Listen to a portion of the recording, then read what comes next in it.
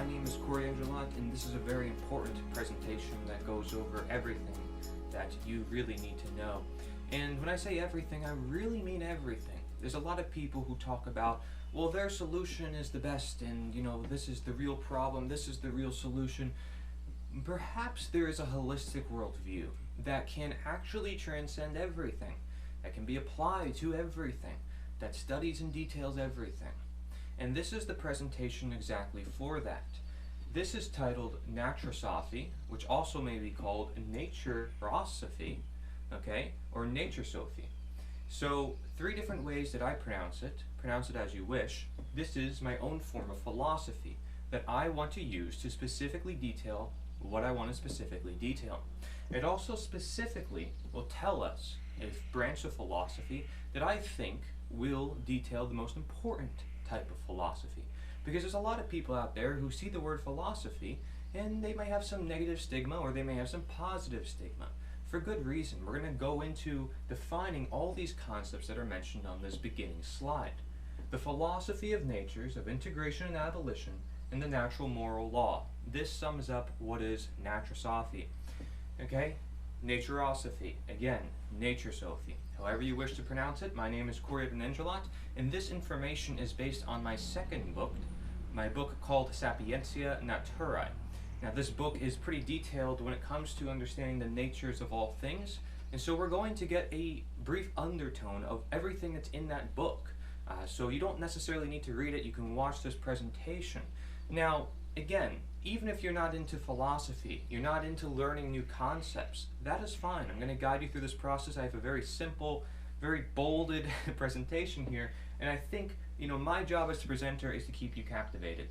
I want you to have an open mind. I'm not claiming to be the only way. In fact, I want people to see every way, and that's the whole point of this presentation, is to have an open mind, but not too closed of a mind either, because we need to have a balance between the two. Right? We don't want to be too open-minded, too closed-minded. We want to be open to this information, especially if I think it's really powerful. And of course I'm going to say it's really powerful. I created it. A lot of people are going to say their information, their presentation is the most powerful, you got to learn it.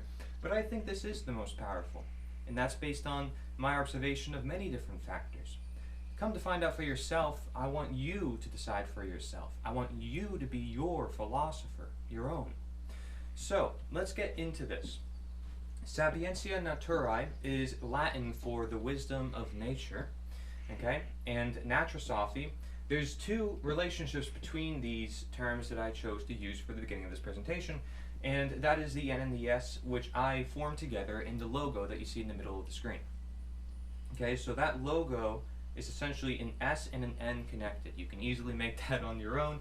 I figured it would give a good brand to this philosophy that I'm introducing, to the ideas that I'm presenting. It would do a great service to everything that we're talking about.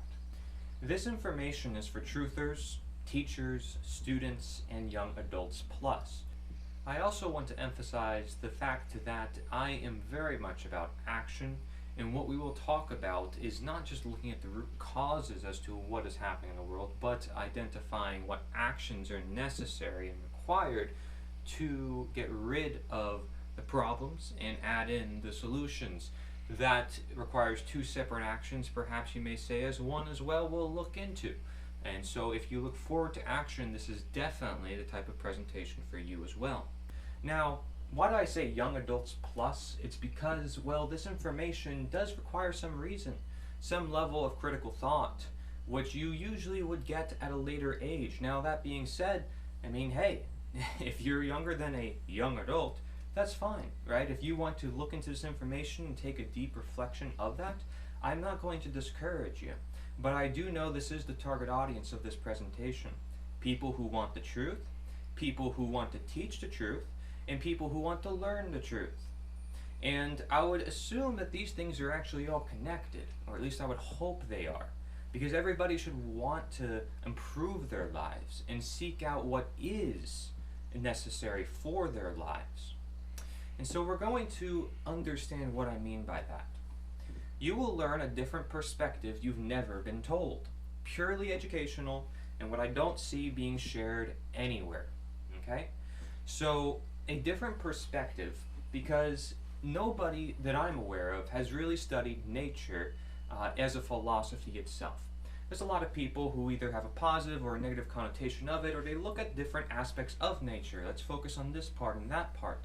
And I'm here to look at the whole and say we can apply this philosophy to literally anything, not just human behavior, not just the outcomes of the world, not just morality, but literally everything. Okay? And so we will go over morality, we will be going over different aspects of the world, we will be getting specific on different topics, but I'm just letting you know this could be applied to literally anything. Okay? And you've likely never been told it. And the reason why, even though there's plenty of philosophies out there and there's plenty of people who teach great knowledge, is because it takes perspective sometimes, not just evidence, to see the world around you, right? Something could be right in front of you. The evidence is there, but you still need the perspective to see it. And so it's purely educational. Nothing here is saying you need to buy this, you need to do this. Okay, there might be actions involved, but I'm not going to tell you and say you have to do this, or if you want to continue watching this presentation, you have to do this. No, this is purely educational, purely for thought, analysis. This is what philosophy means, as we'll also break down. And now, it's what I don't see being shared anywhere. That's the whole reason why I made this presentation.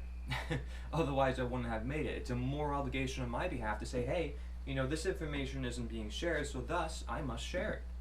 Thus, I must share it with everybody I know, especially if I think it hits at the root to everything going on in our world, right?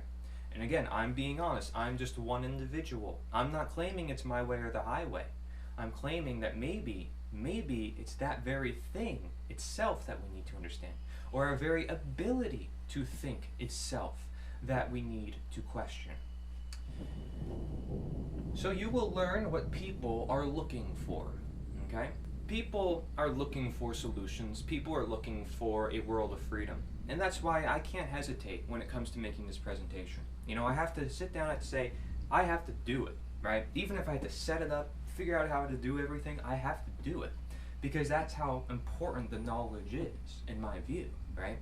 And I have that moral obligation because I see the causes and the results, the effects of our world. And I say, well, wait, here are the effects, we're living it, and there must be causes. What are those causes? If we don't recognize those causes, then those effects are just going to keep happening over and over again. So, what people are looking for really is causes. They're looking for answers, however, you know, whether it's in treating a disease or preventing a disease, for example. You know, treating the world's problems or preventing the world's problems, for example. So, it's a process. And that process is something we're looking for, right? Not a lot of people may want to do that process, but maybe there's different ways you can go about in that process. Again, right now I'm speaking very generalized because we have to break everything down. But the question to you is, where do you look for your answers? Where do you look for what you are looking for? Because if you're looking for something, it really depends on where you're looking currently, right? Oh, I need to find my child, and you know, last time I saw them, they were here and there. Well, if you're not checking here and there, you might not find them. Oh, but maybe he ran off over there. Okay, well, you got a question in your mind, you can find a new answer. You can find out where that child has gone based on that new question that you just inquired for yourself. And so you learn, and the child learns, right? Especially if they understand that you can't find them and they're trying to find you, right? Abandonment, anything of the sort. So there's always scenarios, and I can always connect it to different analogies, but I encourage you also to do that yourself because the connections are ultimately endless. See, I'm not here to tell you the natures of nature. Just because I'm talking about nature does not mean I am the one to say I know everything about nature. I certainly don't. Okay? I'm not somebody who lives in the wild who knows how to do everything, survive off the grid. I'm not talking about that. Right? I'm talking about a philosophy side of things, a more knowledge-based side of things, based on our current world, based on the world that has ever been, okay, universal and timeless. I'm not here to say I know anything, right? I can only make you think, as Socrates has said in the past. So I am here to simply tell you the philosophy, and we are the messengers. I'm simply delivering that message to you. What you do with that message is up to you. What you discern from what I deliver to you is up to you. You are the filter through which all information goes through. You decide, okay? I'm not here to tell you what to think. I want to get you in how to think. Because if we question what are we looking at, what are we looking for, we're questioning how to think, right? And thus we're learning how to think in the process because we're seeking improvement. We have an open mind. We want to improve, which again, I said in the very beginning, is what this presentation is for. People who want the truth, people who want to start to figure things out. And, of course, I'm going to have some personal bias in this process, but we're going to have to discern through that. I'm here to deliver this information to you as objectively as I can so you can discern for yourself, right? So let's first look at the word philosophy. Philo means love, and Sophia or sophist means knowledge. So philosophy simply means the love of knowledge. It's a shame to me sometimes that a lot of people want to push philosophy down, right? They want to say, well, I don't want to get into philosophical debates and conversations, it's too complicated. Perhaps because it has become too complicated. But does that mean they should not love knowledge? I'm sure that they definitely love knowledge if they love the truth. If they love trying to figure things out. If they love trying to find out what they should do in their life. And everybody has to some degree, some level of philosophy then. Because everybody has knowledge that determines what their actions will be. So philosophy is something we're bound to live by. We're always going to have philosophy. And it is no surprise that people who do introduce philosophies or help improve other pre-existing philosophies may be innovators. They may be the ones that change the world because they're changing the minds of the world. And the minds, again, contribute to the actions contribute to the world. And so because of that, philosophy is very important. Having a love of knowledge, having love of anything is important. Because what you put your love and your care into is ultimately what grows in this world, right? So how do we treat new philosophers, right? There's people who put it down. There's other people who study all the time and say, we need to study this guy, and let's look deep into his philosophy and this philosophy. How does the world treat new philosophers?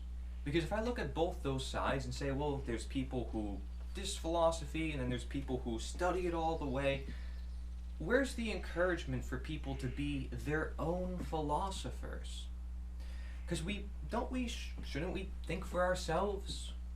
I mean, isn't that the whole point of knowledge and self-improvement, self-awareness, consciousness, is to think for ourselves, right? Isn't that the whole idea of freedom, which has always been talked about in philosophy, we'll get into?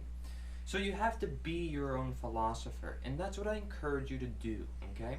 Regardless if you want to be or not, I want to encourage you to be your own philosopher. Now, if you look up some of the definitions of philosophy, aside from the love of knowledge, quite frankly, that's what it is, there's also another one that says the body of highest truth, the science of the most fundamental matters. And so I have to ask you, is there anything greater or more fundamental than nature itself?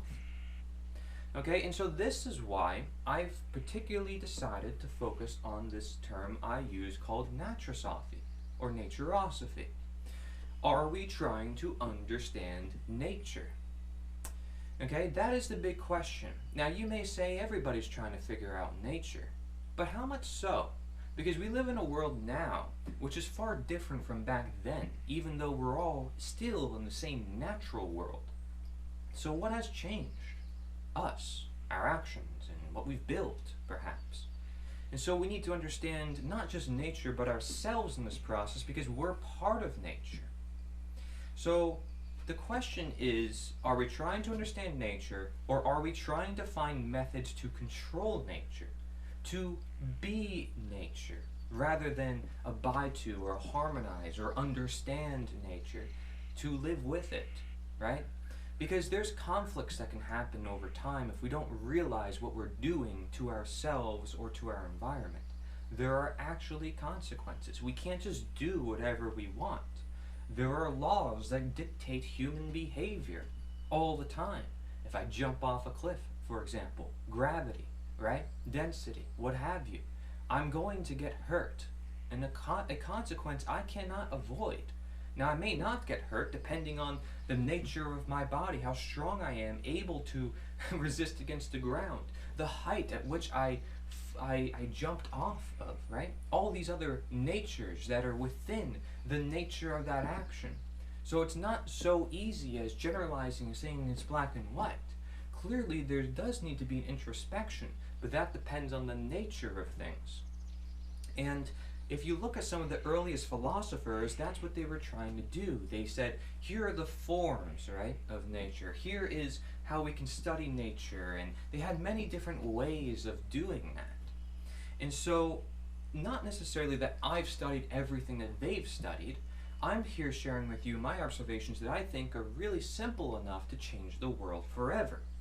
Okay, and that is this philosophy. It's very specific. Let's look at nature. Let's not just look at philosophy. Here is a difference in between philosophy and naturosophy, right? The study of nature for nature versus the study of any knowledge for any purpose, right? Because philosophy, again, just means love of knowledge. Well, what about naturosophy? If we break it down, naturosophy, sophist means what? Knowledge. So knowledge of nature. Right? That's essentially what it is. Sort of like my second book named The Wisdom of Nature. That's essentially what this is.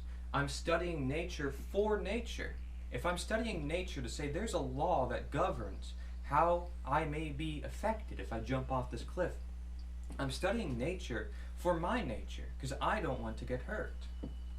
But philosophy, the study of any knowledge for any purpose. And notice I put knowledge in quotes because that knowledge may not be really helpful to us. There's a lot in philosophy that might be too conceptualized, too wrapped in semantics. And so there is a core difference between naturosophy and philosophy. Naturosophy has the essentials, the universal and timeless, whereas philosophy is semantics or politics. Now, I'm not discounting philosophy because I'm saying naturosophy is a philosophy, but it's a specific type, in my view, because we're not just going to look at politics. We're not just going to look at semantics or certain things, right, that have to do with literally anything. We're going to look at nature because it's the most fundamental matter on this earth. We're going to look at nature because everything has a nature of its own.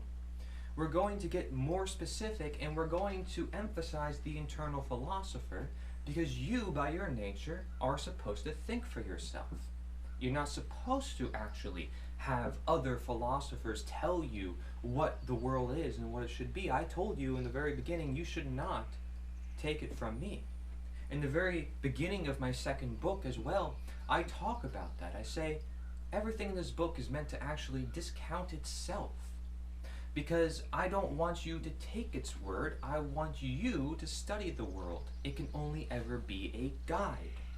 Again, I can only ever be a messenger.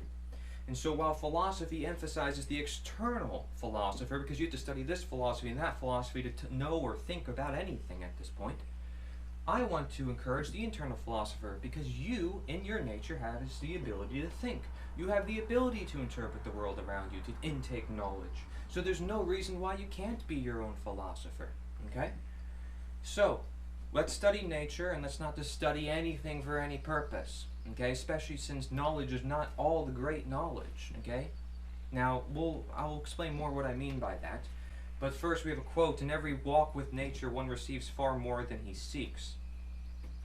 You always get a lot more from nature than you think.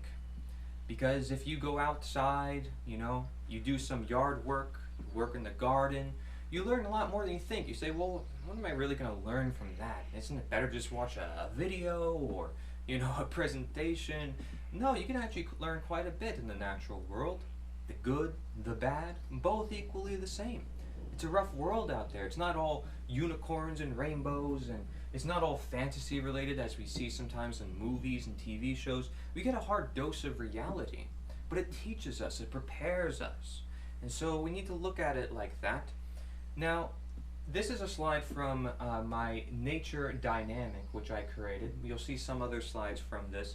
and it states the whole nature of anything. So we're going to look into how do we understand the whole nature of anything. But the main point of this slide is to understand that when I say natures with an S, I can either be referring to nature itself or the many natures therein. I'm a nature, right? That camera is a nature. This TV has a nature of its own. The microphone has a nature of its own. The keyboard has a nature of its own. The podium has a nature. Everything has a nature of its own. But then there's the macro nature, which is all of nature, right? So micro, these individual things, macro, the whole world of nature. So there's a difference, and we can put them together and say they're all the natures, okay? And usually when I say natures, I'm referring to the many individual micro things, and I say nature to refer to the whole, okay? But I just want to make that clear because we can say nature for either one, you know, the whole or the small. And I think that's part of the magic of using this term. It's very applicable, and you'll see that when we define what nature is. Nature, from Latin natura, means the course of things, natural character, constitution, quality, the universe, right? So right there it tells us the Constitution. I mean, gosh, when we think of Constitution, we might think of, I don't know, some piece of paper that we read up a few thousand years ago talking about freedom and rights and all this stuff, but it was made by man, right? And yet it's supposed to govern everything that people do in certain countries, in certain areas. Well, here's nature, a constitution of its own, and it doesn't have a paper to represent it, doesn't even have a presentation to represent it, because I said I can't speak for nature, nor can you. Really, it is the Constitution, and it is the most important one. It's the natural character, okay? Natural character, the course of things, right? Individual things, everything, right? How things manifest, why? Because of their nature, it's dictated as by it. Now, by the mid-14th century, it's also the forces or processes of the material world, that which produces living things and maintains order. So, you know, the nature is this macro world where it has many processes within, it has many things within. And it has laws, right, which we'll get into. It has things, which I already identified, right? All these things all relate to each other. All these things create an order, right? And maybe it's not always the most orderly, but nonetheless, it has an order, okay? And things are, there's living things, there's non-living things, and essentially everything is existing. Okay, nature just is, it just is that existence. And so it also means creation, the universe, heredity, birth, hereditary circumstance, essential qualities, you know, inherent constitution, innate disposition. Now when it says inherent constitution, it says this is what you have, you're born with it, right? This is something you can't get rid of. Innate disposition, something that's going to happen inevitably because it's dictated by the nature. Sort of like this is the law itself simply by looking at the definition of nature, right? And so the laws of the universe can just be basically summed up as nature itself. And you'll see these are the connections we can make. For example, essential qualities. Well, what makes it essential? The fact that we need it? The fact that we might need to have it, and you know, what would happen without it? What would happen if we went against what we're born with, what we're intended to have? Because seems like when we say innate disposition or inherent constitution, there seems to be leading some sort of purpose or intent within the universe, something that a lot of the original philosophers talked about, right? And so Egyptian Neter, meaning God, symbolized hieroglyphically as a simple styled flag on a pole, which represented a force which was known to exist through its observable effects, but difficult or impossible to see with the eye. Now, that's another definition for nature that has been used. A lot of people may not know about that, but it actually is symbolized as a flag symbol, okay, and it just means a god. So nature, in this definition, means a god, and it represents a force that you can understand through its effects, that you can observe, which could be hard or impossible to see with the eye, but perhaps you can understand in the brain, or as some philosophers said, the heart. And so nature was actually pronounced nature, extremely close to the English pronunciation of nature. So that one is more of a disputed one, okay? But I wanted to include it in here because it is very possible that nature is the etymological root for nature, but nonetheless, all these point to the same definition, that nature is this always all, right? It's within everything. Everything has a nature. There's this macro, there's the micro. So let's go a little bit deeper into this. Nature, the nature all. So nature, if it's something that we can't really undo because it's always here, and if the closer you go with the innate, the whole idea that something is inherent, it would mean that there's something that is really the nature all, or what we might call the natural, right? Now, of course, natural usually refers to of nature. Okay, so when we say nature, and I'm saying it's nature all, I'm looking at the macro here in particular, and I'm saying nature as a whole, as a fabric, as a blueprint to this universe, okay, something that we can't undo, okay, is something that is the most natural, because it is something that is nature itself, right? So if it's of nature, by definition, that's what natural is, then nature itself is the most natural. It is that which contains all that is natural, okay? Because again, natural means of nature, so anything that is of nature is something that is natural. And if we are to look at natural nature, what I mean is true nature, okay? Because people have different ways of saying this, and you'll see there's many terms we use in our day-to-day life that refers to this very same notion. A lot of people in philosophy say you cannot start adding in good and nature together. You can't do that. And I'm going to say, yes, you can, actually. And it all depends on your knowledge of that constitution, that innate disposition, okay, what you are going to do in this life. You're not going to understand nature if you think you can just jump off a cliff with no consequences. You don't understand it, okay?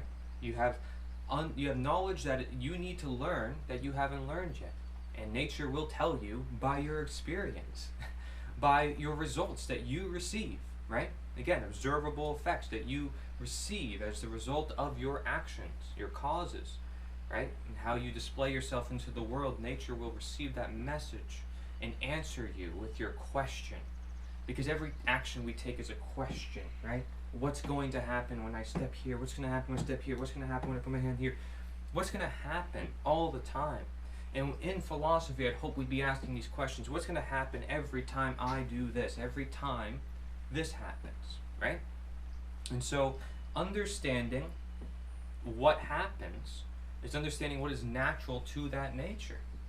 And nature itself as a macro would be the natural nature, as we mentioned before, the most natural nature, and therefore nature is itself true nature. Because if it is nature, and that is nature, we're saying nature is nature, then it is the truthful nature. It can only ever be the truth. Because can something else be nature? Can I be nature? Can you be nature? Right? We have to live in harmony with nature. And when people say, let's live in harmony with nature, what they usually refer to is living in harmony with natural nature. Okay? Because you need to understand what is of nature to do. There's good, there's bad in nature, it all teaches us, right? As I mentioned before. But if we are to live in harmony with nature, perhaps we need to understand what are we doing with ourselves, our own nature, in relation to the macro nature, right? What is natural for us to do in relation to the natural world? And so that's a matter of knowledge, as you'll see. And so that's why there's this quote here. It says, look deep into nature and then you will understand everything better. Now, he's not just saying this in one sense. I'm going to say this is literal in the other sense. Meaning that if you understand everything that is better, it's by learning what is natural. Learning about nature. That is looking deep into nature, in my view, is understanding how deep we've got ourselves away from it, or how deep it is that we have delved ourselves thousands of years of experience, that's pretty darn deep, to understand what nature is even more so. We are learning deeply what's happening in today's world simply by learning about nature and relating it to today's world. And saying, well, how is nature perceived nowadays? Do people think about it? Do people understand what is natural, what is not natural? When somebody goes to the store and they look for a natural product, they're assuming it's better. They don't know necessarily if it's better. But they might think, yeah, you know, it's homegrown, it's homemade, it's something that is less man-modified. But do they really know that, right? If you look deep into nature, maybe you'll start to know that, right? Maybe you've grown some food yourself, so you know, direct hand, first experience. Maybe you know how the processing works, the nature of those machineries, the nature of the processing itself. That will help you understand everything better, right? So, it's a pretty generalized quote, right? Look deep into nature. If I'm saying nature is everything, okay? So look deep into everything, or look deep into the truth, if we're talking about the true nature or what is natural. But to say to understand everything better, not only are we understanding better by learning and by our time worth of experience, we are understanding everything that is better, I'm going to apply to this sense, because we're understanding nature, right? And we're understanding what is natural to do. Now, again, in philosophy, they do not like the fact I am adding a bias here between what is nature and what is good. We're going to cover this in detail. And here you see I have a slide detailing this in a comparison between the natural and the unnatural. The natural is that of nature. The unnatural is that not of nature. The natural has always existed, okay? And the unnatural has not always existed. The natural involves the knowledge and embrace. The unnatural is the ignorance and disregard. Okay? Very important right there. You understand that. The difference between knowledge and ignorance. And then the natural is also for nature, and it does the naturalizing. And the unnatural is against nature, and it does the denaturing. So when I say something is of nature, I refer to it being natural. If I say something is for nature, I'm also saying it's something that is for nature, it's natural, but that's because it's naturalizing. It's allowing us to create the natural. So we start from the unnatural, right? Maybe there's parts of our world that we need to make more natural. So we would be naturalizing to become more of nature. And therefore we would become natural. Now, obviously, these are very generalized senses of explanations I'm giving you here, but this is a chart that's going to go basically into everything we're going to be talking about in this presentation, and more, and with direct examples. So if you're confused about this slide, do not worry. I would expect it, because everything that's in here we're going to have to break down to understand. The natural is the Wu Wei plus the Ziran, which are Taoist concepts for the effortless and the natural. And that is essentially the philosophy of let what shall be, and for the natural to be natural, it must be natural. It's also another way of saying live and let live, right? Just live your life. Embrace what's going on in your life. Attain knowledge as to learn what to do, what to embrace. Versus the unnatural, it says, you know what, let's ignore the knowledge, let's disregard, let's not embrace it. Let's try to change things. Let's try to denature things away from their natural condition, you know, and go against nature. And maybe they say it's not going against nature, but they put an emphasis on the fact that man has to change what is nature. That there is no natural authority to look at. There's no inherent constitution or innate disposition, even though it's literally in the term nature. They're going to say, no, you know, nature is our playground. We can do whatever we want with it. And I actually agree, it is our playground. But we can't just do whatever we want with it. Okay, just because we have the ability to change things does not mean we should change everything. It's not to say that we aren't going to try or attempt to, but what is the result of us trying to attempt to do that? What is the result of us doing that over many thousands of years? Perhaps we've been failing. Perhaps we've been making mistakes for all these many thousands of years, and we don't realize it. And so, when we have this man-made authority, nature is not the authority, right? Because it's man saying, I should be the person you look up to.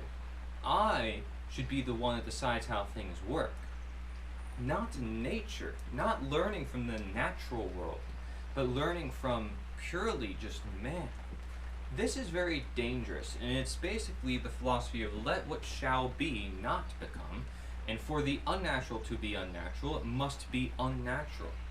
Creating a world based on man's opinion, based on man's whims, based on our desires, our instincts, but not necessarily what is intended of this world, what must persist, what is our destiny, what is, period, right? Because that all constitutes nature. And if you want to say, well, we can change this and I can make things work accordingly to my will and how I want things to get done, with a complete disregard to the natural world, you're going to seep into the unnatural. So, there's a better chart to describe this when we break all this down. And again, we learn to help our own living. That's the whole point of learning.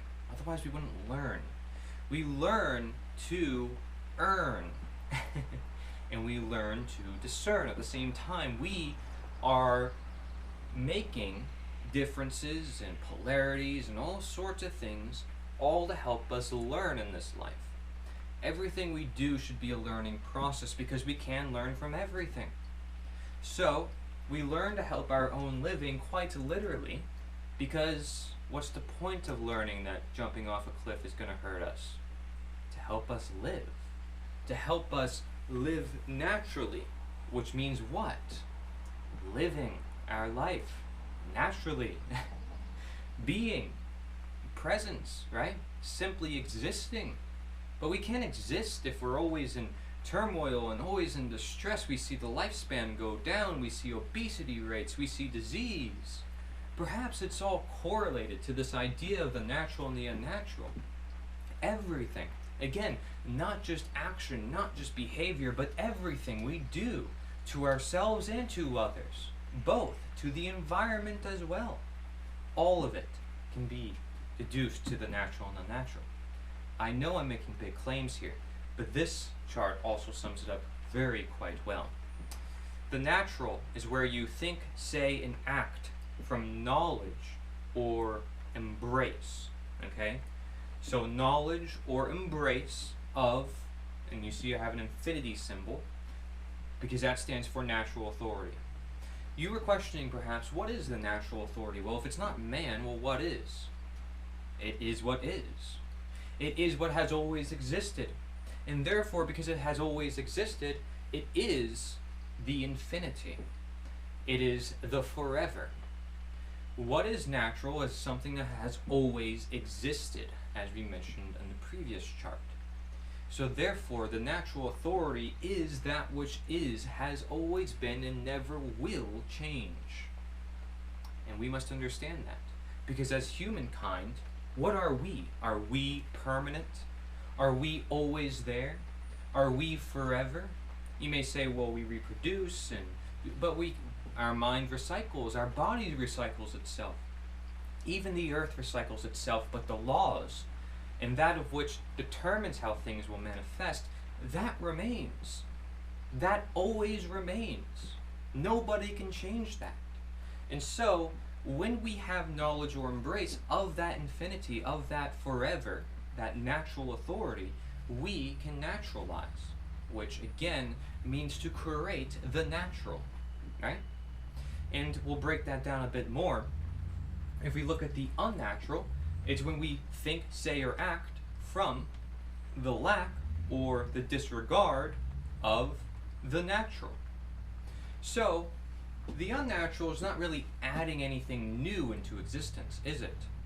All it's doing is taking from the natural and twisting it, which is all evil can do.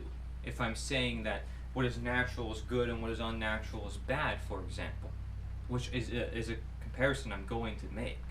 Again, a lot of philosophers don't want to make that comparison. They're afraid. They think you cannot do that, right? So, the lack or disregard of the natural is the unnatural, And that is by man-made authority, because it's man saying, well, who cares about nature and what nature wants? If we change this and change this, then this will work. You know, we can justify our own man-made creations that way too. We can say, well, if we change this and change that, then we can make this work. And I'm going to have specific examples as to that, as to what I mean by that. And essentially what that does is it denatures humankind. It denatures us. It makes us less human. And so when we have any sense of humanization, right, that means that we are becoming more human. Inversely, dehumanization is what we say when we're not becoming more human, we're actually becoming less human. So there's a big difference. It's the same thing between saying naturalizing and denaturing, right? So that is the difference between, you know, the natural and the unnatural, is what supports nature and what doesn't. And so when Socrates says there is only one good knowledge and one evil ignorance, I think he means that quite literally, okay? Not just saying that, like, oh yeah, there's one good knowledge and one evil ignorance. That literally is what is good and what is bad. Knowledge and ignorance. Because if you have knowledge of nature and you're not ignorant of nature, you are promoting the natural, because you know what to do. And you're not just believing it, you're not being deceived, because that's not knowledge. You know what to do. You're not ignorant. You're not disregarding it. So, there's another quote.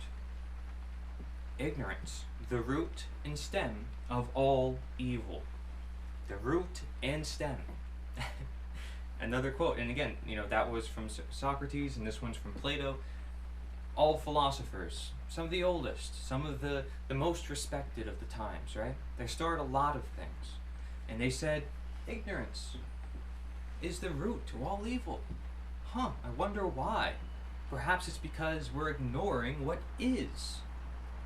And you can say, well, what about ignoring, you know, the bad? You know, that's good, right? Ignoring the bad? No. Why should you ignore the bad? You can learn from the bad. You embrace it to understand it, but not that you actually fully embrace it. You don't want to live with it. You don't want to have it in your life. You want to know what to do with it. This is knowing what to take. This is time and place. We're going to look deeper into these concepts. Even Aristotle said too, let's just throw him in with the rest, all men by nature desire to know. Knowledge is something that we need to have. Now, even if everybody doesn't desire to know, perhaps by nature they desire to know. See what I mean? It's not that they desire to know, because not everybody desires to know. Some people want to stay in ignorance. But even if they want to stay in ignorance, by their nature, they desire to know. They need to know. Because if they don't know, they will cease to be human. They will cease to be of nature. They will cease to be natural. And therefore they will lose every essence of that makes them mankind. They will no longer be human.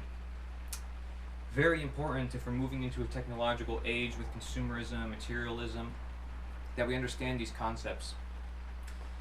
Here you have another quote from Nikola Tesla, right? Somebody who's greatly respected for inventions and things that, you know, we actually have today. Doesn't get a lot of credit though. Interesting. He says, of all the frictional resistances, the one that most retards human movement is ignorance.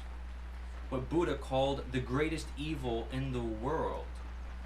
The friction which results from ignorance can be reduced only by the spread of knowledge and the unification of the heterogeneous elements of humanity. Meaning the different elements of humanity, bringing the different parts of humanity together and saying this is what knowledge is, and that is what can defeat ignorance. He says no effort could be better spent. So the most important thing is knowledge. And if you look at, I mean, gosh, there's dozens of quotes. It should be obvious to anyone that knowledge is important. And that you can't just disregard it, throw it under the rug and say, well, this is important. Economics, politics, all that still relies on knowledge. You don't know what to do with your money, you can't have any money. You don't know what to do with politics, politics is going to whip you in the butt, right?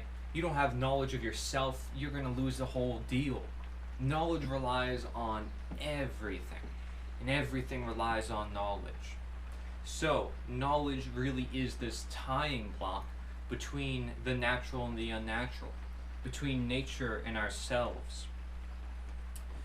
The world owes you nothing. It was here first, said Mark Twain. Well, that interestingly goes alongside the idea that I said that, hey, the natural is what has always existed. It was here first. It's something that must be respected, something that must be learned from, something that you can't go against, because that would make you go against essentially yourself. Nature is not a place to visit, it is home. Well, that is another quote that basically says, hey, nature is always here. It's not some temporary thing. It's something that has always existed. Again, and then if we were to say what is natural, well, let's think. Is this man-made fruit that has never existed before natural? Well, not only is it man-made, quite literally, it tells you, but that implies that it's temporary and that it's not always existent, and therefore it's not as natural. Is that to say it's not good? This is the conflict that people see in philosophy. We have to understand what that means, okay? Maybe it depends on other natures. Maybe instead of having such a limited worldview to say, well, you can't say that what is natural is good, how about you understand more as to what is natural and what is unnatural, right? Maybe there are certain aspects as to the unnatural that provide the natural, but then it wouldn't be unnatural by definition. After you have exhausted what there is in business, politics, conviviality, and so on, have found that none of these finally satisfy or permanently wear, what remains? Nature remains. These are very infamous writers, right? And Walt Whitman, Mark Twain, Gary Snyder, these guys, I mean, they're all saying the same thing here, that nature is this permanent thing that needs to be understood, right? And we have to, by our nature, because we're in nature, we're inhabitants. It's like, wow, I'm in a video game, and if I don't understand how the game works, I'm basically going to fail the game. Voila, here's real life. And if you don't understand how life works, you're probably not going to succeed in that life. And by success, I don't mean material gain, man-made things, necessarily, right? I mean nature itself, your abidance to nature. This is why Naturosophy is so important, because we have to look at nature itself and what is natural and unnatural, which so much of philosophy doesn't want to do, and they just throw it all under the rug. It's a shame, frankly. So, a disregard of nature, which again we consider as unnatural, is giving nature away. But the question is, where is it going, right? And can you really give nature away, right? Nature is always here, it's with you, you have the nature of your body. If you're saying, well, I'm going to disregard it, it's not mine, it's yours. In the case of slavery, for example. Well, where is it going? It's going with the master, the person who says, yeah, I'll take it. Oh, well, you're not in control of yourself, that makes you more vulnerable, I can take your body, that's mine now. Does it belong with him naturally?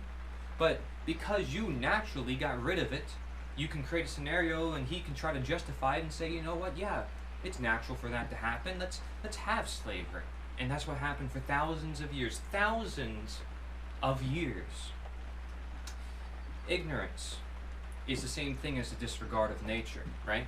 I said ignorance or disregard. Where does ignorance bring us? Just frankly, right? We talked about how ignorance is this great evil. Well, why is it so evil? Where does it bring us? Does it help us at all to be ignorant, right? When has ignorance ever helped us? People say ignorance is bliss, okay? To try to cope and try to get away from the problems, try to not face reality. But what is reality? Is reality nature? Because what is reality? It's what always existed, it's what's here, it's truth. Well, truth is reality, is nature, is good. What's going on, Cory? You're equating all these words together? Maybe it's because they are connected in the very first place. And ignorance wants to keep us away from all of that. It brings us nowhere, okay? It brings us to confusion. It brings us to chaos. It brings us to the lack of responsibility, the lack of self-ownership, right? All these things because it's the lack of nature, the lack of the natural.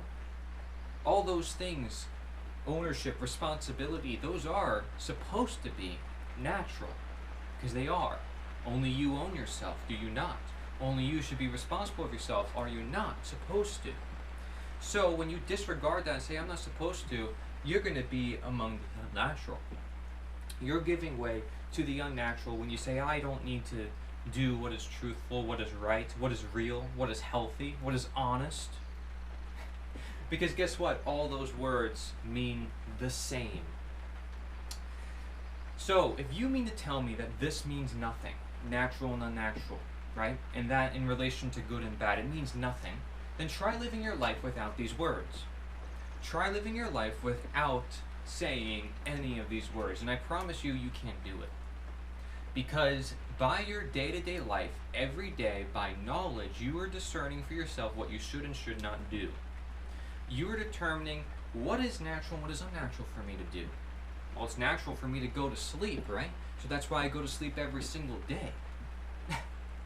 Oh, it's natural for me to eat, so that's why I eat every single day.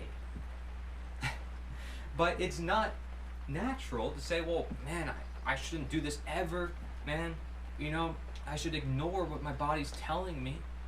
I should totally, follow this person who says I should do this and that, or follow this religion, this political party that tells me to do this and that with my nature. Is nature really important to you if you're willing to follow man-made authority in one form or another?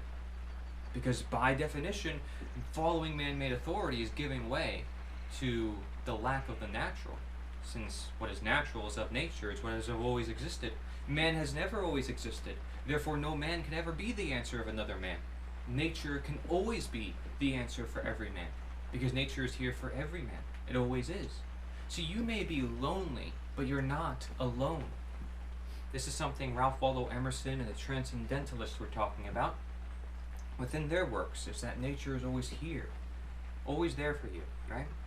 And that way, when you go in solitude, when you think for yourself, you reflect in nature, you may be with birds and trees. It doesn't make you lonely. You're with the world, right? And then you actually get clearer thoughts, and people refer to it as the greatest physician, the greatest doctor, the greatest teacher, the greatest writer, the greatest artist.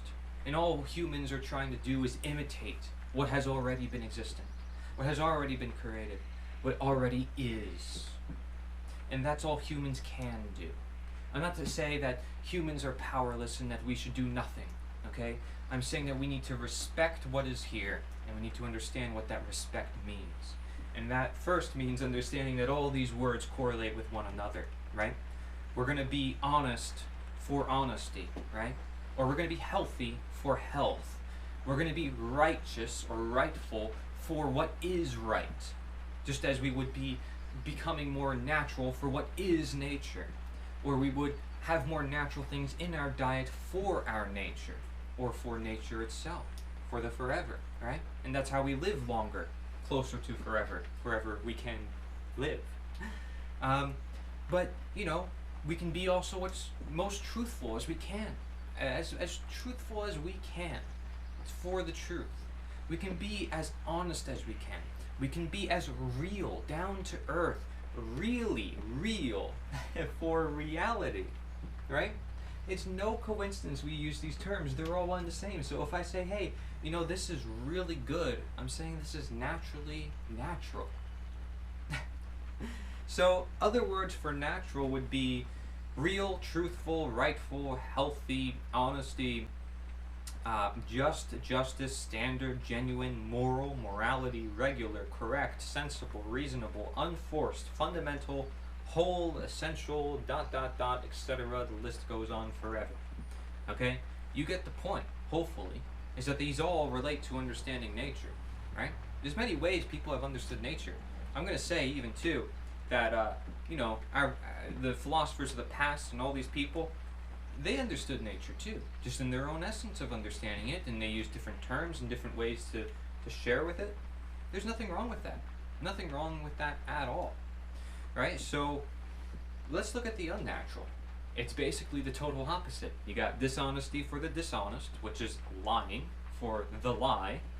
You got unhealthy for the unhealthiness, right? You got wrongful for the wrong, or what is considered error. You got untruthful for the untruth, right? You got the unreal for the not really real.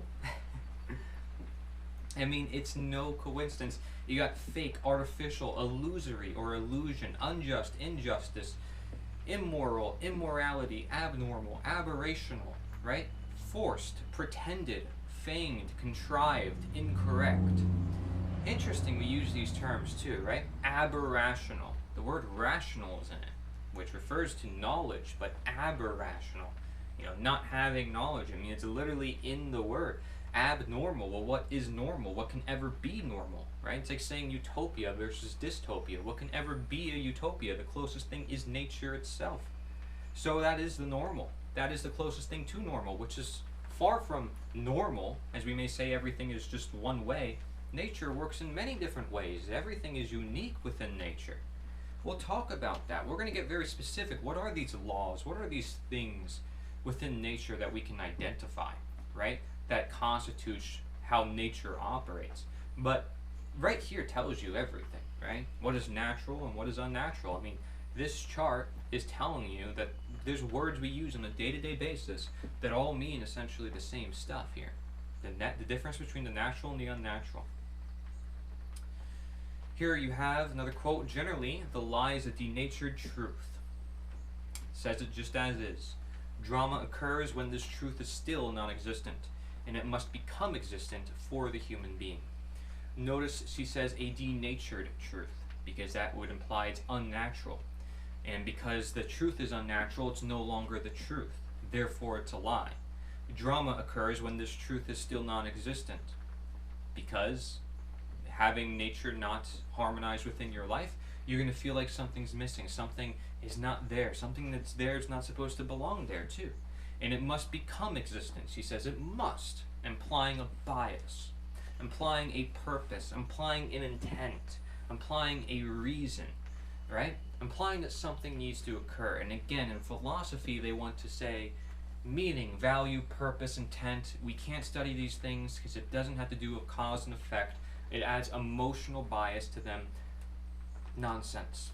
They're important to talk about. They're all important to talk about.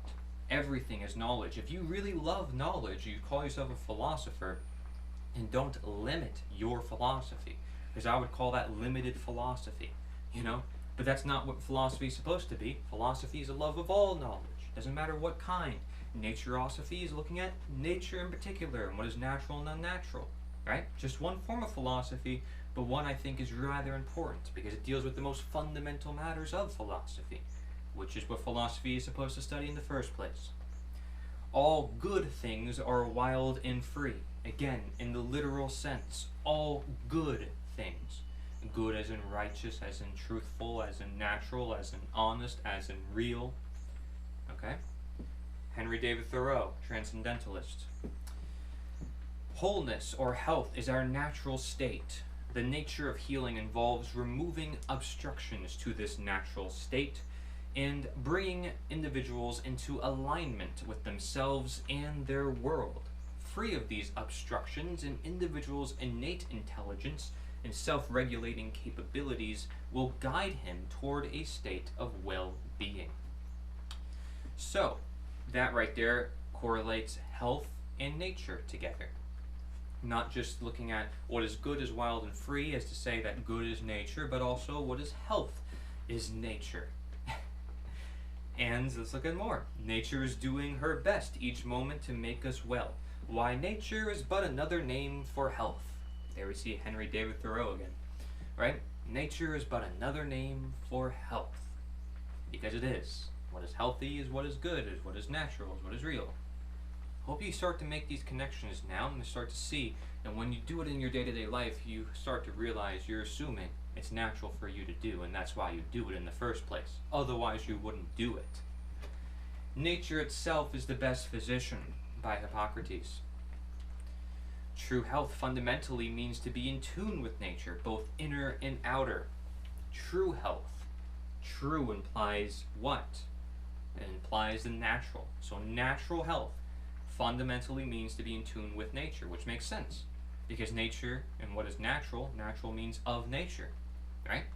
So health of nature means to be in tune with nature. Perfect sense to me. Everything we see in nature is manifested truth, only we are not able to recognize it unless truth is manifest within ourselves. That is where knowledge is emphasized, and you see truth is correlated to nature. Again, what is truthful and what is natural is one and the same. Your nature is truth, and when you oppose it, you don't feel like yourself. Stress never feels as natural as peace does. Perhaps it's because you're not supposed to. It's not natural to your nature to feel unhealthy, because health is nature, truth is nature, honesty is nature, right? Is what is natural. Because the most honest can ever be nature, if it is what always existed, what is truthful, and what can ever be. So your nature is truth, and you cannot oppose it. If you were to say, well, let's disregard it, well, you're lying to yourself. You're deceiving yourself. Okay, and so you are not going to feel like yourself for that reason. You're going to turn yourself into a new image, right? An attempted image. And that's what we do nowadays. We're so obsessed with image that we often disalign ourselves to our natural image, to who we naturally are. And so we lose a sense of self until we go through a bunch of other man-made loops until we find ourselves we still don't. Because we still don't understand the simple dynamic between nature, what is natural and what is unnatural. If one way be better than another, that you may be sure is nature's way. Very important that Aristotle uses the word way here, because we'll talk about that a little bit more later.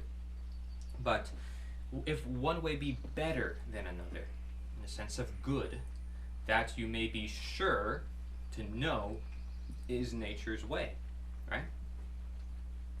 The best and shortest road toward knowledge of truth is nature. Knowledge, if it's a knowledge that helps your nature, is natural knowledge, as we'll look into later. Truth is nature. So we can just say the naturalist road toward natural or nature is nature. Like, oh, well, the shortest road to nature is nature. Well, start using your own nature for nature. That makes perfect sense. The best and shortest road toward the knowledge of nature is nature. Maybe that's called using our brain, thinking, knowledge, right? Empathy, conscience, anything that is within our nature to understand nature, because we were given it, right? We were born with that ability. And it's what we're supposed to do, as we mentioned before. This is from an ancient Egyptian proverb. Here you see, nature's book always contains the truth. We must only learn to read it. See, there's a lot of people who say that we need to learn how to learn. And I'm okay with that, right? Because I said, hey, I'm not here to tell you what to think. I want to help you and how to think. If I can only help you, and you were given all the tools you need, why do we assume that there is a need for some sort of man-made thing to help us learn what is natural for us to do for what is nature? See, a lot of people want to use a lot of different tools, and I have no problem with that if it assists the natural, right? But there's a difference between a textbook that says, hey, this is what happened, and this is something you have to question. Did it really happen? Could it really have happened? How would it have happened? Can it happen again? Because that is understanding, well, your nature, right? How you learn, and how things can happen again, how history can repeat itself. And so nature's book tells us and teaches us again and again, and may recite passages over and over again to the human species, and we may not understand it because history is repeating itself over and over again, right? Or we might think, oh, well, we're doomed to repeat it. Well, if we think that, then are we really learning? Do we really understand nature? Why is it that we're so at conflict with ourselves and the world so often in today's world? Why are so many people at conflict with themselves, right? That doesn't seem so right to me. It doesn't seem so natural to me if they're of their own nature, right? They should understand that then.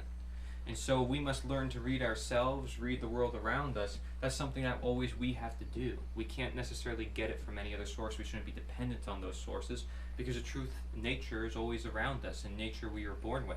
So it's simply a matter of emphasis, simply a matter of naturalization. I am entering into the truth, into nature. Nature and truth are one and immutable and inseparable as beauty and love, which are two concepts that are often talked about in relationship to nature as well. To talk about nature and truth in the same respect, right? Say that these are connected. You can't disconnect these from each other. So if we look at our terminology and we look at those previous quotes, for example, we see that something is really something else. If we are to say that, we're really saying something is naturally something else. So if I say something is really this, then I'm saying something is naturally this. And if I say something is really good, I'm saying something is naturally natural. And if I say something is sad, I'm saying something is more unnatural. Okay, because I'm relating these terms all to each other. I want you to understand that. The good makes us happy because, by definition, that's what makes it good. The fact that there is knowledge, the fact that we understand its effects, right? The fact that we know what to do based on those effects, based on what we receive as a result of what we put out there. We reap what we sow. And so healthiness is happiness because it's moral, it is correct, it is natural. We say healthiness, health is the greatest wealth. Happiness is health, and thus happiness is the greatest wealth. Well, happiness and healthiness are one and the same, because you can't be happy without being healthy, and you can't be healthy without being happy, and you can't be natural without being healthy. So these are all connected. You cannot disconnect these terms from each other, and this is why we will say, man, that's really sad that happened, Oh, that's sad that the world has gotten to where it is, because it's unnatural. It's not in a place it should be, right? If that thing shouldn't have happened to that individual, this thing shouldn't have happened to this world. And so we say it's sad, the same way we may say it's bad, right? And that's why we get mad about it, right? But it's all because of this core distinction between the natural and the unnatural. Nothing leads to good that is not natural. The quote says it again, right? Equating what's natural with what is good. For nature is good, and man is by nature good. It is civilization which ruins him. So this is a core distinction we need to make now too. Because just because I'm saying that nature, essentially all that's ever existent, and we need to align our actions to it, I'm not saying nature itself is good. But can we really say it's bad? Right? We live with it. We have to live with it. Basically, we have to learn to live with it, We can do bad to ourselves, right? If we don't learn to live with it. So we can say nature just exists, or we can say it's good, or we could say it's bad too, and therefore that's a reason why we must always be improving. The same way where some people in religions will say, well, we're born with sin, and other people say, no, we're not born with sin. We're actually born perfect. There's some people who claim that in the past. And you know what? They both validate under this view, because it's all a matter of understanding perspective. Just as I said, no one is born good or bad. It depends on the natures, their upbringing. It depends on how those natures come to be, right? But what is natural is good, right? And man is by nature, if they're of nature, yeah, that's good. So I agree with this quote. And man is by nature, if they're of nature, then yeah, they're good. And it is civilization which ruins him. Yeah, if civilization is unnatural. See, obviously there's dependencies. You need to be able to discern. You need to be able to look at these quotes and say, what are they trying to convey? What do they mean when they say this? Nature knows no indecencies, man invents them. Literally claiming that man is what twists what is nature, what is natural. Mark Twain said this, right? Nature knows no indecencies. So, because nature already exists, it is truth, it's what is forever, man can only take that and say, let's turn into this, let's turn into that. So is it really nature's fault, or is it ours if we get bad results from it? If we touch a poison over and over again that's natural, it's of nature, is it natural for me to touch that poison over and over again? When am I going to learn?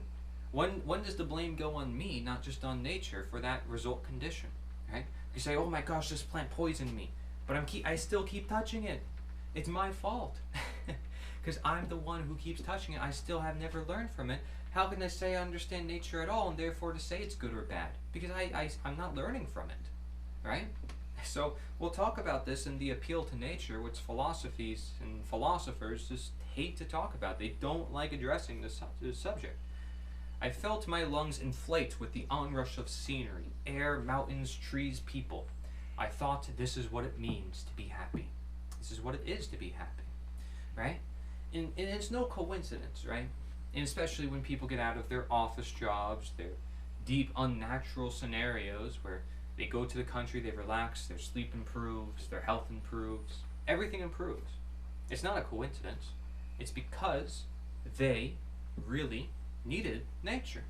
And people have a natural connection to nature. You can't undo that tie. You can attempt to, but you never can actually undo it. One of the first conditions of happiness is that the link between man and nature shall not be broken, by the great Leo Tolstoy. And, man and nature, again, that's us. That's us in our world, which we are ever bound to. We can't get rid of it. We cannot break that bound. And so if we want to be happy, we have to learn to live with it, right? We have to learn to embrace and say, this is what it is, okay? And the world's not all great. But once we practice it, once we learn how to deal with it, guess what? It becomes easier. No coincidence, because it becomes healthier, becomes better for us. We cannot live better than in seeking to become better. Right there saying, we need to use our nature for nature. We need to seek out being better by being natural to attain the natural. To be happy, we must be true to nature and carry our age along with us. So regardless of age, because nature is always existent, regardless of our temporary being, we need to look at this forever world. If we want to be natural, as it is to be true of nature, we need to be nature itself. We need to harmonize. We need to be more natural to nature, to our own nature, and then carry our age with us. And then, hey, we'll be happy because we are aligned. But we need to understand again that this is only one perspective of the natural world. Of course, it's a holistic one that I think will encompass everything.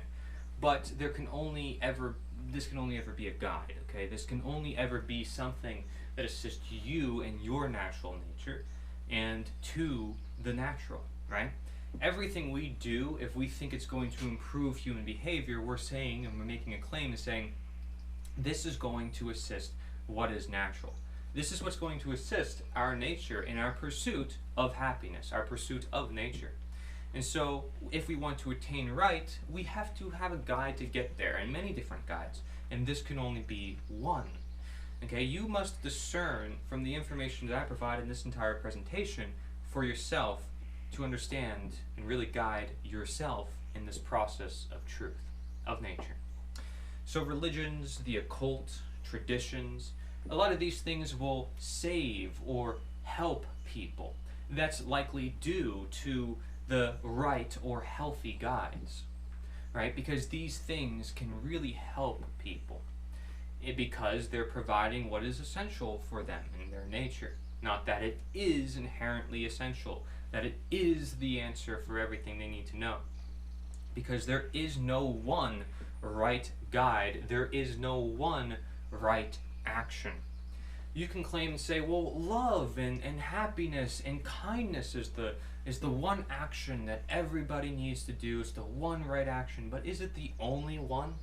Because there's times where we're going to need to express anger. There's times where we need to address what is negative, and we can't just be all happy about it, right? We can't just be and say, well, we can all just love each other all the time. And even when something bad happens, we still love each other. No, we need to take a defense. We need to understand what's happening. We need to, if necessary, prepare ourselves, right? And do the things and be able to apply the good and the bad as due, right? But, anger, for example, is something that people might see as bad. But what if it's necessary because something bad happens to someone and that anger is what drives that bad person away? Or it's what gets the good people up and moving, starting to do something. It actually can be a very helpful force, depending on its time and place, its usage, the use of its embrace. So understand that, right? There is no one right action, there is no one right guide. This presentation can only be one. Thomas Paine states, "But such is the irresistible nature of truth, that all it asks and all it wants is the liberty of appearing." So, the nature of nature, all it wants to do is appear. All it wants to do is be present, right? The sun needs no inscription to distinguish him from darkness, right? Now, there's a reason why, of course, we have separate words for nature and truth and health and such, to be a little bit more specific, but these are all one and the same, right? And so, when we're talking about this, we're saying, hey, nature wants to be seen, nature wants to be utilized, nature is here for all of us. Why aren't we using it? Why aren't we understanding it? The sun needs no inscription to distinguish him from darkness, saying it doesn't need any pieces of paper, it doesn't need any declaration, it doesn't need any law to dictate what it's going to do. It's going to do what it wants to do anyways, because it is the law, right? It's the law that can't be changed. And so it's going to rise, it's going to fall, it's always going to persist in its motions, and that is what nature does, right? And people will say, well, there's randomness and there's reason, there's all this randomness in nature, but then how come we see patterns that always happen, right? And then even that randomness, you're claiming to know what that is, which claims to have some sort of claim on some sort of order that goes on within that randomness. So people contradict themselves all the time within their own arguments, right? Say, oh, philosophy's bad. Meanwhile, they have a philosophy that philosophy is bad, right? Oh, everything is moral relativism. There's no such thing as good and bad. Well, then you're claiming to know that it's good or that it's right to say that there is no right or wrong. See, there's so much contradiction and within our own arguments that people don't realize it all the time, right? And so we simply need to embrace what is here, right? That's why I said knowledge or embrace. All it wants is to appear. It simply must be embraced. It's there. It's saying, hey, with open arms, I'm here. I'm nature. And mankind, we're at question, right? For that answer that is always there, waiting for us, able to be used. The highest truth needs no communicating, for it is by its very nature self-propelling. It radiates its influence silently as the rose, its fragrance without the intervention of a medium. So, I don't need to be the one to deliver the truth, because the truth will deliver itself through the effects and through the actions of the world, right? But I can assist, I can guide, right? Nature is self-propelling, right? And I can't even put words into perspective of how nature operates, because that's how powerful and complex nature is. No one can. No human can do that. And to claim to do that is a very problem within itself, perhaps. But, Gandhi's saying here, it radiates its influence silently as the rose its fragrance without the intervention of a medium. Right? So it radiates without the need of a material thing, without the need of a presentation, a me, a religion, an ideology, anything. It doesn't need that middleman to radiate to people, okay? It doesn't need that. It's by its nature self-propelling. That's not to say these mediums won't come about by us to try to help people to recognize that self-propelling nature, because we will try to help that natural communication communicate to the average people. We might want to help that communication reach more people, and that's why we communicate here in presentations. So, naturalizing and denaturing. Two concepts we talked about before. Naturalizing is when you think, say, or act what supports or gives to the natural. And denaturing is when you think, say, and act what violates or steals from the natural. So here are two distinct differences. A lot of people may either want to focus on one or the other, right? In the case of health, maybe we want to look at just what's naturalizing. Like, hey, what do we got to do to solve this problem? But how did the problem come about in the first place, We got to look at the other side. And then other people want to look at just this side of all this wrongdoing because they think, well, then we'll understand what is right. If we understand what is wrong, we can know what's right. Or if we understand what's right, we can know what's wrong. Yeah, sure. But why not understand both? And here is both. You can either support or give to the natural, or you can violate and steal from the natural. Because again, evil and what is bad can never create anything new. It can only take from what already exists and change it, right? Violate it. That's what it means. Violence, violate. And so it's stealing from, whereas naturalizing would be giving to, right? For it is according to nature, and nothing is evil which is according to nature. This is a quote from Marcus Aurelius, somebody who is considered a Stoic, right? And Stoicism is another philosophy which deals with accordance to nature. Here you see another quote, things always work according to their nature, by C.S. Lewis. And here, again, if I were to look at this in the literal sense, things always work according to their nature. Things always work. They always work. According, however, when they're according to their nature, when they're natural. But they don't work when they're not. They don't work if they're not according to nature. If a plant cannot live according to its nature, it dies, and so a man. Henry David Thoreau, right? If we're not living according to our nature, we will die. We will not survive. We will not know what to do. And this is the importance of knowledge, one way or another, right?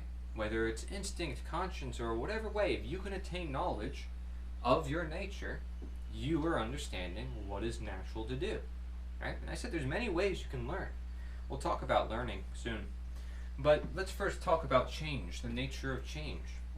Nature versus nurture is something that is talked about all throughout psychology and all throughout many different people. They talk about this whole relationship, nature versus nurture. And I think the word versus does us a great disservice, because the word versus implies that the two are against each other when they're not. Both contribute to each other. It constitutes a cycle. What you start with is a nature that nurtures, right? Or a nurture that turns into a nature, whatever, chicken or the egg, right?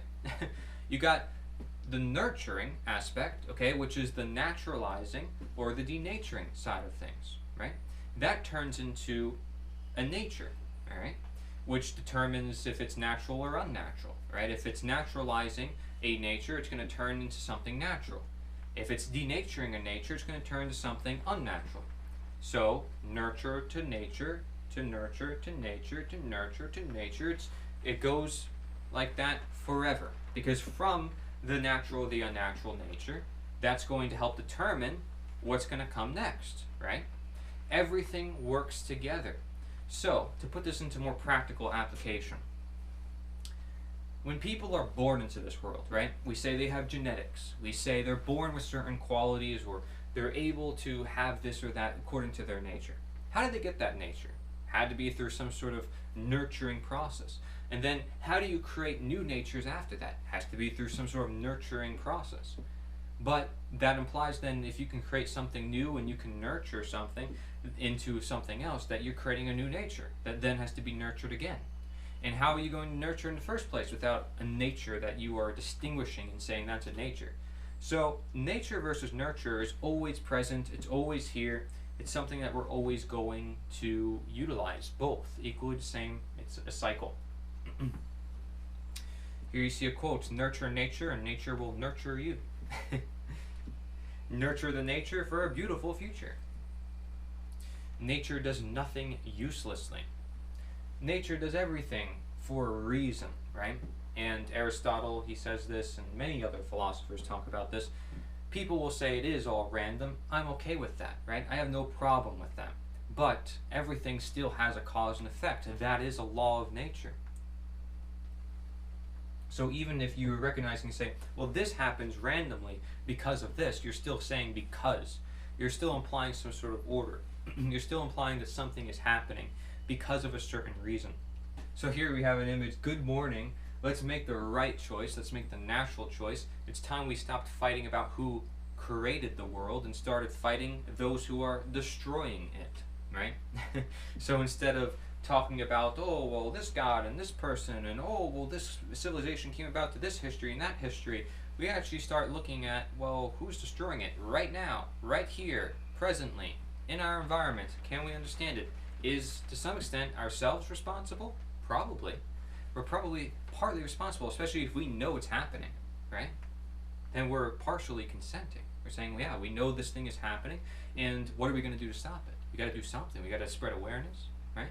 And so we'll talk about this more, but I think it's a really good image because it talks about making the right choice and not being distracted about things that don't really matter so much. You might say, yeah, it is important to look at who created the world, but who's destroying it, right? Because what already is here, if we understand nature, is something that's always been here, right? That's what God has provided, or whoever has provided, right? It's what is here that is for the human use. And yet we have these people over here that want to destroy it, or people who are ignoring it, or people who are disregarding it. That's what it means to denature. That's what it means to create something unnatural. So, if we want to create the natural, we should probably understand what is unnatural. Again, vice versa. So if we were to look deeper at naturalization, this is a very important word because we kind of hijacked it in today's society. No surprise, since everything that is unnatural takes away from the natural.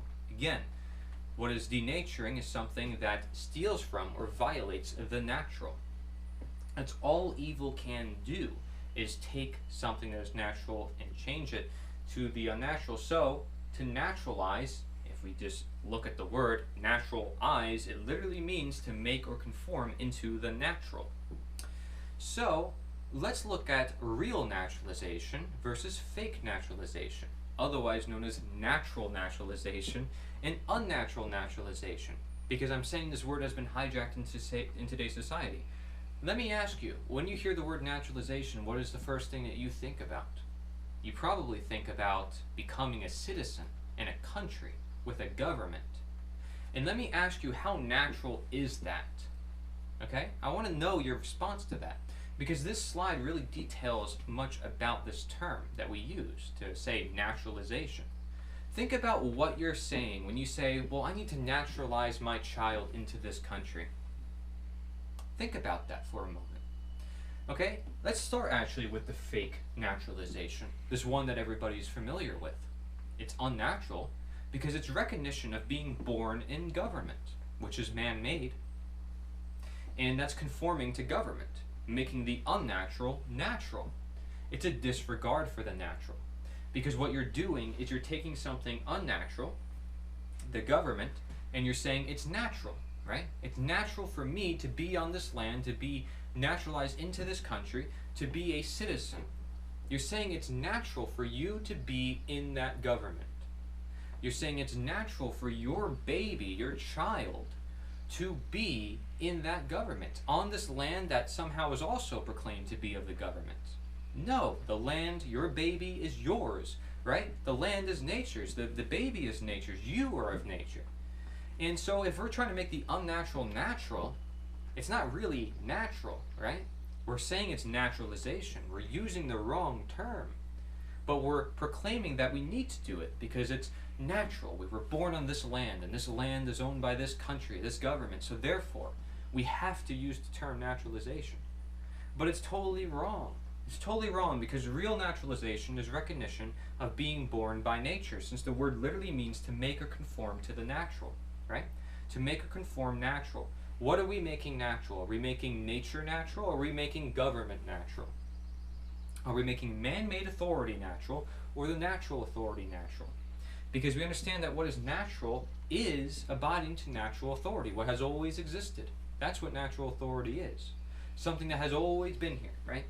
And so if we're looking and conforming to the unnatural, we'd be conforming to man-made authority, which is government. And that is, by definition, a disregard of the natural.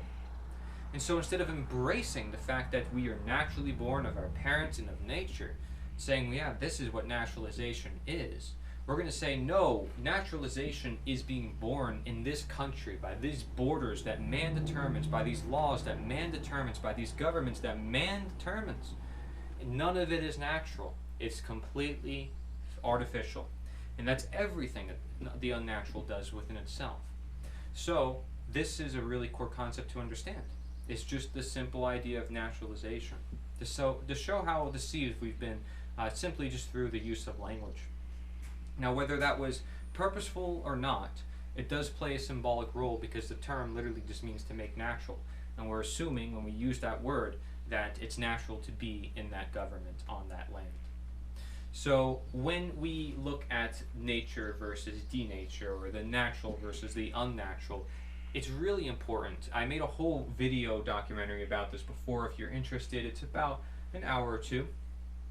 Going into, this is actually a screenshot from a music video, and you see the world is sort of, unraveling. You have different cycles that occur due to reasons that humans are not being back to nature, as it says in the music video, and as it says in many other, symbolic texts, and all throughout the world, history. People have been saying these themes for many times.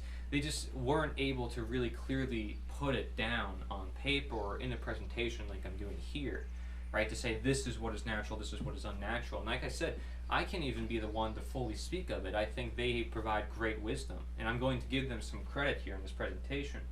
But it is worth mentioning that I have a video talking about some of these concepts. So that was the thumbnail for that video. Here we're going to go a little bit into morality, right? Because clearly we're making the distinction that what is natural is what is good. And if we're understanding nature as we are to understand what is not nature and what is unnatural, we would understand then what is right and wrong, right? Because we're making these correlations one and the same. But it's really important to look at the terms we use for this, because a lot of people will debate all day about subjective, objective morality, moral relativism versus moral realism, what have you, right? And what's important to look at is if we use the word natural, the word natural essentially means objective. That's what it means. Because if we're looking at something that has always existed, that always will exist, something that humans cannot get rid of, right, which is nature itself, the inherent constitution and all the definitions to be mentioned before, then it is objective. But maybe natural is a better term to use, because people might get confused about this word objective. We'll talk about that. But nonetheless, it's objective, right? So we have an objective morality when we look at nature, and we look at natural. What is natural? So natural morality, when we understand what is natural is good, it's basically saying good morality, right morality. What is morality? It's the study of right and wrong, right? So right study of right and wrong, gosh, you can just go down the rabbit hole, right of natural, you'll get lost after a while. But frankly, it's just understanding what is natural and unnatural, or what is right and wrong. And what we need to look at when we look at morality is really authority. Not so much right versus wrong, because where do we get those ideas in the first place? We're saying that is what guides your actions. Well, if it guides your actions, then you're looking at it as an authority. That's what you look at morality as. Morality is really just authority. And so where you get your morality from really matters. Because if you say that right and wrong is dependent upon man's whim and what they write down with law, then you're saying man's authority is my morality. But if you're saying, no, nature has laws and there's rules within nature and God maybe gives it to us or what have you, then you're saying, no, the answer is within God or nature, right? That is where the authority is. So you have to ask yourself, where's the authority, and is your morality based on nature? And so I provide a blueprint for natural morality, which is objective authority.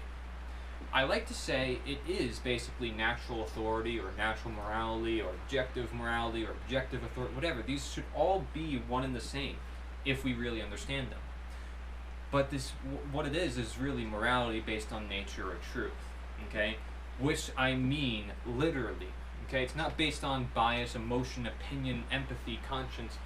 Empathy and conscience are the means through which humans can understand, right, the world around us and to apply morality.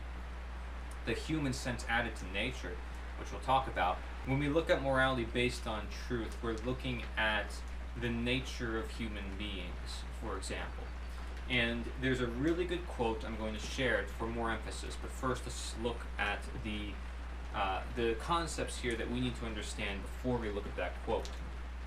The unnatural or wrong violates nature. The natural or right supports nature. So it's essentially the same thing as the chart we showed before, going over what is naturalizing versus what is denaturing. Okay? Now, this is really a universal morality, the natural moral law, that actually applies to everything. Okay? Actually applies to everything. Again, not just one thing or behavior or this or that. This applies to everything. Everything that exists, anything that ever can be, everything that ever will be. Okay? It is self-evident, as we may say, because the evidence is found in the self. Take, for example, again, the idea that I own myself and you own you. How do you prove you own yourself? Can you prove that? I'm asking you, can you prove that you own yourself? And I'd imagine it could be pretty difficult to show how you prove that by the very essence. So let's look at several quotes here, and then the quote that I really want to show you. Truth is by nature self-evident. As soon as you remove the cobwebs of ignorance that surround it, it shines clear. Again, ignorance is the evil. So, let's look at this quote. The morality of the act I dispose is of as follows. I am myself, you are yourself. We are two distinct persons, equal persons. What you are, I am. You are a man, and so am I. God created both and made us separate beings. I am not by nature bond to you, or you to me. Nature does not make your existence depend upon me, or mine to depend upon yours. I cannot walk upon your legs, or you upon mine. I cannot breathe for you, or you for me. I must breathe for myself, and you for yourself. We are distinct persons, and are each equally provided with faculties necessary to our individual existence. In leaving you, I took nothing but what belonged to me, and in no way lessens your means for obtaining an honest living. Your faculties remained yours, and mine became useful to their rightful owner. I therefore see no wrong in any part of the transaction. So, Frederick Douglass was a former slave and an abolitionist. He was talking here about why he is free and not supposed to be a slave. If he's saying he's not supposed to be a slave, he's intending to say that he's naturally not a slave. He's saying that by nature he cannot be, he should not be. He never shall be, right? And therefore he's looking at right and wrong. He's looking at morality, but he's also looking at nature. This is what natural morality is, and it's looking at objective authority, which can only ever be nature, right? Because we're looking at the nature of the body, which cannot be changed. You can change different aspects within that nature, but that nature that I operate for myself does not change. You can try to make some sort of justification for it. You might attempt to make me robotic. You might attempt to mind control me, but that still does not give you a natural right over my own body, which naturally belongs to me forever, as long as it always has. And it always shall be. So, of course, we can get that confused when we have robotics and mind control and such. But past the confusion, past the ignorance, we see knowledge, we see we're supposed to be free. We're supposed to own ourselves. And that is what Frederick Douglass is saying here. This quote, I think, perfectly sums up what I'm talking about with naturalization and denaturing, otherwise known as right and wrong, otherwise known as the natural and unnatural. These are the same. So many people want to say it's specific. A wrong action does not, does cause harm, and a right action does not cause harm. But is that really the end of the story? Do we say, period, that's it, no exceptions, no gray areas, nothing else? And does that apply to everything? Because I'm saying this does apply to everything, and we need to understand the natures, and we actually can understand that through this philosophy. That, again, you may say, I developed, it doesn't matter. I looked into it, I observed, and you can observe too. We're simply using our nature, which you share, I share, we all share, right? Notice the words he's using here. He says God, he says nature, essentially equates them the two the same. He then says, I must breathe for myself and you for yourself, implying an intention, a purpose, a design. We are distinct persons, each equally provided with faculties, which essentially is saying we're naturally have these faculties necessary, naturally, for our individual existence, for our nature to live on, to be natural. In leaving you, I took nothing but what belonged to me, what belonging is to me, right? Ownership, property, we'll talk about that. And in no way lessened your means for obtaining an honest living. Honest, again, means natural, right? A natural living. You belong with you, I belong with me. Makes sense. Your faculties remain yours, and mine became useful to their rightful owner. Rightful, again, also means natural, right? So, mine became useful to their natural owner. Mine became natural to its natural owner. Because I naturalized it. I said, this is where this is supposed to belong, and this is where this is supposed to belong, naturally, because nature designed it that way. Time and place, right? So, to summarize again, the unnatural or wrong violates nature. And thus, you have this idea of rights that come out of this, okay? Because if we look at right versus wrong, we can understand then what is our rights. The natural or right supports nature. So, natural rights is what you have the right to take. And unnatural rights is what you do not have the right to take. So if I say, well, hey, you know, I do breathe for you. Is that right? Is that truthful? Is that correct? Is that, you know, at all any related to these terms that we talk about? It's just a belief. Right? It's just a claim. But that claim needs to have knowledge behind it in order for it to be of nature, in order for it to be natural, in order for it to hold up and say, this is what is nature. But if it doesn't hold up because it's all based on belief and there's not enough nature to prove it, then, you know, you have to question, is it really natural, right?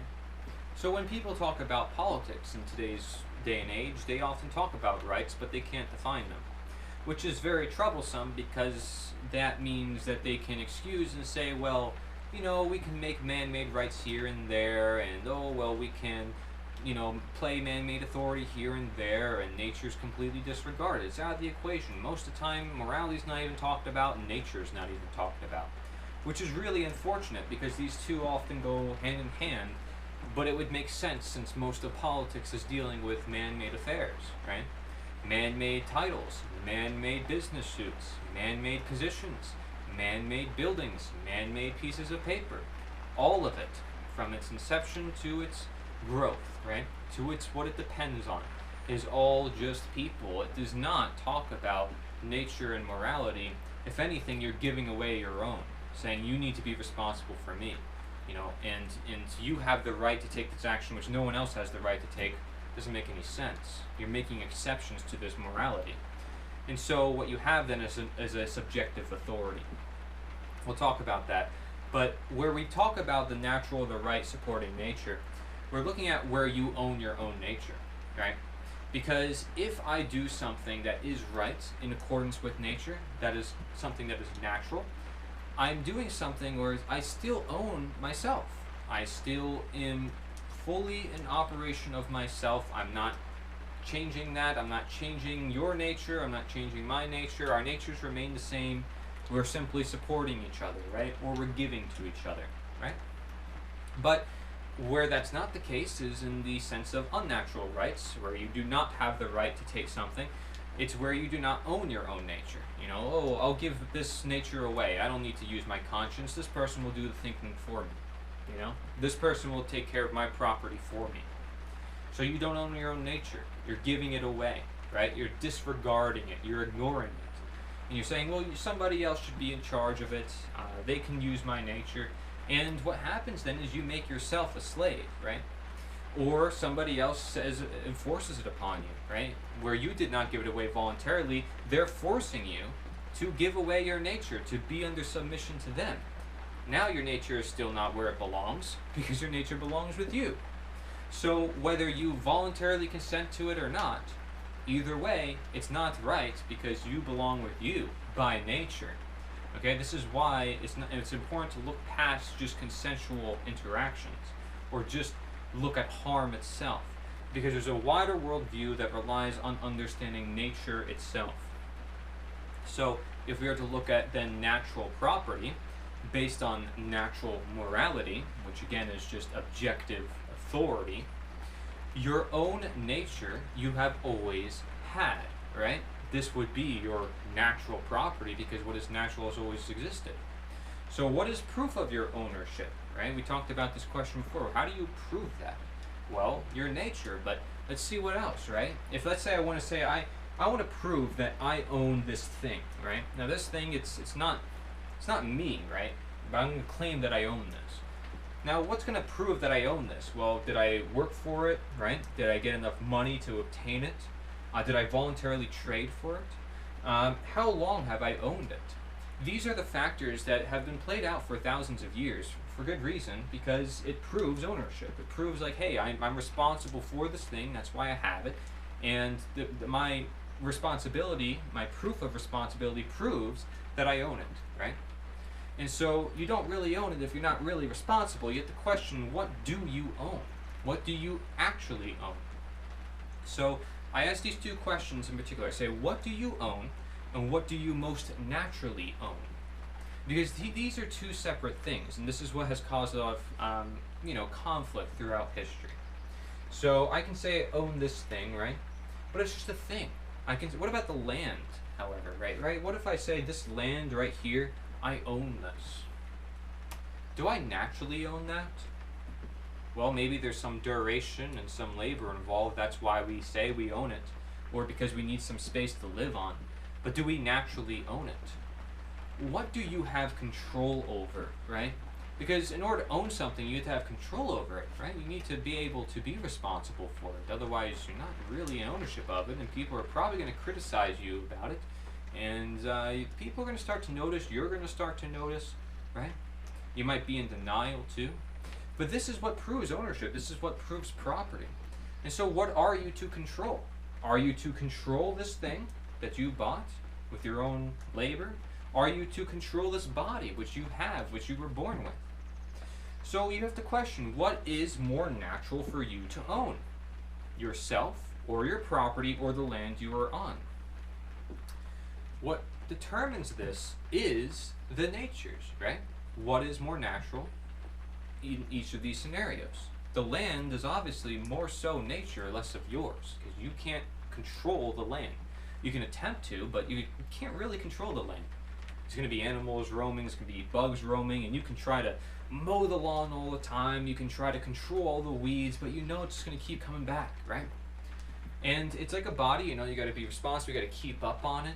So, hey, if you do such, you might equate that to yourself and thus say, yeah, it's my property. And same thing with any other thing, right? But what is more natural for you to own? Yourself.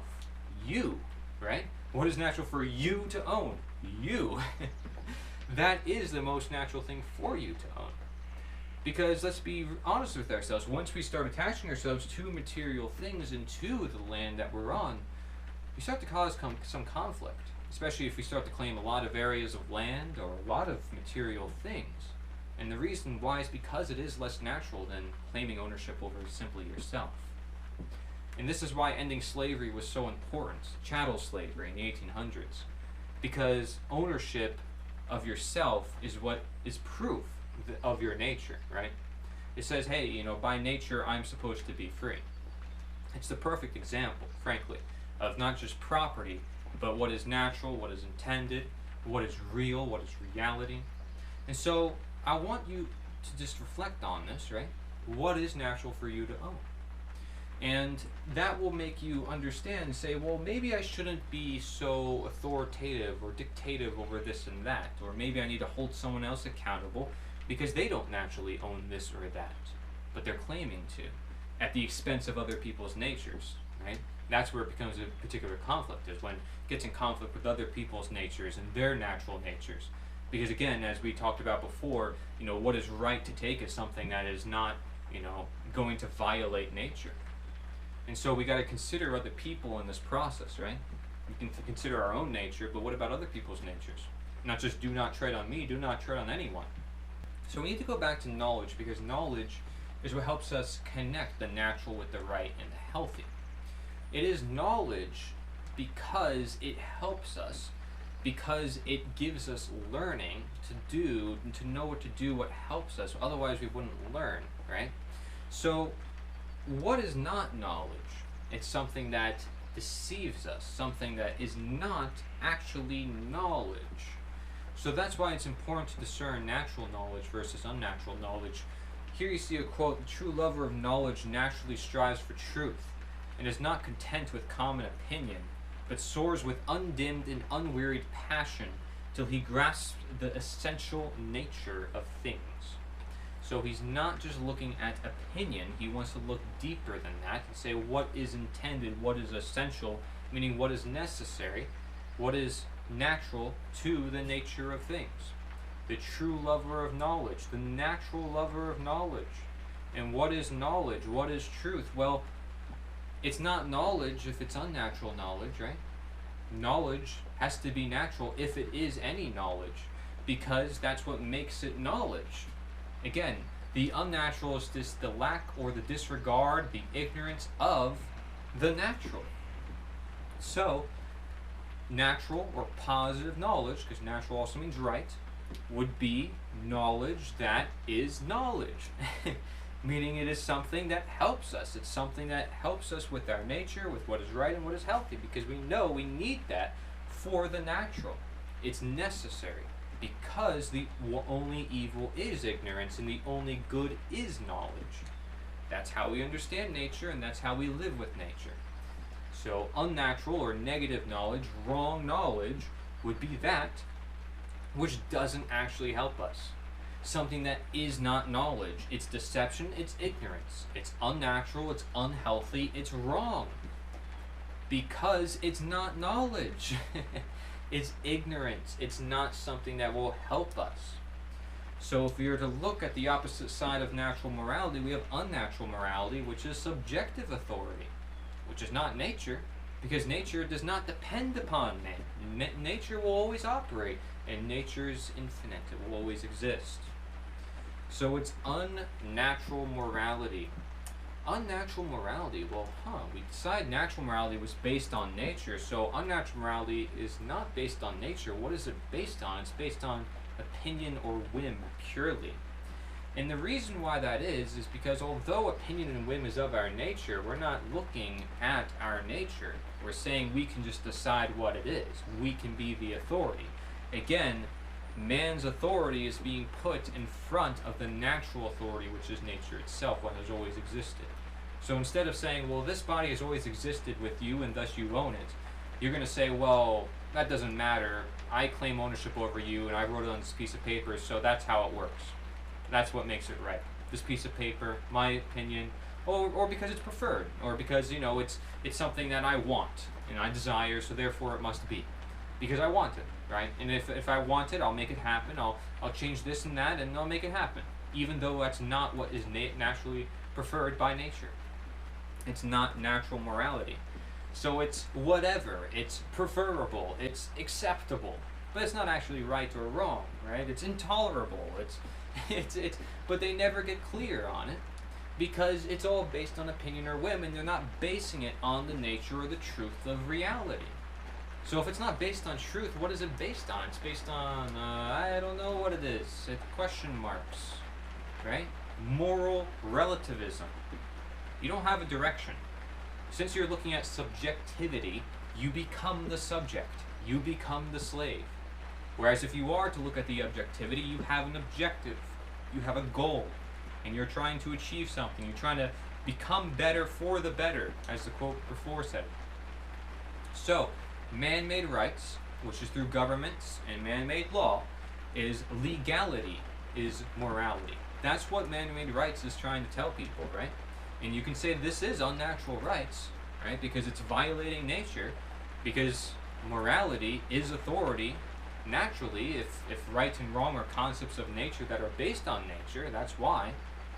Well, if you're saying none of that matters, let's disregard it, throw it on the rug, don't matter, right? You're saying legality is what's going to replace that. And we're disregarding it, it's going to be unnatural rights, it's going to be man-made rights, and thus rulers become the rules, right? There's no laws in nature that help us dictate morality or behavior. No, it's all just man-made opinion. That is what can rule over everyone. And so authority becomes truth, and as morality. Authority becomes what is natural, becomes truthful, becomes reality, becomes morality, becomes all the terms that we said before. We basically just switch everything off in its head, because that's everything that's unnatural. Everything that's unnatural, again, just takes what is natural and flips it around. That's all it can ever do, because it never creates anything new. It never creates anything new. And let me ask you, does government create anything new into the economy, into the market? It only takes what already exists and gives it to someone else. It only takes and transfers resources, but it never provides a new resource. So why are people always lied to? And why do we associate politicians with lying? And why are politicians involved with government and man's law? Why is there a whole profession based upon creating man-made rights and man-made authority, right? And not worrying about morality, or saying legality is morality, or that morality requires legality, requires man-made, laws telling people how to live their own lives. Well, it's deception, it's dishonesty. This is why people are lied to deceive them, to keep people from knowledge, to, as much as possible, keep them away from nature then, right? And keeps them away from the truth. That's what dishonesty and what deception does, because knowledge is the only good. Nature, natural, what is natural is what is good, right? So that's why you have this picture here of this guy with many masks, as he has so many different identities. He doesn't know who he is himself, because he's created all these different identities for himself. He's alienated not just himself, but the people that he is able to deceive. Because they're deceived, they don't know themselves either. They're all wrapped in dishonesty, so they're all wrapped in the untruth. They're all wrapped in a denatured system. Nature never deceives us, it is we who deceive ourselves. So if I am to look at natural morality versus objective morality, natural morality has an emphasis on natural powers, that being the conscience and empathy, right, that we have as human beings to look at the world and then make discernments as to say, this is what's natural and unnatural for myself to do, based on nature, right? Looking at our relation between ourselves and the natural world. So it's based on the nature of beings. Again, I can only breathe for me, you can only breathe for you. Whereas objective morality is based on superstition, faith or belief. This system, this book told me so. This religion, this ideology told me to do it because it says there's objective consequences or this or that. Do I actually know them? Do I have direct experience? And even if there is, what is allowing me to see that? My natural powers. And what are those objective moralities based on? Are they based on the nature of being, saying that what is truthful, what is correct, is also what is moral? Because then that would fall under natural morality, since morality is based on nature, and not based purely on faith or superstition or religion or ideology, right? All these are related. You should not live your life by faith. You should understand the world around you. In the same way, you should not live your life purely on opinion in everything that you see around you, but you should get more understanding as to say, well, everything around me I see through my perspective. There's still more that I don't see, and there's still an intention within the world that I need to understand, because that's why things happen, and that's why there's mass chaos, and that's why the world needs to learn, and that's the whole point of learning, and that's the whole reason why there's laws, right? Natural laws I'm referring to, right? So natural morality versus unnatural morality is looking at, again, natural morality is the natural powers based on the nature of beings. Unnatural morality would be based on unnatural powers. Government, law, right? And these are just based on the opinion or whim of beings. So it's not really an issue if we're looking at opinion and whims without the unnatural powers. And if it is just using the natural powers, because naturally your authority would be nature. But if we're using the opinions and whims for government and law, then it can become an issue, because now you're assuming a unnatural authority, right? No longer a natural authority. So that's something, a really important distinction to make, is one is looking at natural authority and one is looking at unnatural authority. And so, opinion and whim can be on the side of natural morality, but then if it's still seeking natural authority, it would be still based on the nature of beings, right? It would still be trying to find some sort of objective source or objective answer. Because you wouldn't be purely dependent upon a fellow man saying, well, this is what's written down on this constitution, this is what's on the law, so therefore that's what's moral. So, really important we understand natural morality in the face of unnatural morality and objective morality to understand that there is an emphasis needed on nature. So dishonesty is a really core concept here, as you may see, right? Not just within the world, but because dishonesty is but another word for the unnatural. Humankind has not been honest. They will use law to violently coerce their neighbors. They will use violence for their favor. They will do something wrong they know is wrong, then attempt to excuse or justify it. These are all examples of how humankind has not been honest. And we've been doing this for many years, right? It's not to say that we can't stop doing it.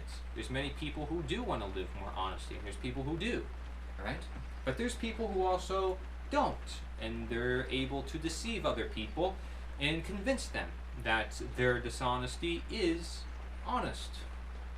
And therefore, when they do that, they're convincing them that the unnatural is natural. Just like in the case of the fake naturalizations, claiming that, hey, you're born on this land, on this government, therefore it's natural for you to be under this government. And so we live our lives in contradiction to nature. We live our lives in contradiction to truth itself. So if we are to look at nature and humans and how we relate, I want to emphasize again that nature simply exists. Truth just is. Nature is always what has been and always will be, right? That is the truth as well.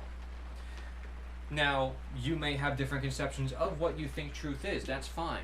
I'm sure it will have some place about nature if you assume it's objective, it's something that everybody needs to understand and always persist throughout time. But it is moral, nature is moral, or natural, in the application of human action, of purpose or intent, in facing the unnatural. So, we learn through time our effects and our actions, right? We learn through the time all truth. Therefore, as human beings in this world and learning to adapt in this world like any other being in nature, we must learn to adapt to nature. We must learn our place and what to do and what not to do. And thus morality is formed out of learning from nature. Nature simply exists, but when we add ourselves to the equation, we add the need for morality. And when the unnatural faces us more and more, then we see ever more the need for looking at morality or reevaluating our own morality to make sure that it is on the path toward nature and not on the path toward one of the other forms I talked about before. So, human nature is not a machine to be built after a model and set to do exactly the work prescribed for it, but a tree which requires to grow and develop itself on all sides, according to the tendency of the inward forces which make it a living thing. That which makes it its nature is essentially what makes it its nature. That is what constitutes human nature. We must understand that. Nature for nature, right? And again, if we looked at the nature versus nurture before, that makes sense. Nature for nature. You know, nurture nature, nurture nature, nurture nature. A cycle keeps going, endless. Where new natures are always being formed. And you can have a set programming of, I want to do this, but humans, can they really be programmed? Are we machines? We're not like machines. We're different from machines. We have consciousness. That's what makes us different. But sometimes we might want to say we are like machines, and we can become programmed, and there's some aspects that do make us like machines, but are we machines? No. We're more like the tree because the tree is a living thing. And thus, it requires to grow on different sides, and it requires with the tendency of inward forces, which makes it a living thing. There's more to it than just a machine. And that's why I can say, well, is the human really a machine, or is it a garden? You know, is it more than that? I mean, we were the ones who created machines. So how much greater are we than the machines actually? We think the machines are all this great stuff, and machines can live for a long time, we think. right? Can actually outlast human beings in knowledge and almost every single capability. But does that mean that they're, more powerful than human beings? Does that mean we're more powerful than machines? We need to know the time and place of these things and understand each nature, okay? We do not see nature with our eyes, but with our understandings in our hearts. Again, an emphasis on knowledge. So, here I'm going to show you several perspectives. Just for example, on the left side, you're going to see natural law slides from Mark Passio's Natural Law Seminar. And on the right, you're going to see some slides from my Unnatural Law Seminar that I did, which is basically the inverse of the Natural Law Seminar. Okay? So if I am to look at problem solving, there's a natural way to do problem solving, and there's an unnatural way to do problem solving. And of course, the unnatural way would not be really problem solving. It's problem unsolving. Same thing with reality. How our reality is built. How unreality is built. We're not building our reality, we're actually unbuilding it, right? We're trying to reverse how our reality is built. We don't actually know, right? It says unavailable, ignored, or wrong information. Whereas in the first slide it says available information. So it's very specific. The unnatural is saying, well, we're going to take the route of, that's the nature of everything. The natural is just, okay, this is what it is, right? And you need to understand the whole totality of it. The good and the bad, both, so you can make discernment, you can understand for yourself. The unnatural is just that part that says, I want to ignore it all. Let's just create that unnatural world. So it's one aspect of it, right? You can see this as how reality is built, and this is how an unnatural reality is built. So that's how it works, right? This can be either natural, unnatural, but this is the unnatural. So that is what really is what we're given, because naturally we're given the choice. We're given the choice between creating a natural or unnatural reality, but this is what the unnatural reality looks like. Belief. Same deal here, right? I mean, you got how belief naturally is irrelevant, but unnaturally, disbelief is irrelevant. You have to believe. Belief is relevant unnaturally, right? In an unnatural world. Belief is important because it doesn't matter what natural authority there is. It matters what man can create. It matters what man thinks. Our nature, right? Human nature, good or evil, it depends. The natural law slide says, and that's natural, right? It depends. But unnatural is human nature, right? It's not human nature. It's totally the opposite of human nature. Care, right? The principle of care, the 8th principle in natural law that Mark Passio talks about. Look into it if you'd like. But basically saying that care is a generator to our actions. It's what generates everything that we want to do. We have to care about something in order for it to be created. Well, if we're not caring, we're uncaring. That's the unnatural alteration of care.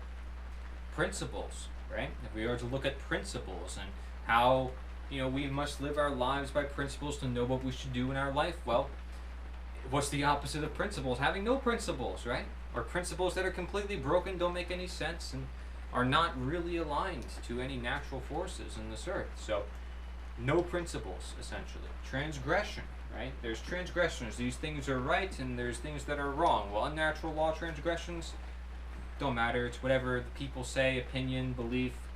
It's totally the opposite. Whatever is the disregard for the natural law is what the unnatural law is. Knowing rights. Same thing here. You can know rights, and then what's the opposite of knowing rights? Well, it's ignoring rights. Ignorance. Again, opposite of knowledge. Respecting rights, right? We can look at, well, should we respect rights? And if we did, we'd say, don't steal. Well, what's the opposite of don't steal? It's to steal. So it would be natural to say, yeah, don't steal. That's what natural law tells us. Well, if we disregard and say, well, that doesn't matter, then we're basically saying, well, let's steal. Okay, let's look at what natural law says about exercising conscience, understanding the difference between right and wrong behavior. Okay, well, let's say we're not to look at that. The lack or the disregard of the exercise of conscience is what? The exercise of ignorance. You got the law of freedom, that freedom and morality are directly proportional, right? Freedom naturally works through this means of understanding morality and freedom. Well, unnatural, again, we have no knowledge. Well, we create things like this, the law, in quotes, of slavery. It's not really a law because it's not timeless, it's not immutable, right? It's created by man, and it's the belief that order and slavery are directly proportional. Completely turns it on its head. Say, yeah, we need slavery to create order.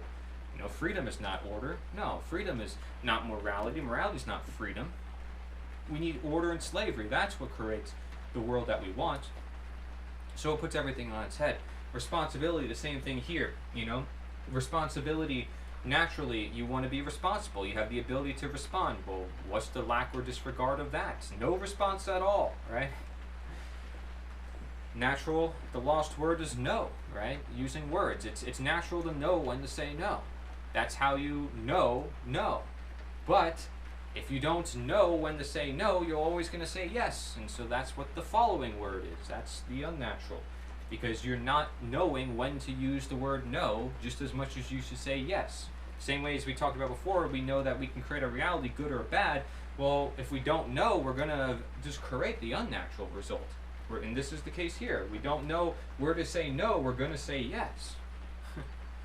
So there you see a bunch of examples talking about the good and the bad, or the natural and the unnatural, through the lens of natural law and unnatural law, right? Which is just one perspective, through just slides and different concepts. But there's more concepts that will break down specific to our world that we'll get into. The definition of natural law, I want to make this as simple as possible. Guess what? It really is just nature. Natural law is nature itself. Now, why is that? Because everything in nature operates by laws, which you may call natures within nature. That's it. And how do we show ourselves in action? By our actions. We show ourselves by our actions. That's how we prove our existence. And so nature proves its existence through the world that we see, through the world that we observe. That's why, again, it was symbolized as a flag, nature, when we first defined it. It's the workings of God or the Creator, whatever you want to call it. The orderly universe, the intelligence. That's what nature is. And therefore, that's what the laws are. Because the laws constitute what is nature. That's what makes it nature. And so natural law then is essentially proven by effects, the actions shown. And so if we see that the laws of nature, whether it's gravity or thermodynamics or what have you, whatever laws we discover, there's certain reactions that always happen repeatedly, right? We can experiment, we can understand, we maybe even make equations. We can understand that there are laws and there's effects, and if we do certain things will happen. That is part of nature. That is what nature is. Nature, that's all nature is, right? Everything is a law. So nature is essentially effects all the time. Cause and effect is always happening. Cause and effect, right? That is the law. And so the actions shown, there's actions always being done. Everything's moving. Everything's vibrating. This is one of the Hermetic principles talked about in ancient times. We'll talk about that too. Sickness, nature's vengeance for violating her laws, right? Nature and law is one and the same, just as much as nature and health is one and the same, or truth and right. All these terms are one and the same. Okay, I'm saying they're all one and the same. Nature is the law, and if you violate nature, you're violating the law. Because law, by definition, is something immutable, something that cannot be changed. If we're talking about scientific laws, which are laws based on knowledge, based on repeatable effects, right? So that is something that is natural. And so when we look at sickness, it's like, yeah, you shouldn't do this thing to your body. Your body's telling you, right? I'm sick of this world. Oh, my body is so sick right now. Like I can't do this or that, right? And we say these things because of the world and what we've done to ourselves. And what we've done to the world or what we've done to our body, that will determine if it's sick or if it's healthy. That's, again, where naturalizing or denaturing comes in, where the natural and the unnatural comes in. Nikola Tesla, again, a quote, "There is no subject more captivating, more worthy of study than nature. To understand this great mechanism, to discover the forces which are active and the laws which govern them, is the highest aim of the intellect of man." This is what our minds are for. This is why knowledge is so important. And again, you can't have nature without knowledge. I have a phrase for this. Nature is good insofar as it is known. Because you can't make an appeal to nature in the first place. You can't say nature is good unless you know what nature is, what good is. And again, the only good is knowledge, the only evil is ignorance. So when you understand nature, you're creating the highest aim of intellect of man. Because nature is the thing that we need to study. It is the thing that has always been here to study. So what is the natural moral law? If natural law are just all the natural laws that govern, behavior in the sense of I jump off a cliff, something will happen to me objectively. What is natural moral law? Just as simple as the other one. Let's say it's the natural. So natural law is nature. Natural moral law is the natural. And the reason why is because it tells us what is intended to exist, and that is what is intended to persist. And that is as by human conscience and nature. So we're using our natural facilities, our natural powers, as we mentioned before, to learn from nature. This is humans and nature, us and our interactions with the natural world, to understand what is natural to do. So now we're applying morality to nature. So now it's not just natural law, but natural moral law. It's nature plus humankind. Now we got natural moral law, the natural. So now it's not just understanding nature, but what is natural for us to do within nature. Because nature stands by itself, but then here we are as human beings, we need to know what to do. And so again, going back to the chart before, understanding what is naturalizing versus what is denaturing. So naturalizing is something that supports or gives to the natural, and something that is denaturing is violates or steals from the natural. Good nature is worth more than knowledge, more than money, more than honor to the persons who possess it, right? Good nature, natural nature, is worth more than knowledge, more than money, more than honor. Because having that is the most important thing. And money, honor, knowledge can help you achieve that potentially, right? Through your actions, through your efforts. But that is what we're aiming for. That is what we're trying to do. And it is worth more than anything because that's the resulting condition. It's like building up over time. Like, I'm going to keep working on this, and by the time it's done, it's going to be a beautiful sculpture. That's what happens to your body. You start healing it and healing it and healing it, and all of a sudden it's really healthy. You say, well, wow, I worked hard for this. This is where I am. And it's beautiful to see. And did it really even require that much work in the first place? Did it even require that much knowledge? Maybe not all knowledge is here for us to see. Maybe certain knowledge is not so helpful for us, like in the case of unnatural knowledge, right? Knowledge that maybe distracts us versus knowledge that deals with nature, knowledge that is about nature, knowledge that we're supposed to have versus knowledge that is distracting, not supposed to have, something that just keeps us off track. We'll talk about that. The word honor, I think, is important because the word on, right? Like honest, right? More than honesty, more than knowledge is good nature, natural nature, which you can say is the result of those things. But again, because you're building up to that point. Good nature is often a mere matter of health. I mean, there you go, right? The greatest wealth. You build up your income. Oh, here I got my wealthy income. I mean, there's nothing greater of a wealth than health, which is a good nature, right? It is having a natural nature, a functioning body, a body that can breathe, a body that can sleep, a body that can eat, a body that can do these things. And we live in a world of which I speak right now, where we can't do a lot of those things. Those things are not so easy to do for a lot of people. Even the most basic, essential, natural things to do. So, what that is then is a lesson of loss. And we learn from loss, so we know what to do to gain.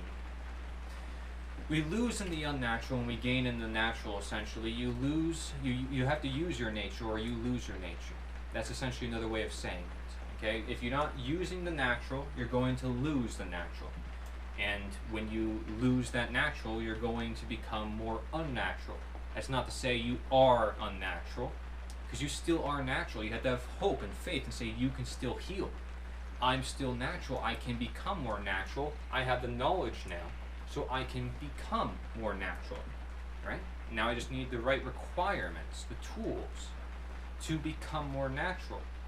So the natural, again, is the right, which leads to the harmless, or the benefit, for the good, which is for life, or order. Whereas the unnatural is the wrong, that leads to harm, or danger, which leads to bad, which is the evil, or chaos in the world.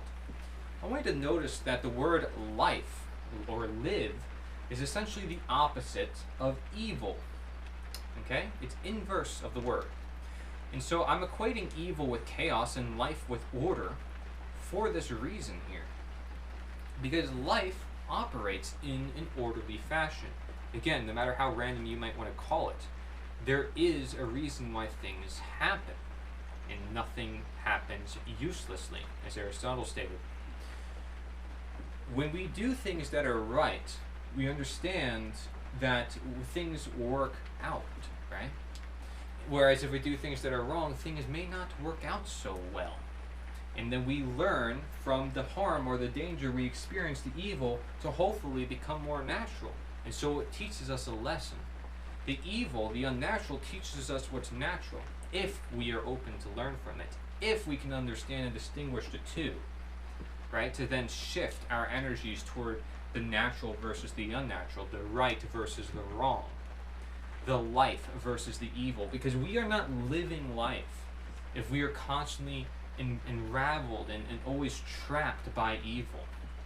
If we're always so distracted by all the disease and all the problems of the world, that shouldn't be there, because it's preventing us from literally living our own life, because it's not supposed to be in our life.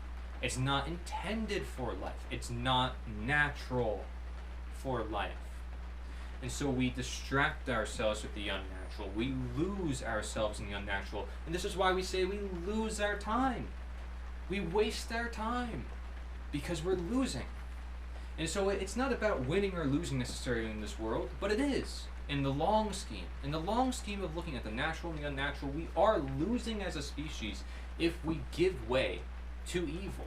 And we have to recognize that. A lot of people may not want to say we are losing, but we are if we're literally giving way to the unnatural. And we don't realize that we are, and we're unconscious, and we actually promote unconsciousness, which is not wanting knowledge, which is ignorance, which is disregard, which is going to lead us to even more unnatural conditions.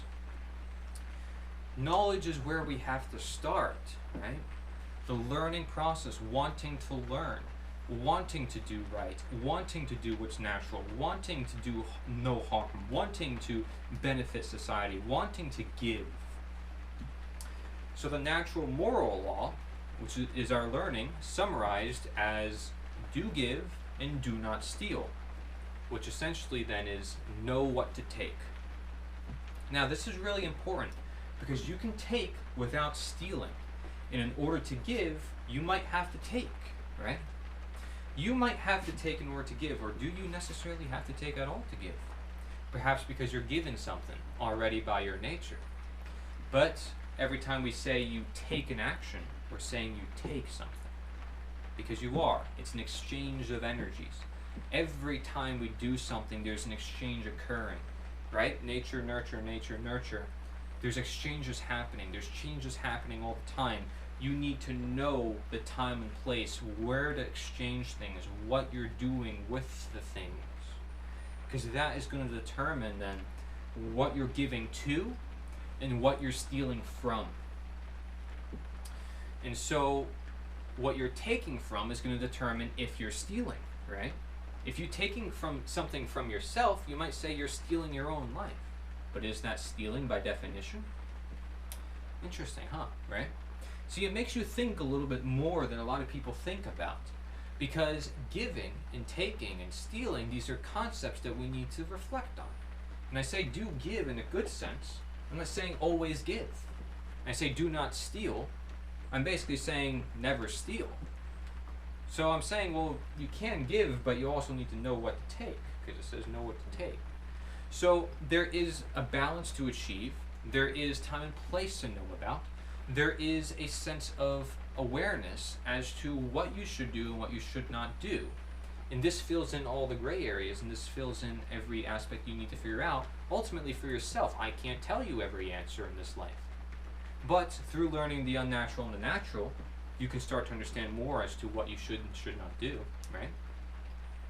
Same thing with any other moral code of conduct that people provide nowadays. Some of them are great, right? Some of them can really assist us, but we have to put it in practice.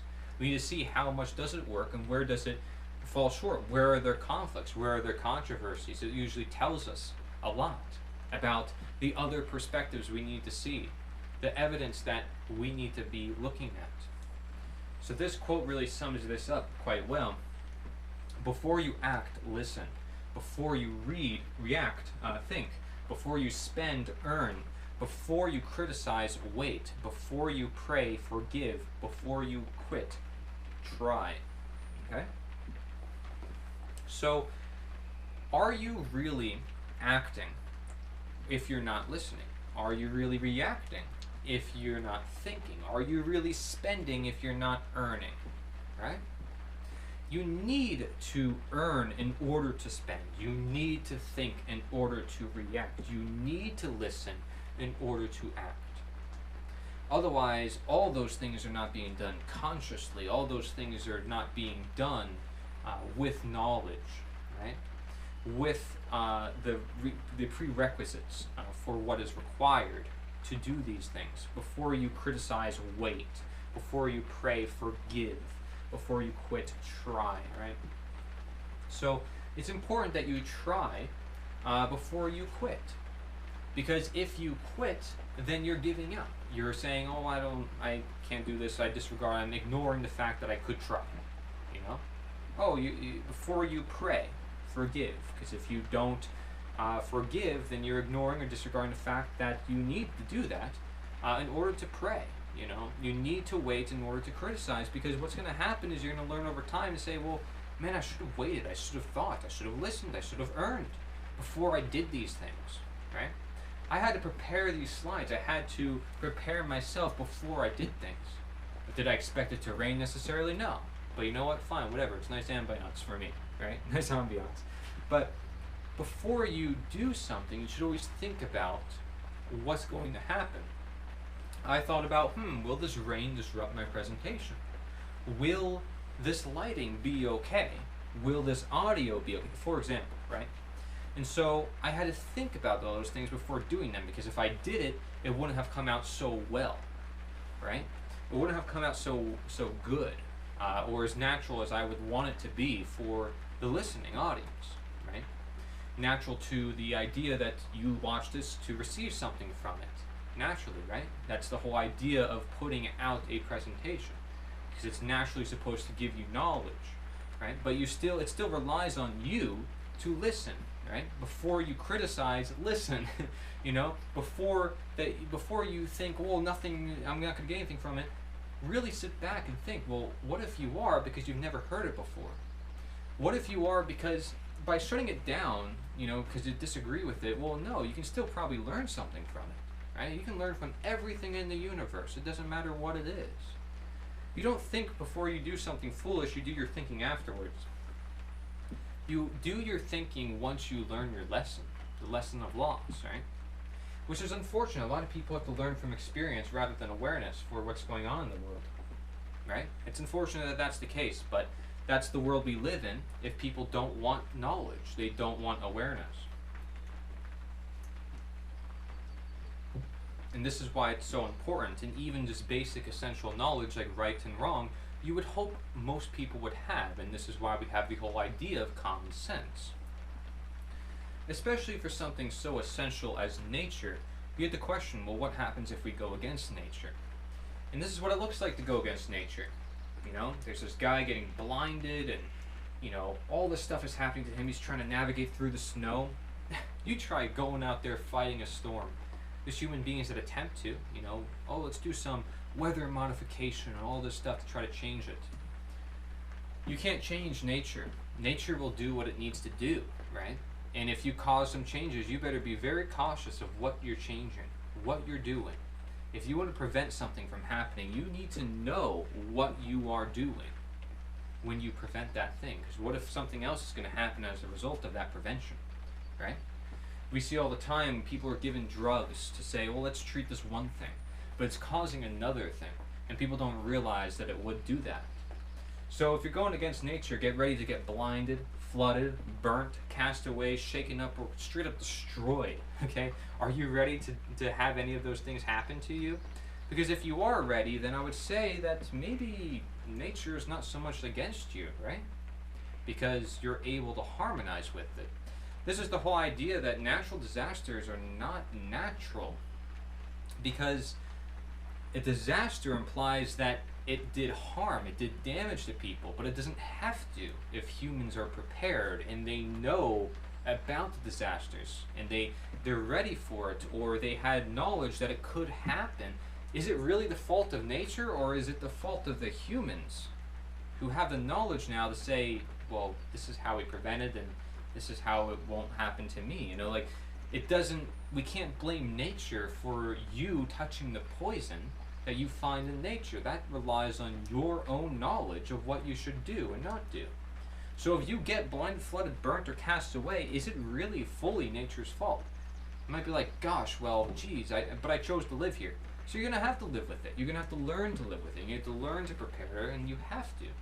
Because you can't escape it. Those are the conditions that you are giving yourself when you choose to live there, right? So if you go against nature, I mean, just get ready to be flooded and burned and all this, because if you want to work with it, you're going to have to try to work with it, right? You want to work with it, and make it work, right? But you can't change all of nature to try to make it work for your benefit, because we see that often just causes counterintuitive results. It often just causes worse problems. So we need to understand the human role, the human impact in our world. And for a long time, people have been doing that, you know, trying to figure out, well, what works, what doesn't work. And it's just a matter of time. Time tells of all truth. We're still trying to do that. There may not be anything new in nature, because that authority is always existent. But it's not to say that, you know, all those old ideas are not being learned from today, because it's possible that we already had all those answers before, and we just kept sweeping them under the rug. Or certain people keep that knowledge for themselves and keep it away from others.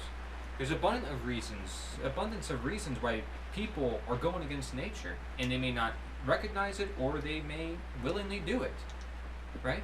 But the point is that we don't want to go against nature. We want to work with it, and we want to work with ourselves. We want to prevent as much harm as possible. We want to try to live our lives as much as possible, right? We want to live good lives, natural lives. That's the goal. In fighting nature, man can win every battle except the last. If he should win that too, he will perish, like an embryo cutting its own umbilical cord. This is correct, because we are connected to nature, right? We cannot fight nature for so long. We can attempt to, and we can win some battles and say, you know what, we can change this and we'll make it work. But we can't win every battle against nature, because nature is stronger than us, and we have to recognize our role within it. It's not to say we're powerless and we can't do anything about it. It's to say we need to understand our role within it and what we're doing to it. So we are connected to nature, and we are just as connected to nature just as we are to ourselves, or we should be. And thus, when we look at our digestive system, for example, everything is connected in an orderly fashion. That's where you find the order, right?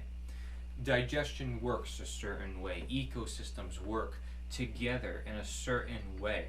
That's what makes it the ecosystem. And so here you see, when we go with nature, and here you may even see man-made stuff, we're working with the natural patterns within the universe. We might be able to integrate ourselves with the natural patterns in the natural universe. So, ready to get healed, ready to get relaxed, authentic, refreshed, aromatic, enlivened. Because that's what happens when we live in alignment with nature per se. Right? We understand that we need to maybe take it easy. Maybe we need to express more of who we are, we need to refresh here and there, right? This is what nature teaches us. It teaches us maybe we need to come back to simplicity, right? Maybe we need to get more in touch with our senses. Maybe we need to become less soulless, or less just following orders, less just going with the flow, and really go with the natural flow, right? Not going with the flow of modern society and always rush paced and going fast paced all the time. No, maybe taking a step back, because that's why people go to vacation in the first place. They go to vacation because nature heals them. Nature is what's healing them in their process of wanting to heal, of creating health, right? So, relevance. It is relevant that we need to look at nature. A lot of people may not think it's relevant to look at nature, right? Some people are still trying to get past that first barrier. And to me, that is a sign of an issue right there. But nonetheless, nature grows more relevant in the face of the unnatural. The more problems, the more issues we run into as a humankind, the more we see nature is relevant to talk about. And so if you think nature does not matter, try going away from it. See what happens. And why would you do anything that helps you? Likely because it assists your nature. And when you go away from it, you realize you need it. And when you need it, you realize it is natural, just as much as it is necessary, right, to have it. And so, vacation, we always go to nature. Retirement, we go to nature perhaps. The point is that you need nature. It's always relevant. Across the board, whether it's the start or the finish, it's one or the other, it's always. But it's because it's always there, and because we can't detach ourselves from it. There's this phrase called nothing new under the sun. Because it's true, there isn't anything new under the sun. But what if people try to make something new under the sun?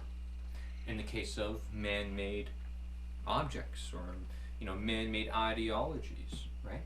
These are things that are attempted to be created as new things, but even they are based on natural things. They just improvised and basically turned it into something else. They took the natural and said, we can do this and that, and it would turn into this, right? So that's what relevance is, right? It teaches us that there is, despite all these attempts to make something new, there's something that has always been there. And it is the old, it's the great, right? We use these terms too, we refer to the great tree, my great-grandfather. We refer to great things as these things of the long past. It's very interesting how that works, right? And there's another phrase that says, it's got to come natural. Because this is another interesting one, right? It's got to come natural. When people say in relationships, oh, it's got to come natural. Oh, like you gotta figure out what food to eat. Well, it's got to come natural to you, right? Because they know it's got to work with you. Not that everything naturally occurring is natural within itself, but the natural perhaps should come natural to make it even more clear. We can make it even more clear. And these are just some of the phrases that my second book goes a little deeper into. But it states here, all the answers are always here. It's just a matter of time to know those answers, right? It's just a matter of time to know that nature is this ever-present answer, or that it's here, and because we need to learn from it, otherwise we may suffer. We will perish because we are not aligned with our own nature, right? So it's just a matter of time for relevance to show itself, for nature to show itself, right? And all it wants, as we talked about before, is to reveal, is to appear itself.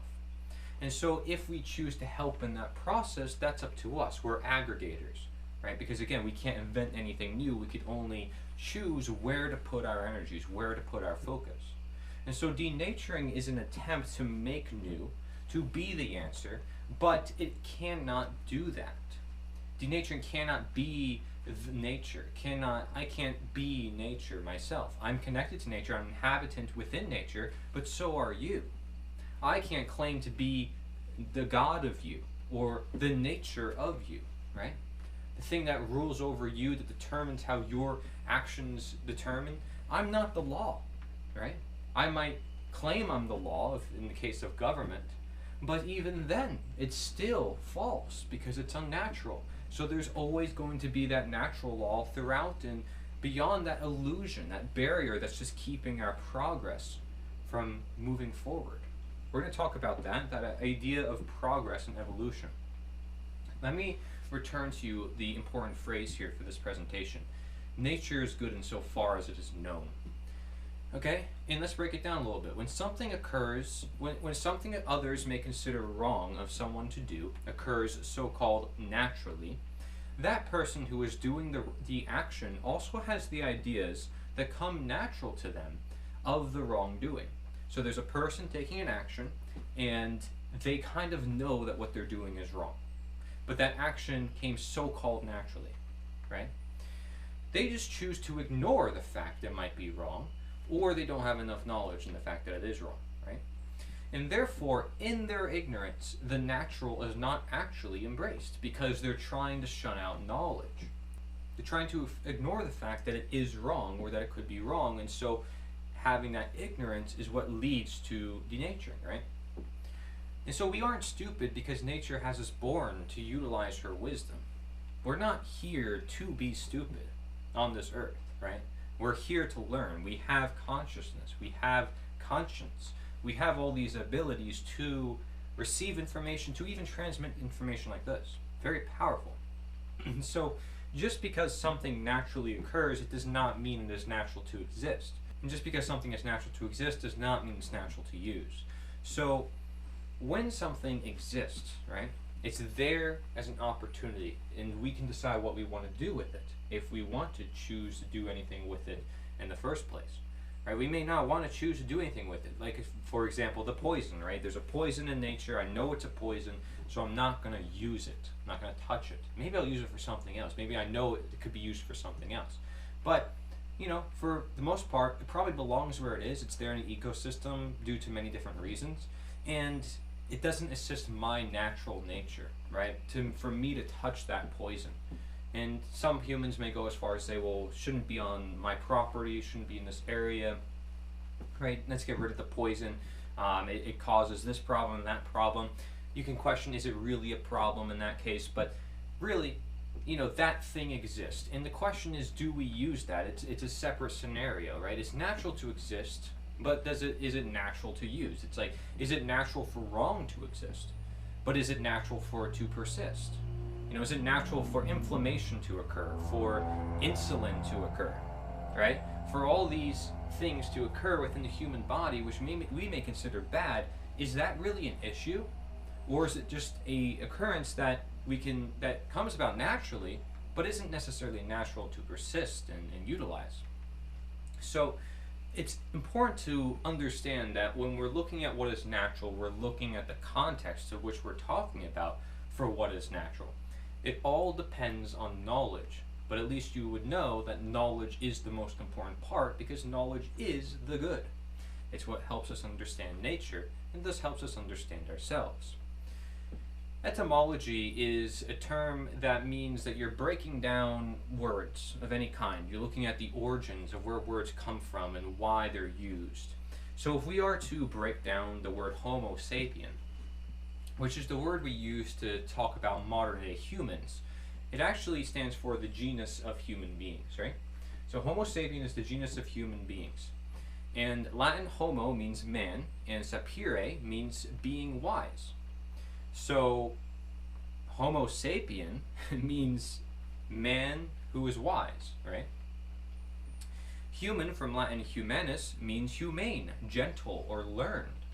So there we see it again, even just looking at the word human, where we are supposed to learn. And what about this? Humane, gentle. Well, why is that next to learning? Maybe because, again, the whole reason why we learn is to help ourselves in our living and to help the world around us. That's the whole point of learning, right? The whole point of, I would hope, philosophy, instead of getting distracted and focused on a bunch of other things. Which is why I want to get really specific when talking about natures, which is still, although specific, again, like very big of a topic, of course, because you can apply it to anything. But nonetheless, if we look at genus, from Latin for birth, like gene, to give birth. So genus just means birth, and to think of genes, right? Like we have genes in our DNA and things that make us who we are within our nature, right? It means give birth. And it's funny because we looked at the definition of nature before from natus or nasi. It means birth, born, or to be born.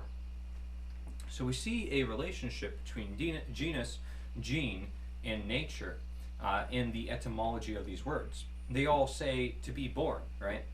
And so if we are to really connect a lot of these words together, we connect the idea that Homo sapien is the genus of human beings, then what if we replace the word genus with birth, right? So Homo sapien is the birth of human beings, okay? And Homo sapien, as we saw before, is man being wise.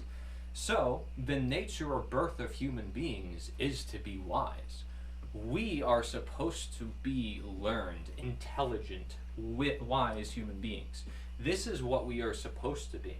Now, I'm not saying that's what we are, or that, we can't always be that way. I mean, we definitely can be not wise, right? But in the definitions of the word human and Homo sapien and genus and nature, they're telling us, hey, in order to be wise, you need to look at the nature of human beings, which directly tells us actually our wisdom, because we're looking at nature. So, from dehumanization to humanization, otherwise called naturalization, we are aligning to wisdom. And that is what it really means to be quote-unquote born again. Right? There's religions that talk about being born again and such. Listen, I'm not here to bash different ideologies or different philosophies just because I'm sharing one that I'm here with you, sharing one that most of the world probably doesn't talk about. But I would like to say that by simply breaking down the language of the terms we use, we can literally come to understand that the birth of a human being is to be wise. That we were born to be wise, and what's also more self-evident is the fact that we are born with capabilities, faculties that allow us to be wise, right? We have reason, we have conscience, and we have consciousness. Like I said, we have so many abilities to be wise. There's no reason why we cannot attain wisdom, or cannot become a better version of ourselves in the case of being born again, being able to attain the wisdom at any point in time, at any point of life, because it's in our nature. So you can always improve if you are willing to improve, as we talked about before. Here you see, I would quote, "Wisdom is to speak the truth and act in keeping with its nature." So speak the truth and act in keeping with its nature. Not just speak, but act, both, right? Because we need to understand that everything we do has reactions, and words can be pretty darn powerful at times. Absolutely, right? It's not just actions, it can definitely be words too. And nonetheless, do you want your words to be truthful? Because that would be words that are natural. Do you want your actions to be truthful or keeping within its nature? Because if it's of nature, then it's natural. So then if you want your wisdom to be natural, in order for it to be wisdom, then you should probably consider looking at nature, right?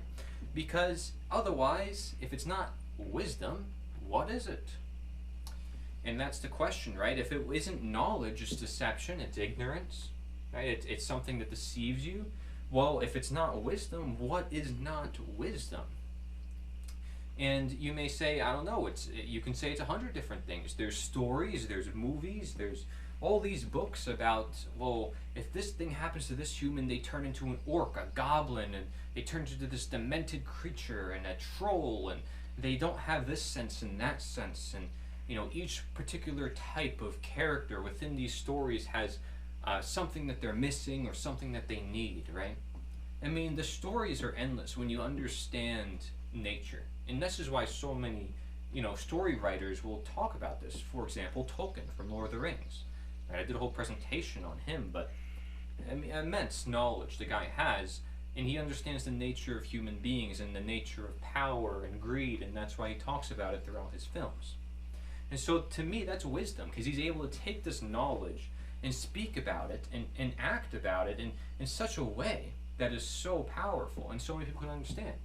And so many people are digesting to this day. Here we have another quote. I go to nature to be soothed and healed, and to have my senses put in order. To have my senses put in order. Maybe that's because there's an order within the universe. Again, amidst all the other randomness that you might see. And sometimes, it's like talking about chance, right? Oh, it just happened by chance. Well, chance is but a name for knowledge unknown.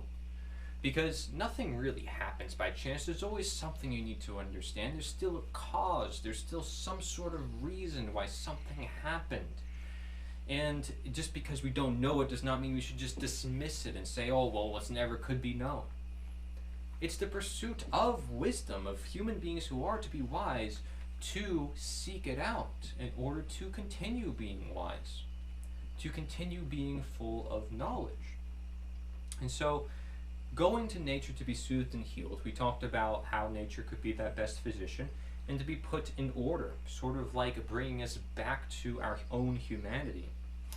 So do I have bias in this process? I mean, clearly I'm talking about nature a whole lot, right?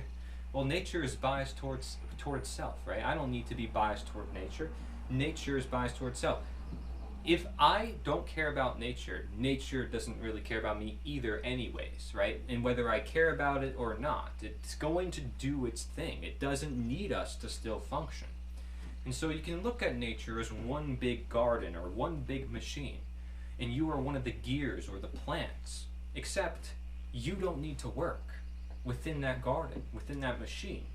It's so great, the machine, so great a garden, that it will just regenerate with or without you. It will still operate with or without you, but the question that remains is, what happens when you do work with it? What happens when you are with that machine or with that garden? What power does that have for you to work with the natural forces at play versus go against them? And so this further explains the need of the natural, because instead of going against it, where you might be going off against a whole new ball game, you might be thinking, hey, I could be a part of a new machine or a new garden, right? But certain plants require certain soil, certain conditions, and you can try to join a new garden, if you're a plant in this case, but there are gardens that you need to be a part of. There's people that you need to be with, because they're going to love you, and that they're going to help you, your family maybe, your friends. That you need to work with an ecosystem, an environment that works with you. And this is what we need for the entire world. Except we put ourselves in environments that we think sometimes will work, but they don't. We fool ourselves because we're dishonest with ourselves. And so everything that comes throughout the world is also dishonest, as we talked about before. And so you see this quote that a lot of people say, a body in motion stays in motion. Exactly, right? If you stay keeping with the natural, you will obtain the natural, or at least you will obtain a more natural condition. And there's no reason not to embrace the natural now, or any time, right? And it's funny because people say this all the time with science or religion, accept us now, you can repent, you can do this or that, and there's always time, and just so you can join their game and their agenda. And I'm not asking you to do anything, but nature is asking for you to do something, quite evidently, because if you don't, again, what will happen to you? If you don't listen to the laws that are ever present, ever governing every action, everything you do, I don't need to be there telling you anything. I can only be a guide. So I have bias toward nature, but nature has bias towards itself. And I would hope that most people would have bias toward nature. And I said before, people will naturally have bias toward nature. No doubt about it, right? Doesn't mean it's necessarily a knowledgeable bias. We'll talk about that. So let's look at this chart, progress versus regress. And you'll see in parentheses, regress is also regret. Okay, so if you want regret, you probably want to be on the side of regress. But if you don't want to regret maybe your actions, your world, your body, your condition, then you want to be on the side of progress, which you may also see as evolution, okay, versus involution, where you're not evolving. So here you see on progress, you see there's optimization, sustainability, generation, and that is from the natural leading to or justifying the natural. Whereas regress is stagnation, extinction, or degeneration from the unnatural leading to or justifying the unnatural. This is a really important concept because people will make justifications accordingly to what they know, right? Accordingly to what they want to be true. And so there's a difference, however, between what people want to be true and what is actually true. And so when we look at the natural leading to or justifying the natural, it's like, well, okay, you're raised properly, right, with everything you need, perhaps, okay, and of course that's a very generalized statement. You're raised with what you need according to your nature, and that allows for more natural things to occur thereafter. But if you start with the unnatural, it may actually lead to or justify the more unnatural over time, right? So the question is, are we moving more toward the natural and moving more toward the unnatural, right? That is essentially what this chart is doing. You have to use your nature for nature or lose your nature and nature. Because what happens is if you lose your own nature and you are a part of nature, then you're essentially losing a part of reality itself, of truth. And that's because you are within that truth. You play a role in this world. You're supposed to be harmonized within the environment just as much as all the other animals are. They listen to when they should go to sleep, when they should rest when they're sick, right? When they need to drink water. They're pretty darn smart. Human beings will ignore their own instincts and do stuff that they know they shouldn't do. So there's a big difference between the human species and the animal species we'll get into. And people in evolution and people not in evolution, I mean, everybody's sort of missing some of the greater, more holistic views of this, which again relies on the natural and the unnatural. So what we need is sort of a regeneration. I'm not saying a new generation recognizing all this knowledge necessarily, but I'll take that if that's what it means to help us make progress in humanity, to realize that the natural must lead to or justify the natural, and that we need to ever strive to understand what is natural through our knowledge, and thus to obtain more naturalization. But if we just keep ignoring it and say, no, it's not a big deal, man can keep playing God and keep deciding for others and telling others what to do with their lives and creating all these man-made things and reversing how things are made because it's just our playground, we could do whatever we want, then yeah, we're going to be on the side of regress, which is also regret. So here you see another quote, truth can only be seen by those with truth in them. Again, the idea of connectivity. We need to have nature within ourselves so we can have nature throughout, unless you want a confused reality where you don't know yourself and thus you don't know the world that you live in, and thus maybe you want to escape. There's a lot of people who have a lot of mental problems nowadays, right? Suicide, all sorts of things, because of this confused state of mind. Because of a world of detachment, of I don't know where I fit in, I don't know if I can fit in, I don't know who I am, and so they feel like they need to take it out. It's their fault, or they can't live with it anymore. They can't live with themselves because they can't live in the first place. So let's look at this, the appeal to nature. In philosophy, here we go. There's a fallacy that is considered the appeal to nature fallacy. And it states that you cannot claim that what is natural is what is healthy or what is good. And I'm saying actually you can if you have knowledge. But there's a big difference between the appeal to nature with knowledge and the appeal to nature without knowledge. You'll see this chart demonstrates this. On the left side it says using knowledge of nature for the natural as right or healthy is the appeal to nature. Whereas the quote-unquote appeal to nature is using lacking knowledge of nature for the quote-unquote natural as right or healthy. Notice I put natural in quotes because it's not really natural because you don't have knowledge to know if it is, and the appeal is in quotes because how can you make an appeal without knowledge? You can't. You need knowledge to make an appeal. So when we look at both of these appeals, they're both against denaturing. They both are against the world of denaturing and people turning things unnatural. The difference is one one has knowledge and one doesn't. So who's actually going to succeed here? And so they both occur for the need of naturalizing, but the appeal, in quotes, appeal to nature, the one that all the philosophers complain about, is for the quote-unquote need of naturalizing. Because they think they need it. They think they need this natural thing because it says it's natural to help them and to create a right or healthy world. They don't know if it's actually natural. It may say natural, and they'll be deceived just because of the word. They'll think, yeah, it's natural, therefore it's healthy. Of course that is an unknowledgeable appeal. Of course that's a fallacy, because it doesn't have knowledge. That's why. But even the Wikipedia and many other sources will say, yeah, actually you maybe can make an appeal to nature if you have enough knowledge.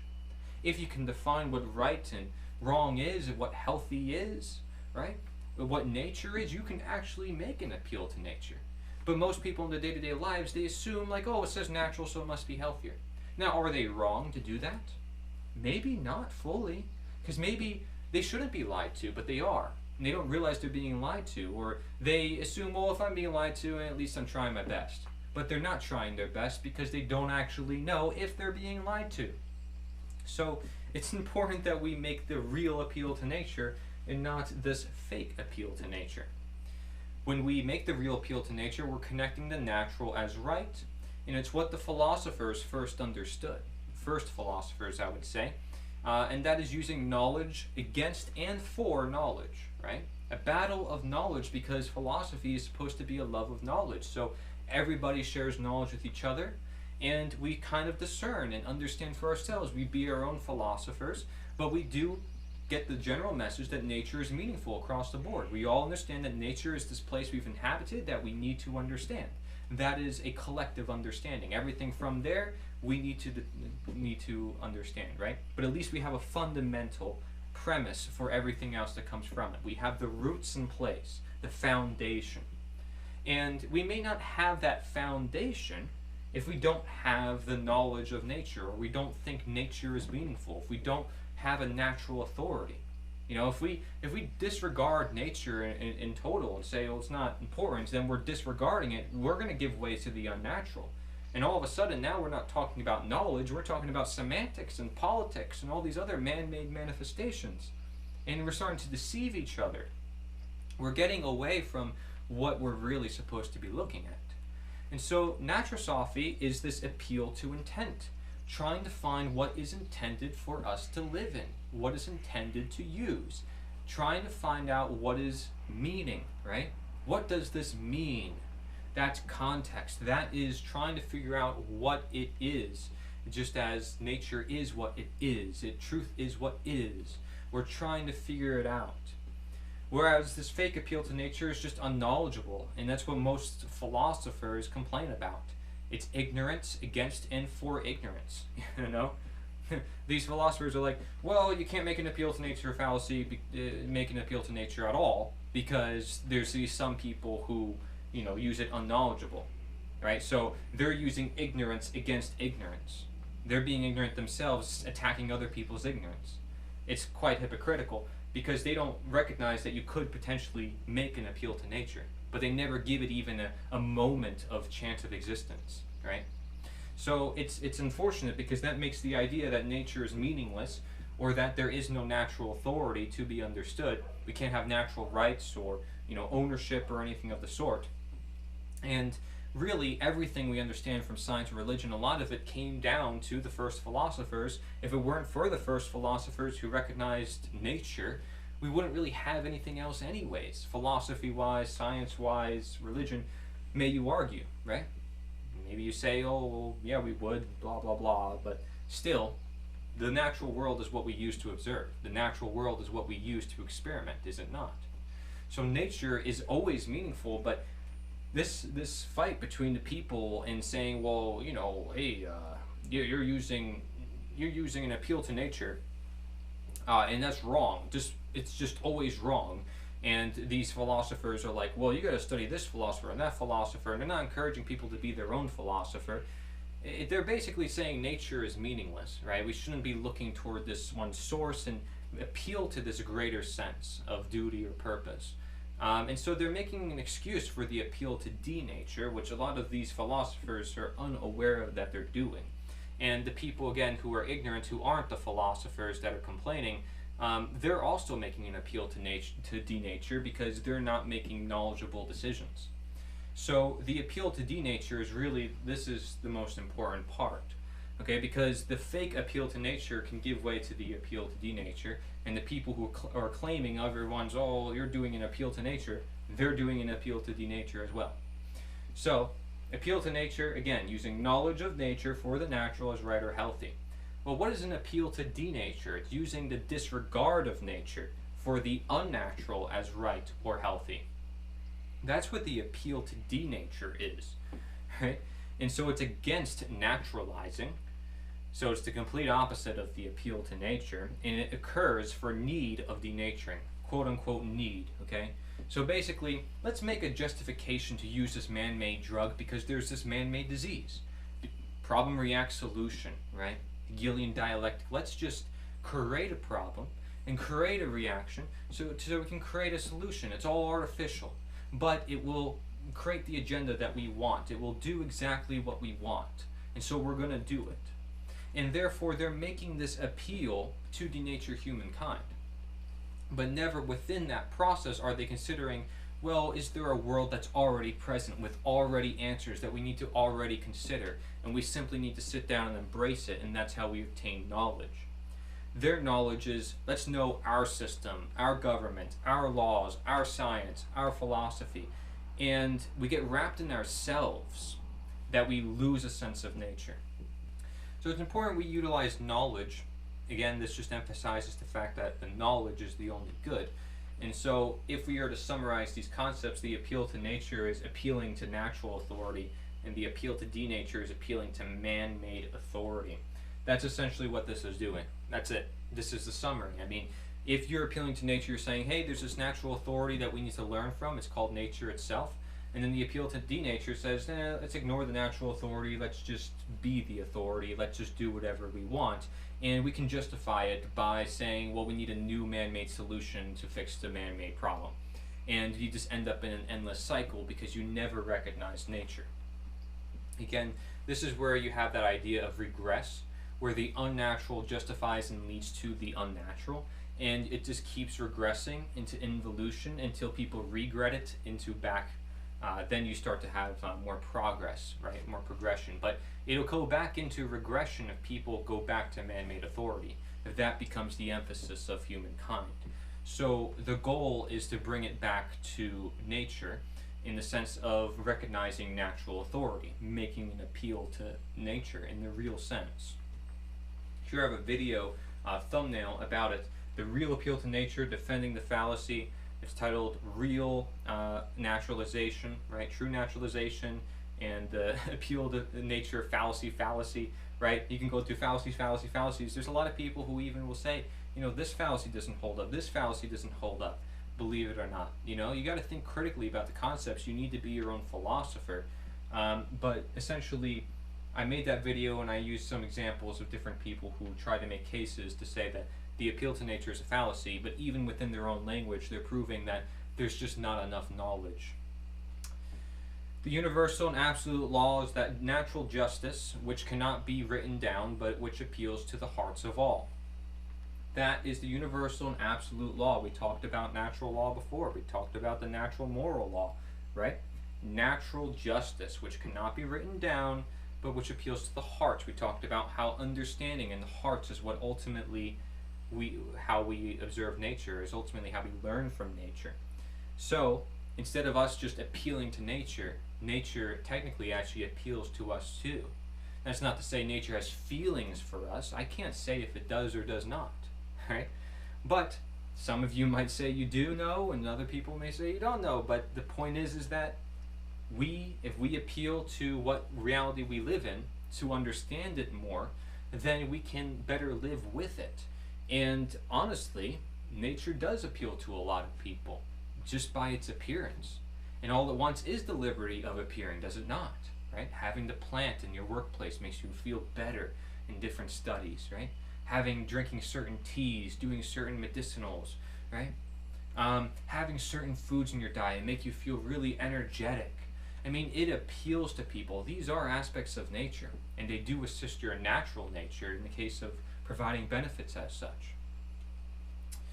So, we need to talk about excuses, right? We talked about how human beings will excuse their honesty and to say, well, we can be dishonest. We don't have to be truthful to ourselves. We can live this artificial reality. Well, don't excuse the unnatural. Be aware of the natural. That's the main point of understanding these excuses. And when it comes to excuses, I'm going to give you some examples, man-made examples. So, tech memory. We have memory, right? Our natural memory is in our brain. Tech memory. Well, in this TV, there is, crystals and ways it obtains memory. And so it has memory within itself, right? But what if we rely on this tech memory to remember everything that I want to remember? So let's say I want to remember this day and, I take several pictures to remember that day. Maybe I record the whole thing. I was always on my phone. I was at a concert. I was recording the whole concert on the phone, right? How much am I really living in the moment, experiencing it for myself, and remembering that with my own brain? How much am I emphasizing my natural memory, and how much am I giving way independence to the unnatural memory? Or the fact that it cannot be my more natural memory, because once we start to excuse and say, well, the phone will remember everything for me. Oh, I don't need to keep track of things. I'll just put it on my phone. Oh, I'll just put it on this and put it on that. What are we doing when we do that? Do we realize what we're doing to ourselves? Because it's these subtle things that can make a pretty big difference when it comes to not emphasizing the natural. Oh, I want to meet somebody. I want to date them, right? Oh, I want to learn how to date them, and I need to figure out how to meet people. So I'm going to go online. I'm going to go on Tinder. I'm going to go on these different dating websites. Well, what if those things didn't exist? What would people be doing? Would there be more people out and about? Would there be people meeting more others out and about? Would there be more social hangouts? Would there be less scams and, less identity issues? These are the questions you have to ask yourself, because are you excusing the unnatural, and are you aware of the more natural? The things that have always been here for as long as, humankind and, as nature has always existed. And tech memory has not always existed. Phones, glasses, clothes, these things have not always existed. I'd say clothes are probably the longest one on this list, right? And so you're going to notice the difference between these. And then you see, well, why are they more dangerous, or why are they more questionable? Perhaps due to how they came about in time, right? And what they do to us and what they're replacing. So if we look at phones and media, right? Same thing here. Social media replaces our social function, our ability to socially interact with each other. Even this video, right? I can be there in person talking to you. You'd feel my senses more. Now, I'm not to say that this presentation is wrong or unnatural within itself to do. It's to say there is a more natural way of hearing that information. There is a more natural way of delivering it. And so that is the more important thing to understand, is the fact that you can do that. Because once I excuse this and say, well, I should always do it through online, then nobody really gets a personal sense of who I am. And no one ever gets to feel my real emotions or real senses, which can do a great deal of wonder. Meeting people in person and feeling out who they are. This is why when people go on these dating apps and start texting people, they actually meet them in person, they realize they're totally different from the way they are in text. Or they can't relate with them, because now they're actually seeing them face to face, trying to interact with them emotionally. So, glasses, another example here, right? And phones, by the way, it's like people act like this is another organ of their body, right? I can't live without it. It's like, basically, let's make an excuse for the unnatural to always be with us. And we see that people have complaints about the health issues that it can raise, especially as they get more and more advanced. And so it's just important to have knowledge of all that, but a lot of people may not care much about that, and then you wonder why the world becomes the way it is. But nonetheless, phones, we use it for communication. That was the purpose of creating it, right? What has it turned into? Is it turning into replacing everything what we do? It was supposed to help us. Is it helping us, or is it not so much helping us? And this is the question with a lot of man-made things, right? Do they really help us, or are they supposed to help us, but they end up doing the opposite? It happens a lot with a lot of man-made things. You'll see as an example. But glasses are very particular, right? And you say, well, Cory, what's wrong with glasses? Come on, man. Are you really going to say glasses are wrong? Well, is it more natural than your eyes? And the answer to that is no. It's not more natural than your eyes. So what does that tell you? That tells you that we shouldn't necessarily depend on glasses. Oh, it's okay, people are going blind. Oh, it's okay, people are having eye issues, because we got a solution for that. No, it's not okay. It's not okay at all for those things to happen just because we have a man-made solution for it. First of all, that requires a lot of materials, requires a lot of other things, right? And having that fixation on material things within itself is a problem. Many cultures talking about the problem of attachment, the problems with the material world and consumerism. They're not wrong, because all it does is keep us away from the more natural. Again, all of it comes down to the natural and unnatural. So glasses assist the natural natures, right? They assist our eyes to see. So they're not necessarily bad when we understand the knowledge as to what they're doing, but we can understand in the fact that, well, there is a more natural thing to have, which is our own eyes. So what is going wrong that we have to use glasses? Because we don't have to use it.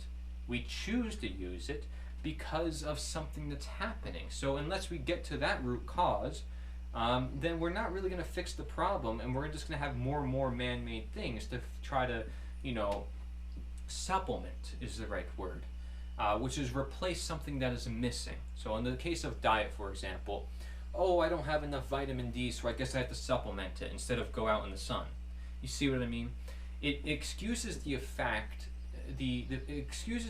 that you can go out in the sun, but you choose not to, right? So you choose, oh, well, I don't have to now because I'm taking the supplement, even though we find out that the most natural way usually is actually the best, or at least it is supposed to be the way things are in the case of eyes or in the case of nutrition, right?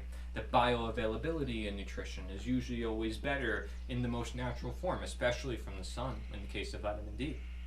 So clothes, another example here, which I said is like one of the ones that existed longer than a lot of the others. So a lot of people will look at that and say, yeah, it's obvious, we need clothes. But are we just going to say, yeah, it's obvious and therefore no questions at all? We can't just say clothes are always great and all the time we need clothes, let's just always wear it. Because guess what? There are studies showing that, hey, clothes may suppress some hormone function, they may cause some issues, and there's movements out there of people who are like, we don't need clothes, we can be comfortable in our own bodies, and instead of having all these identity issues and needing to get more material things, again, more consumerism, there's a lot of problems that people just don't see with these things, as simple as they may be. Now, obviously, clothes, again, they may assist the natural natures. May it be expression, which may not be as important, right, for a lot of things, but it can help with expression, it can help with protection, protecting ourselves against the natural elements. It can help even with delivery in the case of image, but it can help with comfortability in the case of, let's say, it's raining where I am. There's weather problems, right? There's snow and there's cold air, right? So I'm going to need some warmth, or maybe I don't even need that. Maybe I just need to eat more minerals. I need more protein in my diet. Maybe there's a way I actually can live without clothes. I just don't know because I don't have enough knowledge. So it all relies on knowledge. Otherwise, you're going to make an excuse. Like, oh, I don't know. Well, because I was told to. Oh, because everybody else is doing it. Endless amount of excuses. Endless. But the point is that you can look at knowledge and you can understand that everything that we do on a day-to-day basis has natural and unnatural alterations and forms, right? And a lot of the philosophers were trying to hit at that. They were trying to say, like, here's these polarities, here are these things, and how do they interact? And it sprung up so many great conversations that would have never been made. So the point is to look at these things and realize that we should not excuse the unnatural. These things could help us, right? But we need to be aware of what they're doing. We need to, again, be aware of what we're taking. I'm taking this action of wearing these clothes. I'm taking this action of putting out this presentation. Am I aware of what that's doing? Okay, so here's another example. Man-made law, right? Is there a more natural form of law? Does this need to exist, essentially? And the point is that it doesn't. It doesn't need to exist, and there is a more natural form of law, and it's called natural law, as we talked about before. So that's just another example. But people say, oh, we need man-made law for this or for that. Do they have enough knowledge of natural law? Do they have enough knowledge of how nature operates, or how things would work without certain man-made laws, or how things could work if they made it work without certain man-made laws? And so based upon a lot of these unnatural things and the questions that I pose to you, you can make predictions. Like I said, well, if everybody thinks glasses are normal and necessary, we don't question why people are getting glasses, then we're going to end up with a world full of people with glasses, right? That's a prediction I can make. And guess what? That number keeps increasing. Oh, there's disease, and that number keeps increasing, depending on when there's unnatural things in existence, or things that don't belong there, right? Wrong things that are there that don't belong there. I can make predictions based off of that and say, well, if there's more bad things happening here, they're probably going to contribute to evil because everybody's going with it. If there's a lot of good things and everybody accepts that and recognizes that, then we're going to move in the direction of order. It's what we choose to embrace that is the question. And so by understanding the nature of anything, we can predict the outcome of its embrace. So by understanding the nature of anything, we can predict the outcome of its embrace because we understand its nature. I understand the nature of my hands, right? The way it works and the way I can do different things with it. So I know that if I wanted to, can hold a glass, right? I could hold this glass of water here, right? I can touch this keyboard. I can do a bunch of things with these hands. I can make predictions, and I could even think it through before I do it because I'm in control of these hands, right? So those predictions I'm even in control of as well. And that's another thing, right? Is you can be in control of a lot of those predictions. You have a lot of power in this world. I mean, we are the ones that created all these things, so we can equally destroy a lot of these things. But in the cases of guns, clothes, glasses, right, phones, I mean, these things could be easily replicated, and people will find them useful for a long time, right? People will find them very useful. It's a willful choice if you don't want to use them, but since they're in existence and people know how to make them, they're probably not going to be leaving existence anytime soon. So if you don't like guns because they're scary and can kill people instantly because it's a more unnatural form of a fist, or a more unnatural form of, like it's a fist or a sword, right? It's more complicated than a sword. It's more powerful. Then, you might say, well, man, let's just get rid of all the guns. But you can't do that. It's in existence now, right? It's part of truth. And it's the same nature as a fist. It depends on the user, right? It depends on the user of that weapon, of that tool. Just like technology or anything else, I mean, it all depends on knowledge and how you use it, what you're using it for. The people have that knowledge. That knowledge can be used for good or for bad. The technology can be used for good or for bad. It's really, a matter of what do humans want to do with what is here and what has always been here. And so we decide, let's make glasses, let's make clothes, let's make all these things. Again, are they necessary? They aren't necessary, but can you take them out of existence? It's an individual choice. When you start saying, well, you can't do this, you can't do that, you got to be careful that you're not acting as nature yourself, okay?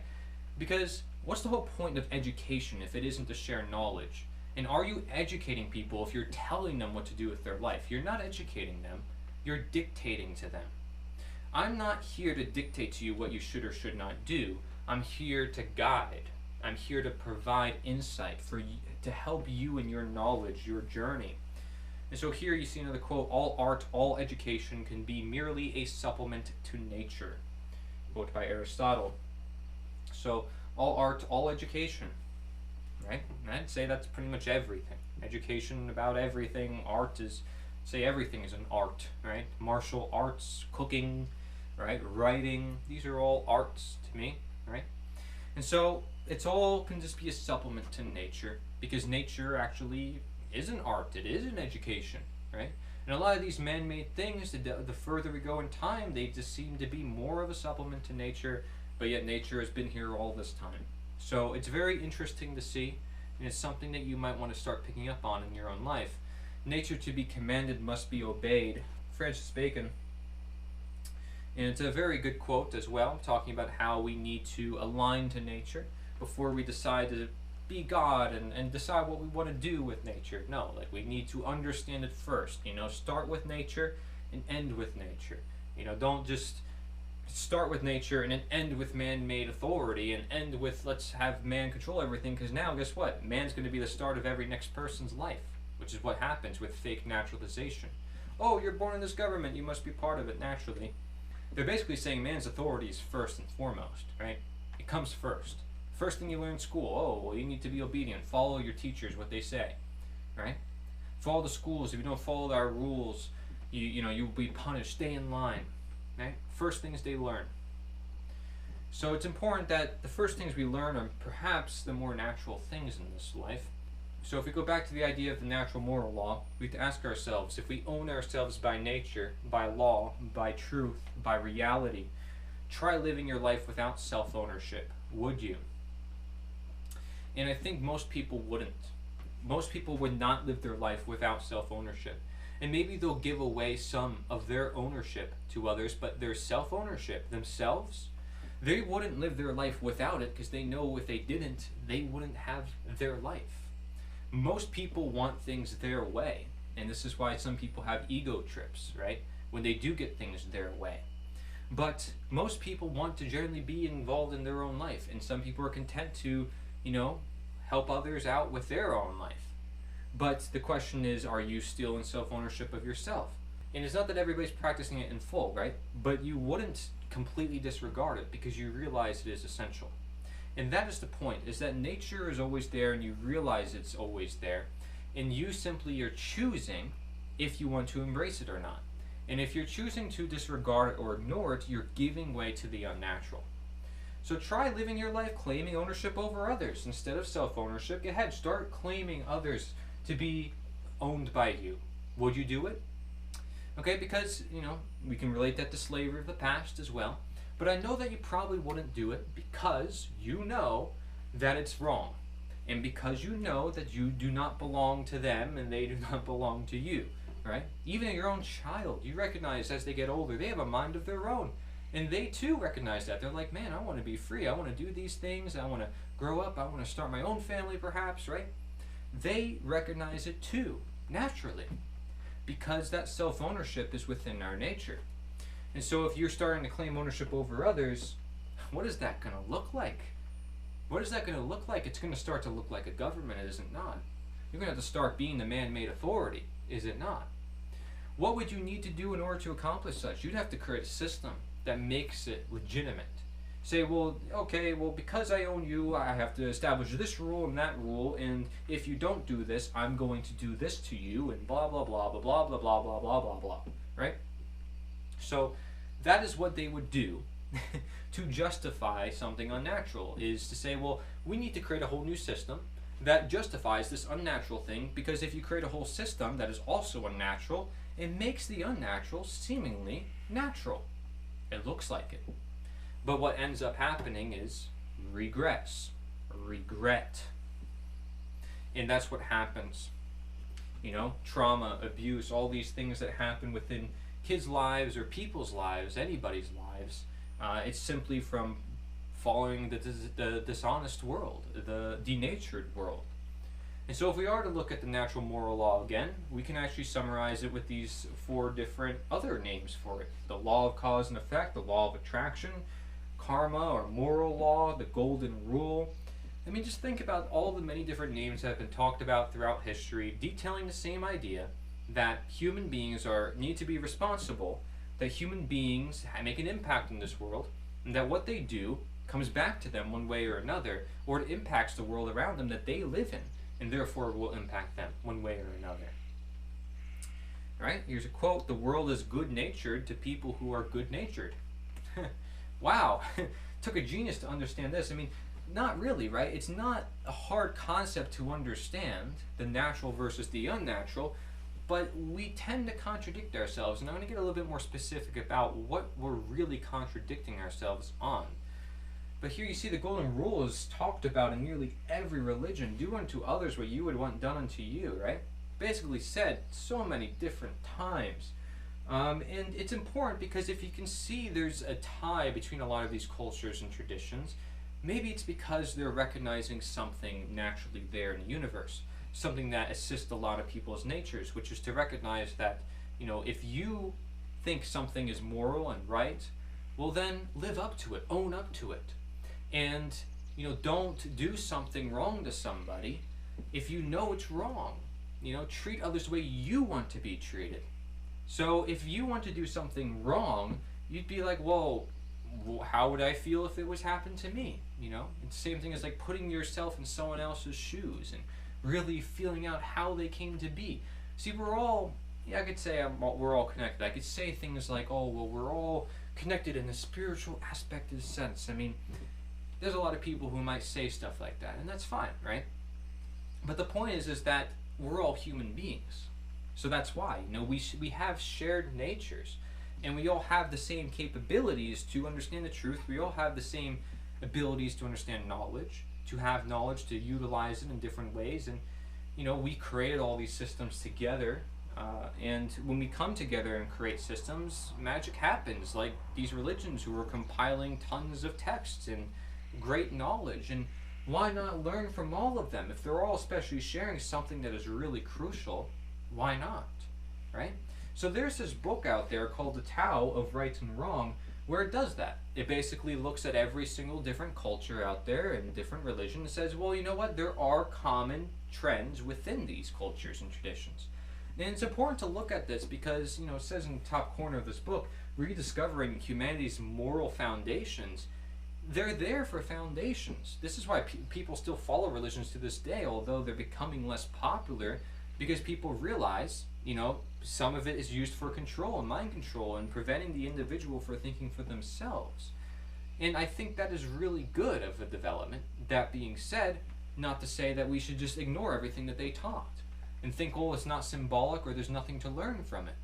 There's a lot that our ancestors learned, and we cannot just disregard them and say they were dumb, they were just trying to do things, and they were doing all sorts of weird practices. I mean, to this day, people are still doing crazy practices, right?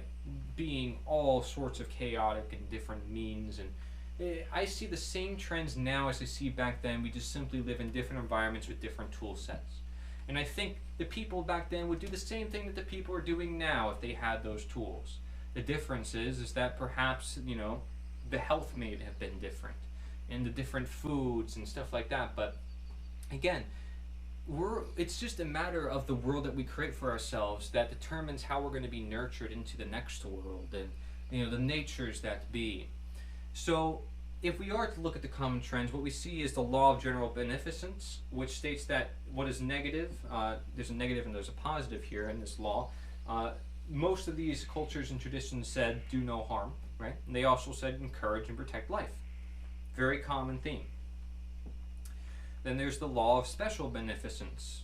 Do no harm to family, encourage and protect family, right? Really basic stuff that I would hope most people understand nowadays. Now you say, well, this is really obvious, and this is why, religion is maybe going downhill nowadays. I mean, to the person who may have gone through so much suffering in life, religions and stuff appeal to them for that very reason, because it helps them understand something that they didn't understand about themselves. Even if it's really fundamental and basic to somebody else, it doesn't mean it's fundamental and basic to them or that they lived by it and really understand how powerful it is. Okay, there is importance in a lot of these concepts, and people do need a reminder of those concepts if it really helps with their nature and helps with the nature of the world. So yeah, I mean, your family, right? This is something that you create. You create your own family.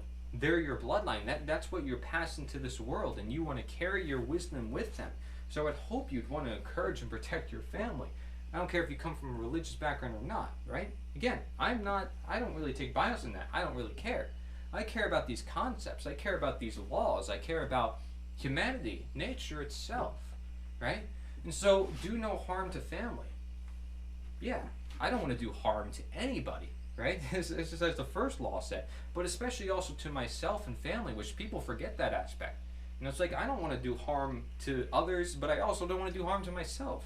I cannot forget about myself. I'm part of the process. If I start doing harm to myself, I might end up harming other people. And I gotta be very careful with that. The law of justice: be honest, do not steal. You see this in all these traditions too. You can see it's even cited here on the slide. Be honest, right? Be natural. Do not steal. Don't give way to the unnatural, essentially. The law of good faith and veracity: be truthful, right? Be natural again, The law of mercy: care for the unfortunate, care for people's nature. Say, hey, these people have the ability to be more natural. These people have absolute capacity to understand right versus wrong, to practice right? To practice or exercise their conscience, to have just as much fortunes as I have. They just grew up in a different place in a different time. That's okay. I could recognize that and I can help them, or I can guide them, or I can say, it is possible. You can end up like me, if not better. And there's a lot of people, some of the most suffering people on this earth, who start doing amazing stuff after they're suffering, right? And that's because they gathered the strength and the courage enough to change their current reality. And they saw they had to change it. And because of their learning experiences, it actually delved them deeper into magical creations, really powerful stuff, right? So we see this with a lot of inventors, a lot of people who are entrepreneurs. I mean, it's interesting, but everything we do in this life, whether you're fortunate or unfortunate, everybody can make an impact one way or another, because everybody's unique. Everybody has something to share. And so we can recognize that in everybody. The law of magnanimity: self-defense, right? That's essentially what that's saying, is that you should defend yourself or defend others if necessary from violence. And so the list goes on ultimately, right? Because you may look at those laws and say, well, why call it those names, and what really proves that they exist? Those cultures were just talking about laws, but they're all detailing aspects of consciousness. I like my friend Ken Bartle made this diagram, and it says natural law, sentient living beings. Kenneth Bartle, right, his name is in the corner of this diagram. He details over, 20 natural laws here. And so he also says that if you do look at like the opposite, 8 correlates to 18, for example. 19 correlates to 9, for example. So stuff like that, right? 11 to 1, 20 to 10, for example. So he's saying that these laws correlate with each other. I mean, there's beautiful systems. I've seen lists, hundreds of natural laws in the universe. And the point is that, like I said before, natural law is just a term for nature. That's all it ever is. And so all of these laws are, from my view, quite valid, because they're all detailing the universal and timeless. They're all trying to get clear about like what is in control of this universe, and can we use them? Can we apply them? And here, he made these so they can be applied in people's lives, right? So they're very specific: of morality, of no trespass, of just consequence, of forceful arrest, of efficacy, of right to reason, of reciprocity, of respect, of allowance, of commitment, free will, individual rights, integrity, equality. Very specific, right? And a lot of people will identify natural laws like this. This is the point I want to make, is that you can have an open mind. If they're all trying to detail nature, the natural law essentially is just nature. And again, because everything in nature operates by natural laws, the list is ultimately endless. And so several other resources that are really good for learning about natural law would be Natural Law or the Science of Justice by Lysander Spooner, Natural Law, the Real Law of Attraction, How to Apply in Your Life by Mark Passio, great seminar. Right is Might, a basic book on ethical behavior by Richard Wetherill. Very good book as well, right? So these are great resources, and they all have perspectives of their own. They're not all going to use the same terminology, because in nature, you don't have one terminology to say this is how nature operates. You can't. Nature is just that great and that powerful that you cannot put one label on it. You can't say it's just one thing. It's so many things as long as it's detailing nature, that is the universal and timeless, that is what has always existed, it applies to nature. And you can put on dozens of labels and use dozens of different words to describe it. So these are just some examples, and I think these guys do a very good job at describing different aspects of nature, right? Is it whole? Is it holistic? Well, even I admit to you, nothing will be whole and holistic of everything about nature. But after enough study of a lot of different philosophies about nature, you might be able to understand more about nature as a whole and how it operates and how it works, right? And the time and place for all these things. I put out a documentary, Natural Law, the philosophy and science of it, and we can see it through teleology, objectivism, deism, Taoism, occultism, and there's so many other branches of philosophy and study that you can get into to learn about this subject. It's just immense and never ending. The point is that you need to understand what you should and should not do, right? That's the whole point of learning from nature to begin with. That's the whole point of creating religions or sciences and philosophies, everything, because we're trying to understand nature and learn to live with it. Here you have another example, the 7 Hermetic Principles, all right, which a lot of people who teach natural law may refer to. The principle of mentalism, that all is mind. Correspondence, that everything, right, corresponds. And so, as above, so below, for example. Vibration, right, everything moves, nothing is at rest. Everything vibrates. Polarity, right, there's, moon and sun and, masculine and feminine energies and all these different polarities, even right and wrong, hot and cold, right? And we can understand these and how they operate. Rhythm, right? Everything has an ebb and flow. Think of this like karma to some sense as well. Things will come back, right? So cause and effect, that deals with all these are connected, right? Cause and effect, all that is cause and effect. For certain things to happen, everything cause and effect. If I put enough motion or energy into anything, it will occur. Gender, right? Gender is really important too, because that refers to masculine and feminine energies. This one a lot of people have a harder time describing this one, but it usually refers to the fact that everything has masculine and feminine within it, and it's simply a matter of understanding both energies and how they make up the individual, for example, right? In the case of gender, some people might talk about left brain versus right brain, but it doesn't have to be like that either.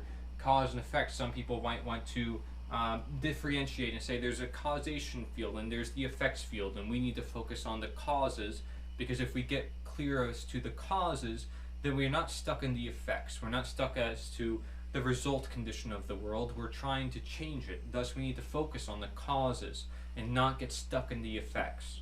Right? People will do that as well for cause and effect. So they're all important. They're all really important. Effects obviously can help you learn about causes. Causes help you learn about the effects. These are all really important as one another. You can even see there's a tree of life diagram on the side, sort of connecting a lot of these together with many different aspects. You can even take in tarot cards. The symbology and the learning behind these concepts are so extensive because they're all trying to understand nature. I'm not telling you that you have to look into all of them. You can understand the basic sense that I'm talking about, natural versus unnatural, and I think that's adequate for me. Adequate for me because I think it connects to a lot of these other concepts, right? We're understanding the nature of the mind, the nature of the universe, the nature of how things manifest, why things manifest. It's all the same deal.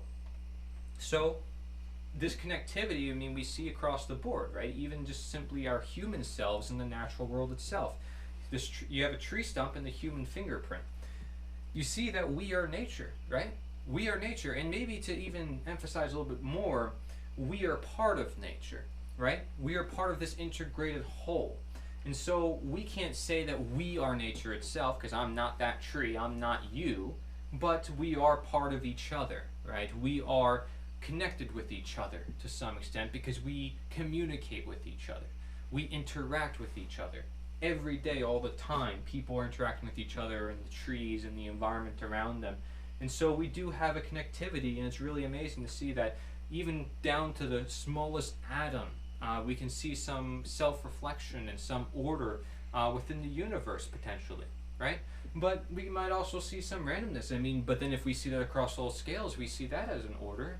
There's a beauty in the universe that is found simply by studying nature, and that's why beauty is always referred to as another concept for study when we talk about nature. So here we have another quote. We often forget that we are nature. Nature is not something separate from us. So when we say that we have lost our connection to nature, we have lost our connection to ourselves. Very, very important. And just to prove to you how much this subject of natural law has been talked about in history, here's a list of people who've talked about it in history. I have it in my video, The Complete History of Natural Law. And I even made a timeline to show all these people and where they were in history, and I'm sure there's plenty of more as well. But when you saw, great revolutions in freedom and understanding what humans should do, you saw that usually in the application of natural law. You always saw great improvements in society with the application of natural law, or recognizing that there's laws that govern, human behavior or what have you. They're simply recognizing nature again.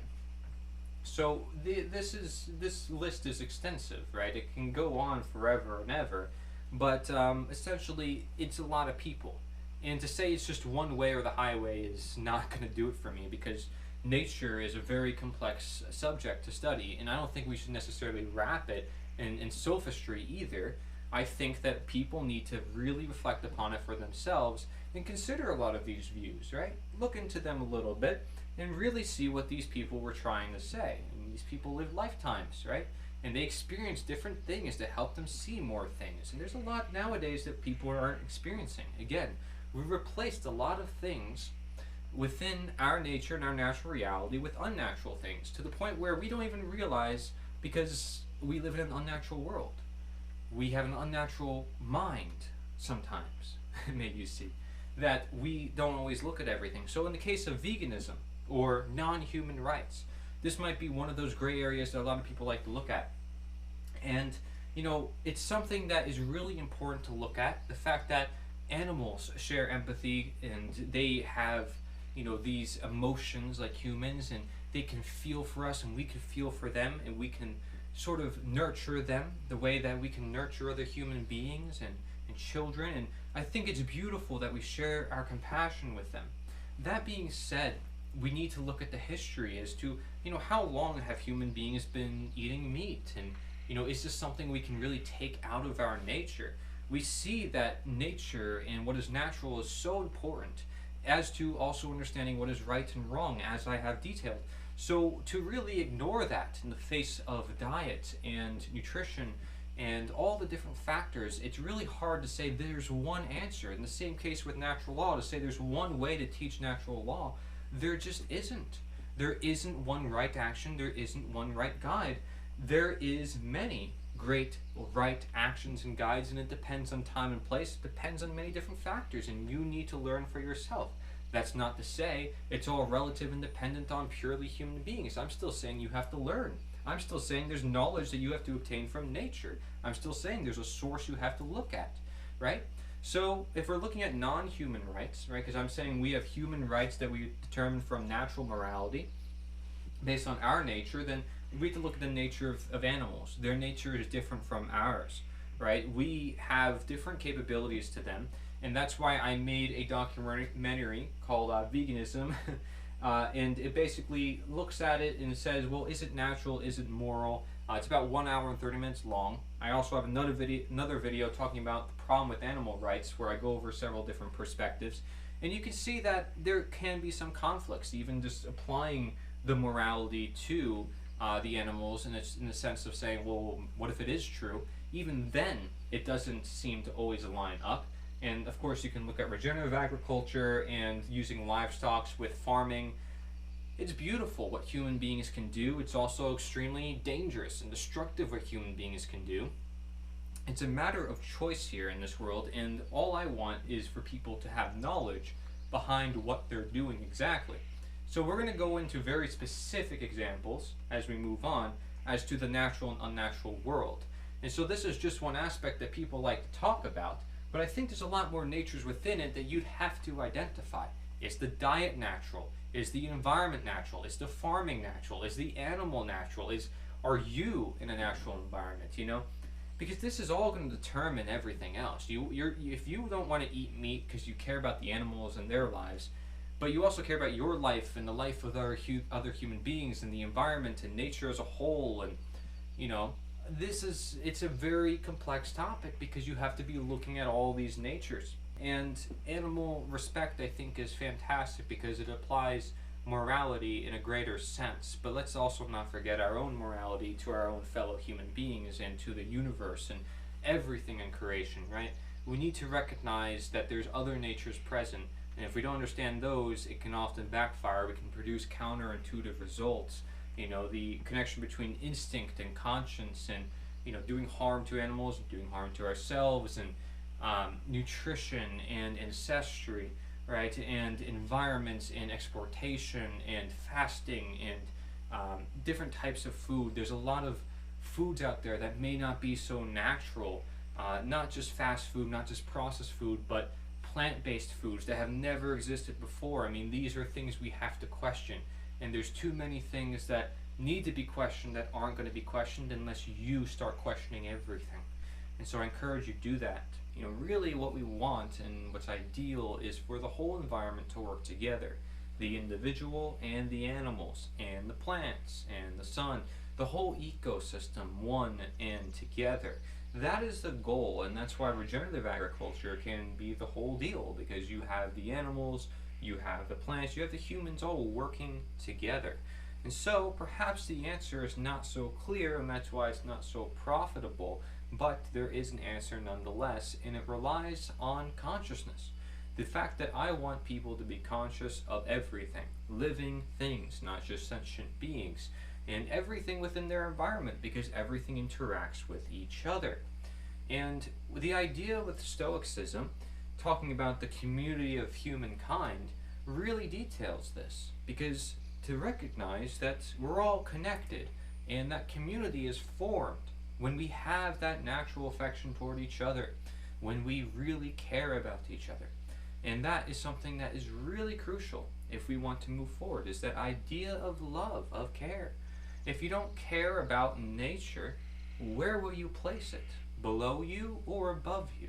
Stoicism, living according to nature, is usually its motto. This is a philosophy of the past as well, and it's becoming increasingly more popular nowadays for good reason, because again, it's looking at nature, which we see as relevant, as we talked about before.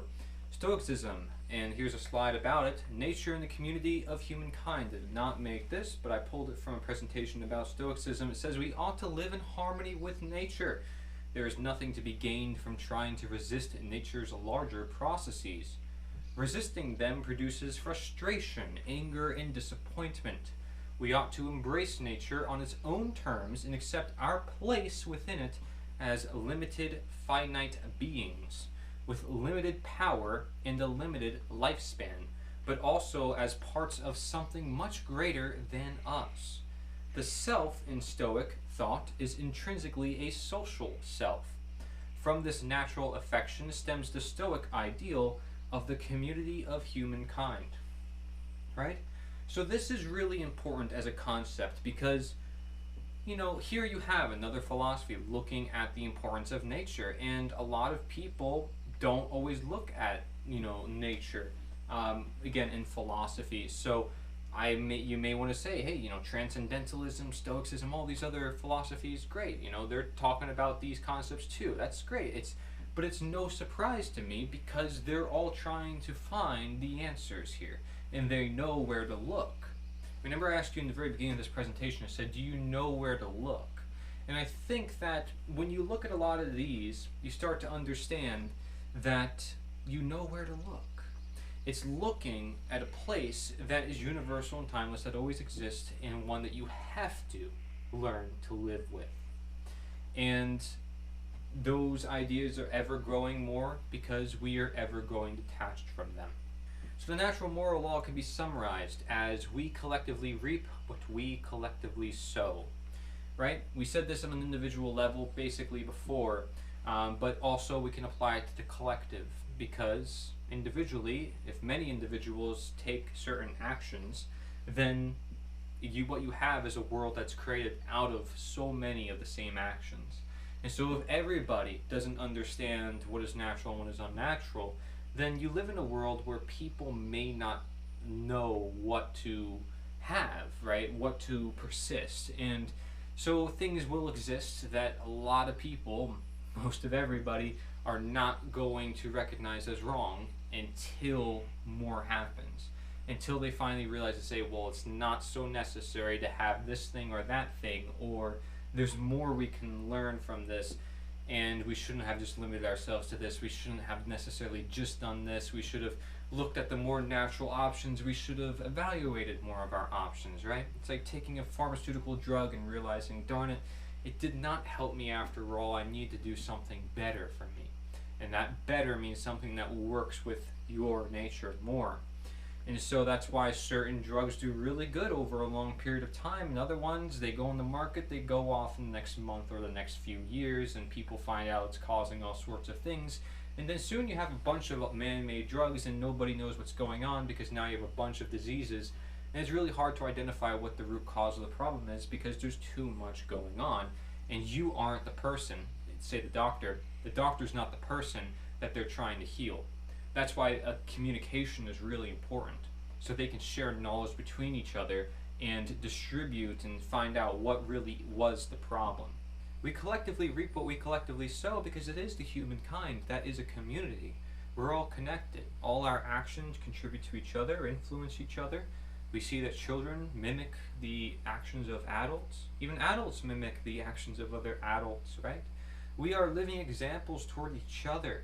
And ultimately, we feel the pain of others. At least we should. So we have a really core concept called time and place, because the doctor needs to know when to administer medicine, for example, and when to talk before administering that medicine, to find out more about that ailment, about that problem. And the time and place of, well, should I schedule my meeting here or there? I mean, the examples are endless. This is a very core, important topic. And every nature is unique. That's what makes it have its own nature. There is a time and place for every natural nature, and this is how we attain balance. And when I say balance, of course I'm talking about natural natures here. I'm saying that there is a place for everything. It's just you need to know where that place is, right? So there's a place for your conscience, and when you should use it, why you should use it. Right, there's a place for your mind, your heart, your lungs, your kidneys. I mean, if they're not in the right place, do you think they're going to function properly? If they're not utilizing their function at the right time, do you think they're going to function properly? Everything is working in nature accordingly to a certain time and place. Now, do we understand that? Do we recognize that? Because that's important. Recognition is always important to our understanding. And so, I'm going to ask you a few questions about this, because I said there's many examples and there's many ways I can take this, but where is there unity? Where is there unity? Perhaps it's where things come together, where the time and place is coming together. When is an aha moment? When I say, aha, I found it. This is the answer. Oh, now it makes sense to me. It's when the time and place comes together. What does it mean to say we see eye to eye, right? Well, it means that our time and place is together, right? It's like, oh, well, why do we say things are out of place? Because things need to get in place, right? The time and place needs to come together. Do we know our place, right? We say we don't know this world we live in or what's happening within the world. Do we know our place within the world? Well, this will determine, our time, perhaps. Why do we share our time? Why do we share our time? Well, when we share our time, what are we referring to? Referring to us being in the same place. So I want you to understand that time and place is connected here. And so when you have an aha moment, it's because you're in the right place in the right time for you to receive this aha. When we see eye to eye, we're in the same place, and there's a time that says, hey, we see, right? Present time. things are out of place, right? We always talk about there's past, present, and future tense. And we're always talking about time. Time is always ever going. Time is movement and all these things, right? So time and place is always going to be a very important concept to understand here. And the main message with time and place is to understand that what we do with our time determines our place, and what place we have helps us determine our time. So let me read that again. What we do with our time determines our place. What place we have helps us determine our time.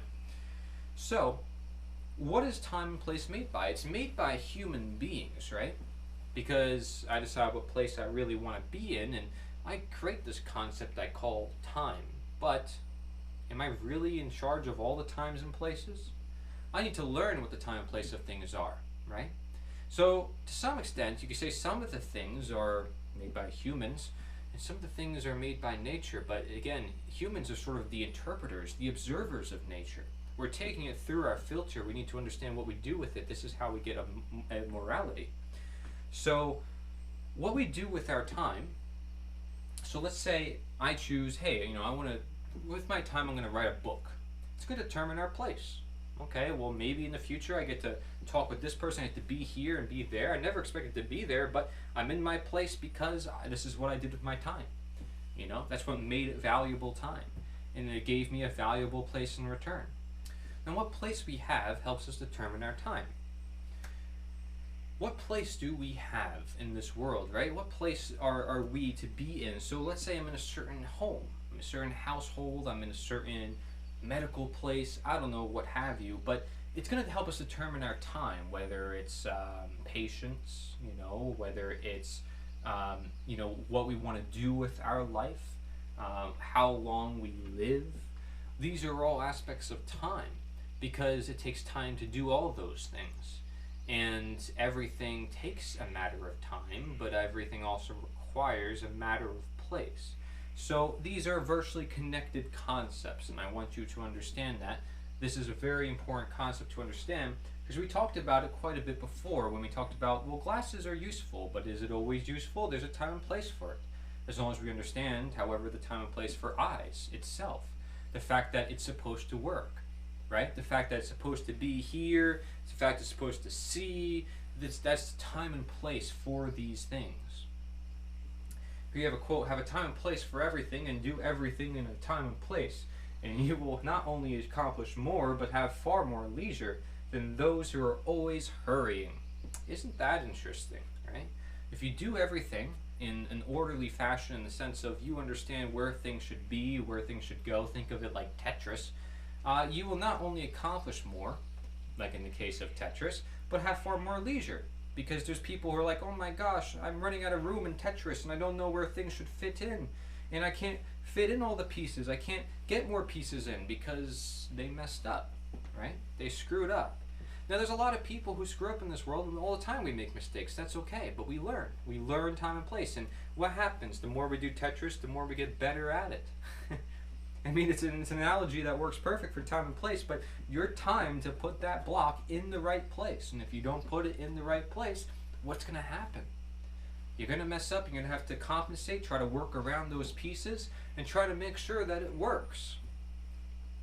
And that's what we do with life all the time. We have to try to find out what works, and sometimes we have to do some configuration, but that configuration is mostly trying to configure time and place.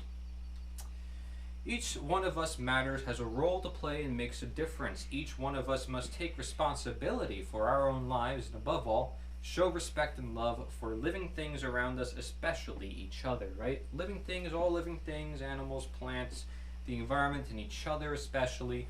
Totally, right? This is a great quote because it's talking about how each of us is unique, and each one of us matters. Everything in life matters, otherwise it wouldn't exist. It's all here for the reason. Again, nature does nothing uselessly. Everything has a cause and effect. Everything is the result of different actions, and it's all just a matter of understanding that. Time and place. And truth speaks through time. Very important concept to understand here, because if we're going to try to say, well, we want to know what the truth is, or we know what the truth is, we say, well, there's been enough time to show we know what it is. Or there's been enough places in time to know what it is, right? And so time and place is so crucial to understanding nature and understanding what is natural to each nature. Because then we found, hey, this is the time and place for this is the time and place for that. Because we said, hey, this is natural for this is natural for that. And if it isn't, well, then truth is going to tell us. Nature is going to tell us. I'm going to say, truth tells us this happened. God tells us this happened. Nature tells us this happened. Reality, honesty, whatever you want to call it, tells us this is what happened, right? And thus, knowing what happened, we should be able to say, well, we can change that. We can do something different. We can make something better. Knowing time and place. Now, there's a really important text to talk about, and that is The Lowest Animal by Mark Twain. I figured to go over this text because it tells us the role of human beings within the ecosystem of nature. And I have snippets from this text, so let's read some about this. The higher animals engage in individual fights, but never in organized masses. Man is the only animal that deals in the atrocity of atrocities, war. He is the only one that gathers his brethren about him and goes forth in cold blood and with calm pulse to exterminate his own kind. Right? So humankind is really this only species that is willing to go all out, nuclear arms and everything against our own species. Right? And so it's interesting because he's referring to the higher animals as those who just engage in individual fights, and the lower animals as those who have to have organized masses, I can't be responsible for my own needs. I need to hire this huge gang to protect me and my needs, right? I need to get together all these people so they can fight for my ego, my will to be done.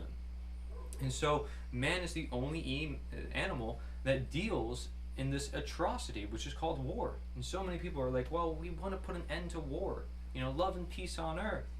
But do they realize where war comes from? How wars occur? And believe it or not, we're going to talk about what causes war.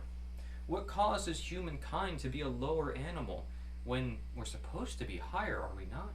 Or are we really? Well, let's look more into this. He states, quote, "Cats are loose in their morals, but not consciously so. Man in his descent from the cat has brought the cat's looseness with him, but has left the unconsciousness behind, the saving grace which excuses the cat. The cat is innocent, man is not." Okay, so what he's saying here is going to be summarized in the following. Mankind is reduced to a level below the domestic cat in this comparison. Twain means to point out that humans do certain things despite knowing that they are wrong. So humans will do things knowing that it's wrong, but they'll still do it anyways. Sounds a lot like order following, when you just do what you're told without thinking for yourself if it's right or wrong, or even if you do know if it's right or wrong, you still carry it out because you're told to do it. He satirizes this by claiming that cats can do no wrong because they have no concept of wrong, but that humans should know better, but don't. So we should know better, okay? Meaning that we need to have knowledge, again the emphasis. Because if they have that knowledge, then we know what is natural, what is unnatural, and if we act in alignment to that knowledge, then we obtain the natural. We manifest the natural. Here's another quote, "Roosters keep harems, but it is by consent of their concubines. Therefore no wrong is done. Man keeps harems, but it is by brute force, privileged by atrocious laws, which the other sex was allowed no hand in making. In this matter, man occupies a far lower place than the rooster." And of course, Mark Twain likes to use a lot of satire, but is he wrong to say this? Is he wrong to say this? Because and we can learn a lot from animals. I can look at a pet, right? A cat or a dog, for example, and I can see they're just living their life. They're just living their life, and as long as they have food, water, and shelter, they're not seeking to create a religion. They're not seeking to get a whole document and create a whole new system of government or anything like that. They're living their lives. And they want what everybody else wants at the end of the day, which is love, security, peace, right? They want the same things that humans want, but they seem to actually be more in tune with nature. If they get sick, they know they have to rest, right? If they know they're thirsty, they know they get water, no excuses asked. You know, they're not like, well, I have a job, I have to work, I have to do this, and therefore I have no time to drink any water. You know, like, it's really simple things, but the animals are really good at those things, and humans, not so much, right? We talked about before how we may not be able to apply human rights to animal rights because we have two distinct natures, different, right? Now, an animal could be suppressed in their power too. Let's say they're a pet or they're put in the zoo by man, right? Now they can't express a lot of their natural instincts. They don't get to do a lot of things. They have to be more dependent on man for their survival. They don't get to use all their senses that they were born with. It's very interesting because we can suppress other human beings the same way we suppress animals. And we can, attack them the same way we attack animals. I mean, the relationships are pretty similar. And there's a lot of people who care about human rights but don't care about animal rights. And there's a lot of people who care about animal rights but don't care about human rights. And equally so, we have to care about both. But we also need to look at the nature of those things, right?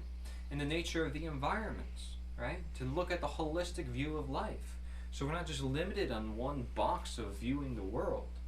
Nature is a very complex ecosystem that does require knowledge. It requires patience to get that knowledge.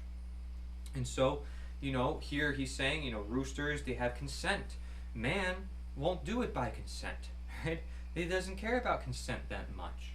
But this is why consent is really important to look at. Among harm, among, violating anything within nature, right? Consent has a huge deal to do with it. Because if I do something inconsensually, I'm violating someone's freedom. Someone's free will, their choice, their ability, their function, their nature. And so voluntarism is very important. But so is harm, If I harm someone, I'm also violating their nature. It's all a violation of nature if it's wrong because it's unnatural. Again, Twain places humans below an animal in terms of morals. This time he points out how ridiculous it is for humans to keep people against their will when even a simple rooster does not do this.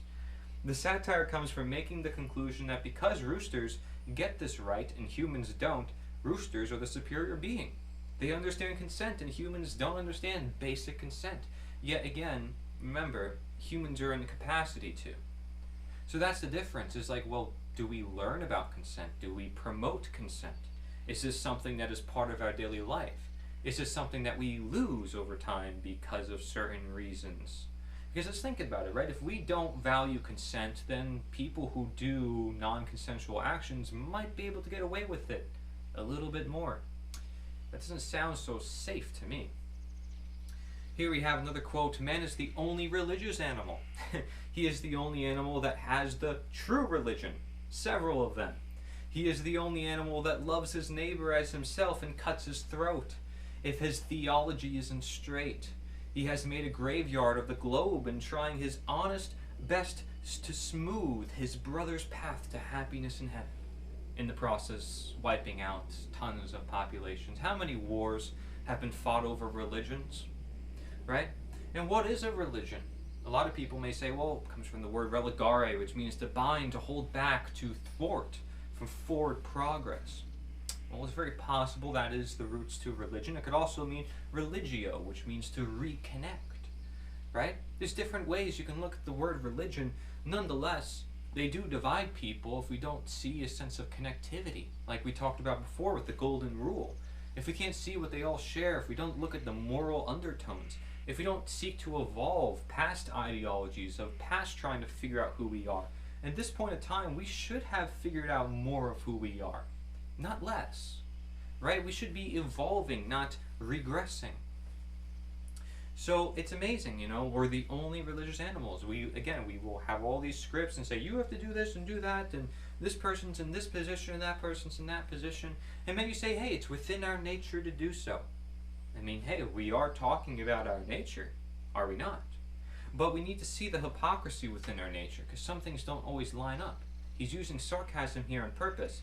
He has one true religion, several of them. What he's saying is that every one of them claims to be the answer, claims to be the only way. And one of the first things I said when I first did this presentation said, hey, I'm not the only way. right? This is not the only way to look at the truth. There is no one way to look at the truth. Look at all these people who talked about natural law. None of them are right, because all of them are right, equally so. They all had something to contribute, right? They all had some sort of truth in them. If they were followed to some extent, it's probably because people saw their advice as somewhat valuable or pertaining to their circumstance. So if we understand that context, we can understand why things are natural to natures. For example, let's say somebody lives in the Arctic, if we're going to talk about diet. They can't grow any plants. They have to eat animals, and they need a lot of calories. They need a lot of, warming foods. They're going to listen to their environments accordingly, and that is ultimately what's most natural for them to do, and therefore the most moral for them to do. Because they can't escape that reality. It's a matter of survival at that point. In the same way, if somebody tries to violate you, you have to violate them in response to self-defend yourself. But you say, well, why would you violate in response? You don't have to. You could take the pain, but you want to defend yourself so you can function, so your nature can continue doing what it's doing. You aren't the one who first took the violent, aggressive act. You're simply defending yourself. We'll talk about defense, we'll talk about aggression, we'll talk about a lot of these things as we move forward. So here we have another quote: "Of all the animals, man is the only one that is cruel. He's the only one that inflicts pain for the pleasure of doing it." For the pleasure of doing it, he will inflict pain on his fellow man. And that, you may say, is psychopathic, right? It's the only one that may lack that empathy. But, of course, some people might dispute this and say, no, there's other animals in nature that do this or that. But nonetheless, this is here for a lesson to say that man is not all great as we try to make ourselves out to be sometimes, right? We may have great ability and great capacity to be good, but it doesn't mean we are good or you are utilizing that good. So here's another image. I see humans but no humanity. I see humans but no humanity, and I think the image is also really symbolic, because I don't know if that's a robot or a little telescope thingy that's looking for humans, right? So it's possible it's either one, but if it is a robot, it's quite symbolic to see a robot is seeing that there's no humanity in humans. But nonetheless, you get the point. You can see humans, but you may not see humanity. You can see nature, but you may not see the natural, okay? And then, do you really see humans? Do you really see nature? And the answer is no. What you see is an illusion of it, which you may call nature, which you may call humans, which you may call right and wrong, but is totally an illusion, totally not based in truth or reality.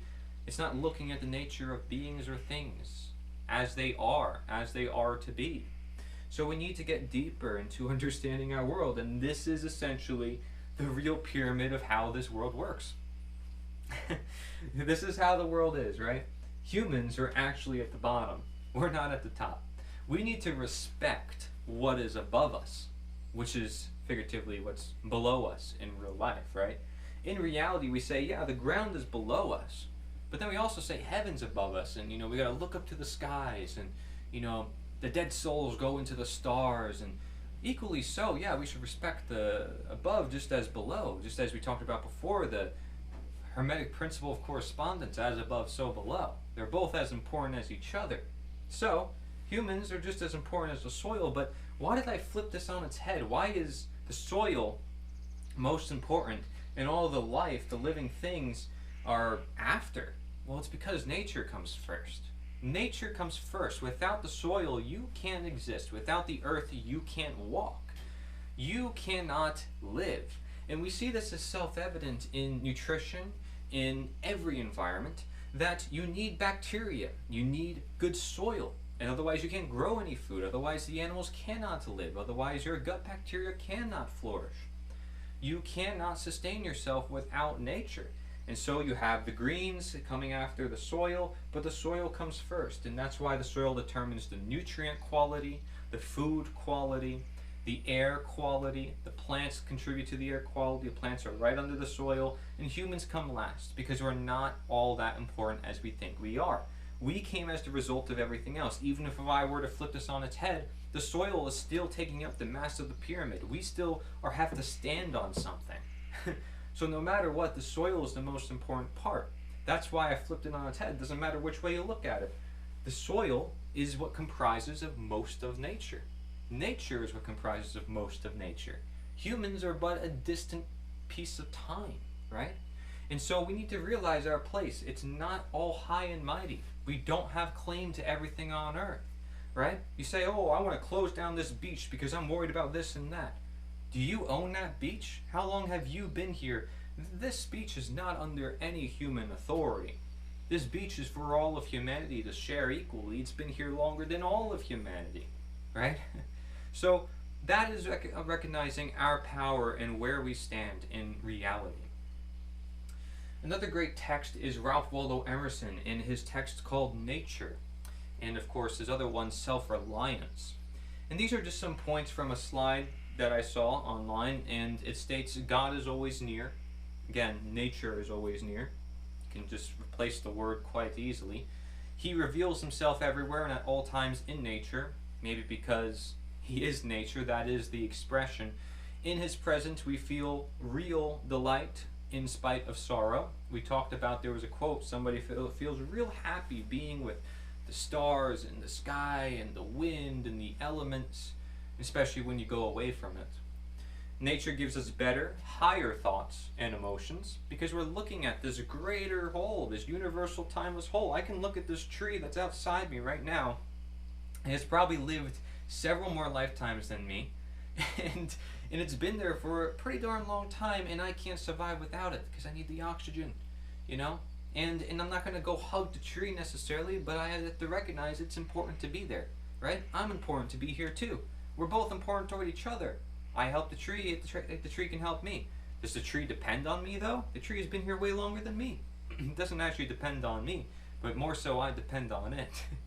So nature gives us a great sense of not just feeling, but actually health, right? So not just instinct, not just feeling, but actual results objectively. And so in the woods is perpetual youth, Ralph Waldo Emerson says. He talks about youth and beauty and all sorts of different ideas within this text of nature.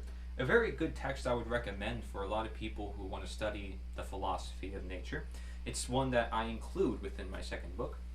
And he also mentions that every person should place full trust in himself or herself, as you should, because you are you.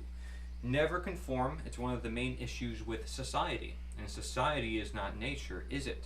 But society comes about from nature, and therefore nature is the roots. You lose the roots, what happens? Society crumbles, right? You can't hold the base of that pyramid because you get rid of the roots, you get rid of the soil, right? And again, same way, even if the soil's on top, you know, if it's not part of the ecosystem, you're falling face down. You need to stand grounded on that soil.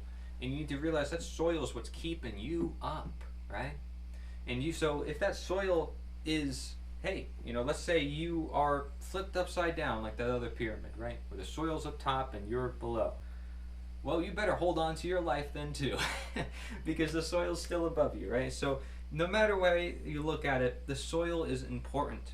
Here's more information about the book on nature, and this is just the first chapter, some summary about it. It says to have a direct relation with nature, with God's divine creation, and go look out and look at the stars, right? Go out and look at the stars. Just look at the magnificence, the abundance, right? And question, what really is that, right? Can we really describe what these things are? Can we really describe everything in reality with just science? Why is there a field called metaphysics? Why is there a field called quantum physics, right? Why are there spiritual teachers? Why were there spiritual traditions? Why were the ancients so, you know, going to do rituals and try to connect with nature in different ways and use symbols as a means for change? Why do people do these things? And this book really sums up why people do a lot of those things. The mind must be open to the appearances of nature in order to achieve true wisdom, right? I talked about how this presentation is called Naturosophy, which is what? The knowledge of nature. My second book is The Wisdom of Nature. Number 3 here, the mind that is truly open to nature's own truth is poetic. This is something, maybe one of the reasons why I like poetry, but poetry allows us to express ideas, a lot of ideas, in very simple words. And sometimes simplicity is really important for nature because it leaves a lot of room for interpretation. A tree, it looks simple, you know? A blade of grass, it looks simple. But yet when you look deeper, it's working with so many different systems. So complex that it takes hundreds of thousands of years to figure it out. And even then we still don't know what it is. The lover of nature is he whose inward and outward senses are still truly adjusted to each other. A relation of correspondence or analogy between human being and all natural beings. Right? What is essential is to be in harmony with nature, but to be in harmony with nature is to be in harmony with God's design. Quote, nature always wears the colors of the spirit, and nature is a mirror of the moral state of the soul. So you can see that as nature is a mirror of what is natural or what is unnatural.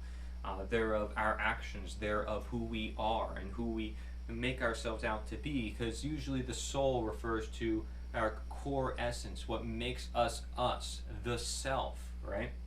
And so how we portray ourselves, how we partake of ourselves determines our nature, right? Nurture, nature, nurture, nature, and how natural we will be, and that will reflect upon nature, right? Which is the natural, right? The nature all.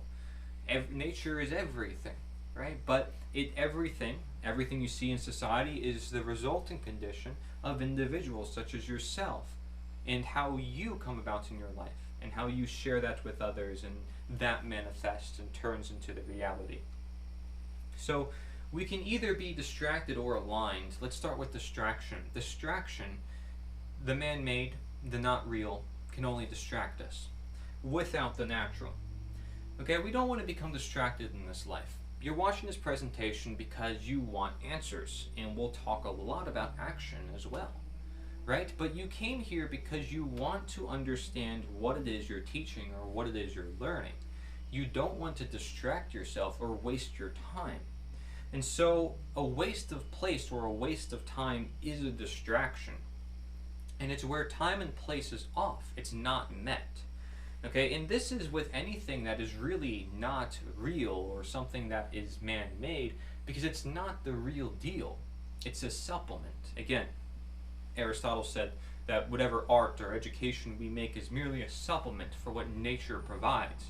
A supplement, again, infers replacement. But that means something is not there that should be. And therefore, we have a distraction in play. Now, it may fulfill us short term, but will it fulfill us long term? Will it actually fulfill us? Well, distraction is non-fulfillment, in summary, okay? Because it's not really fulfilling. You do something to distract yourself, and you think it's fulfilling, you think it helps you maybe for the time being, maybe you even know it's distracting you, but you know it's not going to also really fulfill you, or at least I would hope you know it's not going to fulfill you. Okay, so don't distract yourself. You want to make sure that you are aligned with your goals align with the requirements to what you want to achieve, and therefore you achieve what you want to achieve. So the question is, what is distracting you? What is distracting you? Are you fulfilled? And that helps us understand then what is alignment. And alignment is the natural or the real, which can only focus us without the unnatural. So notice that distraction is the man-made or the not real, and that distracts us without the natural, okay? Without the natural present. But alignment, when you have the natural, it focuses us without the unnatural. So we're getting what we really want, what our body really wants. And so it's productive place, it's productive time. And it's where time and place is met. It's turned on, right? We're on track. We're not off track. Okay? So it's fulfillment. It's not non-fulfillment, right? It's actual fulfillment. I know what I need to do. I found the path. See, let's say you draw a straight line, right? You draw it, you're focusing on the line, and the more you focus, you'll be able to do it better. But you look back at the line, you say, shoot, I messed up there, that wasn't aligned, that wasn't aligned. Every day in our life, we're living essentially on a line, may you say. You know, we're trying to align ourselves to our principles, to our goals, right? Trying to achieve what we want. But not that we actually are, but we're trying to move in that direction. So we're trying, you know, we may have like this, right? Trying to get on track, trying to go straight toward what we want, because the more we turn, the slower we get there. The more we're distracted, the less likely we are to achieve what we want to achieve. We will not be as fulfilled because we are distracted. So it's non-fulfillment. So we want to set ourselves on track. What is setting you on track as opposed to what is setting you off track? That is the matter of understanding distraction versus alignment. So if I were to say to you, are you acting in alignment to nature? What does that mean? That means fulfillment, right, of nature, which means what? It means doing what is natural, what fulfills your nature, because what is natural is of nature. So it corresponds. And so I hope you see the word alignment is useful when you talk about this. You know, not just the word harmony, which essentially means the same thing, or the word balance, which means a similar thing, right? But you can understand each of these words, maybe where they differ, but mostly they're referring to the fact that you know what you're doing. The common chain between these words is that there's knowledge being shared and there's knowledge directing what you should do. And so this is the main difference between alignment and distraction. If I had to put it in a chart, the natural aligns us, the unnatural unaligns us, right? The alignment is what keeps us productive, and this also ties into my other philosophy of productivism, but it keeps us productive of time and place, and so it is met, right? It is on. We are on. We're on to make this presentation. We're on to make change. We're on to create freedom, right? Whereas the distraction is a waste of time and place. So it is not met. It's off. Oh, the event's off. We're not doing it anymore. Oh, we fell off. It's not happening anymore. It's in our language, right? Alignment is fulfilling. Distraction is non-fulfilling. And notice I'm not necessarily breaking down these terms saying this is what it means in etymology, because I don't have to do that much. I want you to find out the context here. That's what really matters, is the reason, the context behind what I'm actually saying. Because you always want to get deeper to the roots. That's what it means to find reality, to find truth, to find the nature of something, which we will actually have a method to doing. I have a method to understanding the nature of anything. Now, is it the only method to understand the nature of anything? No. But it's one that I use, and it's one that can help you identify what is this thing doing, and therefore what is its nature, right? The truth isn't going to bend itself to suit you. And so you have to essentially bend yourself to the truth. But really, do you have to bend yourself to the truth? Because we talked about what is natural being the embrace or the knowledge of nature, right? Whereas the unnatural is the disregard, the lack of the natural. So you're not really bending yourself to fit the truth. You would bend yourself if you want to go away from the truth. You would embrace the truth if you wanted to live with the truth. If you wanted to be aligned to the truth, rather than distract yourself from it. So if you are trying to bend the truth to you, then where's the authority? But if you're trying to bend yourself, or align yourself, as a better term, to make it clear what we're doing, if we're trying to align ourselves to the truth, where is the authority? The authority is in nature if you're aligning to nature. Just as the authority is in nature if you say the soil, the earth is above you. But if you say it's the other way around and humans can do whatever they want and we can bend the truth to our will, then you say, no, humans are the authority in this world, even though they're temporary beings who always cause problems everywhere we basically look, because we don't know everything. Because no one person can know everything, right? And so I'm not saying humans are powerless and that they can't do anything, because you'll see even in Ralph Waldo Emerson's texts, in his writings, he says, there's power in human beings. They can work with the world. And nowhere do you see in a lot of texts talking about nature is to say humans are powerless and shouldn't do anything. Okay, there's always work for humans to do. There's always, again, actions that are always being taken. We're always doing something. We can't say we're doing nothing. We're always doing something, right? Which we may call nothing if it's not something we think is substantial. But ultimately, we're always doing something, and there's always a reason behind everything. So we have to just know what we're taking, know what we're doing. It's a matter of knowledge, and that's how we understand the truth in the first place, so we can align to it. And if we're ignorant of it, then perhaps we do want to rule over it, right? We want to remain ignorant so we can say, oh, well, whatever, I'll just do whatever I want, until you learn your lesson and say, oh, shoot, okay, never mind. Nature's more powerful than me, okay, I shouldn't have gone against it. I should have listened, I should have sat back, I should have waited, I should have thought before I spoke, I should have, listened before I acted, like that quote we talked about before. So here you see, to find yourself, think for yourself, by Socrates. Again, perfectly said. To find yourself, think for yourself, because the natures are aligned. If you want to know yourself, well, think for yourself, because you are yourself. That's not to say that you should take everything only through the perspective that you take, okay? Because part of yourself was also formed through other people, and you can't stop that. You can't stop the fact that you are a social animal, as we talked about before, and how the community of mankind works together and is all connected. So it's important to understand these concepts. And so when we have that connectivity, we understand that we should share rather than steal. And so if we are to look at what we may call the 7 wrongdoings, right? The 7 deadly sins, or whatever else you want to call it, the crimes, that which creates a victim, that which steals, that which causes harm, that which causes violence, all one and the same. These all connect to each other. Theft, murder, willfully lying, trespass, assault, rape, coercion.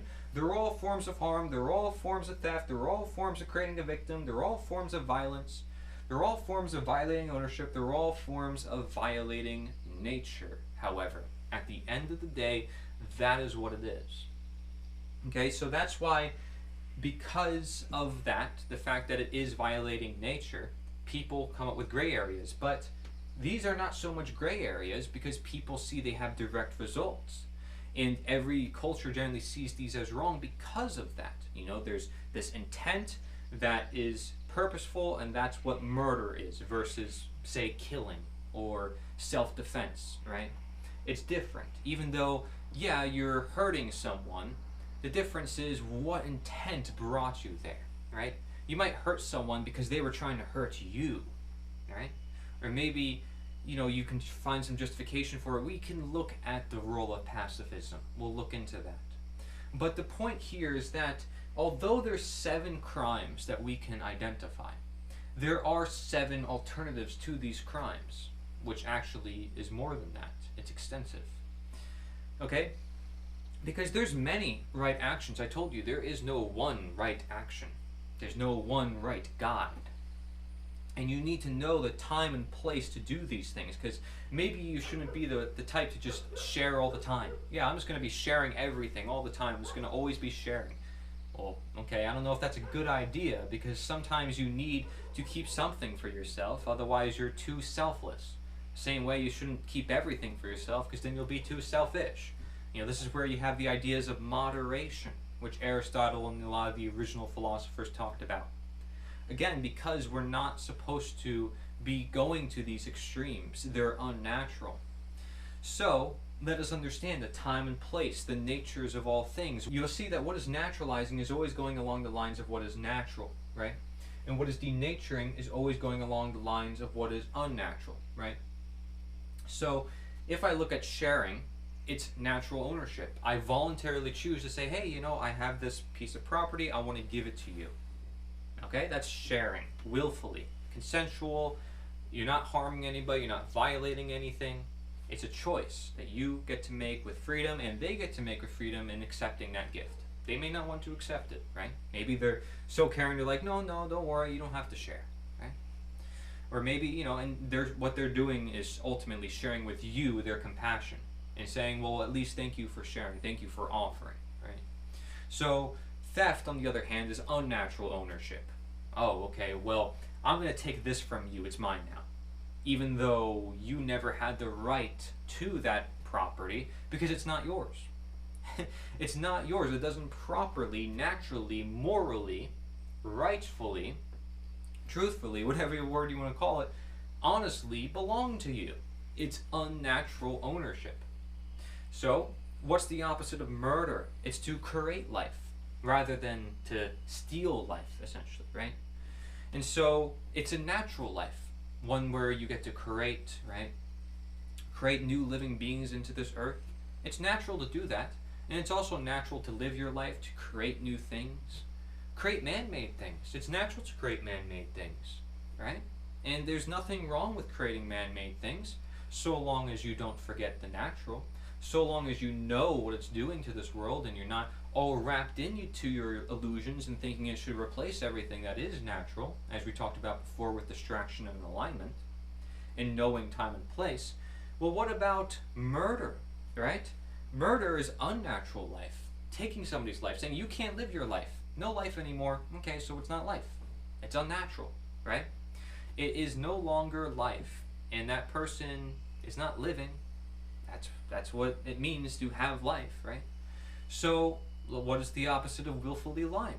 It's honesty, being honest, which we know honesty is another word for natural, truthful, rightful, right? So it's basically just natural truth. You know, it's the truth. I'm going to say it. It is what it is, and this is what it is. Right? I don't know how much explaining I have to do for these, right? Unnatural truth. It's not truth. It's not truth. It's not honesty. It's lying, right? You're doing it willfully. Now, you may say, well, what about if I need to lie to save myself here, to save myself there?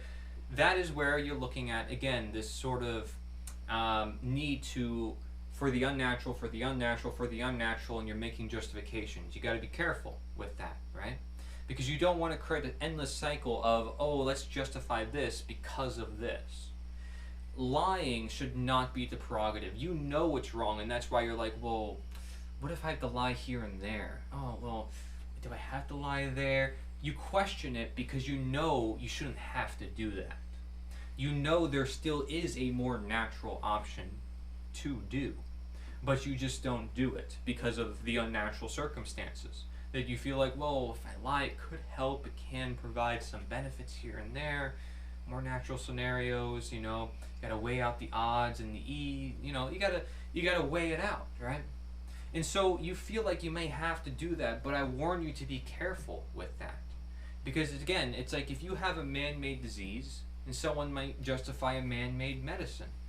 But if you end up in this perpetual cycle and you never really get clear as to what you need to do and confront the truth and reality as is, then you might be contributing to the problem. You might be counterintuitive. And we got to be very careful with that. I say careful, I literally mean careful, which means wanting knowledge, wanting to make a positive difference, a natural, right, truthful, honest decision. And so you're being honest when you're also just expressing that, saying, you know, hey, I had to lie here and there. I mean, you're being honest about your lying, which is quite funny within itself. But that shows you the type of character, right? The person who's honest about lying, I think, is definitely better than the person who lies and just does it out of cold blood, right? And does it all the time, or excuses themselves of it all the time, doesn't consider the repercussions. I mean, you really got to get clear as to what you're doing in this world, especially in a world like now, right? It's a world of confusion. You really got to get clear on who you are. Trespass, right? Versus consent would be the opposite of trespass, because you are consenting. I think, yeah, do I want to go on this property? Well, do they let me on this property? Okay, then I guess I'll walk into their house. And just to be polite, you know? Just to be polite. That's what it means to be kind and polite, is to consider what other people's feelings are. And what does it mean to consider? It means to have more knowledge. It means to be open to knowledge. To say, well, what should I do? What will result in the better outcome? And that is usually asking questions. Because how do you obtain knowledge? One of the best ways is asking questions. And that's why asking questions is so powerful. And that's what contributes to consciousness versus the idea of an assault, right? I'm going to throw this fact at you, throw this fact at you, throw this fact at you. That might be considered assault in my view, I'll be honest, right? If I'm just going to look at the word by itself without the actual action. Assault can be that, whereas consciousness is like, let's ask questions, let's take our time, let's understand what we're doing. And so, if I'm going to go back here to consent and trespass, consent is natural choice. Again, it's not choice if it's unnatural. Consciousness is natural ability, right? Having the ability to do. And assault is, no, you don't have this ability. I'm going to take that ability away from you. You can't be free. You're not allowed to be conscious of what's going on. I'm going to make you unconscious. This is why when people want to do bad things to others, what do? They make them unconscious. Take this drug. Oh, let's poison this person. They'll never notice, right? Put them to sleep. They won't find out. What have they done? What has the people who ruled the countries for the many thousands of years in the world, what would they want done if they want to keep their control? They would want their population to be asleep so they can do whatever they want to that population, right? Especially if they're doing something wrong that they don't want people to know about. Well, what better way is there to prevent knowledge, to lie to them? As much as possible, keep knowledge hidden, because knowledge is the only good. So what if we are to look at boundaries versus rape, right? Because boundaries is the opposite of rape. And boundaries is recognizing, here I am, this is my space, don't intrude me, right? Similar to, again, to assault. These are all related to each other. It's understanding self-property, right? This is myself, this is my property. This is their self, their property. Does not belong to you, truthfully, naturally, morally, all one and the same. Guidance versus coercion.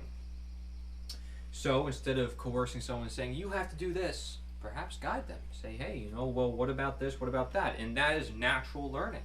It's not learning if you're saying, you got to do this and got to do that. You're not learning anything. You're just doing what you're told. Learning is a process of earning something that you actually gain for yourself. Not something that you're forced to do under your will, something you don't want to do, something that you see, this is why when people are told to do things, they don't actually learn, even if it's the right thing to do. They don't actually learn that it is the right thing to do because they weren't taught it is the right thing to do. Unless they find out through the effects of the actions that it is the right thing to do, people need to know, not just from the effects, but also, what is told to them, just honesty all the way through. Let's make this world better from the grassroots up, every layer, not just one layer or another. And so it's important that we recognize everything that is naturalizing versus everything that is denaturing, because these are considered denaturing acts and these are considered naturalizing acts, right? And so when we understand the difference between the two, we understand what is natural and what is unnatural, right? And we understand that from the effects of these actions. We understand how they're being put into the world, what are their results, what are we getting over time? Time tells all truth. And so what if we are to look at the same crimes that we talked about earlier, and this time also look at vices? Now, what are vices, okay? Do you know what vices are? So Lysander Spooner is somebody from the 1800s, an abolitionist, right? And this individual was a lawyer, and he talked about natural law as well, and he wrote that text we talked about before, Natural Law or the Science of Justice.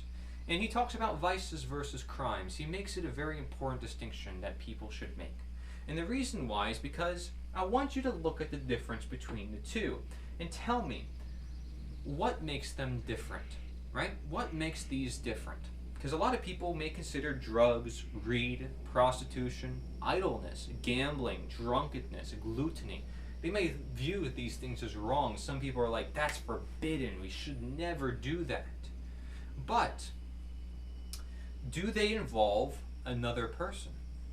Do they create a victim? Do they violate someone else's nature?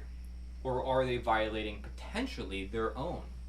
This is the difference between a vice and a crime. A vice does potential harm to one's own life or property, whereas a crime does harm to someone else's life or property.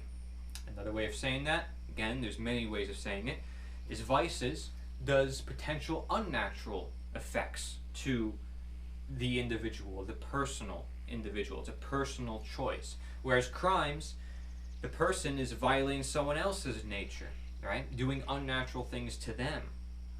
So, if we are to look at these, well, then crimes are more extreme than vices, and perhaps the reason why there are gray areas in morality is because one is more natural and one is less natural. Because somebody might go to drunkenness or gambling or drugs because they might be missing something natural within their own life, right? They may have some imbalances they need to work out, and so they say, you know what, I'm going to do this, it's not harming anybody, if anything I'm harming myself, but I know I'm doing it. And a lot of people do these actions, they know they're wrong. Like, they'll do drugs and they'll say, well, hey man, I'm doing it, I know it may be wrong for me, but hey, I need it, to cope. I need to get past what I need to get past. Right now I'm going through a lot, I need to take this or that, right? And drugs can be many different things, right? It could be coffee, it can be all sorts of caffeine, it can be even prescription drugs that people use to get by in life, right? They're dependent on it. And I can say to a lot of those things, I can say those things are unnatural. You're creating unnatural circumstances for yourself. I wouldn't consider that so great, right? I would say, oh, everything on this list is not good, right? Because it's not so natural. But am I going to say that vices should be forbidden and that nobody should partake in vices? Well, I would recommend against it with enough knowledge. But I would highly recommend against committing crimes, because that's why they're crimes. That's why every culture said, do not do these things ever, because that's how dangerous they are. That's how unnatural they are. See, if you're responsible enough, it's possible that the vices don't affect you. Somebody who drinks 50% more alcohol versus this other person who drinks 50% more alcohol could be totally differently affected. But in the case of a crime where someone's murdered, the effect is the same across every person that gets murdered. They're killed. They're dead. Whereas with vices, somebody can responsibly gamble, right? Somebody can responsibly use drugs.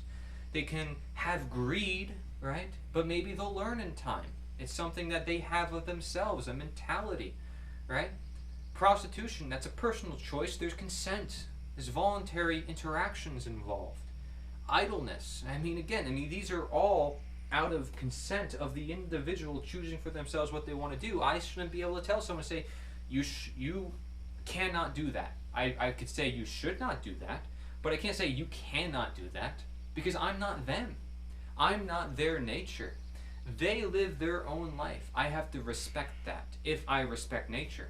If I respect the natural world, I will recognize and respect the fact that they have the natural choice to choose vices over crimes. And any day, I would hope you would take vices over crimes. But again, if we can give no credence to either, perhaps that's a better option. Because as we see, gluttony is too much food, and drunkenness is too much alcohol. Gambling is personal risk-taking. Drugs are using unique substances. There's always a level of risk involved. Whereas crimes, the risk is out blunt, it's real, it's out there, right? And so, drugs and gambling, these things can destroy people's lives and it can lead to crimes, but vices are not crimes itself. And it depends on the individual, it depends on responsibility, it depends on too many other natures. And because of all those dependencies, it's hard to really say for sure if they're right or wrong. And this is the same thing that we talk about with diet. Is there one diet that's better for everybody? There's too many factors involved. And that's what makes it more of a gray area. That's what makes it more controversial. Because you need to be looking at the individual and that environment and the natures that consist thereof. Because we can say crimes exist, and they're objective and the way they are in nature are replicated effects, right? But vices, on the other hand, somebody can be gambling and I might not even know it, right? Somebody could be gambling all the time and spend all their money, and they might actually be okay with that. And they may be actually fine. They may actually live better because they're like, shoot, I don't even need all this money, and money is not really helping me anyways, and now I learned to live with less money. Maybe it was bad for them at first, but after a while it taught them a lesson. And maybe these actions actually taught them a lesson to say, well, you know what? I shouldn't do it anymore. which is what all chaos does, which is what all evil does. It actually teaches us a lesson if we are open to receive that lesson, if we still have the natural capabilities and faculties to learn in the very first place, right? So everything still depends on nature, no matter what, across the board, whether it's committing or condoning or understanding, it all depends on the knowledge of nature. Greed is material fixation. Obviously, it could be a man-made manifestation. Prostitution, paid intercourse. I mean, you could be messing with the natural facilities of man, with understanding sexuality and how reproduction works naturally, and sort of overusing it and not using it in the right time and place. I mean, so people learn over time, and this is why people warn about drugs, do no drugs, bro, you don't need that anymore, you don't need that. It all relies on knowledge. It all does, however, rely on personal choice. And you know what? We ended slavery. It didn't take a law to tell people it was bad. It took morality, because no one's even going to try it anymore. No one's going to try chaining up some fellow human being to a wall because they know it's wrong. And it's obvious, right? It's a crime, right? You're literally stealing their whole life ability to do anything, right? And you can do any one of these crimes to them. They're completely vulnerable. We'll talk about that. But idleness is doing nothing useful. Doing nothing useful, right? So you're not even using your nature. So these things are worth complaining about, but which one is more worth complaining about? And do we recognize the time and place of what do we do with these things? Because vices are too dependent on too many factors. So if you're going to say, well, let's make it illegal, let's impose it by law, well, you got to think again, okay? Because you wonder why there becomes actually more problems when you start to do that. And we're going to talk about that because it's a really important dynamic to understand. We don't want to be counterintuitive in this life. I hope you start to understand this message. Temperance is the most important message to understand when it comes to vices in relation to crimes. Because vices are not crimes, but vices could turn into crimes if you're not responsible. And so this is where sovereignty and self-mastery comes into play.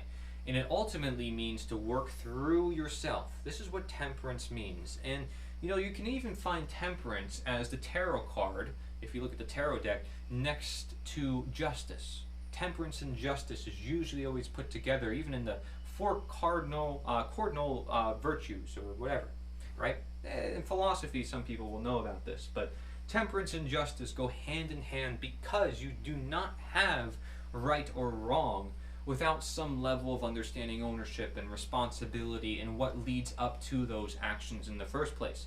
Temperance is that binding bridge, before a vice turns to a crime. And it doesn't have to with temperance, right? Temperance can actually turn a vice into just a regular action, right? Something that is barely noticeable because you're responsible. Something that maybe actually does help you, or something that doesn't really make much of a difference. It's either harmless or provides benefit, as we talked about before. Instead of having the lesson of loss, we actually maybe get a lesson of gain to understand that responsibility over time, long term, can actually be pretty beneficial. So temperance is to work through yourself, right? And when we have to understand vices and crimes, we need to understand that suffering from vice or allowing evil, allowing crimes, does not make you free. When you suffer from vice, suffering implies that you are not so much responsible, or at least it's taking you over, right? You're no longer in control of your nature. It's not naturally where it should be, because these vices are taking control of your life and saying you need to do this, right? Same thing with a crime. You might feel like I have to do this criminal action. And anytime you allow that, even if other people are doing it, say that's allowed to happen, that's not going to make you free. It's something to understand because you don't want to give any credence to evil at all. We see before that, if you have the unnatural and you justify the unnatural, you can be putting yourself in a cycle of perpetual evil, where you don't know how to get out of it and you don't even know what life is anymore, which is where we get confusion, by the way, and where knowledge is really hard to obtain, or the right knowledge at least. And so when we talk about vices and crimes, both, again, are worth understanding, and both we need to have control over, understanding their time and place. And with vices, we can suffer from them. With crimes, we could allow them. And we don't want either one. But if we do suffer or allow crimes or vices, then that does not make us free. It makes us more enslaved. So you have to work on yourself, is what this is saying. You can say, yeah, you know what, I am partaking in a vice and I'm perfectly responsible, so I don't have to worry about it. No, you should worry about it. If you know it's a vice or something that can potentially do you harm, you should worry about it. You don't want to do harm to yourself. A lot of people may talk about, don't do harm to others, don't do harm to others, because it is important to talk about how we shouldn't do harm to anybody. But that includes ourselves included, because we must walk the talk. And not only that, but we are the ones who, need to be that example to the world that we want to create, and many other reasons I can talk about. We have to be healthy. We have to be natural. And that is the process of obtaining nature, of obtaining a natural reality, period. So you have to own up to your ownership. Use your nature or lose it. That's what it means to have your nature. That's what it means to have ownership in the very first place. You have to show it. You have to be it. And so use your nature for nature. Use your ownership for ownership. And that proves your responsibility. It proves who you are. It proves what is there, right? Again, just as the laws of the universe tell us their existence by its motions and by its effects, you prove that you are here by your motions, by your effects. And so you have to use your nature for nature, because you are within that system and you abide to the same laws and the same reactions, right? And so you, being a person of nature, needs to work with nature, and therefore, if nature gave you something that you are supposed to use, be sure to use it, because that will then assist nature. And so what we understand as well is comfort. Comfort is important, because a lot of people talk about, peace and security and protection. We need to protect our assets, protect our rights, and it's important that we do that, right? Focus on trying to make sure that we are secure in ourselves, but without being enslaved, right? Because you may say that the slave who is on the plantation knows what they should do every day and is protected by their slave master, and the patrollers they're living a very secure life, right? Everybody's watching over them, but they're not very free. And so are they really at peace? Are they really at comfort? Or is the person who is benefiting off of these slaves and gets to do whatever they want, are they at comfort? And honestly, I don't think either one, to be honest, is at comfort really. Because to be comfort is to be truly at peace and know that everything is okay and you don't depend on anything, right? And that you really have things together in your life figured out. And I say together, I mean, hey, literally in the sense of time and place. You have your life together. So, the smallest unnatural change can be uncomfortable, otherwise unnoticeable. So when you're going along that alignment, trying to go along your path, right? Maybe you see it as truth and perception, trying to align our perception to the truth. You may fall off track here and there, and it might feel slightly uncomfortable. Or you may not notice it, and so you fall more off track until you do notice it, right? It's like steering a car, right? Maybe you are drunk in the case of a vice, and you're driving that car at the same time, and you go a little off track, and then, you're like, oh shoot, okay, I gotta go back on track, because that you soon realize over time that your place was out of place. You understand? So you realized over time for your place to change. And this is exactly what we're doing with this life, is realizing that the more we go off guard and the more we go off of our nature, ultimately, that's what it means, is to bring ourselves back.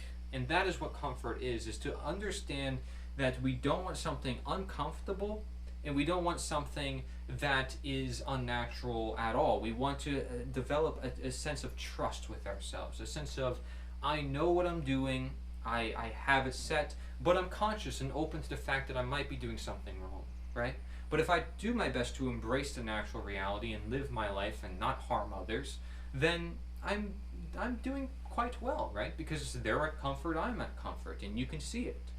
So comfort is based on consciousness, and consciousness, you can say, is just awareness, right? The ability to see problems where they may occur. And so when something's uncomfortable, you say, oh man, well, this is uncomfortable, so I gotta fix my shirt. Oh, this is uncomfortable, I gotta make sure just to pull up my sleeves a little bit. Oh, I gotta fix my position here. Because if I don't, what's gonna happen? Maybe I'll end up with actually really bad problems, right? Back problems or neck problems or whatever, just from bad posture if I don't recognize it earlier, right? It can be unnoticeable. You might be looking at the phone or that device the whole time, and it's such a pattern of behavior, like, oh, I should just stay on this device, and you don't notice it until it becomes worse, and then you start to notice it, right? Because it becomes more uncomfortable. Now, again, the littlest thing can be uncomfortable, and that can be a sign, but it may also take some time, and maybe you have to adjust yourself and become more, you need to be more sensitive, right? You need to be more sensitive to your environment to realize what's going on, right? And this is where the idea of empathy goes on, the whole other ideas as well, because without that sensitivity, the ability to sense and feel, that uncomfortableness you may not notice, right? So the more sensitive you are, the more you'll be able to understand it. It's the same way, like, if you train your taste buds to certain types of foods, when you try other types of foods, you'll realize and say, oh shoot, man, I can tell immediately this is not for my body. Or I can tell immediately my body loves this. And because you accustomed yourself and trained yourself accordingly to different levels of tolerance and ableness and sensefulness, right? To be able to detect what would be comfortable for you. So preventing problems is creating peace, and peace is comfort in this view, okay, of understanding that peace comes from this comfort, which is also consciousness, right? Because preventing problems means that we understand how those problems come to be, so we can prevent them from happening again. And therefore, because there's no problems occurring, you're at peace. You're living your life. You are comfortable, right? Now, if you don't detect certain problems, then you aren't really preventing them. But you can prevent them from growing further if you can detect them in time. So prevention is just as important as treatment. And to be honest, prevention should be highly emphasized, right, as the main treatment. Because that is how we create peace.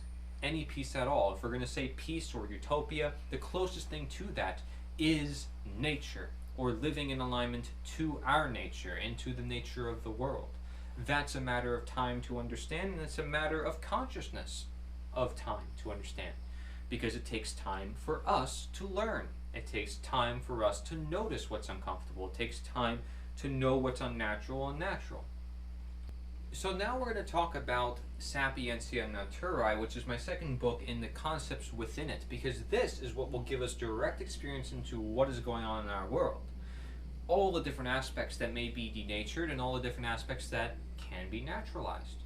So we're going to look at law, learning, growth, freedom, problems, effects, currency, medicine, attraction, powers, experimentation, facts, professions, religion, diet, environment, health, intelligence, change, leadership, simplicity. And that's a lot of topics, and there's endless amounts we can talk about, but this gives us a framework, not just of knowledge, but then action as naturally because of the knowledge. And so if we observe each one of these in their natural and unnatural alterations, we can understand what we should do, that of which is naturalizing and that of which is denaturing, that of which we don't want to do, that of which we have the right to take, that of which we don't have the right to take. So let us understand this, and let us first make sure that we recap and understand what is unnatural. What is unnatural is not what is natural, right? What is unnatural is not what is natural. It is the lack or disregard of the natural. And the natural is that of nature, right? It includes things which have not always existed. So let's remember that as we move forward. The unnatural is the lack of the natural, the disregard of the natural. It is that of which has not always existed. Let's start with law. If we look at natural law versus unnatural law, natural law is universal and timeless. It's always been here. You can see it as spiritual. There's a diagram that shows, it's Hermeticism. It's all these great cultures that talked about how it applies everywhere and to all human beings. And it's something that God gave us, written on the hearts of man. Part of the universe, something that we need to understand with our knowledge. It doesn't rely on some gun pointing at somebody saying you have to follow this. No, it's learned from with knowledge and understanding.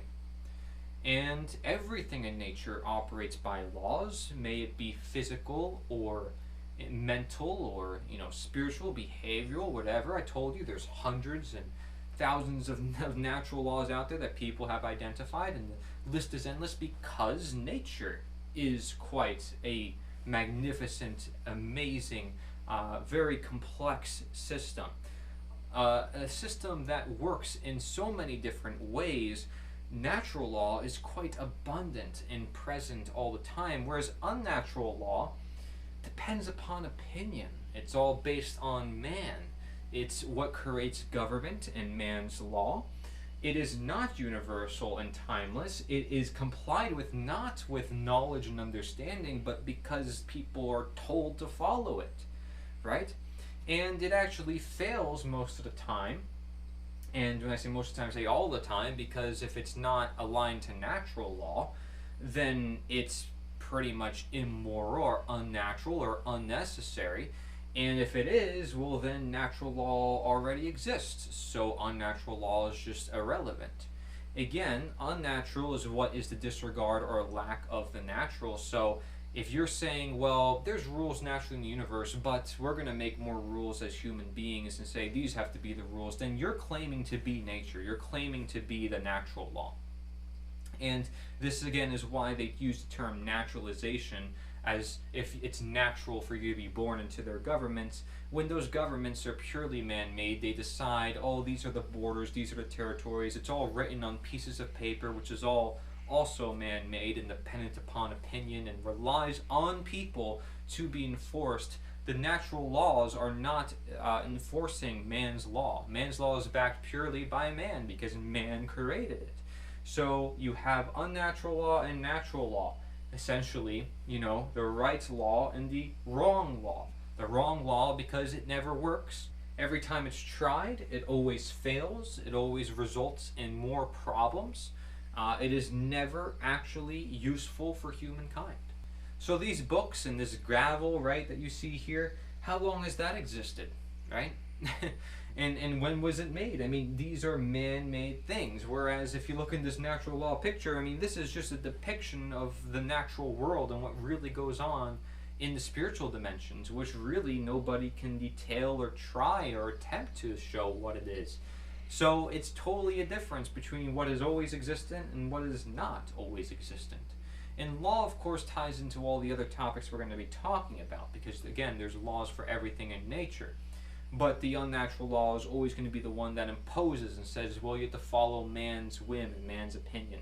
So unnatural law says comply or else, and natural law says accept it, embrace it, simply live with it, right? So again, what is natural you attain through knowledge or embrace. Unnatural is through disregard or the lack thereof the natural. So you're lacking the natural law if you're going to say I can be God and we can decide how everything should work for everybody and decide, well, how this person should live their life, how this person should live their life. You shouldn't do this, you shouldn't do that, because that's what laws by man do. And natural law, like gravity or density, would say, hey, if you drop this thing, it's going to fall. If you jump off a cliff, something's going to hurt you. That you can't get rid of. That is something that is always there. Man's law will always be changing because it never really works, because man can't decide for everyone how everything should work. No one man is capable of that within their nature. We'll talk more about this as time moves on, but we'll see a similar pattern here in the unnatural where man is trying to play God man will try to modify animals, and this is the result, right? Unnatural growth. Animals should not be growing into malformations. But this is what happens, and some people may excuse it and say, you know what, that's normal, that's natural, that's necessary. There's a medicine for that, it's man-made. And what happens is it continues the perpetual cycle until you get to the root cause as to why is this happening to this animal? Is it being raised poorly in the first place? Is it being fed poorly in the first place? Perhaps that's what has to do with it.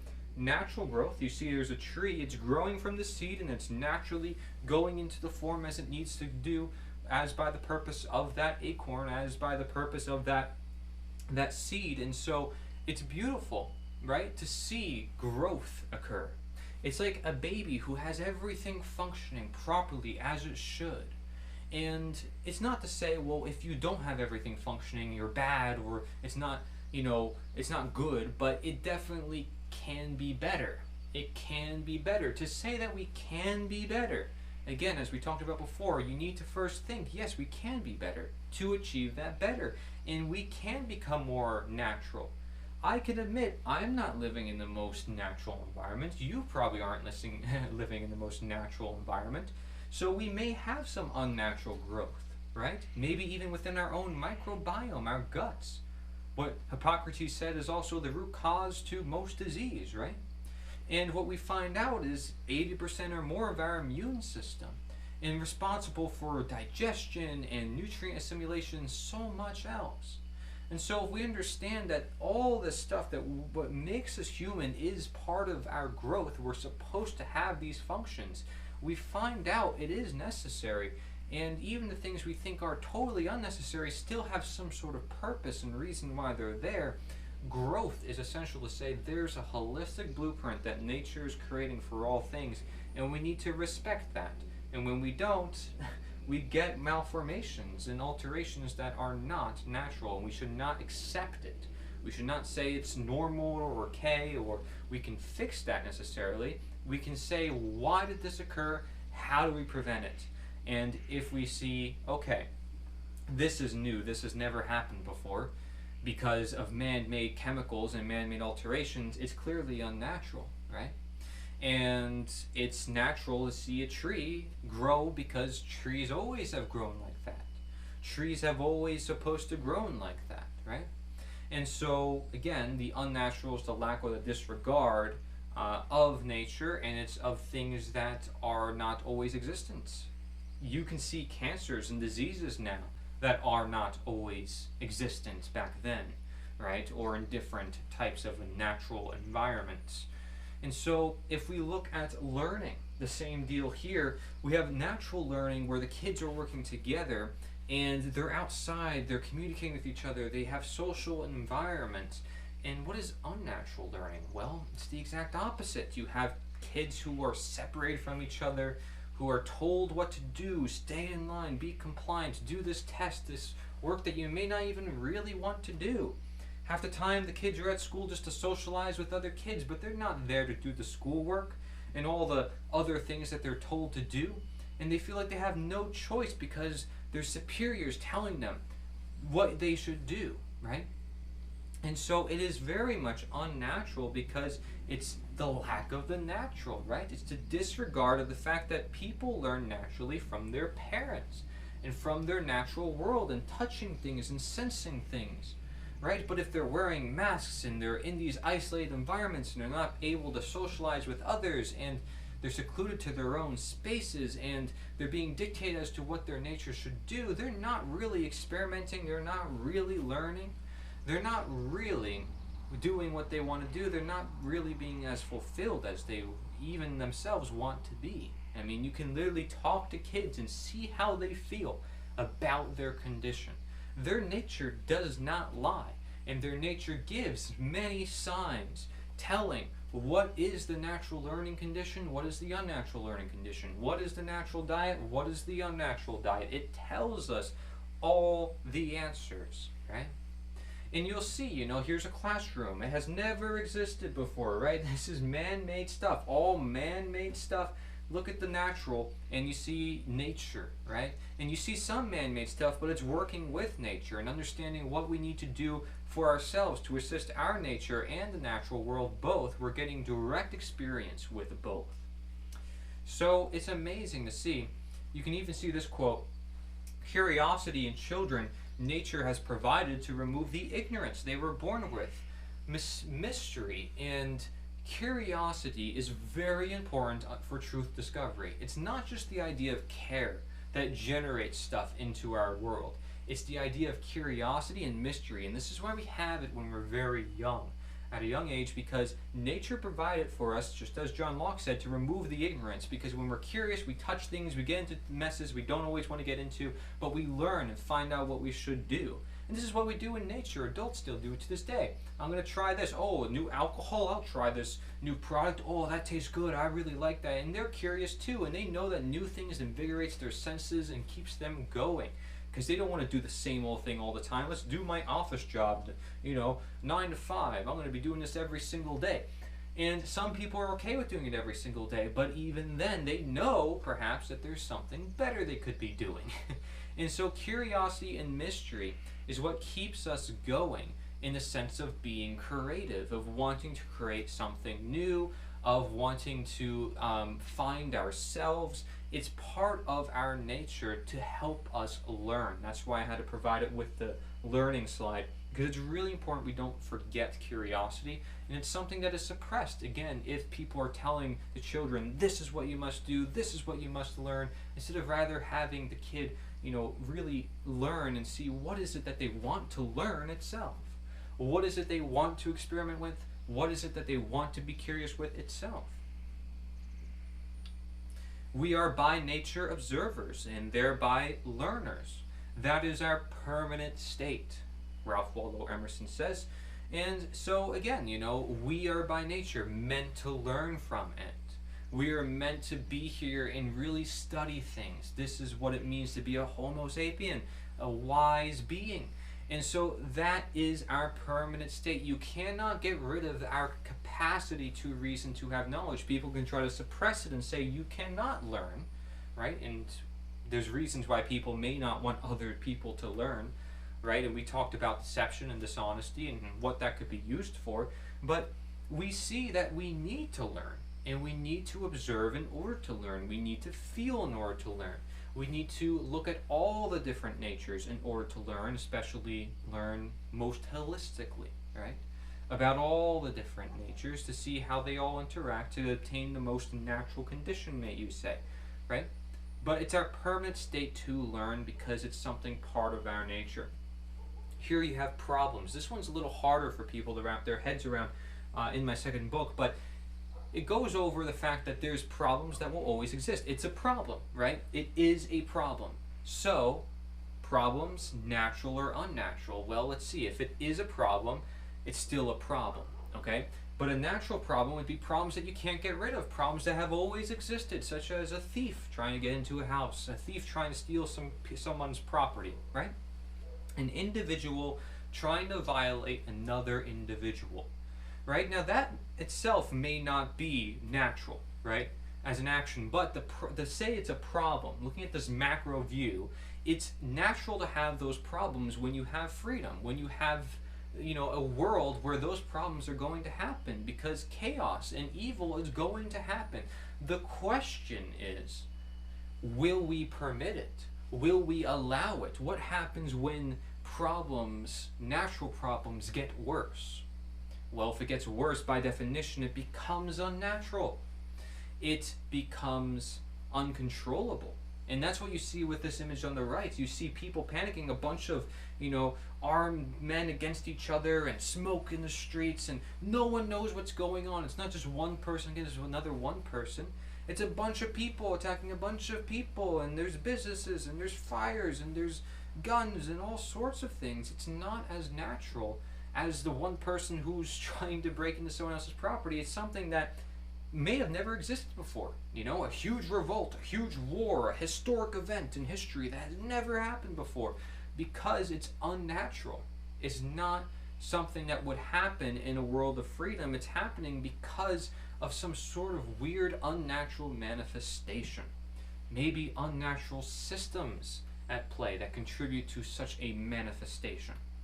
Of course, this ties into the idea of unnatural law and the idea of unnatural power and the other topics we're going to be talking about, so you can sort of relate that to problems. But understand that problems, if we don't recognize and say, we can treat them and we can learn from this, if we don't learn from it and we continue to have it in our lives, then we are disregarding the natural, disregarding the fact that there is a problem, and it turns into an even worse problem, right? With things that have never existed before, problems that are so hard to control that we may not even call them problems, we'd call them catastrophes. And those small one individuals who want to do problems to us, those are not even problems because we can handle them easily, because we are responsible and we have knowledge as to what they are and what they are trying to do, right? So a problem may not even be a problem, but a really bad problem is not a problem either. It's a catastrophe, right? It's something that is cataclysmic potentially. So just understand the context here that is being used. Here's a quote: "Nature will never confront you with a problem you can't solve." So that's saying a natural problem. You already have the answer. That is why the question appears before you. You're going to have problems within your life, and that is natural. Okay? Just because I'm saying what is natural is what is good, is what is moral, is what is healthy, does not mean it doesn't have any problems. Those problems teach you. Those problems are naturally there to teach you, because we are supposed to learn. Again, knowledge is the only good. Okay? Ignorance is the only evil. So, the question appears before you, but you already have the answer. So, do you ask the question? Do you grasp the answer? And that is what nature provides for you. You have the ability to self-defense against the intruder who wants to take from your property. Will you use that ability? That is up to you. So let's look at freedom. Natural freedom versus unnatural freedom. Well, natural freedom, do I have to explain this one? Unfortunately, in today's world, you might have to, because you live in an unnatural free world. Freedom is not granted to you by some pieces of paper. Freedom is not something dependent on pieces of paper or people's opinion or what they write down or what they say or what they do. Freedom is given to you. It is natural freedom because you have the ability to do anything you want, not that you will or not that you could. Freedom is ever present, okay? And so it's a matter of you taking that opportunity. Now, inversely, you may say, well, we don't have freedoms because our nature limits us, Well, okay, your nature limits you, but you can't really change that. That's part of your nature. It's like saying, well, you're a slave to nature. Well, it's like you're not really a slave because you can't undo that, okay? So it's just part of your condition. You have to learn to live with it. You have to learn to live with the fact that freedom may include some dangers, but really freedom just is freedom, right? And it is this ever vast ability to do anything. It's infinite possibility. And anytime you limit that possibility, the ableness to do something, you are limiting freedom, right? And it's not longer freedom. Even if somebody says, well, you are free, if you're not actually free, meaning you're not naturally free, then you're not actually free. You're not naturally free. So it doesn't matter if someone writes it on a piece of paper, that does not prove you're free. Okay? It's unnatural. It has nothing to do with freedom. Freedom, it may speak about it, it may help you learn about it, but freedom is a condition. It's an action, right? So it's not something that is just granted by pieces of paper and something that is reliant on pieces of paper. If we're going to look at natural freedom and the unnatural alteration, the lack or disregard of nature and your ability, then it's okay, well, let's write on a piece of paper. Let's make the paper determine your freedom rather than nature, right? Let's ignore it. And again, have these things always existed? The flag, this paper, these words, these people, this gavel? No. But the natural world has always existed. Freedom has always existed. That's what allowed us to make this very thing in the first place. So if it weren't for freedom, you wouldn't have this document which somehow gives you your freedom. Sorry, it doesn't give you your freedom. If only the only thing it can potentially do is help you recognize you are free. But that is of nature. That is of nature's God. That is of natural law. That is not of some piece of paper or man's law, going back to what we talked about before. What about experimentation? Experimentation is important because, again, we have this natural curiosity within us, or at least we should experiment. Every day we're taking risks, and this is what I mean by experimentation. Every day we take an action that we're experimenting with because we don't always know everything that's going to happen. Sometimes we do know what's going to happen. Again, that relies on responsibility, and we do know what could potentially happen, but we still may do it. There's a lot of factors that are involved with experimentation, but every day we are essentially experimenting, right? Every day is an experiment. Every action is an experiment. And we're trying to find time and place. We're trying to make an alignment within our lives. And at least that is the hopes, that's the goal. If you want to be more of a natural human being, you want to be a being that is living in harmony with your purpose, the intention, the answer. And so if you are experimenting, let's look at the child, right, on the left-hand side. He's experimenting, coming up with all these ideas and thinking, wow, what about this, and what about that, and what if this was like this, and could I do this, and could I do that? They're experimenting, right? Experimenting naturally. Now, what is the unnatural alteration of this? Well, you have a scientist in a lab with a bunch of man-made, equipment where they have to experiment with certain restrictions and certain ways of doing things. Is that really experimentation? Are they really experimenting with the natural world around them? No, everything around them is about unnatural things, Oh, let's see, can we hybridize this animal with this animal? Oh, well, what if we apply this medicine to that medicine? And basically, let's just, again, act as God and experiment with all sorts of things that probably aren't supposed to be experimented with, because humans need to stop touching and messing with the environment and messing with what nature has provided. And maybe sit back for once, and for once just look out and see, well, maybe our experimentations are backfiring. Maybe we're trying too hard to play God. And that's what happens with unnatural experimentation.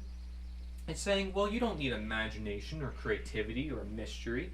We need to apply set models and specific ways of doing things, and we can change reality. We don't have to experiment with the natural reality. We can change reality itself, We can create a whole new reality. Even though it may go completely against nature. Nature wants us to be curious, to be mysterious, but to what extreme are we going to take that? Because that is where it could become unnatural. Again, all these things are of things that have not always existed, whereas imagination and creativity has always existed. And what we choose to do with that would have to be separate things that we talk about, right? But most of the time, the child actually has a lot of experimentation within nature. They go out into the natural world and they say, wow, this tree, trunk, and wow, this water, I can feel it, I could swim in it, I could jump in it, I can go in the tree, I can, climb it, I can build a tree house, I could do all these things.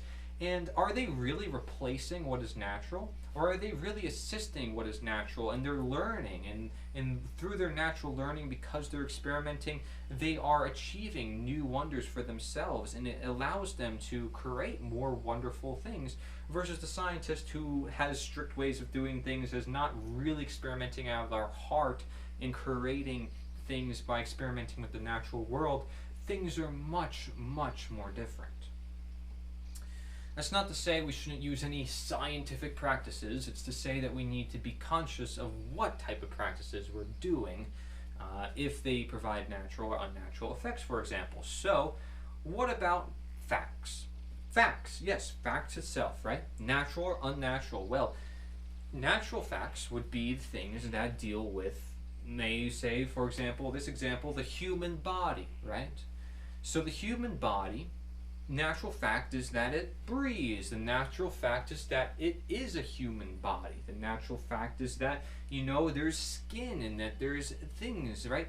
These things, and we've identified them long ago for the reason that it is very much natural, these things are something that we can identify and say, yeah, it's part of our nature, right? But there's a lot of unnatural facts that we involve ourselves into, and we tend to put a lot of emphasis on that in an unnatural world. We'll put a lot of emphasis on anything that's unnatural in an unnatural world. Well, look here, you got the news, right? The news, as if it's somewhat important and new, because it is. It's not actually relevant. It is, you see, you have somebody with a long pointy nose and a misleading headline, fake news daily, and it's consuming this guy's vision. He's put in fear. There's a lot of problems with news, no surprise, but that's because even if it was truthful news, guess what? Is it really natural facts or is it unnatural facts? So if it's talking about a modern day event and something that's going on, it's not talking about natural facts, which would include, well, you're a human being, we have morality, it's part of us, there's this idea called empathy and conscience, it's part of us, there's this thing called ownership, it's something that we all have. We're talking about facts of nature, stuff that everything has, right? But when we talk about the unnatural events, the things that are always happening so temporarily within our lives, and people put so much focus on what's going on in the news, most, if not all of it, half the time, more than half the time, is talking about things that are not natural facts. Not saying, well, okay, you are a human being and you have love within you. No, it's talking about this person does this action on this day. Temporary, doesn't matter. It's not actually talking about our nature, and I'm not saying it doesn't matter altogether, but you again have to be conscious of the natural in relation to it, and you'll realize it doesn't really matter. All these constant news stories putting people in fear and distracting them from the natural, it's because it isn't actually important. What's important is that we are all human and that we can unite upon those simple natural facts, and we cannot unite upon unnatural facts. Oh, this event happened in this day and that time and this history and that. It's all reliant on faith. It is not something that we can prove here and now, always and forever, right? It's not natural fact. So it's a natural fact I'm a human being. It's an unnatural fact that, I am standing here doing this presentation, on this day at this time for this event, blah, blah, blah. It doesn't matter, okay? None of that matters. It's not a natural fact that you can prove with your own eyes, right? With your own senses, to say that you have direct experience with it. So much on the news, people are just taking pure faith on. Just that people, they think they actually know them. Like this person, this president, I know this guy. But they act like they do, and they do research, and they think they know more about the guy. You still don't know who he is in person. It's not a natural relationship. So don't assume it is, but a lot of people will act like it is. And you may say, well, Cory, you're being a little too extreme here, A lot of the news is important. It helps us understand what's going on in the world. It has to deal with, the natural people, relating to each other.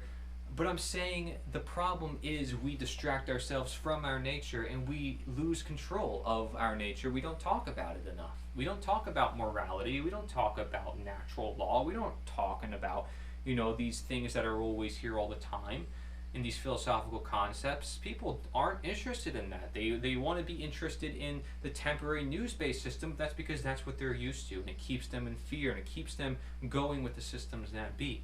All because those are unnatural systems that be. Otherwise, they would not exist. Because the natural systems already exist. Here you have effects, natural and unnatural. Well, self-explanatory. If you want a natural effect, is one that is supportive and nurturing and helps the natural things, right? Whereas the unnatural is things that may not support it and may actually, be totally counterintuitive, if not totally bad for the natural. So it's just that, here on the left-hand side, you have somebody feeding a plant, just for example, provides natural effects to the plant and maybe to the humans who then eat that plant, right? Or the animals that eat that plant. And you see here the unnatural is, some chemical plant with a ton of smoke coming from it. Is that really natural as an effect to happen?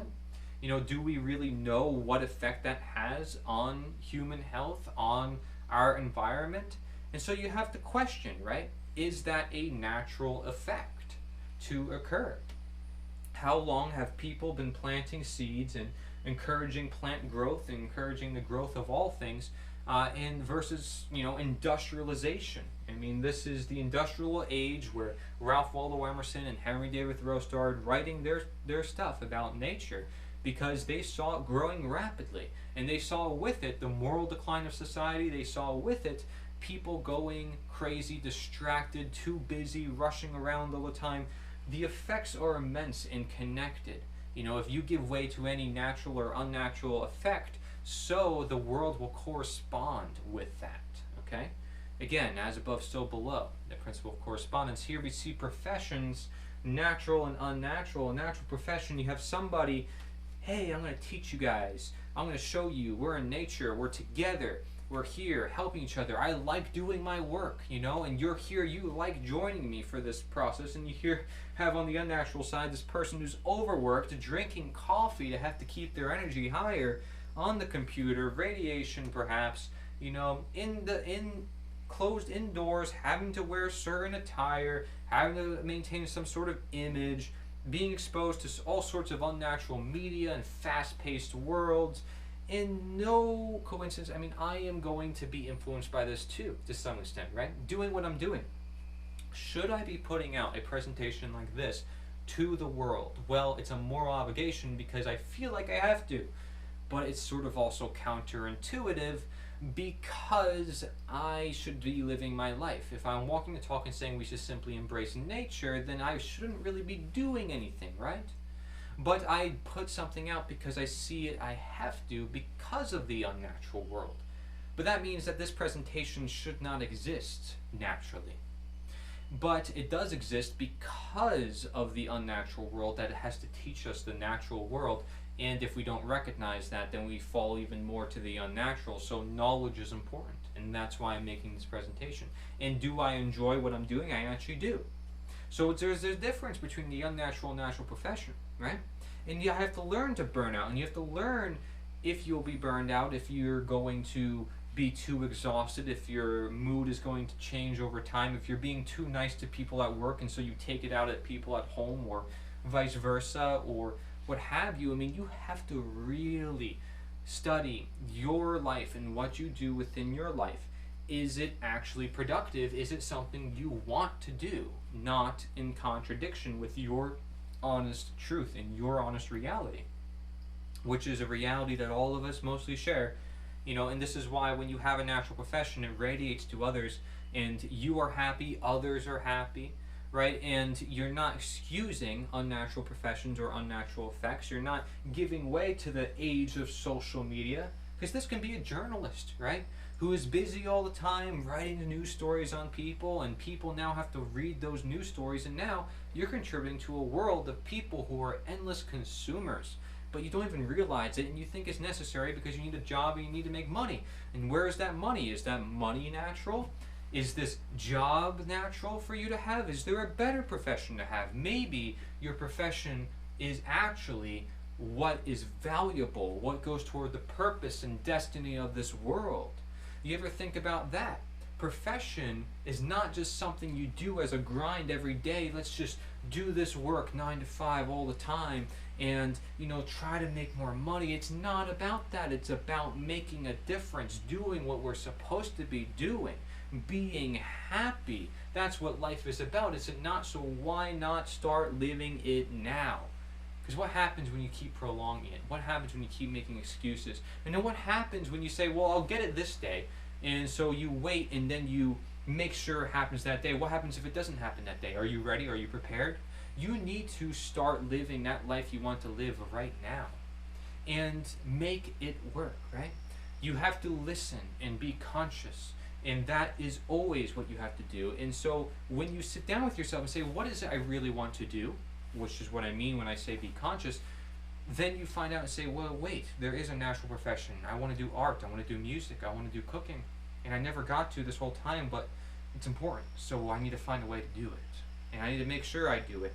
And then maybe actually I can make a living off of that. And maybe I can do more with that, and maybe I can custom my whole life to fit that. So that way everything works together.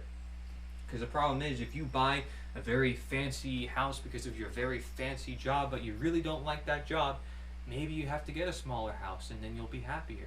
Sometimes less is more, folks. Sometimes things have to change because your natures demand it as so. So if I am to look at currency, which you often receive as a result of your profession, well, let's think. If you're happy doing what you're doing, you're probably happy, which is why you're doing what you're doing. So your profession is that doing, and your happiness is the resultant condition of that doing. So currency is what you receive as the result of that profession. And for example, a natural currency is love, right? It's not just value, it's not just purpose, it's not just destiny or happiness, it's love. It's actually receiving something meaningful and lasting and powerful, and you feel it and you sense it and you love it. You know you need it. Above all, you say, oh, well, I need money. Okay, let's see what happens when you lose your family. Let's see what happens without love. Let's see what happens. Let's see what happens, because I'll guarantee you the natural currency is going to be more important to you at the end of the day when you realize how important it is. Again, a matter of knowledge as the only good and ignorance as the only evil. You can see that, that computer, those coffees, that whole system with that lady, I mean, it was not something that always existed. Same thing here. These currencies that are here on the right hand side, which by the way all got devalued and don't last forever, right? They're not like gold and silver, which are considered more natural because they come from the earth and because they've always been used and because they're used for materials and creating things. Here you have the most unnatural forms. I mean, they're pieces of paper, and people think this is what money is, right? And yet they completely devalue. You'll have a $1 million, all of a sudden it's zero. It's zero, right? And yet people believed and actually thought this thing had value. Actually thought in reality it had value. No, it's not reality. It's an illusion. And they say, hey, I'm not living in reality because I'm talking about nature and the fact that humans need to go back to nature. You're not living in reality because you're still going to use paper things and think that they have some sort of inherent value, or that people have some sort of inherent authority. Nature has the authority. Nature has the value. Love and honesty and destiny, all these are currencies that will always outbeat these paper goods that will never ever last. Okay? Religion, a topic that so many people love to talk about, and there's people that are super religious and there's people who aren't religious at all, because we just need more extremes nowadays to keep people divided. Perhaps there actually is a natural religion, and maybe that's as simple as connecting with nature itself, which is universal and can apply to all the religions and also apply to the people who are against religions. It's something that we can all understand because it's something that literally we live with every day. And we can understand that we make an impact. We shouldn't just be reliant on some God or Savior to save us or help us. And that we can actually change the world around us. We can actually do something about what happens in the world around us. But we can also have faith in our process. Meaning that with our actions we say, you know what, I hope this presentation goes out to the world. I hope this makes a big difference. I hope that I'm doing my best. But I know I'm trying to do my best, and I know I'm trying to create that change. So there's a difference, right? I'm not just going to rely purely on faith or purely on reason. I'm going to utilize both and know their time and place. What's the time and place for spirituality? What's the time and place for science? They both have a time and place, and you know what? Spirituality can be a science, and science can be a spirituality. But a lot of people don't want to look at it like that. And look at here. What's unnatural religion? Well, here's this man who must be this middleman between you and the natural world, you and nature. Rely on him and their books and their systems, their man-made systems, which have not always existed, by the way, to rely on nature, to understand nature and the natural world and all that exists. You have to be dependent on their systems, and it gives them power, it gives them greed. They ask for money, which they say is the root of all evil, yet they ask for it all the time. And then you wonder why the world is the way it is, because so many people still give credence to this system of control. It is a system of control because it's telling people what to think and limiting their worldview as to what to think. See, if religion was really about bringing people together, they'd be open-minded and say, you know what, I'm open to other religions. I'm open to say I'm not the only one. Like I say with this presentation, I'm not the only philosophy out there, right? We're not just looking at one nature or another nature. There's tons of natures. There's tons of natural laws. And understanding that is the religion. There's a path. There's a direction we're heading toward. And we have a connection with it. But we don't rely on some middleman, some other person we barely know, or some person we're supposed to believe has some sort of magical authority or connection to God. What gives them that authority? What gives them that connection? And you know what? They don't have it. They don't have it. These people treat him like he's God, but he's not. And he's not supposed to. But yet he is treated more special than every other human being. I thought God treats everybody, on an equal level. I thought nature, everybody within nature is equal and has natural rights. Well, if that's the case, then what's with this unnatural religion, right? And so I'm referring to any man-made religion, usually when I'm saying unnatural religion. And natural religion is anything that just recognizes nature, and anything that recognizes the natural world. And if you seek that through forms of other, man-made religions, the question is, again, are you aligned to nature? Are you understanding the natural world, or are you reliant on man-made systems and man-made pieces of paper? You can see the Bible or religious text as a really helpful medium to the natural world. But realize it is not the natural world. Realize there are tons of translations and different interpretations and changes in language and tons of other occult books and other occult texts and stuff you've never heard of before, and libraries that burned down in the past, that we have never seen so many texts before, and yet we want to think that we know it all, or that one thing knows it all, because it claims to know it all, because it claims to be the only way. Don't become restricted in your worldview. I mean, that is the epiphany of lacking knowledge, or the epiphany of deception or control. And you don't want to be controlled. Religion should be a freeing thing and a uniting thing, not a dividing and controlling thing. And don't get me wrong, science can be a religion if it's doing the same thing and limiting people's worldview, not letting them see anything about spirituality and why it always existed. Okay, and looking at nature and our connection with it and feeling some sort of meaning or purpose or destiny or intention, okay? There is reason to understand that both of these are right in their own respect, knowing time and place, both religion and science, and that the two can come together in different ways if we are searching for those answers, if we seek knowledge. And one of the documentaries that I produced was called Deism, which stands for Godism. This was a philosophy, may you say, that was around the 1700s that came to rise and seemed to just disappear, perhaps because it didn't put anyone in any station of power or authority, and they didn't ask anybody for money to promote their beliefs, which you may say are not so much beliefs, but backed by reason. They have a motto: God gave us reason, not religion. There's even Theosophy, which states that there's no religion higher than the truth, where they combine several different religions and understand the base knowledge of all of them. Right? So I call the non-religion above all religion is understanding Godism, or natureism itself, right? Nature. And so deists were often referring to the fact that you do not need this man-made interpretation to understand the natural world. God or nature gave you the ability to understand the natural world, so why aren't you using it? Why not use what you were born with? Why else would you be born with it? So here you have another quote: "Man is the most insane species," and this is coming from a scientist. "He worships an invisible God and destroys a visible nature, unaware that the nature he is destroying is this God he is worshiping." Wouldn't they be connected, if there is at all? And maybe we can say, hey, we don't always know all of it, and maybe we don't know at all, or whatever. I don't care what your personal beliefs are about religion, as long as you don't impose it on others. Same thing for anything else. I don't care what your opinions are, as long as you don't impose it on others. And as long as we all seek to improve and learn. And that's what we're here to do, right? We're here to learn and provide new perspectives. That's all I ever can do, is, again, make you think. And so take that from me, is to understand, well, hey, I'm saying there's this natural world we all share. I'm thinking about unity here. I'm thinking about how can we bring people together rather than separate them and divide them. How can we still be open to other forms and new forms of knowledge without shunning out and saying this one doesn't belong or this one doesn't belong? Science and spirituality has always existed.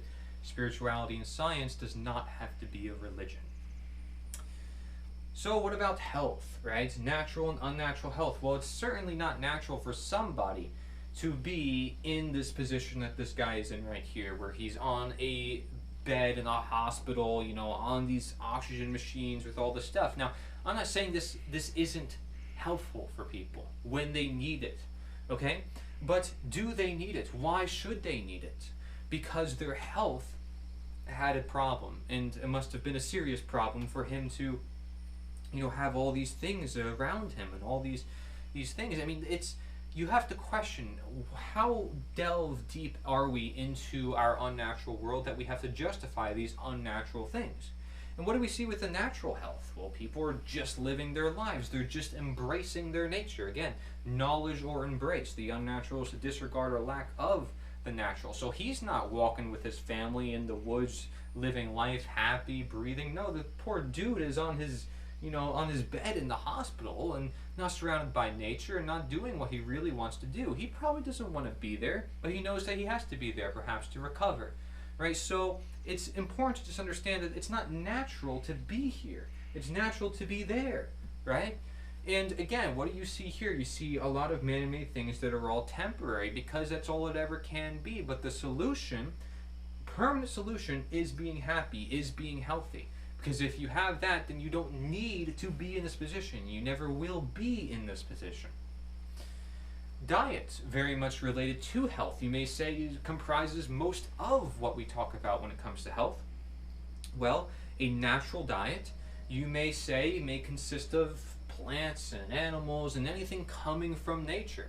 Whereas the unnatural diet is something that is coming less from nature. So processed food and all these processed things that are all clearly man-made, right? I want you to take a look at these pictures, okay? And look at the unnatural and natural, right? And I want you to even look at the natural side and tell me which of these foods that are listed on the natural side, that's the left side of this slide, which of these foods are the most natural, actually? Because there's several different foods. Are they all equally as natural as each other? Well, let's think. Does man have any part in creating any of those foods? See, diet is a very complex topic because there's environments where people in the Arctic and people in the tropics have total different requirements to their body and total different foods that grow locally and seasonally. And people want to worry about harm to animals. Well, what about harm to ourselves? What about harm to babies and pregnant women and the environment and exportation? And what about, you know, not being able to grow food, not being able to create breast milk? What about all these ifs and buts? Because these dependencies is what shows us our nature. Now, does that say, well, hey, we can justify the unnatural because, you know, because of these problems? No, right? But how long have human beings been eating meat, for example? And as far as I can see, it's been forever. Since humankind first appeared on Earth, it's not something that has been temporary. So salmon, which is listed there, is something that's going to be here forever, and other meats included. And I like the fact it's also shown as raw, because a lot of people forget about raw animal products. And if you look around the world, and there's still some people who eat raw animal products to this day, they're really healthy. And what are the governments and the unnatural systems of today doing? The unnatural law systems of today. They are banning the use of raw animal products. But yet it's healing so many people, it's providing all this nutrition that nobody can get. Because the soil's depleting and the plants are all man-made. And if they weren't man-made, how much nutrition was in them? You say, oh, there's tons of nutrition, but how edible were they? See, because over time, as the lack of nutrition went away, we created more flesh in these plants. And so these plants became more edible, right? And take of this as you will. But these plants, I mean, you even got olive oil on there. I mean, you try squeezing an olive and see how much oil you get out of it. You can probably get some good amount of oil, right? Maybe. Especially when you compare it to other forms of oils. I mean, let's look out there, right? We got avocado oil nowadays. I mean, you try getting oil out of an avocado. It's got to take some processing. So people will call it natural, but is it really natural? there are things that are going to be called natural. We don't really know if it's natural. We have to really understand it for ourselves. And so we can become deceived by things that we think are natural but aren't really natural. And so these apples and avocados and carrots, and I love a lot of that stuff. I've had a lot of that stuff. But even there's plant toxins, and even there's fibers that block nutrition, and even in the meat, there's now genetically modified salmon, there's hormone injections, there's all sorts of things, and it can make the natural very much unnatural if we're not careful. So having all the dependencies, making sure your diet is as natural as possible is not as simple as just picking one item. It's knowing where that item comes from, how it's acquired, etc. And that all, again, relies on knowledge. Knowledge is the only good. Ignorance is the only evil. Unnatural. Well, if you're eating these burgers and stuff and you don't care about the animal's health, you don't care about their life, you are just in complete ignorance, complete disregard of what is natural, or what is moral, what is truthful to this life. Right? And in nature, you wouldn't have all these processed foods in your fingertips and the ability to make pizzas and burgers and all these man-made foods. No, you'd have to literally scavenge an animal, learn how to eat it, learn how to cook, start a fire, or learn how to eat it raw, or learn what to do. And I think it's not that I'm saying you have to live in nature to learn what to do, but it does teach us nonetheless more of what we should do. Okay, it does provide us with a very valuable lesson of being responsible, of self-reliance, of self-ownership, of defending others, being with family, all these things that we've lost in the unnatural world, in any unnatural world, right? So it is one detached from their nature, and so if we're going to become more attached to our nature, we need to listen to our body and say, well, does our body agree with these foods? Does it really want these foods? Am I having gas? Am I having bloating? What digests really well? And have I compared it with different foods to compare? So have I tried raw animal products versus plants? If I think plants is the way to go, then let's compare it to raw animal products. Do I need to process any of these? Do I need to cook any of them? Because that also determines if it's natural or not, right? If you have to cook it in order to eat it, then is it really not natural to consume? See what I mean? But does it make certain things more natural to consume within that product, and therefore you think you can justify it? But does that make it by itself more natural to consume?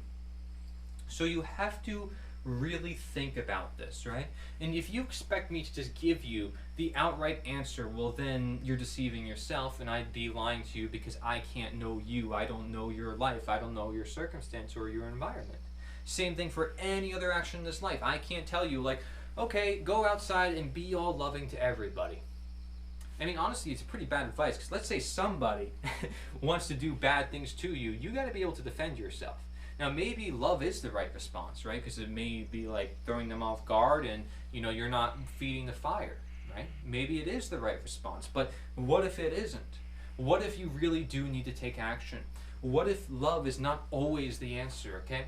Maybe it's always the end result and condition answer, the thing that we always need to have because it's part of our nature. But nature then is more important than love, because without your nature, you cannot love. Without your nature, you can't do anything, right? You can't have a diet. You can't have environments. You can't do any of the things we've been talking about.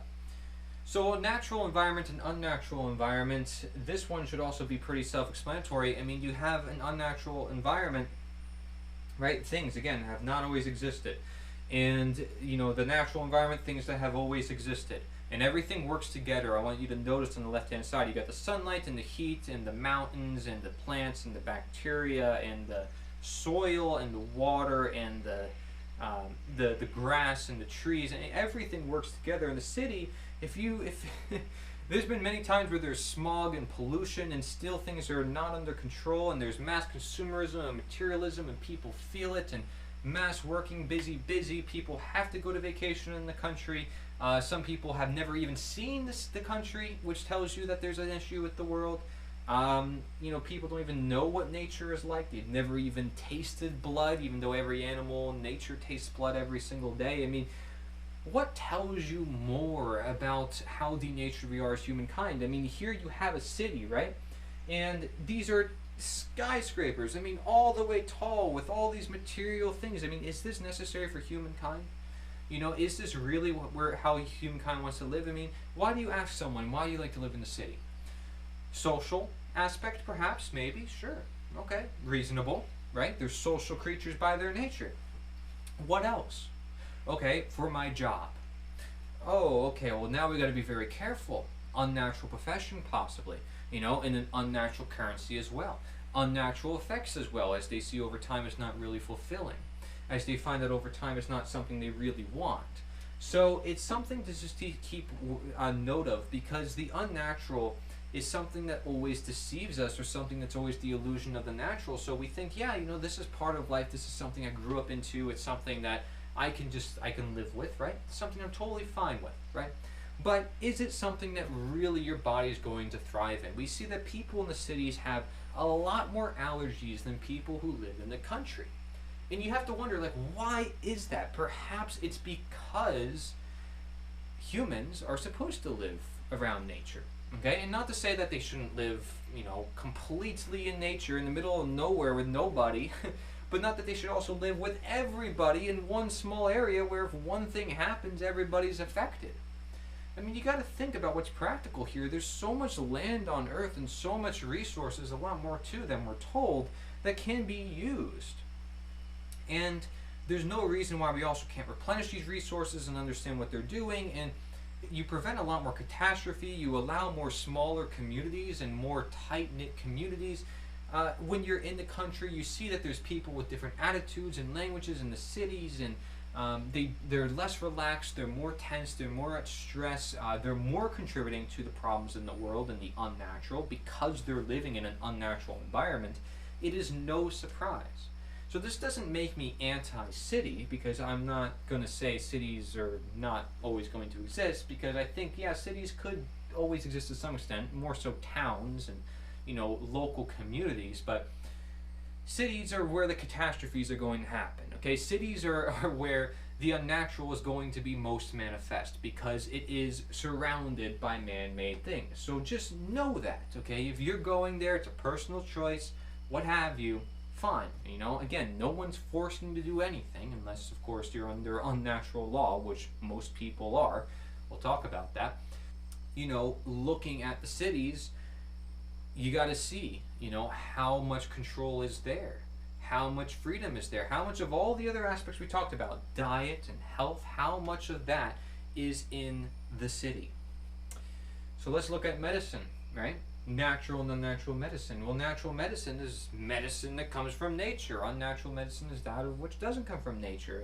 Disregard or lack of the natural. So okay, we can change this, we can change this, we can experiment, and we can make new drug, we can make a new drug, we can make a new drug, and all of a sudden we have tons of new drugs, and half of them go off the market, and only a few of them remain because they actually are useful and they work toward natural effects, which we talked about before, effects that result in helping the natural natures.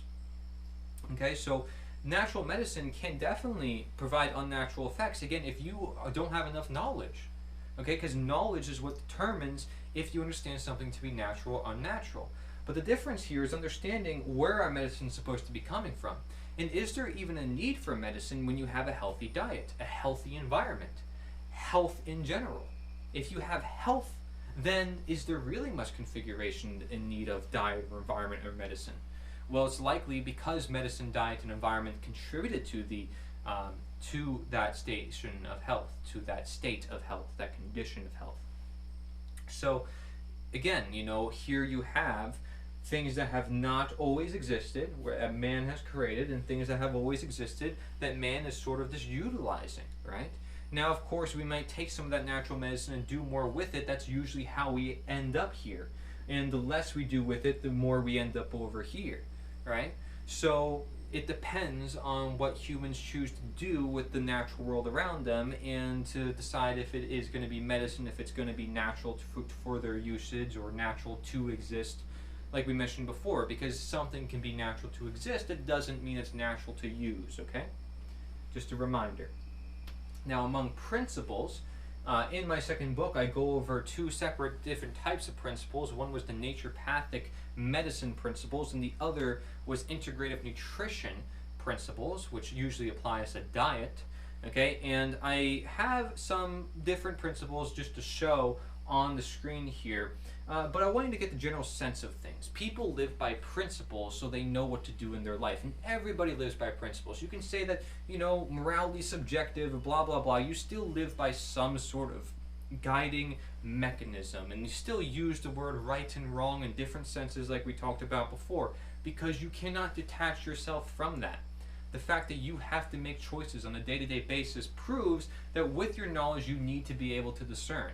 And if you want to be able to discern more well, you're going to want to seek out more knowledge. You're going to want to learn more. And so you're going to want to utilize more principles and know what your principles are and stand firmly grounded upon them when you know them to be true, know them to be natural. If they are natural, you might be convinced that the unnatural principles are principles that are natural, right? But are they working for nature? Are they emphasizing the natural? And that's where we really understand things. So here you have, on the unnatural side, allopathic medicine. Allopathic medicine is modern or mainstream medicine, so it's new, right? And other names for allopathic medicine include conventional medicine, mainstream medicine, Western medicine, biomedicine, right? Whereas natural medicine, or natural principles, like we talked about before with natural medicine, it's something that deals with the nature of human beings and coaching them, nurturing them, helping their inner healer heal. So you're assisting what nature already exists to do and saying, well, it can do it better, it's meant to do it, and therefore we're just allowing it and optimizing it in sustaining it in its function, right? We're allowing the nature to be natural, which is to function, which is to continue to exist, and essentially then we're embracing it. So again, the unnatural is the disregard or the lack of the natural. It's not the embrace of the natural, so it's completely ignoring it, saying, you know what, man can play God, we can determine medicine, we can do this surgery here and there, we don't need to understand how the body works necessarily, we can just suppress this condition with this drug, even though that might cause this other thing. Because that's what we see with allopathic medicine. Oh, we give the pill to the ill. This person has this condition, okay, well, let's give him this pill. Oh, I have a headache, I guess I must take this. Okay, well, is that really getting down to the root cause as to why you're getting that headache? And they end up keep getting that headache. Oh, I need to take more of it because it's not going to fix the root cause of the problem. This drug is really just going to suppress the headache. And then you know what? That drug's going to cause other problems. Again, it's not to say natural medicine's not going to do that either. It depends, really. Okay, but natural medicine and natural principles, if we're looking at it, is understanding that there's principles within nature that we can use that assist our natures. Okay, this really depends, again, on the natures that we're talking about specifically. So in the case of medicine, it's by definition, it's got to be medicine if it heals you. It's not medicine if it doesn't help you, right? It's not health if you're unhealthy, right? It's not diet if it's something that's literally garbage. It's not something meant to be consumed, right? It's not a problem if it's a catastrophe, right? It's not law if it's just some person's opinion, some person's whim, right? So this is the difference, again, between the natural and the unnatural, the real and the fake, the reality and the artificial. So natural principles like the healing power of nature, identify and treat the cause, first do no harm, doctor as teacher, these are just principles because they assist the nature of individuals in trying to learn from nature. They're trying, right?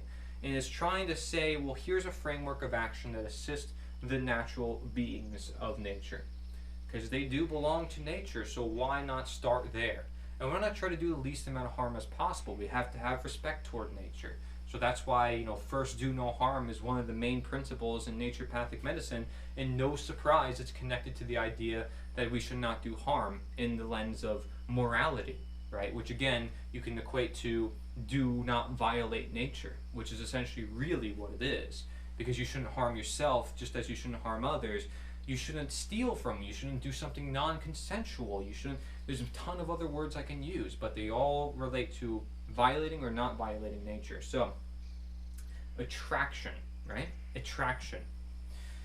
The natural attraction versus unnatural attraction. So people talk about the law of attraction, right? Well, if it's a natural law of attraction, then it's something that's, okay, we want something in our life, so we're going to try to attract it more, right?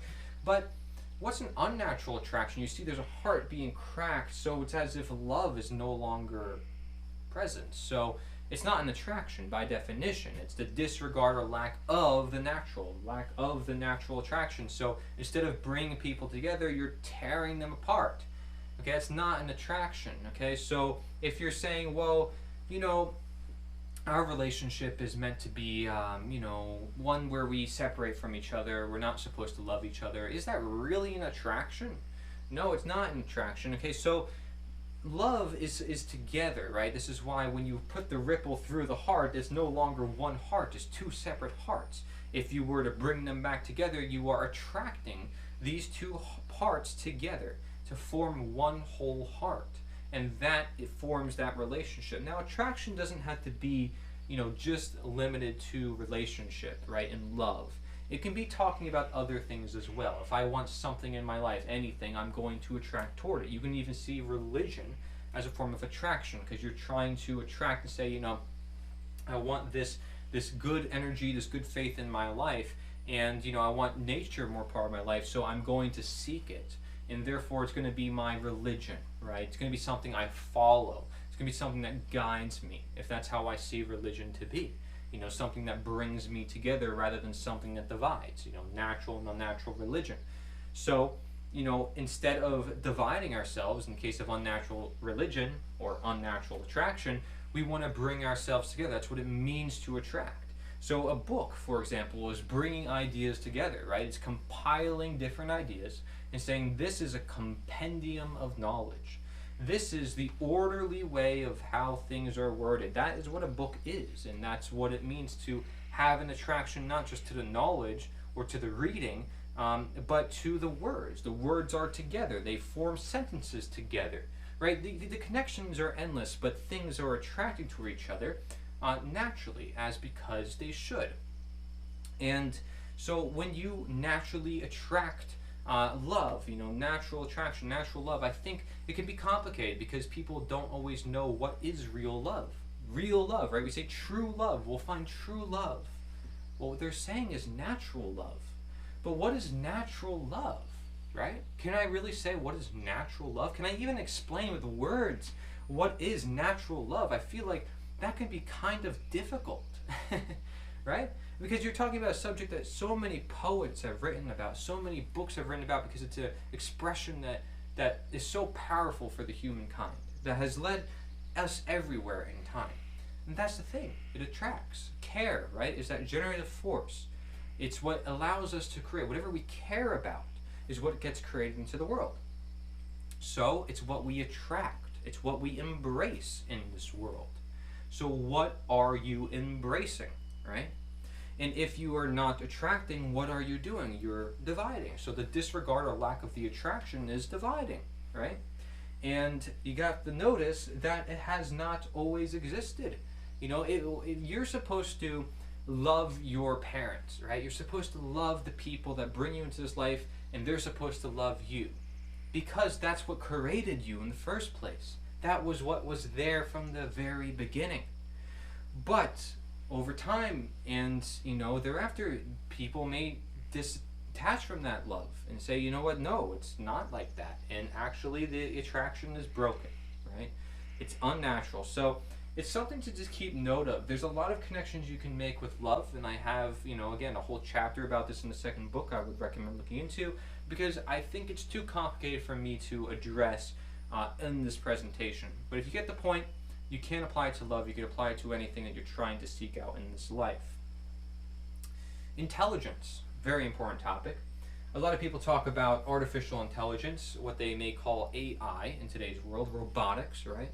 And learning, deep learning, in the sense of, well, this robot can self-learn for itself and have algorithms and operate through certain means. Well, sorry to tell you, it is unnatural, right? It's all man-made stuff.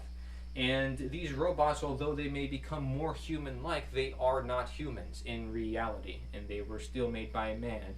And they are not nature, okay? And although they may have memory that we may think is forever and timeless, in this presentation I may think may be on the internet forever and timeless, that may not always be the case, okay?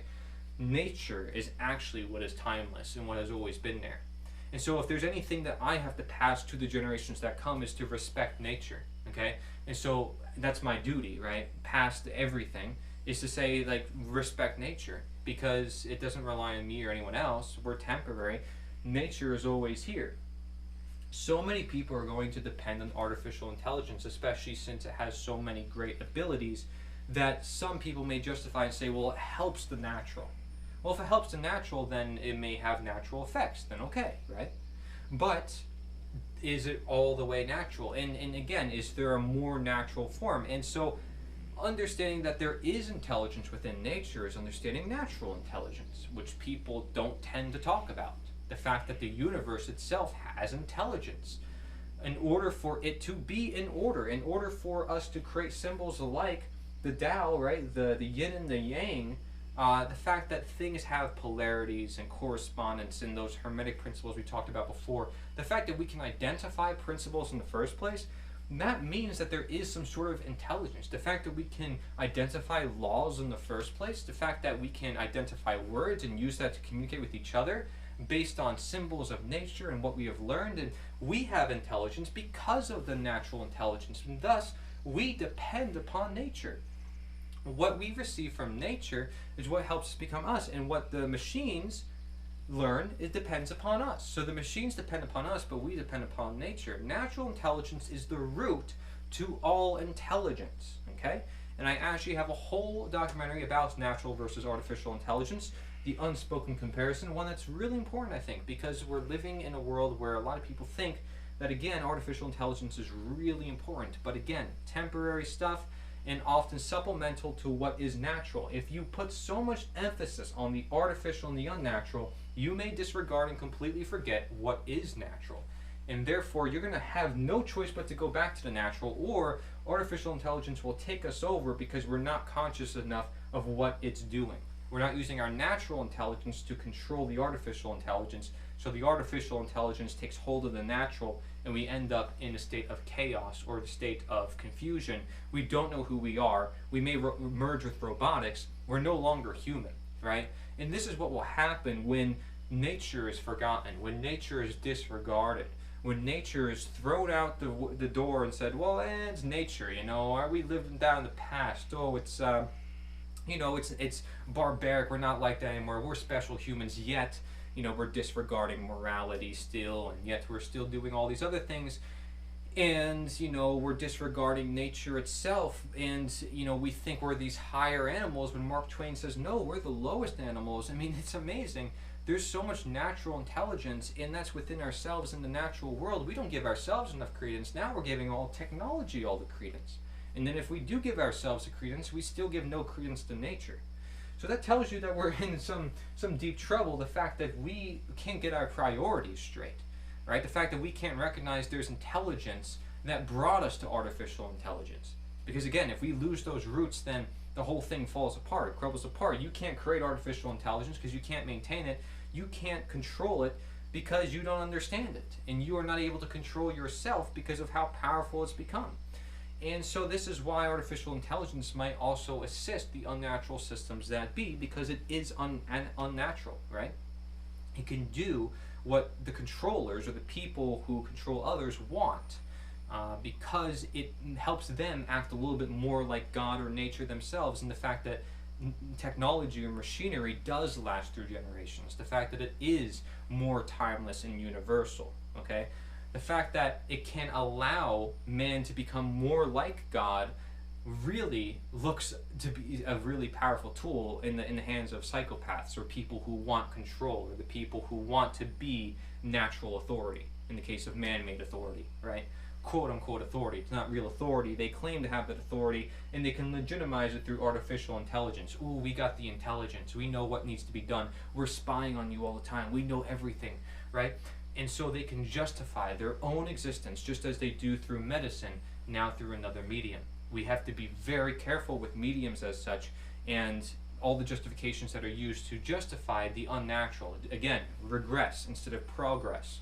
Regress, using the unnatural, leading to or justifying the unnatural. And Ralph Waldo Emerson said it best. He said, nature hates calculators because there's this religion called scientism, which I consider an unnatural religion, which is this idea that science, is this answer to everything. And nature doesn't care about your calculations and your science. You shouldn't need that to prove empathy and human emotion. That's not something that you need to prove. You shouldn't have to, okay? Because it's part of our nature. It should be so simple and known. Right and wrong, natural and unnatural should be simple and known. Now, of course, again, we learn through time, so that's okay. I'm going to give some credence to the fact that there still is time left. But while there still is time left, human beings need to take action, and human beings do need to follow their destiny. Instead of calculating everything about the world, simply live and embrace your life. We're going to talk about what it means to embrace your life. When I keep saying, just live your life. Like, hey Cory, how do I just live my life? Well, I don't know. Start looking around you and see how much of an impact you make, right? And what is a positive impact and what is a negative impact? And why is it that a lot of the positive impacts, people are like, well, I wasn't doing much, but it seemed like it helped a lot of people. Because some of the most simple, powerful ideas are actually the most powerful, right? The simplest ideas are the most powerful. This is why people who get out of prison go to religions, and people really like talking about natural law, even though it's simple morality, because the world has lost it, even though it's so basic and simple. But yet it could have so much background behind it, even when you do look into it. Because that's how nature is. It's simple in the outlooks, and it's really complex when you look deep into it. But how deep do you want to look at it? Should we look at it deep? The answer is no. We can stay on the surface of things. We don't have to go deep into every little detail. We're not necessarily supposed to. We want to just have fun and live life. If we get so focused on the details, are we really living life? Are we really having fun? So nature does hate calculators, because otherwise calculators would have been naturally existent in nature. Calculators are a man-made thing that are temporary, again, not here always. Nikola Tesla even said, today's scientists have substituted mathematics for experiments, and they wander off through equation after equation and eventually build a structure which has no relation to reality. So he's claiming right here that scientists today, people engaged in scientism in particular, are using mathematics instead of experiments. So you may see that as unnatural experimentation. And they wander off through these equations. You can see that as scientism. And, getting so focused on the man-made numbers and man-made letters and such, and building a structure which has no relationship to reality, which is another word for nature, right? So we're not connected to nature anymore, because do you think the tribes who really cared a whole lot about mathematics, at their time? No, they were observing the world, they're living their life, they're having fun. That's what life is meant to be lived for. And so we think we're all genius because we invented all these numbers and languages and decided that we can figure out and analyze the world. But is that really going to benefit society? Tesla was constantly telling us that, hey, there's this natural energy and there's these natural things that come from the natural world that we can harmonize with if we just understand how to do that with enough knowledge application. But it doesn't require a deep analysis of mathematics and going through equations and keeping us farther away from reality. He doesn't want counterintuitive actions. I don't want counterintuitive actions. But yet we both want knowledge. Isn't that interesting? It is a mere question of time when men will succeed in attaching their machinery to the very wheelwork of nature. So Tesla seemed to be very aimed at the fact that we should really align ourselves to nature. And of course that's what I hear or see from this quote. And it's saying like, wow, the very wheelwork of nature. He's not saying change nature. He's not saying overwrite nature and try to, nature is imperfect and needs to be perfected by man. He's saying we need to work with it. So, in relation to that, we have powers, right? There are powers that be that want to be God, that say, yeah, we should change what's happening, and that natural powers are not sufficient. That nature is not sufficient for humankind. We need police, we need politicians, we need this law, we need this government, we need this thing, this man-made thing, in substitution for the natural thing. In the case of powers here, for natural powers, I have conscience as the example, okay? Which, is just this, I don't know how you want to describe conscience, but if you break it down, consciere means to know together. You can relate that to the idea of common sense, okay? You have the power, the natural power, to utilize your own conscience to decide for yourself what is right and wrong. And if we all know together what is right and wrong generally, then we have a common sense. Like, yeah, it's common sense not to jump off a cliff. It's common sense not to harm someone else, to commit a form of crime like we talked about before. Right? So it's natural to utilize those powers. Now, it's unnatural to be an order follower, like these policemen here, and just following what is told of them to do. You ask any one of them, they're like, I'm just doing what I'm here to do. I'm doing my duty. I'm just on patrol. I'm doing my job. Unnatural profession, by the way. And they're suppressing their conscience, no surprise, because that's a natural function of their own self. They're conforming to everybody else that's around them, and they are conforming to the ideas of one person who gives them the command to do what they want done to society. So they are suppressing their own nature. Okay, now you say, well, they voluntarily consented. Well, what about the people that they're coercing? And what are they doing to those people? Is it actually, in reality, truthfully, morally justified for them to do what they're doing? And so there's a great question as to the powers that be in relation to understanding nature. And we're going to go deep into that as we move on, because it's important, if we want to change the world around us, to look at what really is trying to get rid of natural authority. And in this case, you have these people who think they have more authority by putting on a badge and uniform. I am this. This gives me more rights than my fellow man. I can do this, which no one else can do because I'm a policeman. No, that does not change the nature of who you are. That does not change the nature of a human being.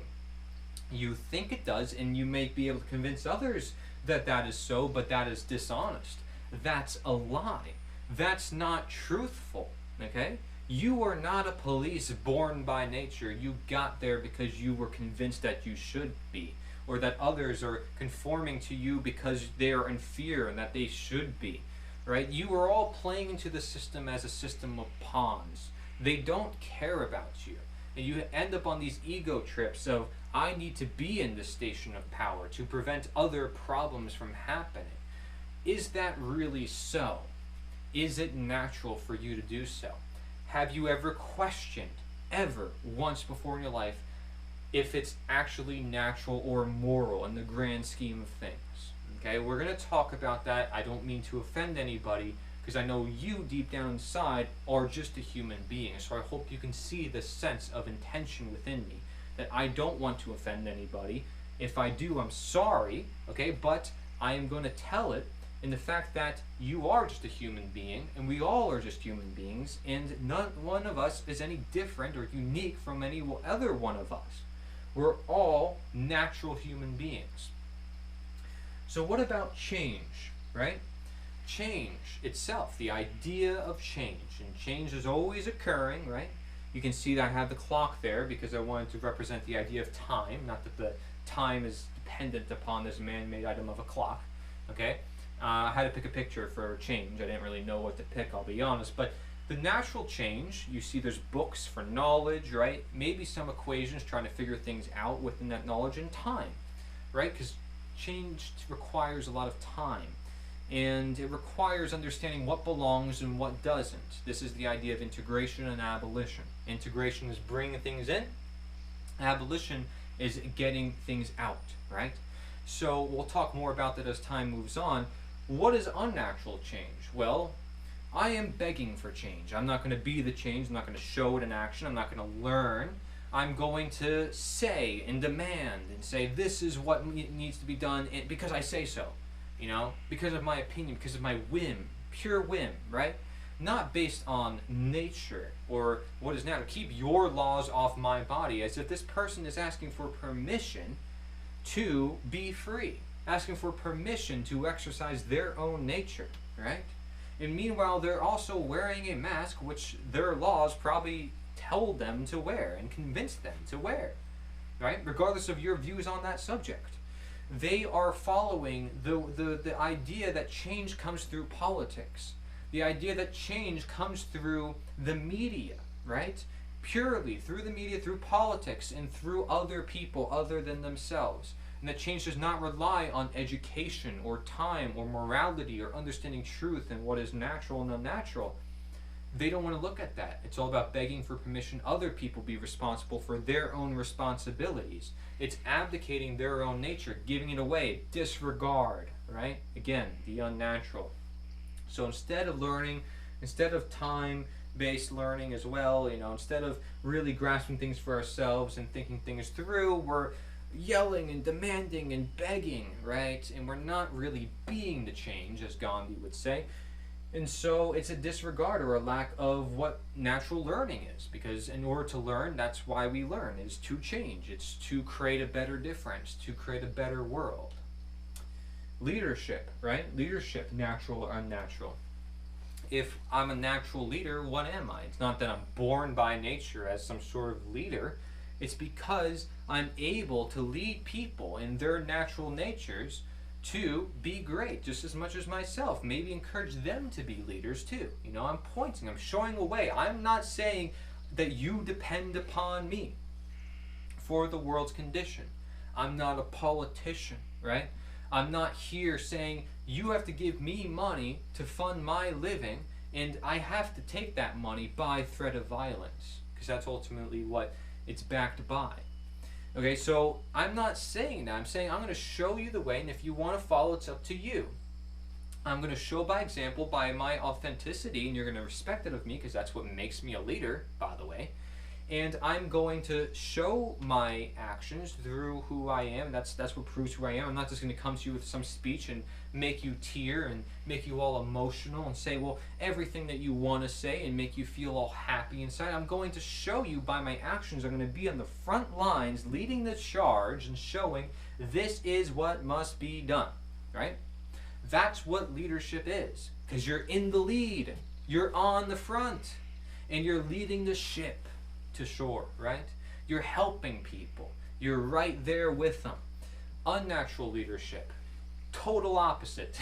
Total opposite. You got this guy, it's about the business coach, got to make sure I look all professional here and make sure, I got everything to look good, and got to make sure I speak right, and let me make sure. There's a lot of politicians I'll talk to, and they're like, yeah, I got to make sure I speak properly, right? Got to make sure that I appeal to people, and I got to make sure I remind them of certain things. They're playing into that game of a system where leadership is all about who looks or sounds the best. And that's not what leadership is. Leadership is actually leading people, helping them, influencing them, okay? Not convincing them or asking of them to do something for you. You show it in action. That's what leadership is. And anybody who studies leadership would understand this, right? Really basic. Some people would call it servant leadership, because that's what we need. That's where it's come to. Is where we have to differentiate different types of leadership. I mean, people do it in business organizations. See how much people like a boss who's dictating them around all day versus a boss that really works with them and communicates with them, right? See the difference. Here you see I have a documentary I created about this. All you need to know about real leadership goes over the idea of natural leaders and unnatural leaders, sort of the idea of an ego versus the eco, people working together versus one person, everybody else relying on this one person. And again, the question is it voluntary, right? Can you leave that hierarchy versus an involuntary hierarchy? Not all hierarchies are bad, right? There's hierarchies in nature all the time. The question is it voluntary or involuntary? Is it involuntary in the sense that you can't leave that interaction, right? You feel like you're obligated, and there's social pressures, all these things, and you can't leave that interaction. So you have to gather the courage yourself to escape out of boundaries are unhealthy, and then you can show others and be that example and radiate truth and love and honesty to everybody, right? That is the goal. That's what leadership is. It is putting the truth into action. And so then we have the way, right? Natural and unnatural way. Well, the way is also referred to as the Tao, right? I talked about the Tao a little bit before, but not enough. We're going to talk a little bit more about that. But the Tao Te Ching is actually a book written long ago. And just because it was written long ago, I'm not saying necessarily that sort of validates it. I'm saying, however, that it's referring to the way of nature. It's specifically saying this is what it's about, nature, right? And so it's talking about this way that we have to follow and simply embrace our living, right? Embrace our lives naturally to be natural, right? Simply be natural to be natural. This is sort of the philosophy of the Tao Te Ching versus the unnatural that wants to reverse everything. The great reset. We need to change this and change this. You're going to own nothing. You're going to be happy. We're going to spy on you. We're going to create these new technology devices. Totally different from embrace. The total opposite, the total disregard of following the way of nature, totally disregard of the ancient wisdom, which so many people highly respect, by the way, of real leadership, and totally in the sense of, well, okay, we can create these new systems, it's based on unnatural leaders, it's based on unnatural, artificial intelligence, it's based on unnatural health. That is what it is, right? And so we have to question, between the agendas of the elite or the people in control of the world versus the people who want to simply live their life and follow the way of nature rather than follow the way of some man, of few men, and some politicians and some fake authority figures that they think are, important to follow in their life. So, it's a question, again, as to natural authority or man-made authority, and that determines your way. What is your way of living? You can see this related to the idea of principles we mentioned before. And then there's simplicity, right? Simplicity is a really important aspect. You can even go into complexity and say if that's natural or unnatural, right? But if I am to look at the simplicity, the natural version of simplicity is, well, living life simply as is. What is unnatural simplicity? Maybe it's having a sterile environment, simple things that are not so simple but we think are simple, and they're bland, they're actually sterile and just not natural, right? So you have this white room, it lacks sophistication, it lacks uniqueness, it doesn't put us at ease, but we think it's safe, we think it provides the same benefits as that sometimes, but it doesn't. Okay, it's not. It's actually the opposite in many cases. In complexity, the same thing. Man-made complexity. We create all these complex things and we become so confused and wrapped in semantics, we lose a sense of ourselves. Whereas the complexity in nature, maybe we can learn to live with it. There's a time and place, however, right? To where if we want to embrace simplicity, embrace complexity, and know what they're supposed to be. Because, that tree is pretty complex. That refrigerator in there or whatever is in there, that's pretty complex, right? But on the onset, yeah, this is pretty simple, just looking at it, right? Just observing it, taking it in. But having the natural world and simply what is as simple as you can get. It becomes less simple, when you have all the man-made stuff. And, it's a sort of fake form of simplicity to say, well, we'll put you in this secluded room that has nothing in it, right? It's sterile, it's clean, it's all just pure white because it's still man-made. It's a fake form of simplicity. It's not actually clearing your mind or clearing your views. It's actually too bland. It's boring. It's not actually what your nature desires when it comes to simplicity. Now, this is really core and it ties into the idea of the Tao Te Ching, because the Tao Te Ching is about simplicity. Even Ralph Waldo Emerson and Henry David Thoreau talk about this idea of simplicity over and over again, because when they would go out into nature, they'd have this idea of like simplicity, simplicity, simplicity, right? We don't need to live in a world of all this industrialization. This may look simple, but it isn't, right? It's not simple. And it actually leads to a lot of problems, this whole idea of a sterile environment, because the natural environment is simple, but yet there's all these complex organisms and bacteria, and it's not sterile at all. It would be considered dirty by modern standards, but yet that dirtiness is actually really simple and beautiful and healthy. And so there's a big difference in the simplicity between these things. So at the end of all this, and understanding what is natural and unnatural among all the many things in life, you have to question, well, what is the answer? Is your answer natural or unnatural, right? Any one of those things, if those are the answer to what you want, whether it's a diet or health or environment or a principle or experimentation, freedom, if you want those things and you say, yeah, that is the answer to what I want, are you talking about if it's natural or unnatural? Is your answer natural or unnatural as a whole, as for what it is for any one thing you're talking about? What is your answer?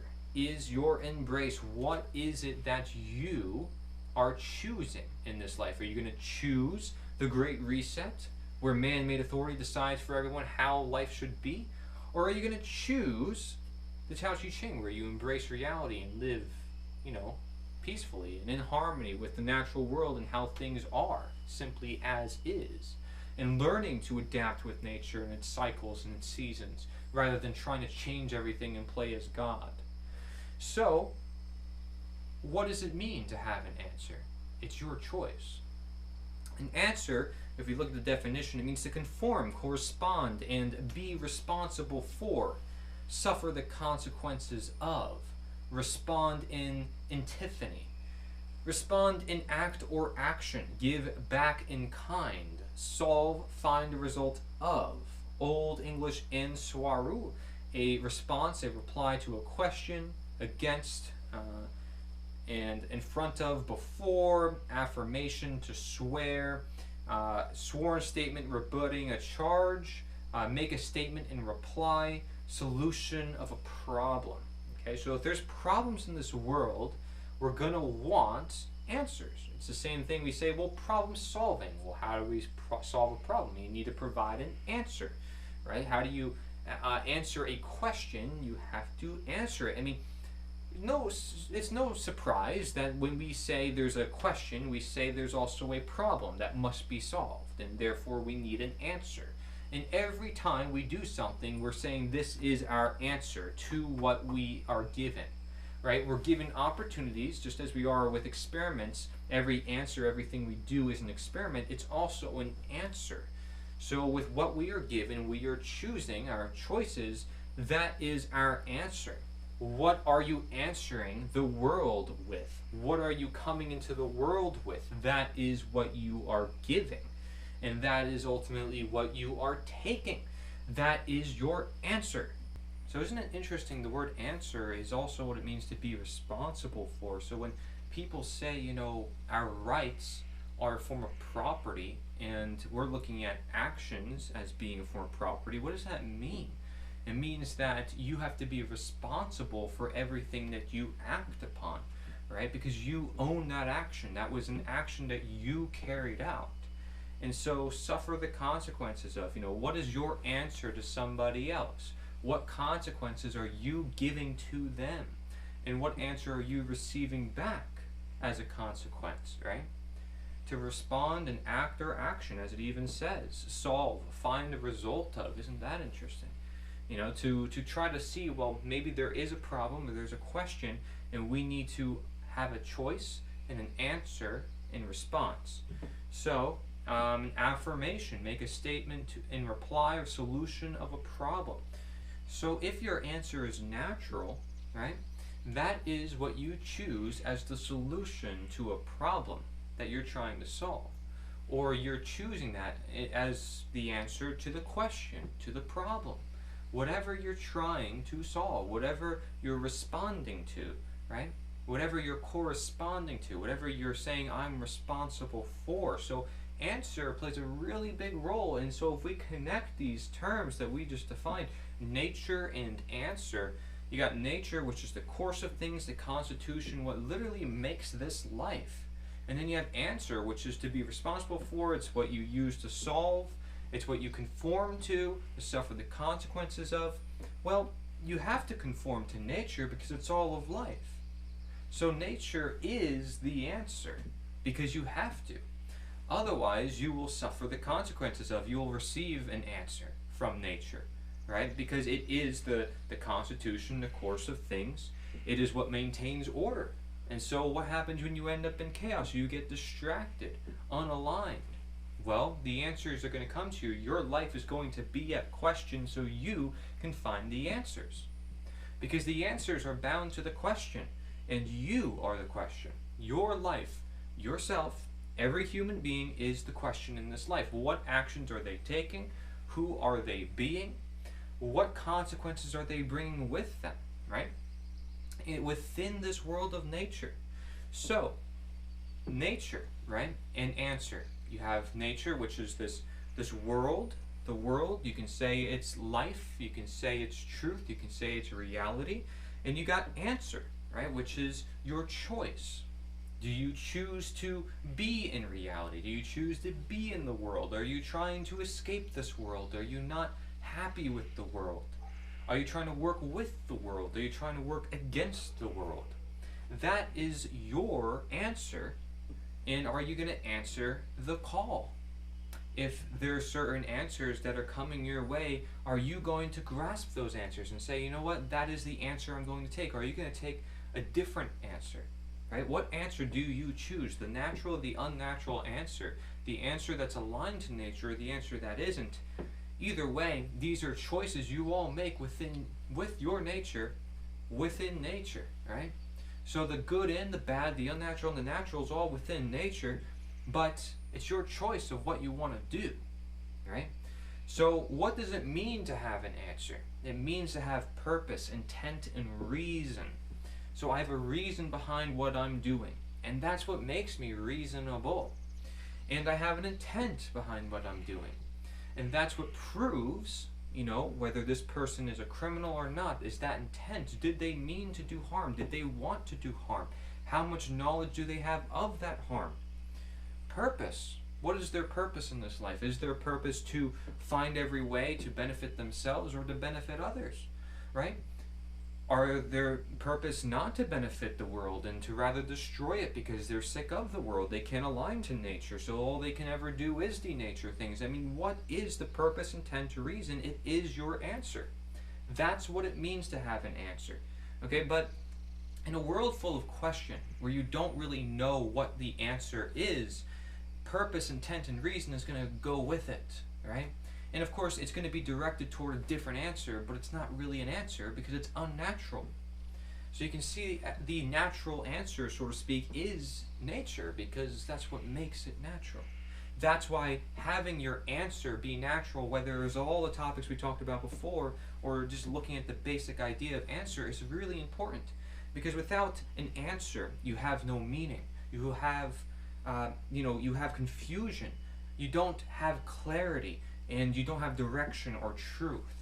But when you do have purpose or intent or a reason or the answer, right, you know what to do, it's because you have meaning. You have no confusion. You have clarity, direction, and truth. You have alignment, and you're able to fulfill that line. You know what line needs to be drawn. You say, I'll draw this line in the sand. This is my boundary. That's your boundary. This is my consciousness. This is your consciousness. We live amongst each other. Voluntary, cooperation, mutual trust, all these ideas coming from the idea of purpose, intent, reason, and answer, because you understand the nature of that individual is different from the nature of who you are. The nature of the world is one that you have to understand. That gives you a purpose. I have to understand the world. I have to work with the world. But if you don't have this purpose, intent, or reason, or it's not for nature, what is it for, right? So you must actively ask for it. Actively ask for the answer. Because if you don't, you have already asked. If you don't actively ask for, what is my purpose? What is my intent? What is my reason? Am I trying to improve? Am I trying to work with the world? If you're not actively asking for it, what are you asking for? Right? It's the same thing as, well, if you're disregarding or you're giving away your nature, who is it going to? And these are the questions you have to ask, because I'm saying you must actively ask for it. Because if you don't, you have already asked. You chose your fate. If you don't choose nature, if you don't choose following the natural, then you have asked to follow the unnatural, because you're disregarding it, as we talked about before. You want to be in ignorance of it. And so you choose your fate. Here's a quote: every individual acts and suffers in accordance with his peculiar teleology, which has all the inevitability of fate, so long as he does not understand it. By Alfred Adler. So notice the very end of this: so long as he does not understand this. So that means you really depend on knowledge even more. And how much do I have to say that, right? It should be obvious. Knowledge is important for our actions. But we're going to talk more about why it's important, because we still don't realize it's important as a human species to let evil continue, to let many unnatural things continue, or at least in the worst of forms.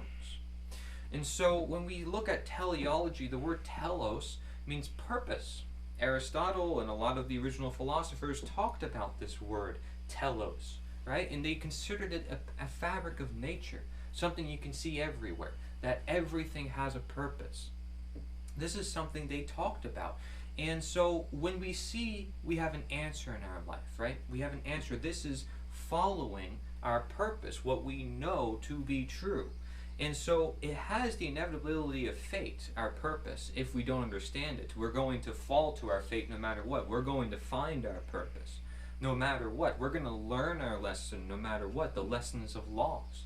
But the question is, if you work with the elements, you work with the world, you work with nature, say you're in the winter, you're in a storm, again, is it better to go against nature or to work with it? It's better to work with it because you can understand it and you can abide to it, you can increase your chances of survival. You have really no choice but to abide. But if you create a world where everything makes it convenient so you do not have to abide, then you might just not have to. But eventually you will. Because again, nature will show itself through the lessons of loss over time. Time tells all truth. Nature is the truth. Nature is the answer. Thus, if you say truth is something that you desire, because you're saying it's your purpose, you're saying, I want the truth. That is my answer, right? Truth is the answer. Knowledge is the answer. These are all one and the same, because you can't have nature or truth without knowledge. That's what makes it nature. Otherwise, you can't define it, you don't understand it, you can't abide to it. So, in the process of understanding the nature answers all our questions. Another quote, right? In the process of understanding the nature, it could be the nature of one thing or many things, and everything self-reflective, it answers all our questions because we are looking for where the answers are. We know that nature is the constitution of all life, that it consists of everything, it's what creates the order. So thus, nature is where we can find the answers to all our questions. But it's up to us, we're at question if we're going to seek that answer or utilize that answer that's ever present. I mean, look outside your house and look outside many facilities. There's medicine all around you. You can say that is answers. Those are answers for cures, for health problems that nobody is using because they never questioned the fact that they could use it for their medical problems, for their health.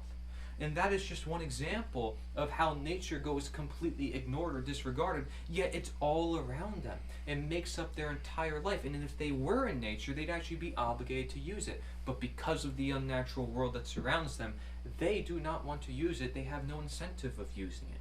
They think there's better, more man-made solutions, and they find out and say, actually, it doesn't work, the man-made solutions. Because over time we see it's actually resulting in more death and more disease and actually complicating things even more. When again, the answers that nature provides us is actually not so difficult as we'll talk about. Nature answers only when she is questioned, another quote. And so, what are you embracing, right? What you embrace is your answer. It is your intent, it is your purpose, it is your reason. These are all words that I'm going to correlate together as well, because people have used these words all throughout history, and I think they're all very important, but they all lead to the same place. What are you answering? Where is your purpose, you know? Who are you calling to, right? Where are you looking, as I talked about in the beginning of the presentation? So what are you embracing? We are what we embrace, what we choose, we follow, we permit. And so that means that if I say I want this thing in existence, I want this natural or unnatural thing, I want to promote the natural or unnatural, okay? Accordingly, because I chose to keep that thing in existence. So I'm essentially saying it is natural to have this thing, or it is truthful to have this thing if I think this is what belongs here, this is what is the answer. Okay, that's what I'm saying. I'm thinking that it's natural. It may not actually be natural, but I'm choosing it for that reason. Now again, some people might purposefully choose the wrong things, the unnatural things. But I'm hoping that you watching this has a good intention, so I'm going to assume that you would want good things, but we can get deceived and we can become dishonest. And again, that's where the problem is too. So what we choose, we follow and permit. We would want to follow and permit nature, right? So not just follow nature, because it is there and externally this macro thing that we have to understand, but we have to allow it to do its thing if it is what consists of this universe. We need to allow the answers to manifest themselves if everybody needs to understand those answers, right? We need to allow the truth to be shown. Again, as that quote we talked about earlier, all it wants is the liberty of appearing, because the truth is already there. The question is, are we going to be aggregators to bring that truth out into the public, or are we going to keep it hidden? And for what purpose would we keep it hidden? What purpose would we deceive people? What purpose would we be dishonest with people? Again, if we wanted to control them, perhaps, which we'll talk about more. Whatever you embrace, you come to know better. This is another thing worth mentioning. You know, if you embrace a poison, you start to understand it a little bit better. You know, its effects, how it feels to be poisoned. And you may not like that, or you may actually build a tolerance to it, right? But it's not necessarily something that you're supposed to build a tolerance to just because you can. Our bodies are very smart. Okay, we cannot underestimate our ancestors nor our own body, because there's so much that you'd have to take into account with our body, that it's always breathing for itself. It does these functions without us even noticing. Life is just always organizing in this such a fashion. And you got, you know, our ancestors, they didn't have access to technology. They didn't have access to a lot of the words we use. And so they may have had thoughts, but they didn't know how to articulate it. Doesn't mean they weren't smart. Just because they had different ways of doing things, we underestimate so much perhaps of the past, or so much of nature, when there's wisdom to be found everywhere, right? Because it's this vast world that we think we know as human beings, but again, we're just merely one part of time, and nature has always been here. So when we're facing the problem, we are embracing the solution. And when we're facing the unnatural, we are embracing the natural. This is worth really importantly knowing. Is that if you want to defeat something, maybe you even have trauma in your past, the best way to face that problem, you know, people say you have to face it, you have to go head on. Well, the best way to do that is to embrace the solution, which may be facing the problem. Facing the problem is embracing the solution, facing it head on, saying this is the problem, I'm going after it, right? I'm not letting this problem happen. I'm going to stand right here. This is where I'm drawing the line. Otherwise, where are you drawing your line? Right? You'd have to draw a whole circle around me. If I'm like, well, something's going to get me, I don't know where, I'm going to have to draw a whole circle. And then that's a lot to prepare for, and I'm not always ready to be ready for that whole circle. But if I can draw a line and say, this is exactly where this person is going to get me, then that is facing the problem more directly, right? And it's embracing the solution, which is self-defense, responsibility, ownership of recognizing I need to stand my ground, right?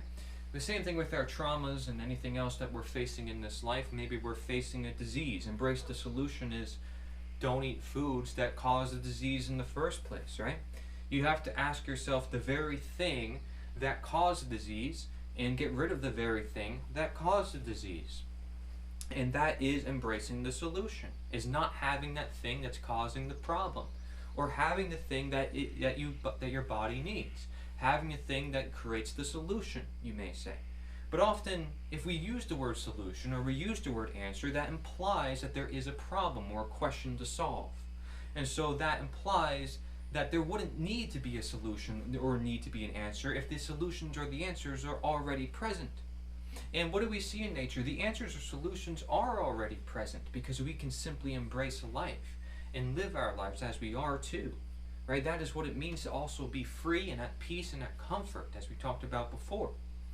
So, the solution is that embrace, but in order to get there, if we're in an unnatural world, perhaps it is to just embrace, and not actually to do anything crazy and unnatural, because it might be counterintuitive. This plays a big role into the action we're going to be talking about, so let's talk about this a little bit more. Wu Wei and Zoran. These are concepts in Taoism. Taoism, right, is a study, a philosophy, may you say. Some people will call it a religion. I don't care what you call it. It has roots in understanding nature. Therefore, I'm interested. It's looking at the universal. It's looking at what applies to everybody. It's looking at this essence This way, as it is said, the Tao stands for the way, that is ever present, that maintains order. Okay, and so there's two concepts within the Tao that are talked about, and there's other concepts, of course, as well. But these are particularly important when we're talking about the natural and unnatural. So Wu Wei stands for the effortless, the embrace, listening. Okay, and Zuran stands for self-regulating, natural, or intelligence.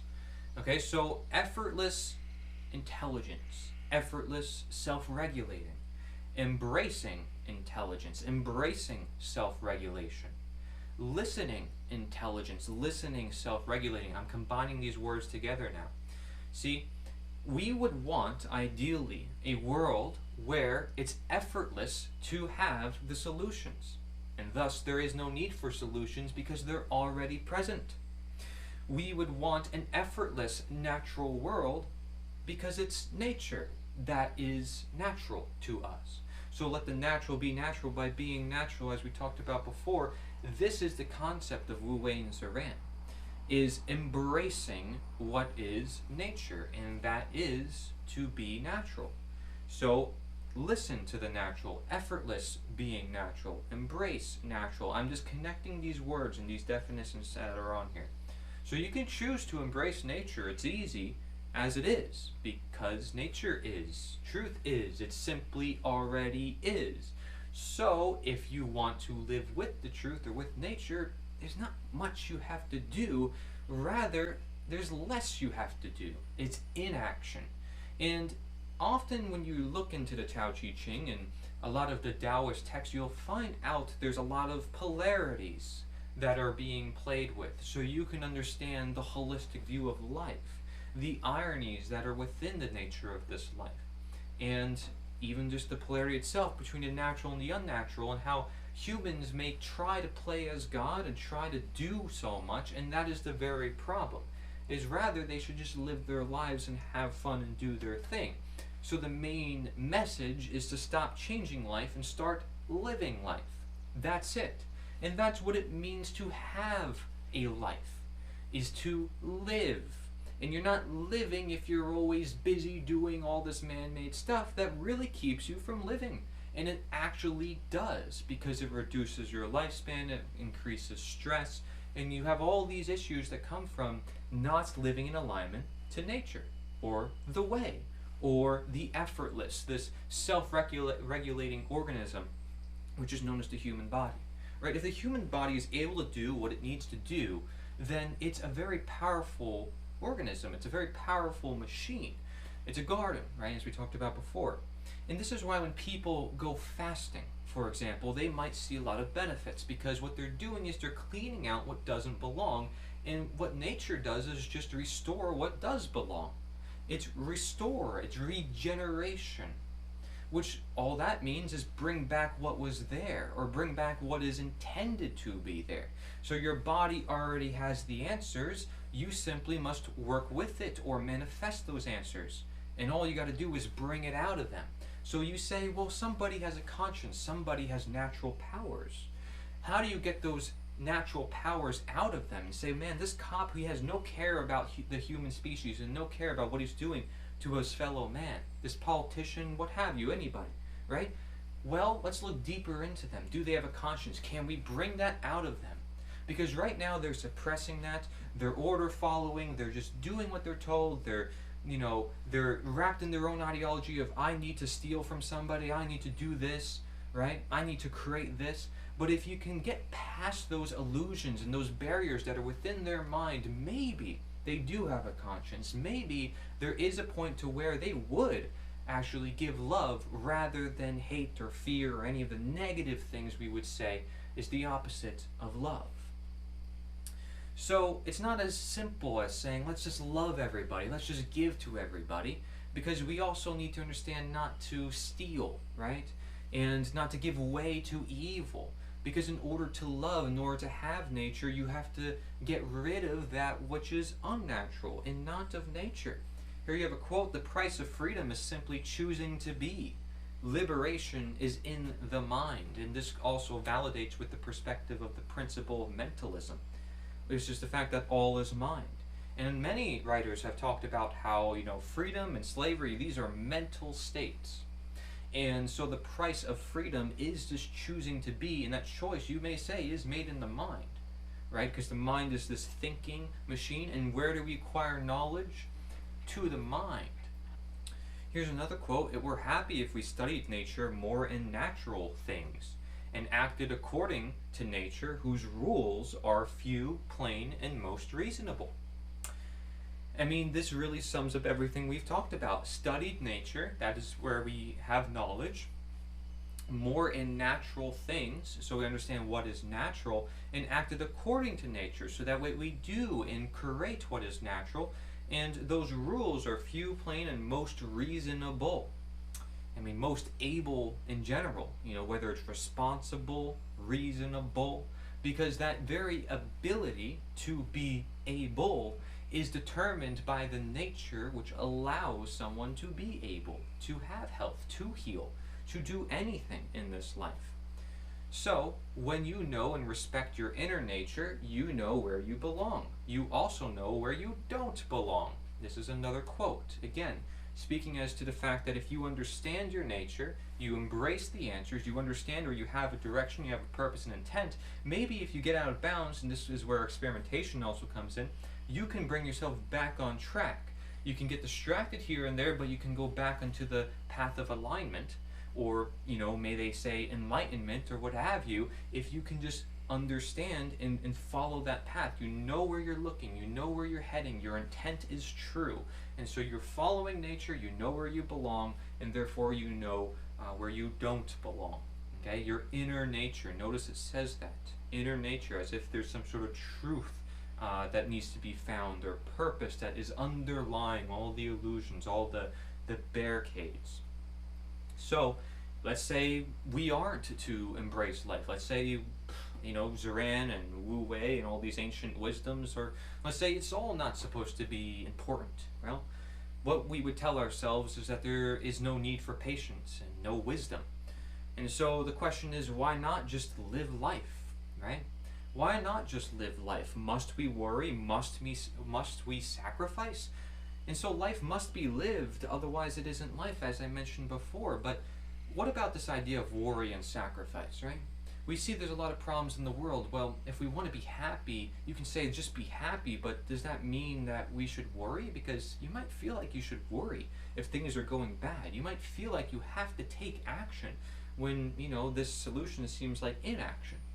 Well, you want to trust your nature, and you really want to get clear as to what it is you need to do. This is where patience and wisdom comes in.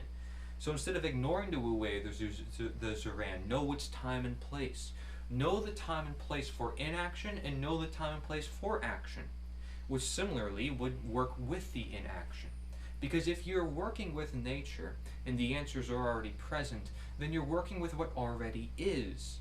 So you're sort of working inaction, action, inaction, action, nurture, nature, to make things happen in a connection, a harmony, a balance, right? And so when you have sacrifice, another idea, which also depends on some context, right? Because sacrifice might not sound good in the sense of suicide, but it would sound good in the sense of, oh, I'm doing my courage and my duty and I'm making a sacrifice, but then why are you dying? And does sacrifice imply dying?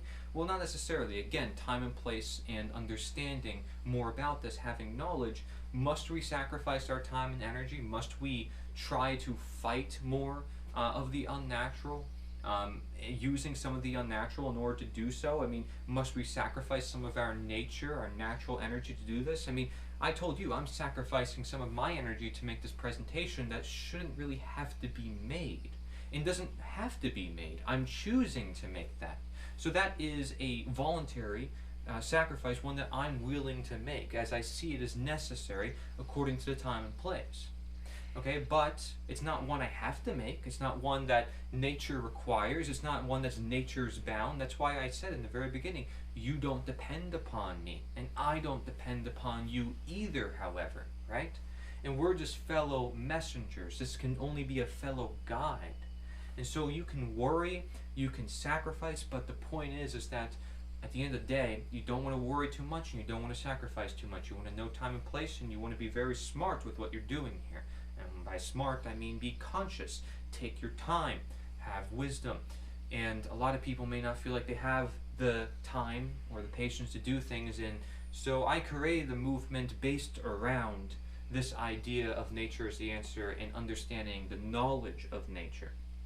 So this is an optional sacrifice. This is an optional use of your energy. Again, it's not the only way, but it's one that I created to emphasize these ideas. So nature is the answer, NITA.ONE, that's the website I created, and I created a flag to help emphasize the ideas, and it's all just natural elements. You got a tree, an hourglass to represent the importance of time.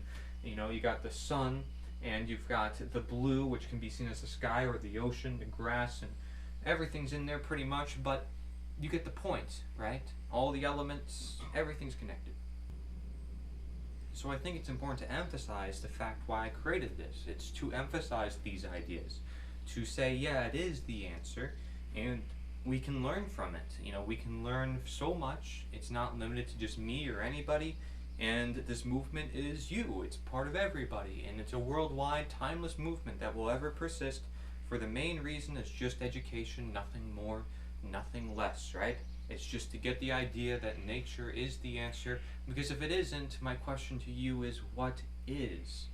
And so here you have a little diagram going over, where Naturosophy and Sapientia Naturae fits in with this picture. It helps us understand that nature is the answer, and when we have that as the answer, we create unity, not just within ourselves in relation to the natural world, but with each other, because we recognize the time and place of all peoples and our relations with each other. And with that unity, we create action, right? Because we are on the same page. So our knowledge leads us to the action, which then creates the desired world that we want, one based in understanding nature, which is something that everybody has been doing for all this time. I'm simply putting on paper saying this is what humans are trying to do. They're trying to find their purpose. They're trying to find an intent within the universe. They're trying to understand nature. And so that's why I created this movement, again, which is totally optional, and I created just to emphasize the ideas. Unite, or Unit AE, however you want to see it, AE stands for the laws of nature. Right, so we're one big unit of people who are teaching the laws of nature.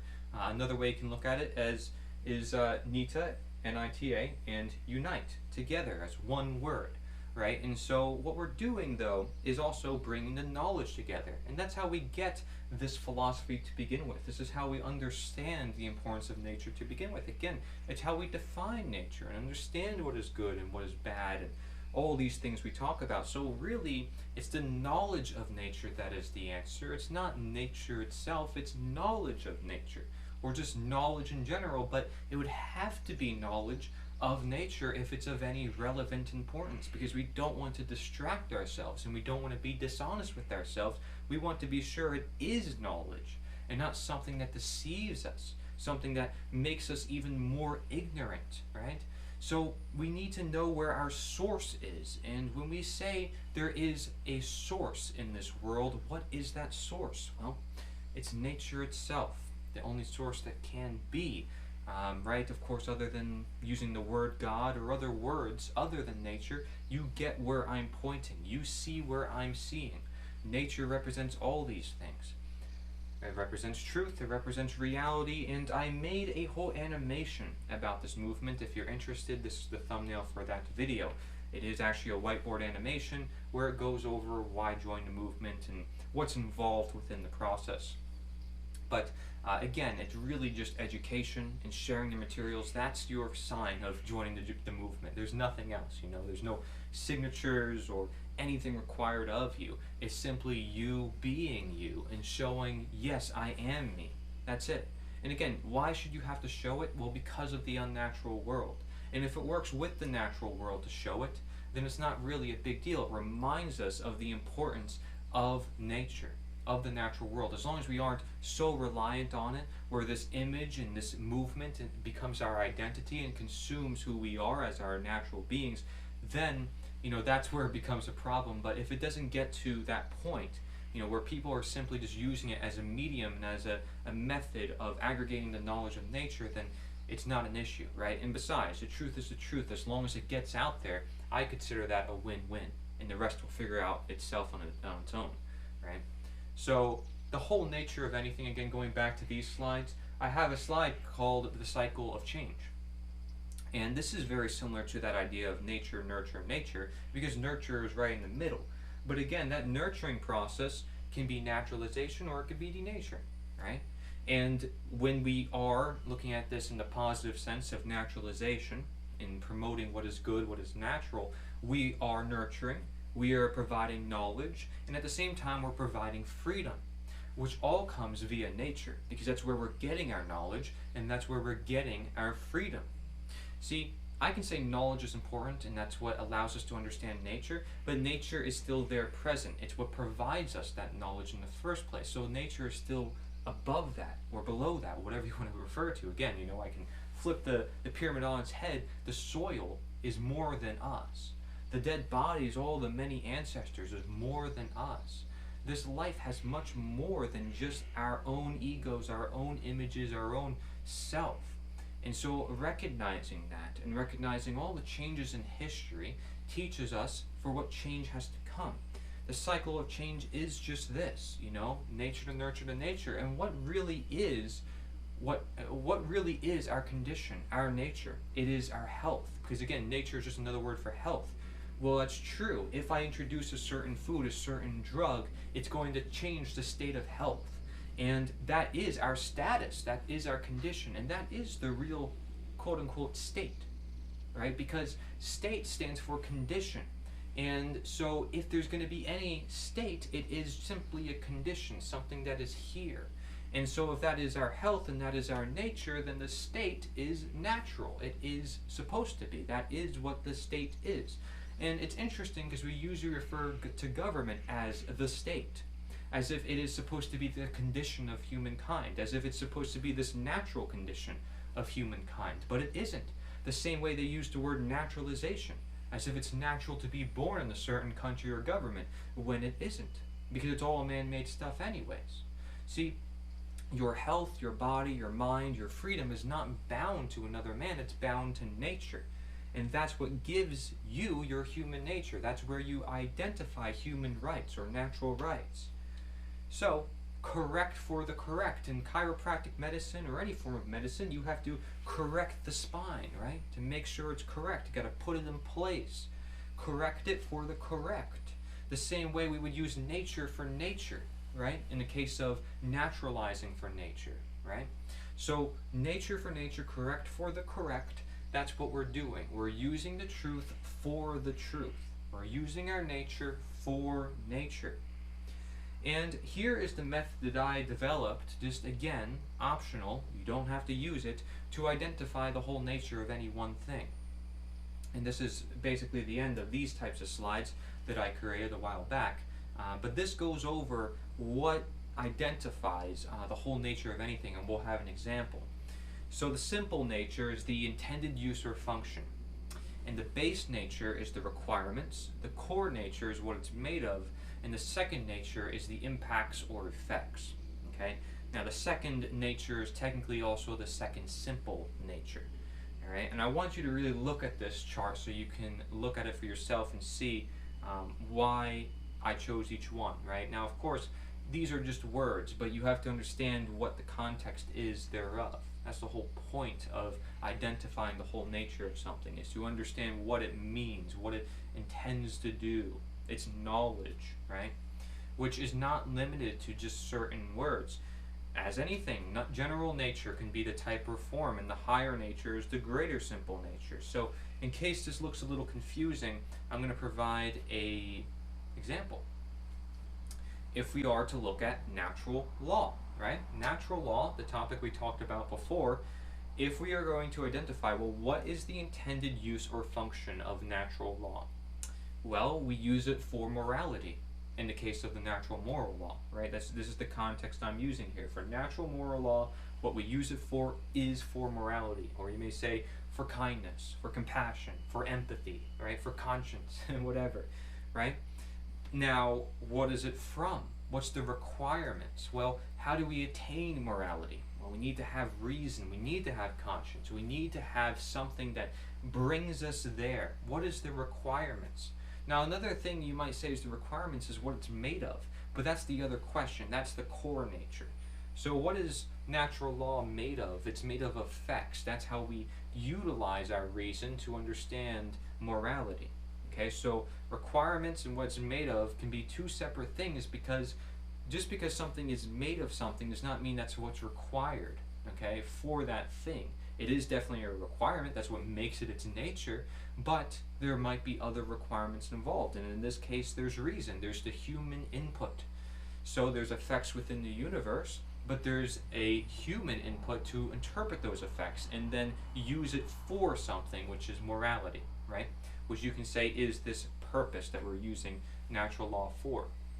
So we have it there. The purpose is for morality. That's our answer. This is why, when we talk about a world that does not have much morality, when we might say natural law is the answer. It's something that we need because it is what is the intended use, the function of natural law. Now, what about the second nature? The second nature is the impacts or effects. So what are the impacts of natural law? What are the effects of having natural law? Well, it can be the nature of behavior and perception, right? And it could be chaos and order, how things manifest, right? That is what comes of it, and those would have to be separate natures you'd have to observe. Okay, so we'd have to break down, well, what is the nature of behavior? What is the nature of perception?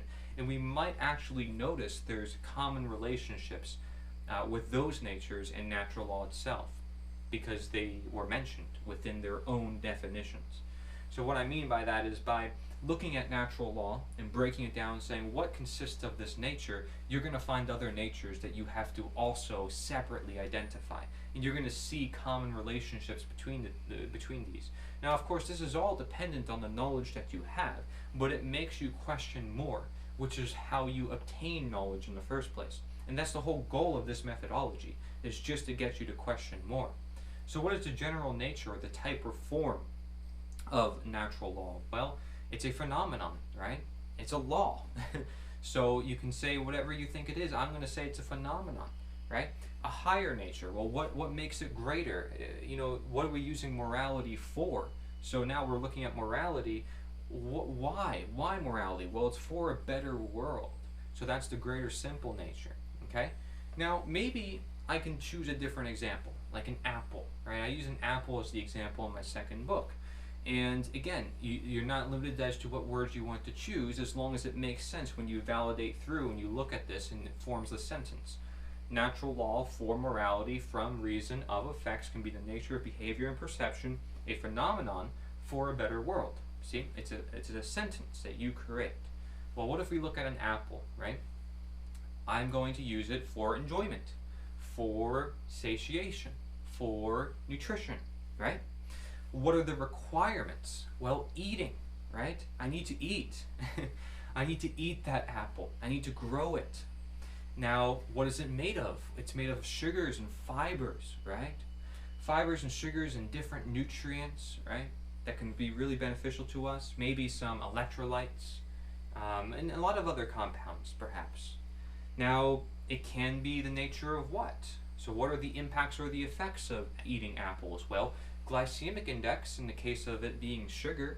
In the case of what our other answers have talked about, could be hydration, right? It can be satiation. It can be fulfillment, nutrition. It could be other simple natures, as we talked about, the second simple natures. So other uses or functions.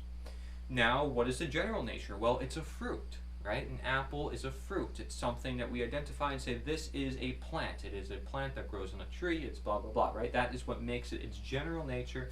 And the higher nature, well, why? What's a greater form of nutrition? Well, it's for a healthier body. It's for a healthier world. It's a greater form of what we talked about where we said it's for nutrition. So now it's for a healthy body. It's for health.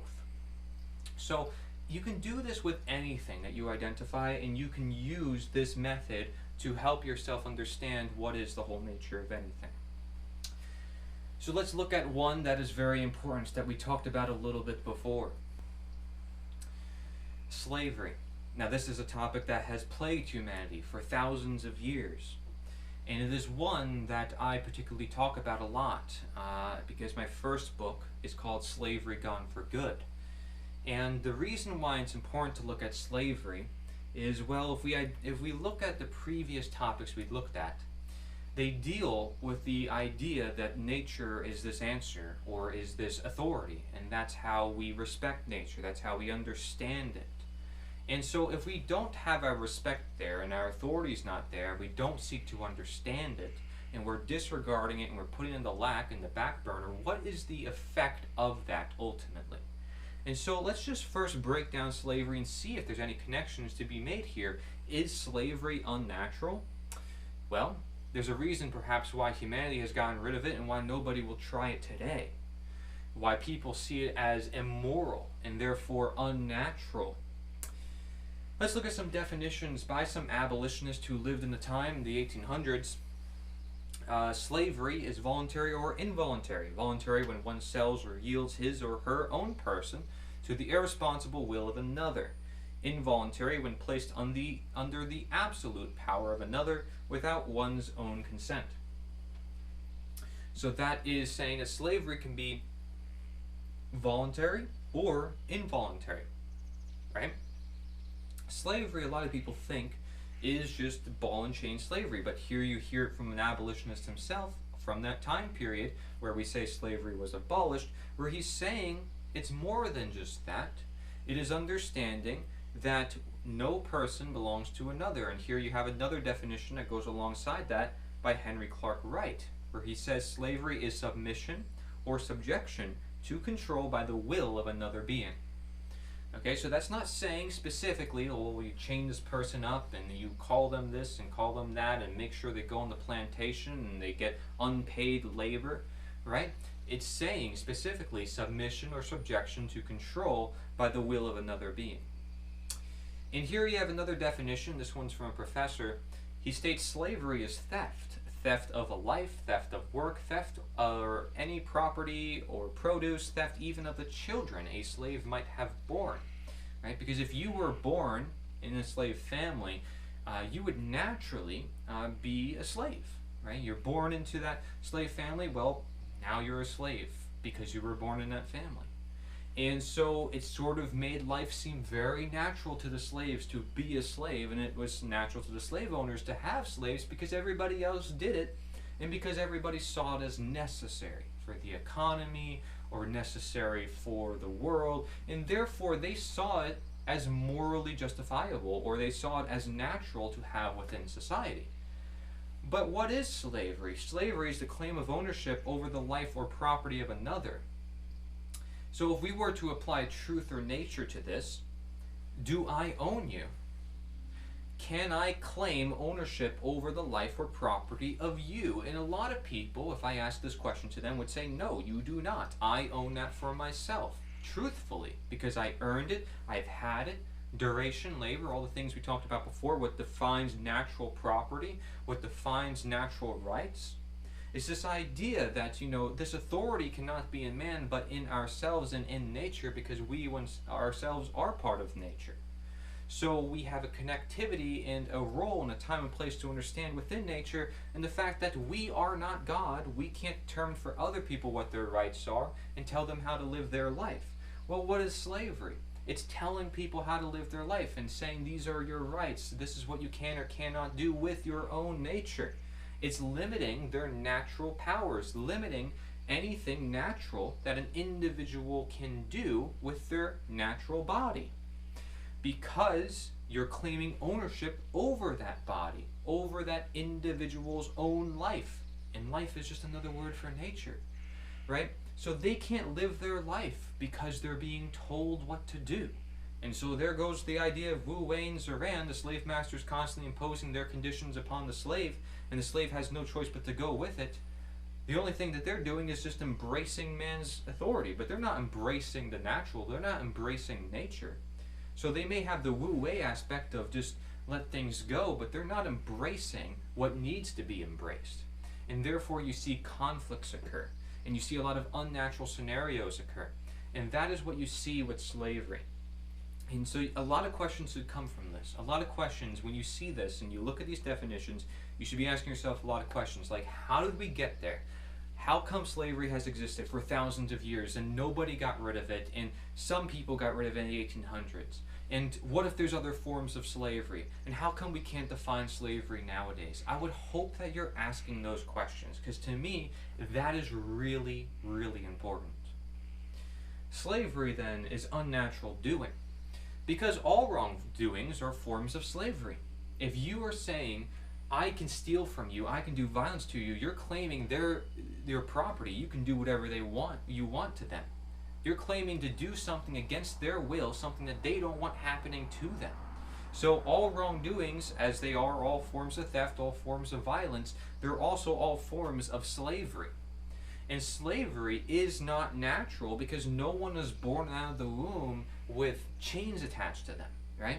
Some people may get them on a birth certificate and say they're naturalized into some sort of system, or that they have to obey and pay some sort of tax. But does nature ask that of you? Did nature ever ask that of you? See, slavery is not a necessary evil as everybody thought it was back then, and nobody is by nature a slave. And that's why, as we talked about before with natural morality, Frederick Douglass proved the fact that he is not a slave by nature. See, he is not a slave because truthfully he owns himself, and truthfully you own yourself, and he would do no wrong by leaving you be you and leaving himself be himself. He's embracing his state, you're embracing your state. Nobody's interfering with each other. And if we want to, talk to each other and correspond with each other, then our answers are aligned. Our time and place is met. We are aligned to each other. We are not, pushing one down to get ourselves higher. We're not doing anything like that. We are basically working in harmony. We are working with the natures that be. And that is essentially what it means to free ourselves from slavery in this case, because we're recognizing that there's freedoms that nature provides for us, that slavery is a man-made imposed condition that occurred because people believed that they should. People believed that they should be enslaved, or that others should be enslaved. So it's necessary then to talk about the mind and the brain, because if there's a belief present that some people think, hey, this person should be a slave and this person shouldn't, there's a belief involved. Now you say, well, Cory, we're talking about slavery, how is this relevant to this day? Remember I asked that question before, though. Are there other forms of slavery? So let's talk about these different forms of slavery. I'm actually going to tell you that of all the forms of slavery you might be able to identify in your life based on the definitions we talked about, they can be deduced to these two forms of slavery: mental slavery and physical slavery. Okay? And I want you to ask yourself also which one you think is more dangerous. Okay? And you might say it's physical slavery, but it might actually be mental slavery. So, mental slavery is self-imposed obedience or statism to man-made authority. Quote-unquote authority, again, because man does not have an innate authority by nature. They have to make that by a belief system. They have to say, I have more rights than you, I can own this, that you can't own, I can own you, and you can't own yourself. It's an authority that is man-made, man-imposed. Okay, but physical slavery is violently imposed obedience or statism to man-made authority. So, take for example, there's this slave on this plantation, right? He thinks that he should be a slave. That is mental slavery. But what's probably keeping him in his mental slavery is also the fact that he knows if he leaves the plantation, someone's going to be there to get him, whether it's the slave patrol, or his own master, whipping him and punishing him and saying, get back on the plantation. Violence is used to keep the slave in compliance. Fear is used as a tactic to keep the person in their slavery. So, it keeps an individual in their mental slavery. The physical slavery contributes to the mental slavery. And if the slave really, just succumbs to their condition and thinks, you know what, I'm meant to be a slave and I don't want to fight this, and I have no chance of fighting this, then they succumb to their mental slavery, and that leads them to constant physical slavery, which is what they're under, right? They're under physical slavery, having to do that work. And they're under even more physical slavery when they're getting whipped if they don't do that work. But either way, they're enslaved, right?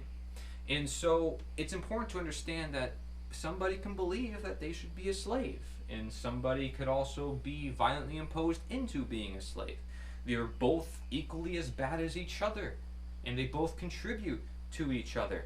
But what mental slavery is self-imposed denaturing, and physical slavery is violently imposed denaturing. So, that is something we need to understand.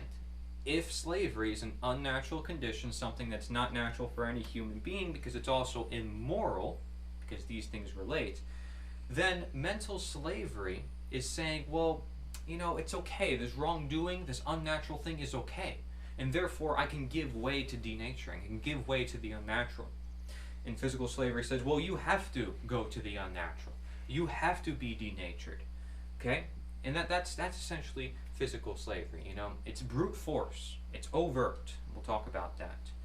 Mental slavery is also internal. It's the belief that physical slavery is at all in any way legitimate. Okay? So notice mental slavery gives way to physical slavery, but it believes that physical slavery is in any way at all legitimate. Now again, this belief is also considered, order following or statism. Okay? Now, physical slavery is external, okay, because somebody is forcing you with violence, saying you have to comply. You're not telling yourself you have to comply. You tell yourself after the fact, after somebody says you have to comply, right? So, physical slavery can come in the form of human government, domestic servitude, sex trafficking, forced labor, bonded labor, child labor, forced marriage, just for some examples, right? And these are some of the main examples of slavery in today's world, modern slavery. And you see human government is up there. Well, think about it. Government. What is government? It's human-made, it's man-made. It's not something that is natural, because humans are in control of it. Humans made it, right? We feel like we need it. We feel like it's natural. But is government actually on the side of physical slavery? Well, people believe in it, so there's some mental attachment to it. And what does the word statism mean? Statism, quite literally, is stateism, creating the state, which we call government. So we need to break that down more. Let's look at some of these quotes, mental slavery and physical slavery, and why these two relate. Quote, "If I could have convinced more slaves that they were slaves, I could have freed thousands more. It is demonstrated that to capture a man it is not sufficient to enslave his body, it is necessary to enlist his reason. That to free a man it is not enough to strike the shackles from his limbs. His mind must be liberated from bondage to his own ignorance." So to his own unnatural condition, he needs to be liberated from his unnatural condition into the more natural condition. He needs to seek the answer, the reason, the intent, the purpose, nature, right? Another quote, "If a slave can be convinced that he should be a slave, that his enslavement is both proper and legitimate, that he is the rightful property of his master, and he has an obligation to produce as much as possible for his master, then he does not need to be physically oppressed. In other words, enslaving the mind makes enslaving the body unnecessary." And again, this goes into the idea, again, of the principle of mentalism. The fact that all is mind and all is created in the mind. We talked about the Hermetic principle. We talked about how the mind is really important. We talked about how knowledge is really important. Well, can you really have knowledge if your mind is enslaved? If you're being mind controlled? Okay, and when I put that human government on there, we're going to look more into this because, well, people are in fear of disobeying their governments, are they not? And governments use violence as a tactic to keep people in compliance against their own will. So, can this relate at all to slavery? And, well, governments and slavery, how far do they go back in history, right? So, Here's another quote: "Emancipate yourself from mental slavery. None but ourselves can free our minds." None but ourselves, right? Because again, our nature belongs with us. It relies on us. Use nature for nature. Here's another quote: "True freedom is impossible without a mind made free by discipline." That's where the temperance comes in. That's where time and place comes in. To understand where freedom belongs. And again, he says true freedom, natural freedom. Because freedom, in the true sense, means it's truthful. Freedom that belongs naturally. And it's impossible without a mind made free by discipline. Temperance is necessary for justice, essentially. Here you have another quote: "As long as the mind is enslaved, the body can never be free. Psychological freedom and a firm sense of self-esteem is the most powerful weapon against the long night of physical slavery."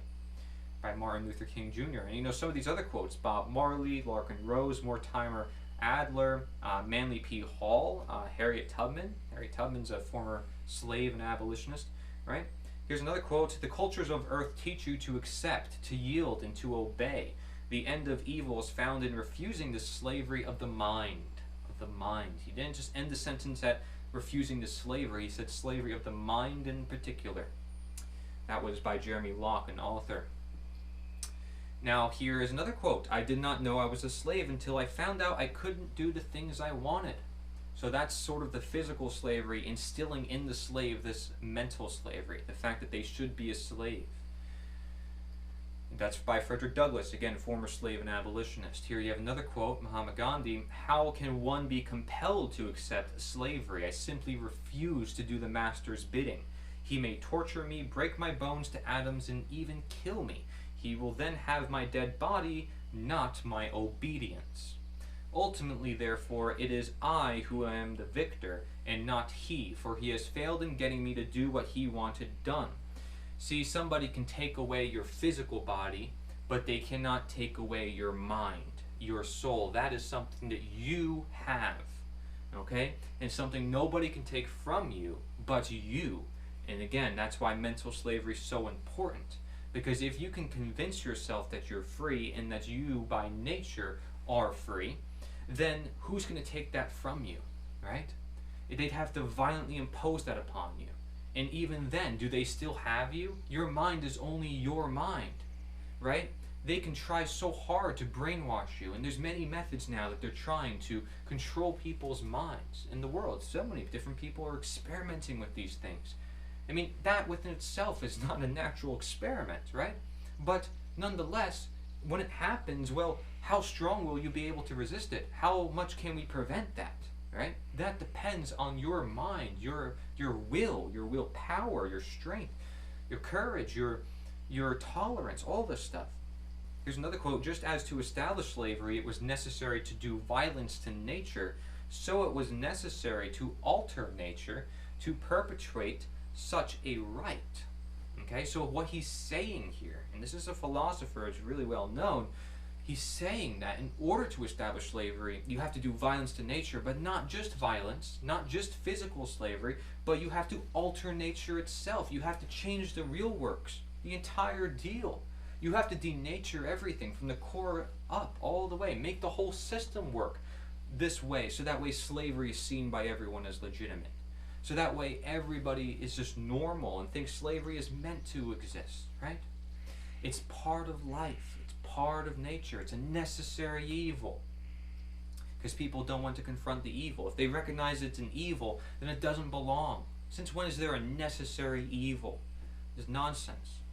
Freedom from servitude comes not from violent action, but from the refusal to serve. See? Refusal, that's in the mind. Okay, so when you free yourself from servitude, it's not necessarily from defending your rights. It's first understanding that you need to defend your rights. That's a mental process that comes first and foremost. Here's another quote: "The cause of the bad conditions and of the existing slavery lies in the violence used by governments. There is only one way to abolish governmental violence: that people should abstain from participating in violence." And that's a quote from the great Leo Tolstoy again. He's actually known as one of the greatest writers of all time. The quote we talked about before was Etienne de la Boétie, who is a French writer who has a great writing on the discourse of voluntary servitude. And here's another quote from Leo Tolstoy: "The cause of slavery is legislation. Legislation rests on organized violence." Well, what is legislation? Wait a second. Leo Tolstoy, one of the greatest writers of all time, telling us about legislation and organized violence. What is every law backed by? It's backed by violence. The slave begins by demanding justice and ends by wanting to wear a crown. I think this is a good way of putting it, you know? Anyone given the chance to have power, these are other quotes too. People talk about the nature of power and how it corrupts people. Tolkien talks about the nature of power and the ring, this greed and attachment to that ring. You can't get rid of it out of your life, out of your mind. You always want to hold on to it.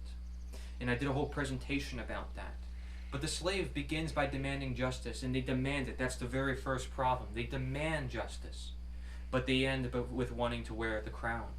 Because they should understand that you cannot demand for justice. You cannot beg to be free. You can't beg the master and say, "Could you please be nicer to me?" You need to free yourself. You can try to make your conditions better, and you can, possibly. And you can go to another plantation where it is better. But are you still going to be a slave? Yes. And this idea of, well, if you still have it in you, this belief that there needs to be somebody in control of others, and there needs to be the slave-master dynamic, then you will still create that dynamic. Even if you manage to make things better, or you manage to turn things on its head, it will just come back again because everybody believes in having that slave-master dynamic. So you can say, all right, let's stop it. No more slave-master, no more slave. But if they still believe that they should have slave-masters and slaves, whether it's the slave or the slave-master, and they're still doing the means to which to acquire that, then it's just going to happen again. It's just going to happen again because people believe in it, because people think that it's legitimate and necessary to have slavery. And so it's important to note that hypocrisy that happens. And here you have another quote: "Little men, whether by instinct or internal prompting, will always pursue wealth and power at the expense of their better nature." Better nature. What does that mean? That the nature that they could achieve, their truer nature, may you say. Better, gooder, right? More natural nature. And so instead of becoming more natural, little men will pursue wealth and power at the expense, and therefore toward the unnatural, toward the denaturing.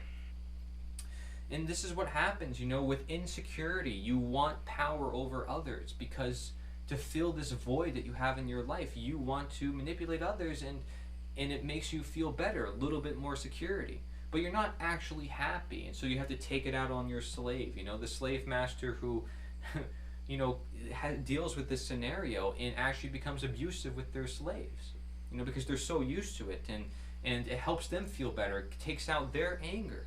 They take it out on their own slave, their own family, what have you. So again, the importance of temperance, the importance of having a strong will, not letting instincts take us over, and understanding that insecurity can lead us to wanting power and artificial things. Because we're not secure with who we are, how could we be at comfort? How could we be at peace?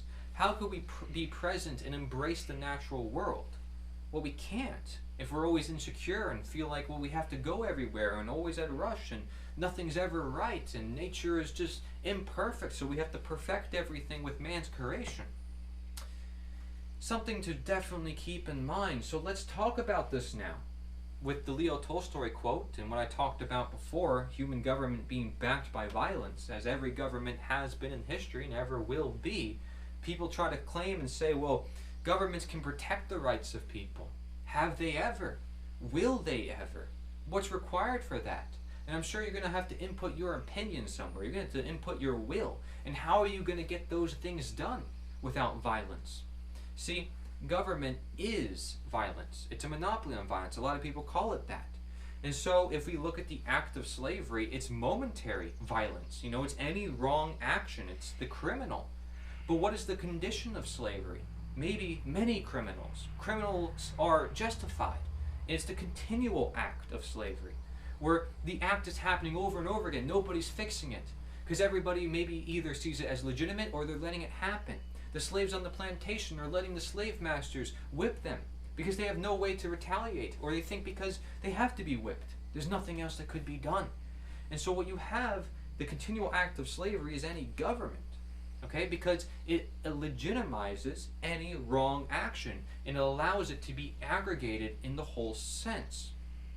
Now, you probably don't understand this if you've never looked into this perspective before. But let us first start with the first premise I made. Let's look at the criminal versus quote-unquote authority. Something is wrong here, okay? The criminal does wrong and leaves, and everyone sees it as immoral.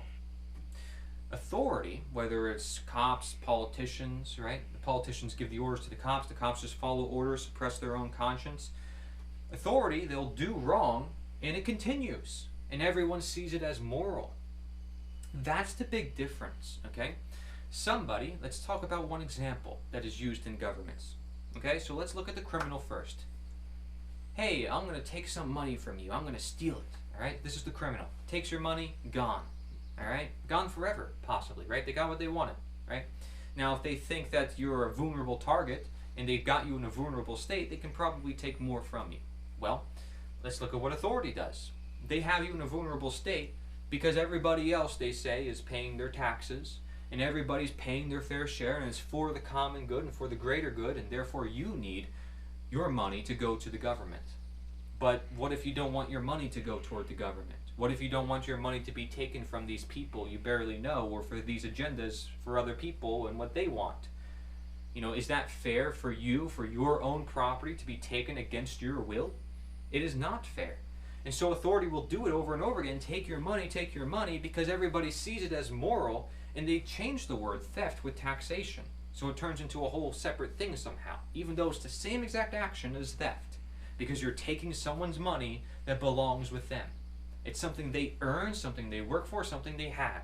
And they say, no, we have the authority, and if you don't pay these taxes, well, we're going to have to get this armed gang, essentially, of people who can enforce this law that we also created to carry out this issue, right? And throw you in a cage, right? So they back what they want done by violence. Anything people want done by government, they're essentially asking for their will to be done upon the rest of the population, backing it by violence. And nobody in politics is willing to say, yes, I want violence with every issue they say they want in the world. I want to provide money for this and this, and if we have this tax, we'll have this and this. Well, do you realize that's literally asking for violence? What they're literally saying is, I want violence to prevent violence. Or I want violence to make certain people better. So let's take from these people and make these people better. We're just redistributing things and making it sound well. Meanwhile, I'm getting a paycheck, this politician, stealing money from people. And people forget that part. They forget the part that politicians are actually making an income, stealing money from other people, but they're not producing anything, and half the time they're giving everybody headaches with the news and all the politics and all the debates that are going on TV and on the media. So there's a big difference here. Again, we have an unnatural problem. It's an unnatural problem because it's out of control, and it's one that a lot of people may not recognize because it's so ever present, and they feel like it is out of their control. How can I control the government and the politicians and what they're doing? You know, and we use the word they as if there's somebody else, but yet then we say we the government and we're the government. Do you ever question the contradictions that are brought upon this world? Because again, these contradictions prove that we are in contradiction to nature itself. There is one wrong, and that is slavery. We talked about how all the other wrongs are forms of slavery. Well, guess what? Slavery is the one wrong. And the reason why it is really wrong, not just the one wrong, okay, it's really wrong, is because it's the wrong that allows all the other wrongs. If you are vulnerable, if you are a slave, you can be stolen from, you can be murdered, you can be assaulted, the list goes on. All the crimes are available, and every single one of them is seen as legitimate or able to be done. The slave master can do any one of those things to their slave because it's their property. It's their property, so they can do anything they want with it. But is that so? Is that true? Is that truthful? No, it isn't. That person does not belong to you. You can't steal something that belongs to them. but people believe that they can. And so you are essentially, when you believe in government or believe in slavery, you are allowing a wrong that allows all the other wrongs. And you're allowing essentially the one wrong, which is slavery itself. Again, slavery is all the forms of wrong, and it's also the wrong that allows all the other wrongs. A violated individual is a vulnerable individual. It's an individual who cannot control themselves, and therefore, because they cannot control themselves, everything can take control of them. And this is why responsibility and learning to control yourself is important in today's world, because if you don't want to be a slave, and you want to be in control of what's happening in your world, the first thing you need to do is what? Become conscious, obtain knowledge. The slaves did not know how to read or write. So how do you think they get any knowledge? And we talked about how important knowledge is this entire presentation. Well, here it comes down to a real-world event that has happened for thousands of years unnoticed. And all it took was some people to say, wow, that's morally wrong. And now it's gone and everybody recognizes it's wrong. But that took a strong educational effort. Okay, it's not because some law or some piece of paper said it's wrong. It's because it is wrong. I can't believe that people actually think pieces of paper can change morality. No, it can't. Morality is a natural subject. Nature is nature. Pieces of paper can't change morality. It can't change nature. So what is abolitionism? It's the act of abolishing slavery. So when I referred to those people we talked about before, the quotes, a lot of them were abolitionists from the 1800s who were abolishing chattel slavery, one form of slavery. Okay, now what about other forms? So here is a diagram that proves then versus now. What slavery was being tackled then and what slavery is being tackled now. So then, the abolitionism then, the slavery then, okay, was chattel slavery. So we were abolishing chattel slavery in the 1800s, which is one form of systemic slavery. It's overt slavery. You can see somebody in chains. You can see that they're being coerced against their will. It's outright ownership of another human being. Okay? Well, what about now? Okay? What about now? We're abolishing political slavery, which is any systemic slavery. Now, we're going to talk about why that is, but let's first go over this quote. The number of slaves, instead of having been diminished by the war, has been greatly increased. For a man thus subjected to a government that he does not want is a slave. And this is a quote by Lysander Spooner, who was an influential abolitionist back in the time of the 1800s. We don't learn about him in schools. I wonder why. Look at this quote from Lysander Spooner and tell me your thoughts about modern abolitionism. The idea that slavery still exists now and that we need to do something about it. So, the pretense that the abolition of slavery was either a motive or justification for the war is a fraud of the same character with that of maintaining the national honor. Who but such usurpers, robbers, and murderers as they ever established slavery? Or what government, except one resting upon the sword, like the one we have now, was ever capable of maintaining slavery? So what he's saying there is that government is basically connected to the idea of slavery. And why did these men abolish slavery? Not from any love of liberty in general, not as an act of justice to the black man himself, but only as a war measure, and because they wanted his assistance and that of his friends in carrying on the war they had undertaken for maintaining and intensifying the political, commercial, and industrial slavery to which they have subjected the great body of the people, both white and black.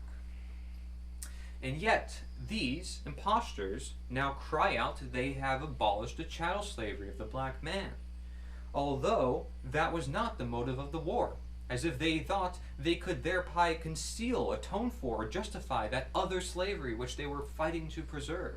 So what he's saying is that there's other forms of slavery that they were actually preserving, and that's why they partook in this war, right? Is to make themselves seem like this moral victor. Here's the government stepping in for the people, for the abolitionist, here to abolish slavery. And meanwhile, right after, you have all these documents being signed. They change the definitions of words. They have this birth certificate scam that's going on. They have taxation being introduced to the public. They have new forms of slavery being introduced because chattel slavery was used since the foundations of government, and we can prove it. And even if you can't prove it by the history, what about the action itself? Look at our definitions from before, right? Talking about what slavery is, and relate that to how law operates and how it's enforced. And he says, they're fighting for these other forms of slavery and to render more rigorous and inexorable than it ever was before. There was no difference of principle, but only of degree between the slavery they boast to have abolished and the slavery they were fighting to preserve. For all restraints upon men's natural liberty, not necessary for the simple maintenance of justice, are of the nature of slavery and differ from each other only in degree. So, he's saying slavery is something that is basically the restriction of freedom. And I will refer it often as the complete opposite condition of freedom. You got nature, and then you got slavery, which is this man-made imposed condition. It's all purely man-made. Man's authority versus natural authority. So, if we're going to talk about statism is the belief in the state. It's the belief in government, the belief that somebody has the authority over your life and property other than you. So it's essentially the belief in slavery. In 1861, people thought it's my right to force other people to work in my fields. And now, 2012, or these years making this video, it's my right to force other people to pay for what I want. It's the same exact concept, then and now. Here's another example. The abolitionists of the past were under no obligation to explain how society would work without slavery. Well, the abolitionists of the present are under no such obligation either, both of which understand that slavery is wrong and has to end. It has to end. Evil has to end. The unnatural cannot persist. The natural must persist, right? And so, the truth must persist. The truth always shows itself by time, and this is why it was inevitable for people to recognize natural rights, for people to recognize natural law, for people to recognize their freedom, to recognize that slavery is wrong and unnatural, because the two are correlated, one and the same. So what is covert slavery versus overt slavery? Covert slavery is slavery by another name. It's overt slavery covered by deception through mental slavery with justifications like laws, taxation, authority, and following orders. Well, I was just following orders, meanwhile carrying out the deaths of millions of people, like in the case of World War II, right? And so that's a justification. Oh, well, I was told to do it. That doesn't make it right. It's still wrong. You were the one who carried it out. That's even worse because you complied. You made it happen. Right? Someone tells you to jump off a cliff. Are you going to jump off a cliff? No, you're not. Because you're smarter. You have knowledge. You know it's going to hurt you. You know it's not something you should do. But if you turn off your brain and you're ignorant and you say, man, well, who cares? I'm going to do what I'm told. Then, hey, you're going to ignore your natural nature. You're going to ignore what's natural to you. You're going to hurt yourself and end up in a condition that is not natural for you to be in. And so, if we're talking about covert slavery, it's slavery that is hard to detect because it's wrapped in illusions, wrapped in deception. And it's through mental slavery because you believe you're meant to be a slave. You think, yeah, it's justified. And you may not even know you're a slave, right? Because you think it's just part of life. You think it's natural. So why even call it slavery? It's just life. It's just the way things are, right? And so, here's the question I have to ask you about covert slavery. If stealing 100% of the product of someone's labor is slavery, at what percentage is it not slavery? All right? And the only answer to this question is 0. That's the only time it's not slavery, because by definition, if it's any slavery at all, it's slavery. Okay, so if somebody says, oh, I want to take 20% of your income. Well, actually, no, it would be like 10% of your income.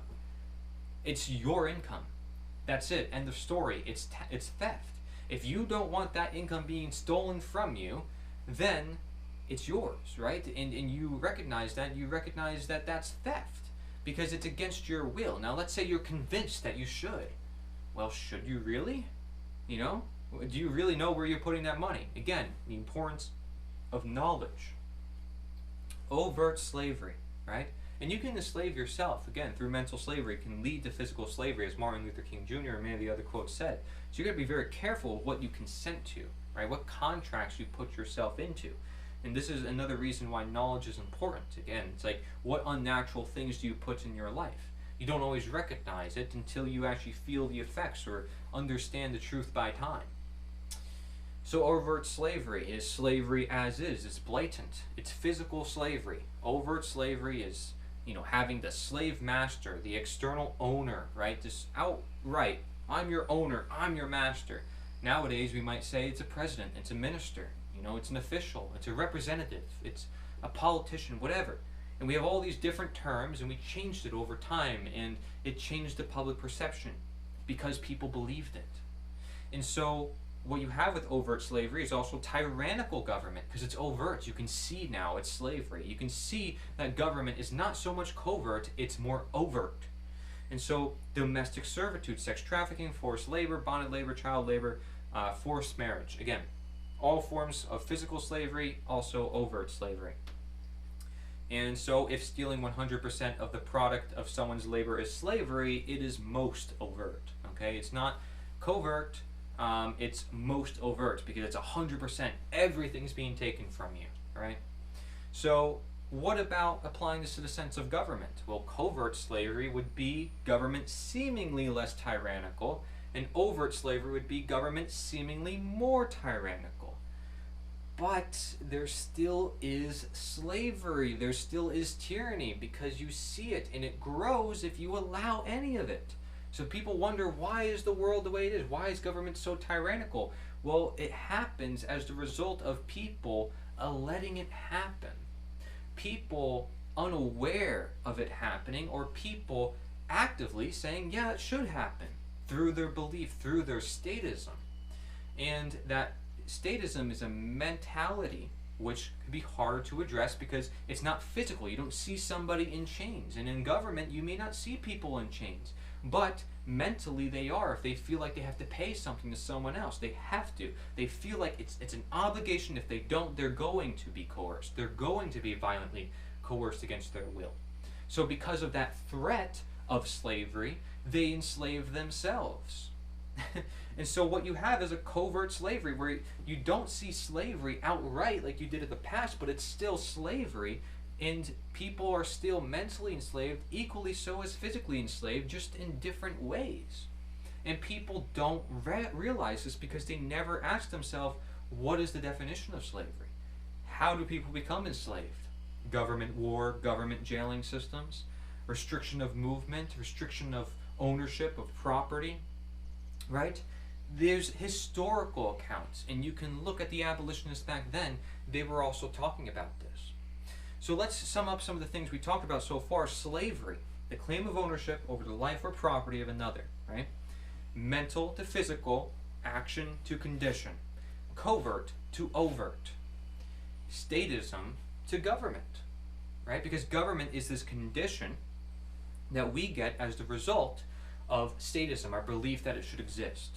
The same way physical slavery is the result condition of our mental slavery, believing that physical slavery is legitimate. And condition, right? Well, if we all commit the same actions or allow the certain actions, then it's going to contribute to a condition. And covert to overt, same deal. The covert becomes more overt the more it's allowed, and it becomes less less covert, and becomes more overt. So unnatural or wrong actions are guaranteed and repeated. That's what slavery is. It's guaranteeing unnatural or wrong actions because people have a sense of legitimacy with it. They don't just see it as wrong and say, that is wrong. It's a gang of people. They're enforcing their beliefs. They think it's actually moral. And that's what makes the biggest difference between a criminal and a government, and which is why, if you can shatter that belief system, it won't exist ever again. But that belief system has to first be shattered. And so that's what happened with chattel slavery. People realized this is wrong, right? So let's just get rid of it. Let's abolish it. Hence the word abolitionism. They didn't say, let's, do it gradually over time in different forms, blah, blah, blah. No, they said, end it now. That's it. Immoral. Gone. Goodbye. Right? Because they realize it is unnatural. It is wrong. And there should be no exceptions to that truth that they found. And so here is another truth that we have to understand. It's the fact that government is slavery. And if you don't think that, well, I want you to look at this slide and really read through it. I'm going to read it for you. I want to break this down. Government, from Latin verb govano, or gubernare, means to control, plus the Latin noun mens, or mentis, means mind. So to control the mind. Now, maybe you say, oh, well, that's just etymology, right? Because again, that's fine. If you don't want to like the word definitions and me breaking down words, whatever floats your boat. But that is awfully kind of strange, wouldn't you say? Let's look at more of what I have to say about this. Government is slavery because it's people imposing their will on other people. Okay, so government is made up of people, but it's made up of certain actions. That's what makes it a government, right? In slavery, it's an action. It's what makes it slavery. And again, you can't be a slave to nature because that negates the idea of slavery. Slavery is a man-made condition. If you're a slave to nature, you're not a slave. You kind of just have to live with it. It's just reality, right? So, mental slavery, which is statism, is the worst form of slavery, leading to physical slavery. Okay, so again, we talked about the action to the condition, mental to physical, right? Covert to overt. The question is, did you actually consent as well? Did you consent to the government? When you were born, you were naturalized into their government, as if it's natural to be in their government. Did you actually consent? Did you, contractually say, yeah, I'm here on this land and I'm meant to pay 30% of my income to these people which they can decide how much money they want to take from me and whatever they want to do with my money. Did you consent to any of that? Because if you did not consent, well, what about our definitions of slavery before? Subjection, control of the will of another human being. Your will, your ability to choose what you want to do with your own life and your own property, if that's being told of you what to do by other people, are you really free? The answer is you're not. And if you give way to the fact that, well, I'll let this go, I'll let this pass, what will happen if everybody just lets that go and lets it pass? Then it will just keep happening over and over again. And people will get away with more and more until people realize, oh shoot, well, we got to do something about it. And now what do we do? Because we're enslaved. That's where we are now. We're like, man, we're enslaved so much. What could we do? Well, it would have helped to prevent the problem in the first place and not become enslaved in the first place. You got here as a result of your actions. You reaped what you sowed, humanity. You got here because you enslaved yourself through this mechanism we call government. Government is known as a monopoly on violence. It cannot be limited because its violence is seen as legitimate. It's evil that everybody sees as moral or allowed because it's authority, it's cops, it's police, it's law. And therefore somehow it's an exception to morality, and legality becomes morality. The act of slavery condoned by statism leads to the condition of slavery, government, which is known as the state. Statism is the belief that there is such a thing as authority vested in certain human beings, naturally, magically giving them the right to rule over other people. This is all man-made, of course. This authority means that certain people, who we call government, have the right to rule over other people. They have this moral right to issue commands to those whom they rule, those under their jurisdiction, and that their subjects or slaves have a moral obligation to obey the arbitrary dictates or laws set by their masters. If you're going to say, this is all wrong, Cory, government is not slavery and just depends on what form, you still want your will to be done, I want to know how, without violence. If it's a voluntary system, it's not government. If it's not violence, it's not government. If it's not a man-made system and natural authority is the authority, it's not government. It's simply nature. It's simply living your life. And so when you have government and statism is the belief in the legitimacy of slavery. That's most simply put. Past all these other really complex definitions and understanding what it is, at the end of the day, it's believing that slavery is legitimate. And the past abolitionists actually warned us about it. My next slide will show you all the abolitionists who actually knew about this very fact of the matter. And never anywhere in the history of the world has government only protected the rights of individuals. It has always done the opposite. You cannot create rights that don't exist in nature. And again, they make justifications and they have their jurisdiction. What does these words mean? Right? Jurisdictare, right? To say what the law is, to tell people this is what nature is, this is what reality is, and we get to create it for all of you. Regardless if you want it or not, this is what it is, and so you have to follow our orders, right?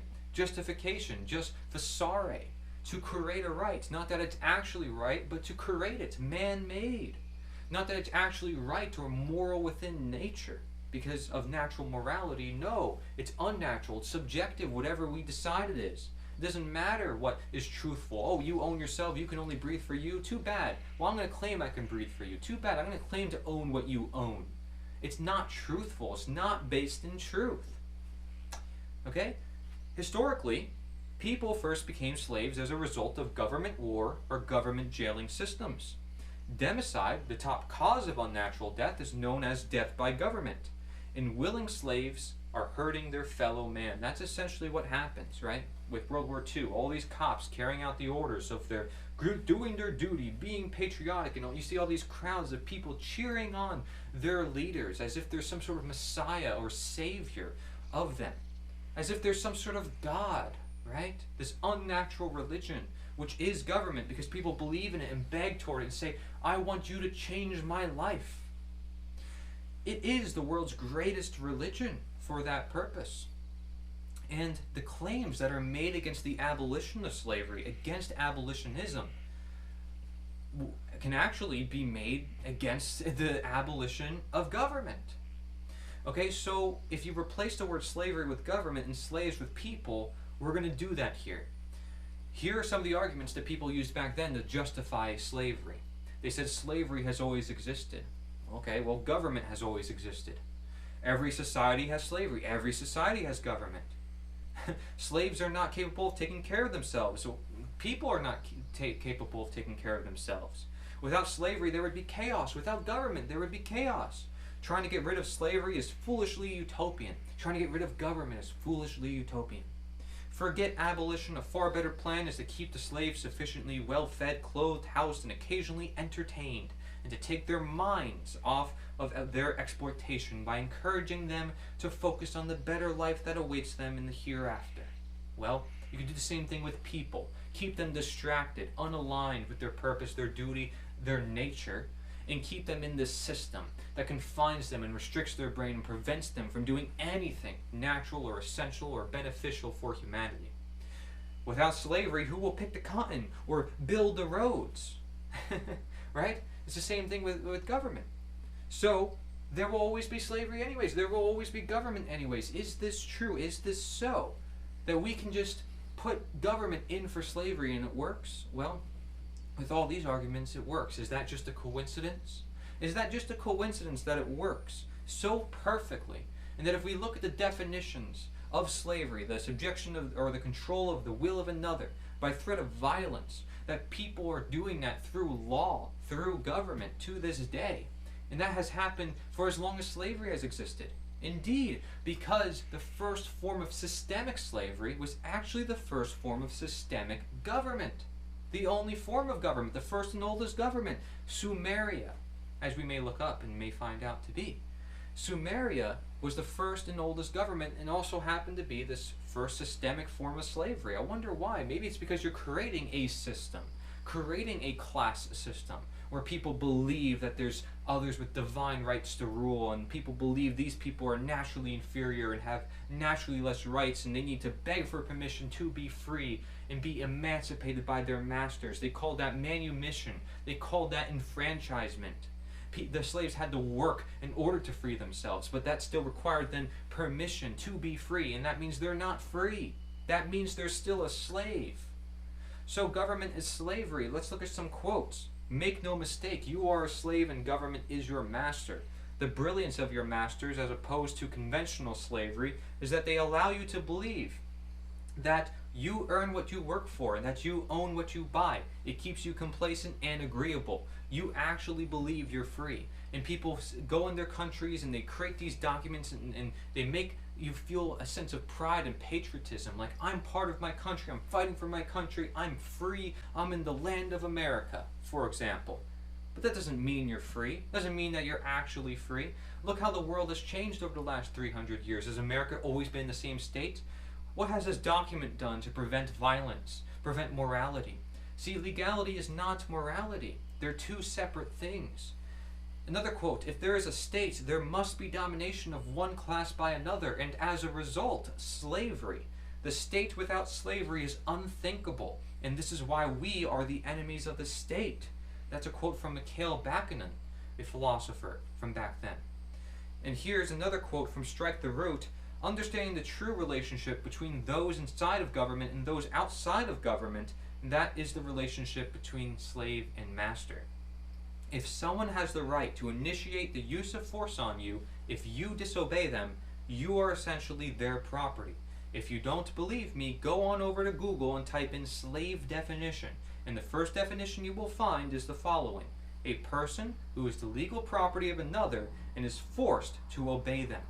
Now, doesn't that sound a whole lot like the relationship between people inside government and people outside government? If you can force people to do things against their will, then you are treating them as if they were your property. You're saying that their nature is bound to you. They naturally belong to you. That you are their natural authority. But you're not. You're a man-made person. You're a man. You're not nature. You're not God. You're claiming to be that, and therefore you're creating this authority which you pulled out of thin air. And you convince people to believe it doesn't make it true, just because you convince them to believe it is true. Government is slavery. The 19th century abolitionists knew this. Many unknown names are excluded, and late 19th century excluded. Okay, so there were a lot of abolitionists after these individuals, and there were a lot of other abolitionists who were not as influential or may have not been seen in history, but there were a lot of abolitionists. And the more I study this, the more I find even more, right? But you have Stephen Pearl Andrews, Josiah Warren, Aidan Ballou, Lysander Spooner, Henry Clark Wright, Jeremiah Hacker. These people all understood government is slavery. Ezra Haywood, Henry David Thoreau, Ralph Waldo Emerson, William Batchelder Greene, William Lloyd Garrison, and the New England Non-Resistance Society. These individuals had a great sphere of influence too, a lot of them, on abolitionism at the time and promoting the moral cause. And there's, like I said, even other individuals that are not mentioned here, but these are individuals who have done so much work. I mean, these guys had their own newspapers, they had their own societies and meetings, or they meet up with each other and discuss a lot of this stuff, and they had great emphasis on education, not actually political action. Here I have a video which goes over how slavery still exists. It goes a bit more into the history. You can also see in the thumbnail pictures of police badges from back then versus now. The same, and the reason why is because the police was founded actually from the slave patrol in the 1800s. A lot of people don't know that the slave patrol is essentially what founded this organized police system to watch the streets and make sure the slaves do not escape, to make sure the slaves go back to their master. And so you can see the emblem is still used to this day, or actually related to the emblems they used for the slave patrol. Nothing has changed. 144 proofs government should not and does not exist is another video I did, going deep into all the different methods and strategies government uses. I'm sure there's even more. Here's another video for people who think that limited government is the only solution and thinks that that is the end all. I mean, I will say it's a process to understand this knowledge. I wouldn't expect you to get it all at once.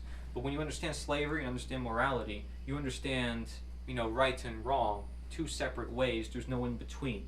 Okay? Limited government is the belief that some limited slavery is okay. But again, if you allow any violence, then you got to be careful with that, because that's what was tried in America. Okay, what happened in America was a limited government set to limit itself with documents, and these pieces of paper did nothing. Okay, because the people became uneducated. As the founding fathers said themselves, you need education to free the species and free all of humankind. And they knew that, foreign banks would come into control. They even knew, like, they had some sense of understanding that things could still go wrong because it's the nature of government. And I think by now they would probably understand, after the abolition of slavery and now what's happening nowadays, that government itself is just a plague on humanity and it will never work.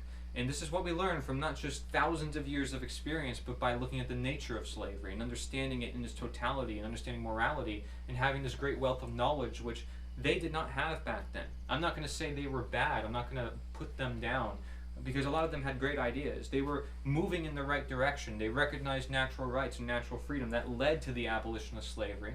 And then the abolitionists, that also built another bridge, but there's more to be done. And I think they recognized it at the time. They said, yeah, there's more we could have done. We could have freed the slaves. And the abolitionists said, yeah, we could have abolished government, or we could have gotten rid of the other forms of slavery. There's always those thoughts in the back of their minds, because they knew too there's more evolution to be made in humanity. It's not over. There's always more to be done. So limited government never works, and it's impossible, and it's wrong. I have a whole documentary about this. This goes into the whole idea of libertarianism, monarchism, constitutionalism. But what I was going to say before was that a lot of us go through this process, so it's okay. You're not the only one, where you go from left versus right or whatever political position to minarchist, where you believe it should be limited, to anarchist, where you actually understand that you are free and are to have no rulers, because that's what the word literally means. We'll talk about that. And here is actually the thumbnail for a video I did that talks about how slavery still exists and most people don't know. This is another video I did going over nature versus government, because that's essentially what we have. Is the natural versus the unnatural in their aggregate. Again, nature is the nature all, the natural. The natural, the greatest manifestation of the natural, and government is the greatest manifestation actually of the unnatural, because it's all man-made, and they create a whole new world based purely on the whims of man. And if you want to learn a lot more about abolitionism and slavery, I actually have a whole series going over each concept, defining it and breaking it down.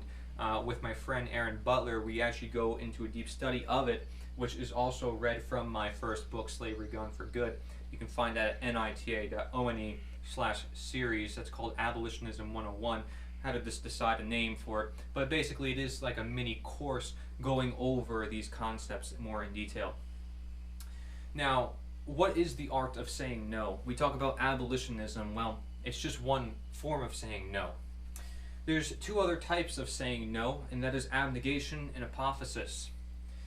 So, let's start on the right-hand side of this diagram, apophasis. It's affirmation through negation. And what that means is knowing no, and get to know to say no, to find yes. Okay, so you basically think of it like a multiple choice question on a test, right? And you understand that this is not the right answer, this is not the right answer, and this is not the right answer. And therefore it must be this answer, right?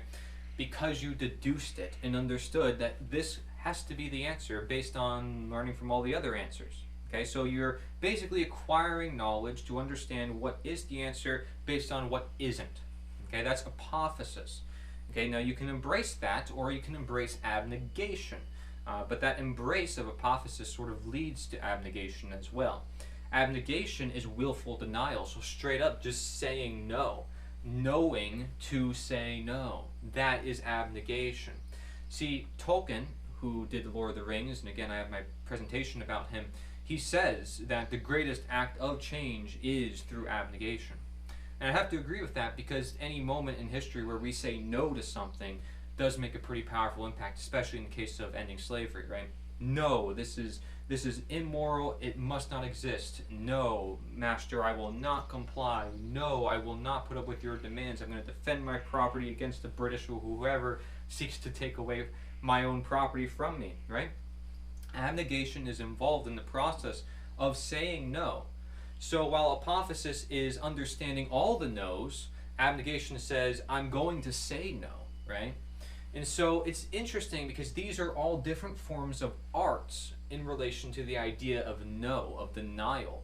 And they all are pretty useful, actually, for creating the positive. Now, what is the result of, knowing no to find yes? It's not just knowing how to say no, but it's also having a known no. And that is through abolitionism. That's the riddance through negation. So not the affirmation through negation, but the riddance through negation. It's the known no for the only yes. Because you're saying this does not belong, this must be abolished, and therefore this is what should be. So you're saying this is unnatural, it does not belong, the natural does belong, and therefore it must, right? It must belong. So you're essentially really deducting here through the art of no what it is humanity must do. They must deny evil, right? They must find out what is evil to do what is good, and they must keep up what is good and get rid of what's evil. And so this is a process where we go from embrace to result. Abolitionism is that result of abnegation and apophysis. Right? So again, another way of saying this, if I am to summarize these concepts, is apophysis is knowing slavery for freedom, right? Because you're saying slavery is this thing we do not want, so then we can attain freedom, which we do want. That's a mental process. And then we have abnegation, which is ending slavery, right? Because we know about slavery, so we got to act on it. So we're ending it. So then we can end all slavery, which is the condition, the resultant condition of all the actions and manifest of knowing slavery for freedom and of ending slavery. We can then end all slavery. That's abolitionism, right? So getting to the root cause and looking at the whole. So what is the art against violence? This is another very important point, right? Because we talk about violence and how it's connected to law and how it's connected to slavery and connected to violating nature. Because again, the word violence is like violation, right? And we don't want to violate nature because that is what it means to do wrong. Well, let's start from the left-hand side this time. We have non-violence, which is the idea that you should not do harm, right? It's the peaceful cause. You don't want to do harm, that's it. That's it. You want to live your life and you want other people to live their life, right? But with that comes also self-defense, which the abolitionists also had to learn over time, because a lot of them were on the non-resistance side, as you'll find out. Self-defense is the idea that you should take no harm. So if somebody does do harm to you, well, you should not take that harm. You need to be aggressive. It's an aggressive response, okay? It's not an aggressive initiation, it's an aggressive response. Because you're not the one causing the violence, you're the one putting the violence to rest, saying this should not exist, abolish the violence, right? And therefore, you bring things back to peace. You bring things back to the way things are supposed to be, where people should not do harm, right? They should learn from that. And therefore, the result condition should be non-resistance, which is to never do harm, right? That is the goal of humanity. And what we want to do is at least to violate nature as much as possible. So if we never do harm and we never violate nature, that is non-resistance, right? That's the peaceful response. So we have a peaceful cause, which is to do no harm, and then we have a peaceful response, which is to never do harm. But that might mean, well, are you going to self-defend against yourself? You may not. You may actually choose not. So that's why your response might either be self-defense or non-resistance, because in the case of Gandhi or Martin Luther King Jr., right, civil disobedience and the idea that you don't have to respond with violence might be more powerful than responding with violence. Again, this is the importance of time and place, what we talked about before, a really crucial concept that a lot of people forget. And so, never do harm. But also, you probably shouldn't take harm either. Any animal in nature is going to probably defend itself if it gets attacked. And so you should too, because otherwise you can't express your natural nature. Your nature will no longer persist. So if this is the art against violence, what is the art for violence? And this is where things get pretty interesting. So instead of, non-violence, self-defense, and non-resistance, we have violence, defense, and resistance itself. Well, violence says to do or justify harm. That's the cause. It's an aggressive cause. It's not a peaceful cause anymore. It's an aggressive cause. It's to justify harm, right? I can do harm, I can do this, right? I'm going to hurt this person. It's violence, right? I want to violate somebody's rights. I want to violate their nature. That is what violence is. Now, what is the response for that? But again, this is the art for violence. So that would mean these responses would have to enable or continue the first cause, okay? Violence. It would have to continue violence or allow it to manifest more. So, if we look at defense, we see quote-unquote enforcement, where people claim others harm. They say, well, I don't need to actually self-defend myself. I'll have other people do it. Now, in a private sense, that's okay. People can defend others, right? And defend others' rights. But it's a cop-out response. It leads to the lack of self-responsibility. It leads to the Hegelian dialectic. Meaning, somebody might do harm to you purposefully so they can keep their services intact, so that you can still depend on them for their defense contracts, for their defense promises to you. They will purposefully do harm so you can see how important they are in your life. Problem, react, solution. That's what the government does. They'll cause problems or false flag events, as they do throughout history, to justify the need for defense. And people will see that as useful because, well, it's defending themselves. It's defending their rights and defending their assets, as people say government is so necessary to do. But that's because they want people in that belief system so they can continue their slavery, continue their existence.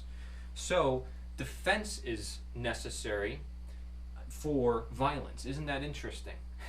It's necessary for violence if that violence wants to be continued, because that enforcement is the one doing both. Think about that. What if the enforcement is actually doing both violence and defense, and therefore a lot of people can't detect it as violence? That is what we have with the police system to this day, and I would want you to reflect on what I just said, because of course this one takes a little bit more of a mind wrap to understand. But let's look at resistance, because maybe that'll help a little bit more. It's the idea that you should never allow dissent. Okay, it's an authoritative response. The fact that, hey, I'm an authority, you should not disobey me ever. Okay, so if you disobey me, I am going to use violence against you. And I'm going to also probably say that I'm defending everybody else against your, non-compliance, which is dangerous to society, because that makes you a criminal. That makes you a person who's dangerous because you're not complying like everyone else is doing. So I'm going to apply resistance, and I'm going to say that that is defense, so I can legitimize my act of violence. That is what government does, and that is an art that they utilize, an art that a lot of people do not understand, like martial arts, all this really crazy martial arts that people do. No one's going to understand what to do in a fight if somebody uses martial arts against them, and they don't know what those martial arts are, right? Or how to defend from them. So knowledge is power in this sense, and knowledge is power for understanding violence itself, or knowledge itself. These crucial concepts to what we're talking about. And so if you ask yourself, well, how did we get here, right? How did the government manage to grow thousands of years in time? How did slavery continue to grow thousands of years in time? Well, let's look at how government works, using the simple example of a wheelchair. It breaks your legs, and then it sells you a wheelchair at 10 times actual cost. Then it taxes that wheelchair. Then it regulates your use of that wheelchair.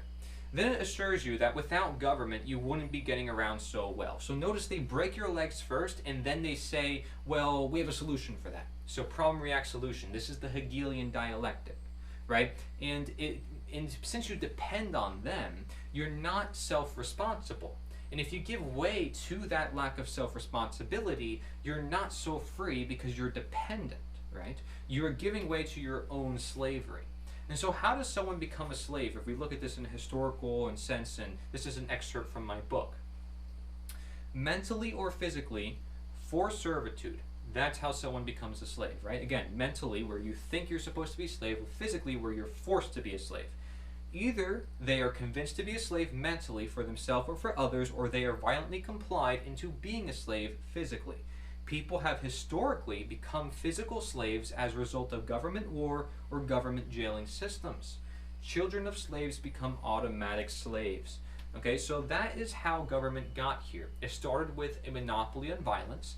people coming together, enforcing their will against people who cannot defend themselves, people who have no choice but to subject themselves to that system, and people order following, saying, you know what, yeah, I'm going to fight for this, ideology and this belief system, and, I think it should be imposed upon everyone. I'm going to commit violence on the world to make sure it's done. So I want to be God, I want to be the authority, I want to denature reality.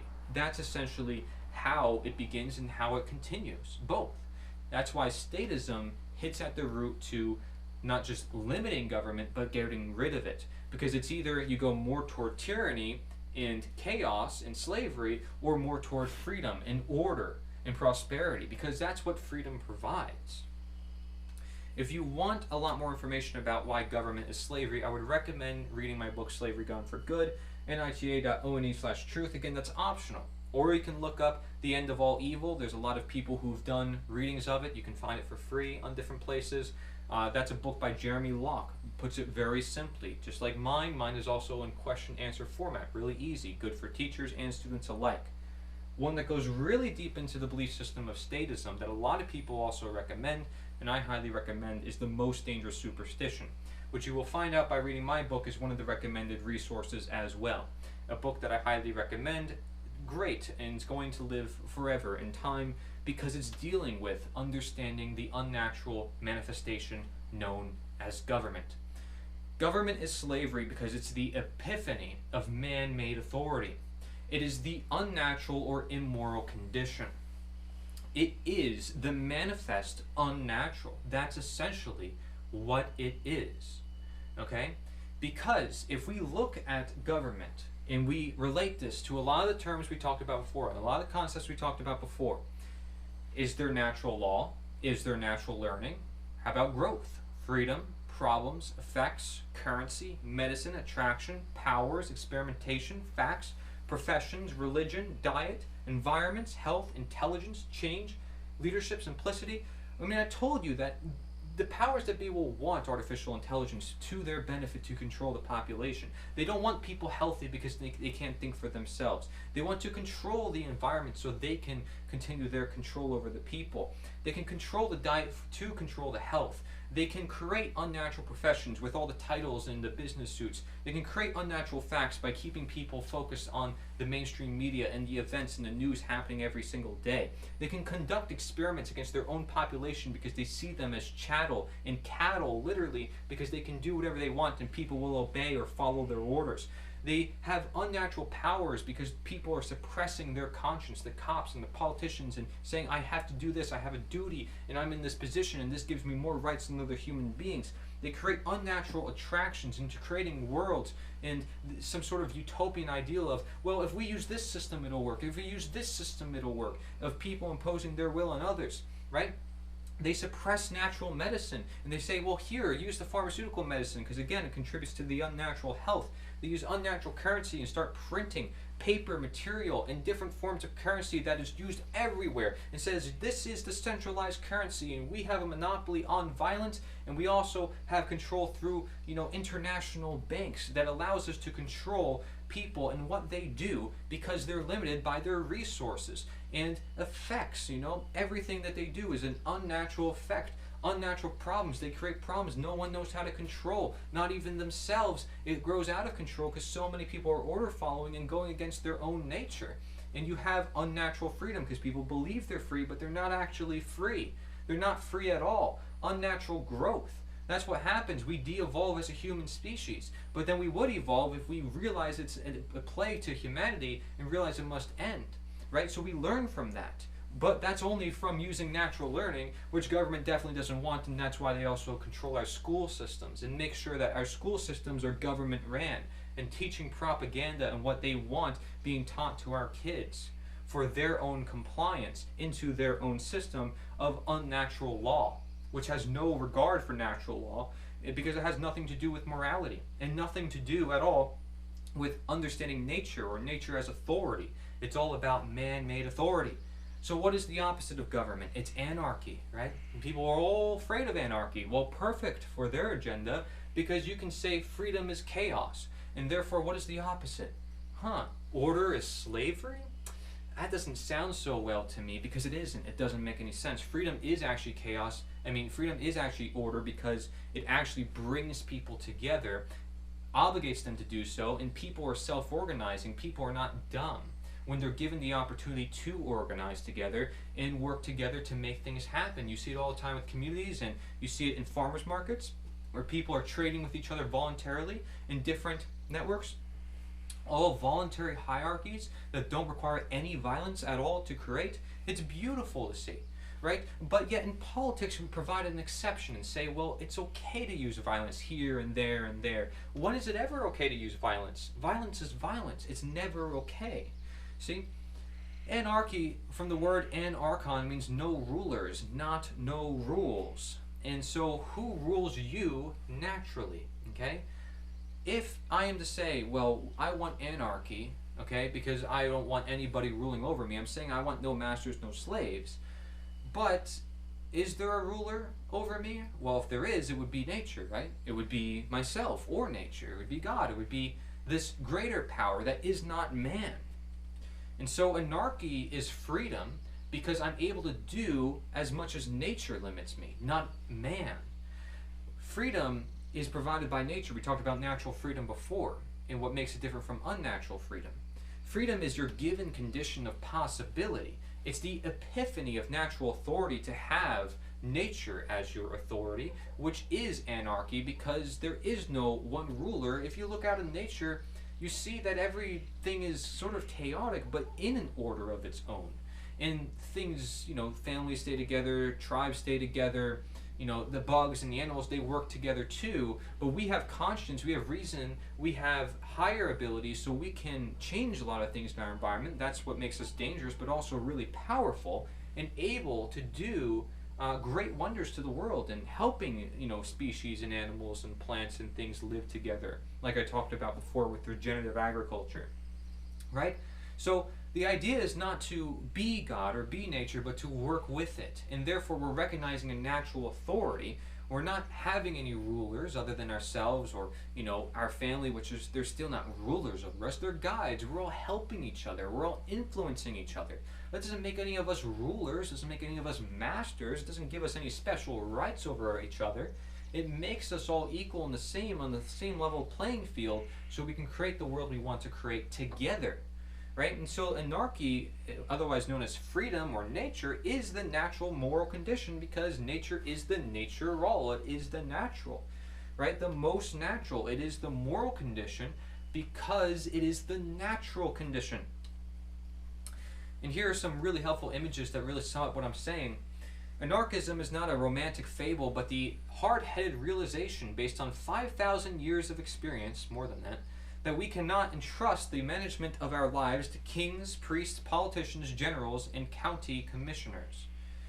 Plato also said, good people don't need laws to tell them to act responsibly, and bad people will find a way around the laws. Okay, well then what use is the law then? Right? And it's funny, by the way, to note 5,000 years of experience. Around there is when Samaria was created. And if you look at human history, apparently we've been on Earth for over 300,000 years. So, government is not something that is natural or that has always existed, by the way. Larkin Rose also said here, what in the history of the world, anywhere on the planet, has working within the system achieved freedom? For all these people out there who are like, we need political action. Like that's going to give us our freedom. To put it another way, when has a slave ever achieved freedom by whining to his master or by getting a new master? Exactly. Because it's still slavery, right? Now here's another quote from Jeffrey Tucker. Anarchy is all around us. Without it, our world would fall apart. All progress is due to it. All order extends from it. All blessed things that rise above the state of nature are owned to it. The human race thrives only because of the lack of control, not because of it. I'm saying that we need ever more absence of control to make the world a more beautiful place. It is a paradox that we must forever explain. See, I really like that one, because for him saying anarchy is all around us, nature is all around us. This is just another word for nature, believe it or not, when we're referring to the condition of nature and the macro, right? Because of course, if we apply anarchy to the sense of the individual, I am the ruler of myself. I'm a monarch. One ruler, right? Monarchon. I'm a internal monarch. And whereas if I wanted freedom for everybody and I'm not in control of them, that would be external anarchy. So you can get a little bit more specific about it and say we need internal monarchy for external anarchy, because let's face it, in order to create freedom, in order to be free, if a slave is on a plantation enslaved by their master, the first step is realizing that they're free. Again, Harriet Tubman said, I could have freed more slaves if I could have convinced them that they were slaves. You have to be able to break the mental slavery barrier to recognize you're free and practice freedom in order to be free in the very first place. So you can't just create anarchy out of nowhere. You have to create anarchy over time in practice of knowledge, of sovereignty that you acquire through the knowledge that you are to be sovereign, because you are naturally sovereign.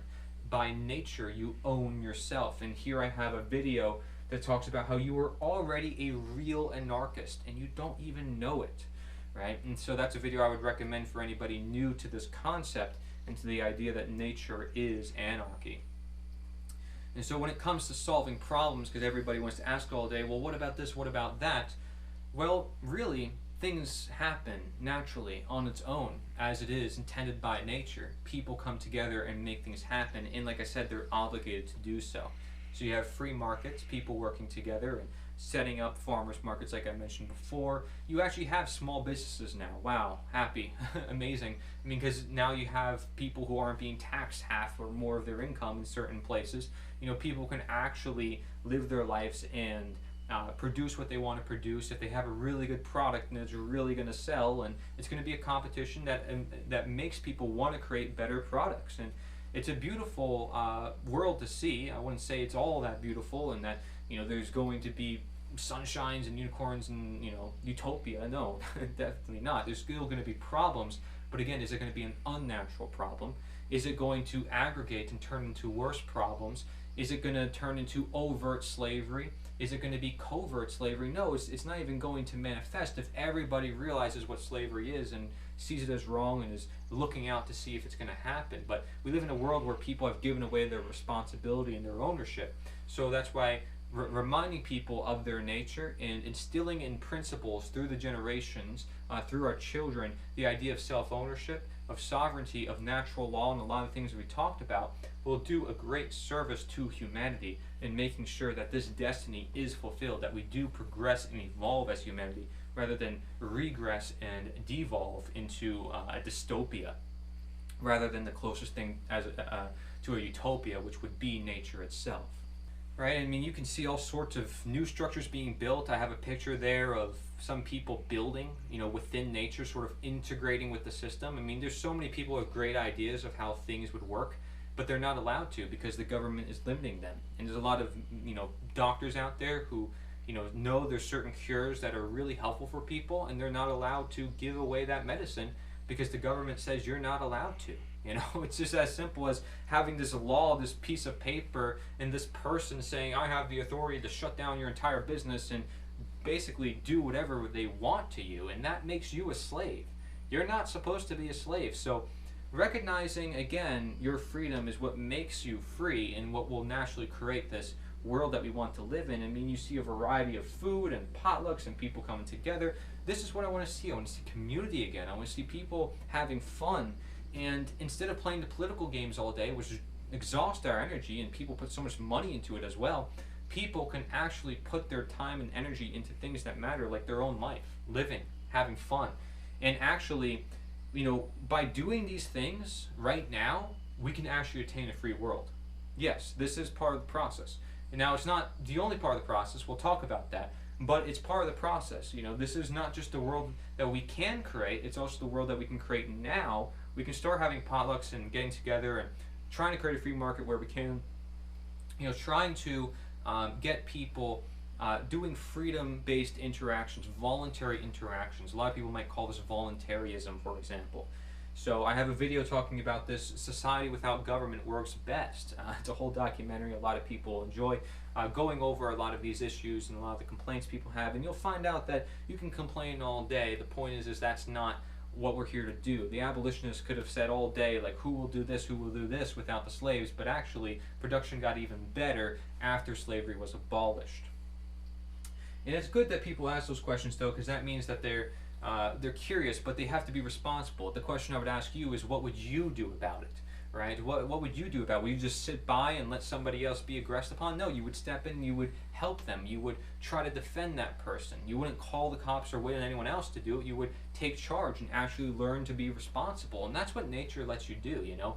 You go in nature, you have to learn how to survive. You have to learn how to do things. And so the same thing with our world in reality, without authority figures always holding your hand all the time saying, you know, well, you can do this or you can do this if, you know, you give me some of your cut, and I'll help you do this, and, you know, it's the best way to do it and it's for the common good, and all these justifications so you can lose your responsibility.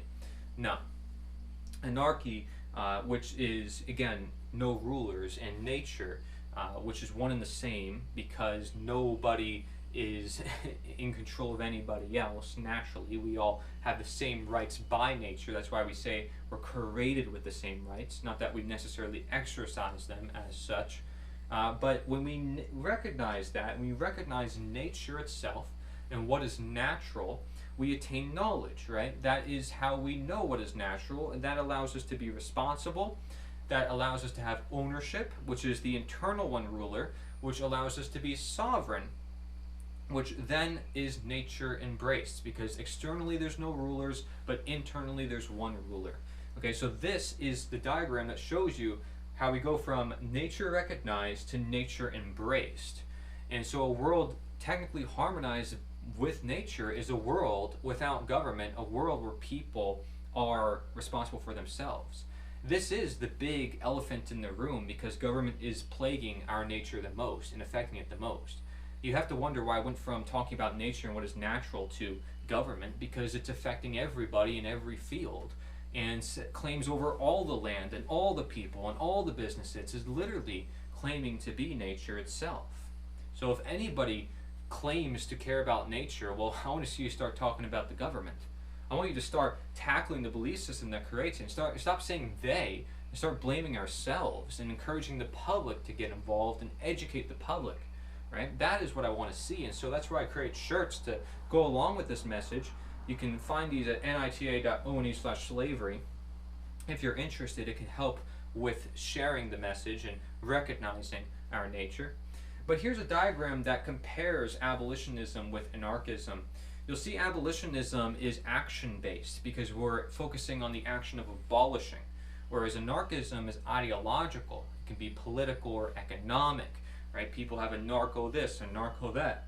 I mean, look at all these different types of anarchism, and a lot of these guys, they'll debate all day. I mean, they'll literally talk to each other all day about, oh, well, how will this work and how will that work, and oh, your idea is bad, your idea is bad. The whole idea is that no one idea gets to dominate over any other person's idea. That's the whole idea of anarchism to begin with. So a lot of these factions will lose touch with the root.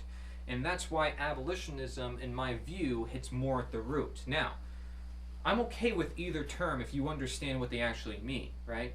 But anarchism is also has a stigma, right? People hear the word anarchism, they think chaos. They think it means that you are a disorderly individual who doesn't believe in, you know, free natural rights and, you know, people coming together, and when it could be totally the opposite, because you understand it just means anarchon, which means no rulers. Right? That's all it means. No rulers, but a lot of people tend to make it political, and a lot of people tend to add ideologies to it, and that's where it just loses touch with what it actually is supposed to be. So if we look at abolitionism, which was used in the past to abolish slavery, it means an action, right? And it's history reputable. It was used in history, and it worked before. And it has a moral focus. It says, we're doing this because we're moral, right? So when I call myself an abolitionist instead of an anarchist, it causes a surprise. It gets people questioning, like, why are you an abolitionist? Does slavery still exist? They know exactly what I'm talking about. And if they don't know what it is, well, then they can talk about it, but at least it creates a conversation, and they don't have any stigmas or preconceived notions of who I am.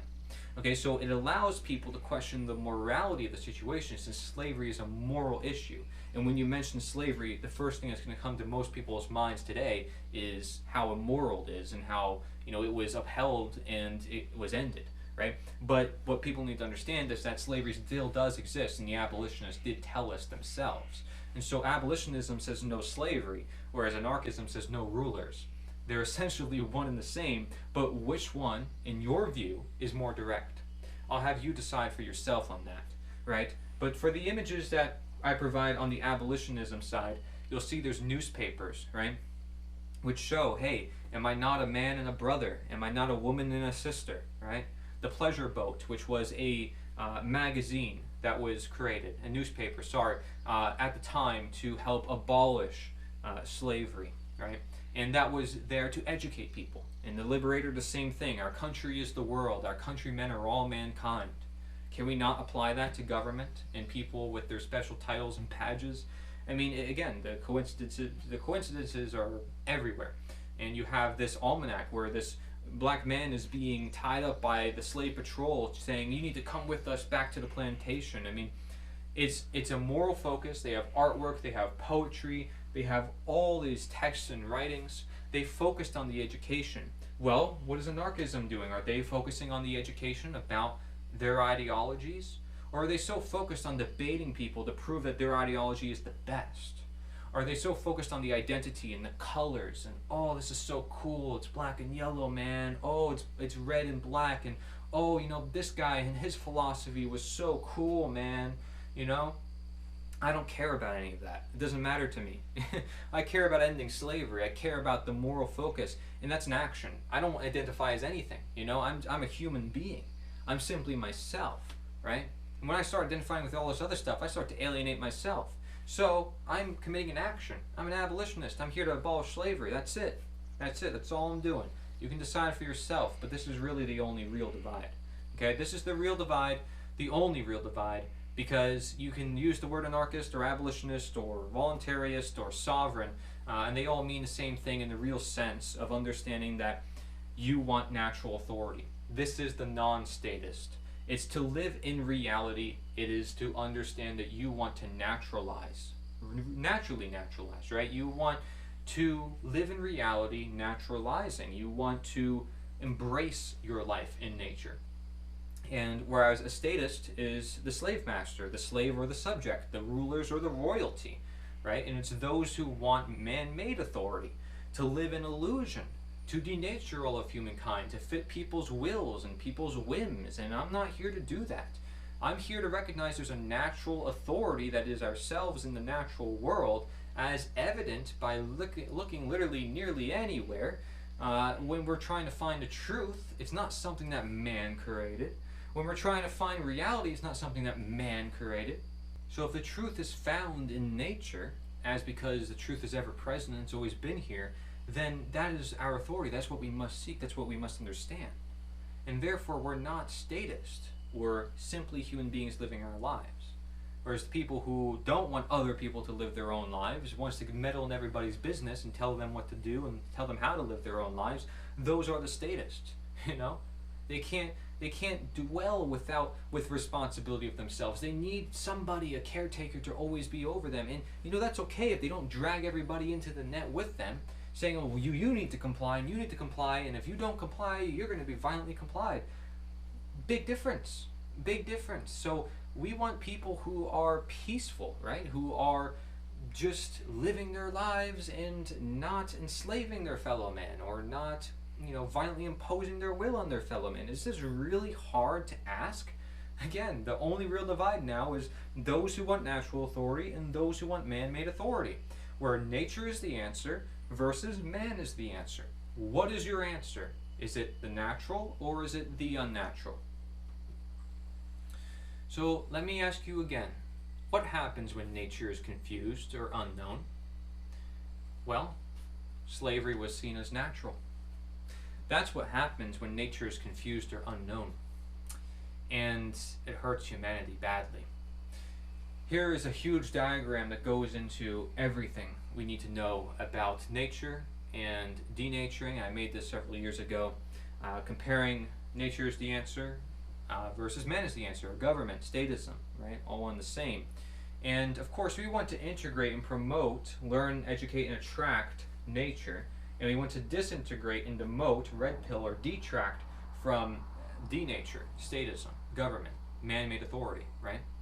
And so if we understand positive and negative expressions, positive are those expressions that contribute to good in society, right? Manifested natural.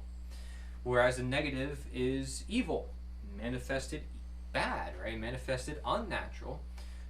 What is multiplicative and divisive? Well, multiplicative would help contribute to the positive, and divisive would contribute to the negative.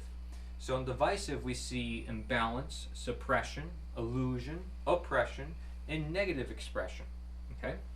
Now, since this was covered in a previous presentation of mine that was rather detailed, I'm not going to go too deep into this, but I want it to be more self-explanatory. I actually have easier ways of interpreting this in just a second, but multiplicative is courage, conversation, responsibility, guidance, and positive expression, ultimately, right? Because that's what it's leading to. Positive expression, manifested positive, is manifested order. Manifested negative is manifested chaos. So, do you want to multiplicate the positive? Because if you do that, then you create more positive, right? What this really is naturalizing for the natural and denaturing for the unnatural, right? That is essentially what multiplicative for positive is and divisive for negative is, okay? So, it takes courage to love, it takes conversation for knowledge, responsibility for sovereignty, guidance for freedom, imbalance for fear, suppression for ignorance, illusion for confusion, and oppression for control. You're denaturing to make unnatural, and you're naturalizing to make natural. That is the main difference in this chart, okay? And it's evident, because what already is natural is what already existed. And if you want to make unnatural, well, you have to start denaturing the natural. You don't create anything new. You twist what already exists into what you want to exist. And that's why you want certain things to be true, but it's not actually true. If we are to relate these positive and negative expressions to the natural and unnatural chart we talked about in the very beginning, this is where we can make a lot of connections as well, right? If you love someone, are you going to be honest with them? If you love someone, would you want them to be healthy? Would you be right, to them? Would you lie to them, Would you be truthful to them? Would you be real to them? These all correlate because, again, the natural is the wrong and the natural is the right and the unnatural is the wrong. So, negative, fear. Well, if you want someone to be unhealthy, well, you fear them being healthy, right? If you want someone to be wrongful, you fear that they're right. And this is why governments want people to be wrong. And they fear people being right, but we fear being right as well, because they got us in fear as well. They have us in an unnatural system to legitimize their own unnatural system. Again, regression. So realize that these expressions go hand in hand. And again, try telling me that all this means nothing, and try living your life without these words, because I guarantee you can't do it. That's how important it is in this life. If you're healthy, are you sovereign? Well, you have your own body, you can breathe for yourself, you can do all these things that you don't really need much help for, because you can walk for yourself. If you're unhealthy, it's going to be harder for you to walk for yourself. You're going to need help to move, right? To do anything. So it's just funny how it works, but all this is just so perfectly connected. Again, you need knowledge to have the natural, to be honest, to have health, to be right, to be truthful. You need freedom to do any one of these things. I mean, it's no coincidence, and that's why order is in nature. And disorder and chaos is just out of nature, because nature itself operates by an order. Again, my digestive system operates by an order. Everything works together. The ecosystem corresponds to what goes on and accounts for reactions. And you have this ebb and flow that's constantly at work. That is an order that's trying to be achieved by nature. And it's up to us if we want to align to that. So it's important to understand that nature does not fit into any one ideology or philosophy or religion or science. All those things anyways are to study nature. And that's why I created Naturosophy, right? Which is saying this is the importance of nature. But it is just one way of looking at things, in particular the methods that I use and the terms that I use and the term label that I use. All that doesn't matter. What really matters is the context of knowledge and what we do with that knowledge, which is why we're going to delve into action. But let's look at it. We have Stoicism, Transcendentalism, Naturalism, Naturism. All these may have their time and place, may have great value in them, and people quote these guys all the time. They have a lot of information and a lot of writings. I'm not going to discount them, but nor am I going to uphold them and say these are the best and let's put them on a pedestal and let's rule the whole world with it. See, again, and when we talk about slavery like we did before, the whole idea of understanding our nature is that in a world of freedom, in a world of nature, you have uniqueness. You have tons of different solutions and tons of different types of ideologies, but nobody's forcing their will on another, because that would be slavery. Nobody's telling others how to live their life, because that would be slavery. People are educators instead. They use moral persuasion, just like the abolitionists would in the 1800s, because now everybody sees it as immoral. Not that it's illegal, but because it's immoral. So that is not the role of an ideology. It's the role of human beings understanding who they are as human beings. Nothing more, nothing less. It's understanding their nature. And so there's other terms that you can use as well, for nature, right? There's signature, natured, connatural, naturopath, right? Which they also say is naturopath, two separate ways, just like Naturosophy and Naturosophy. Naturalist or naturalistic, semi-natural, naturism, supernatural, right? These are all terms that use the word nature in them, and these are sort of my definitions of these terms, right? The signature is you, sign of you, your nature. I'm signing my nature here. So it's interesting, when you put your name on something, you sign something, it's a contract, you're saying my nature belongs here. This paper signs my nature. Okay, so it's important where you perhaps put your name. It's a proof of authenticity. That's why people use a signature, because it's meant to be you. And people have other terms of saying it's autograph or signature or whatever. You get the point. It's supposed to represent you. Natured, a description of a nature. So if I say this person is good-natured or bad-natured, like we talked about before, or it's in the nature of this thing to do that, or I say it's second nature to do this or that, right? We talked about before how there's base nature, core nature, simple nature, true nature, original nature.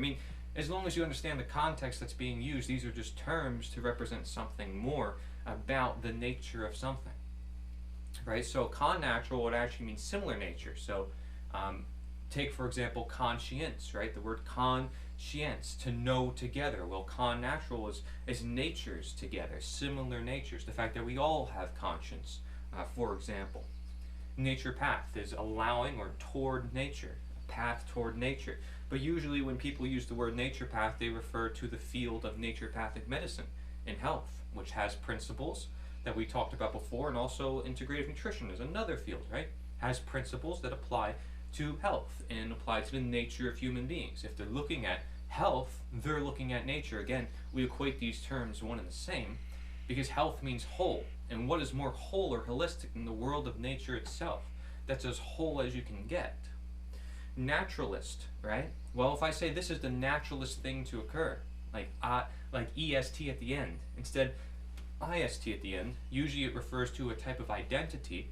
But then if you say ISTIC, naturalistic, then it still goes back to the idea of effect, right?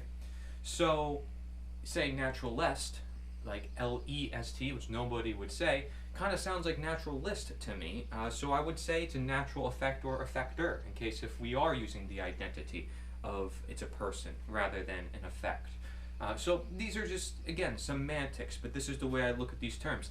Semi-natural means that there is need of knowledge, because it's not so natural, or at least we don't know where it is natural and where it isn't, right? Because again, where are you looking?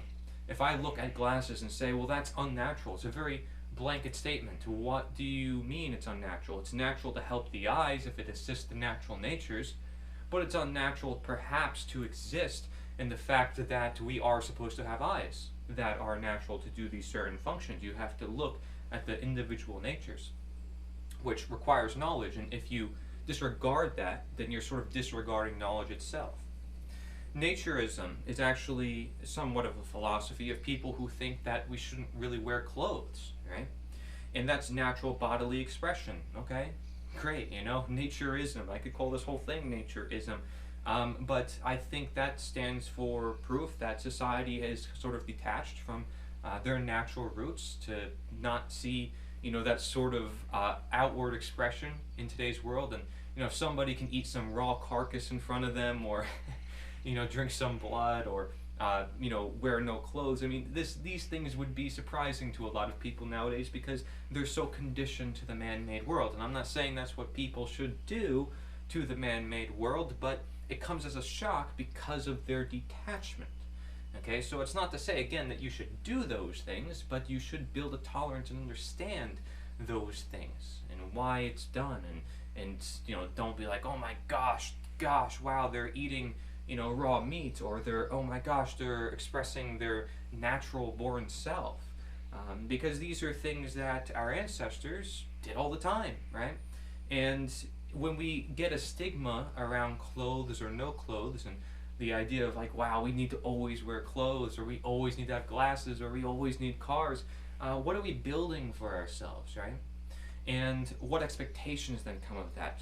What price does it have, right? Because on the environment and of production needs, of attachment can be a big problem, and the need of more responsibilities then. Because if you have so many material things, that's more things you have to be responsible for if you say it's your property, and then are you really responsible for yourself because you're responsible for all these other things?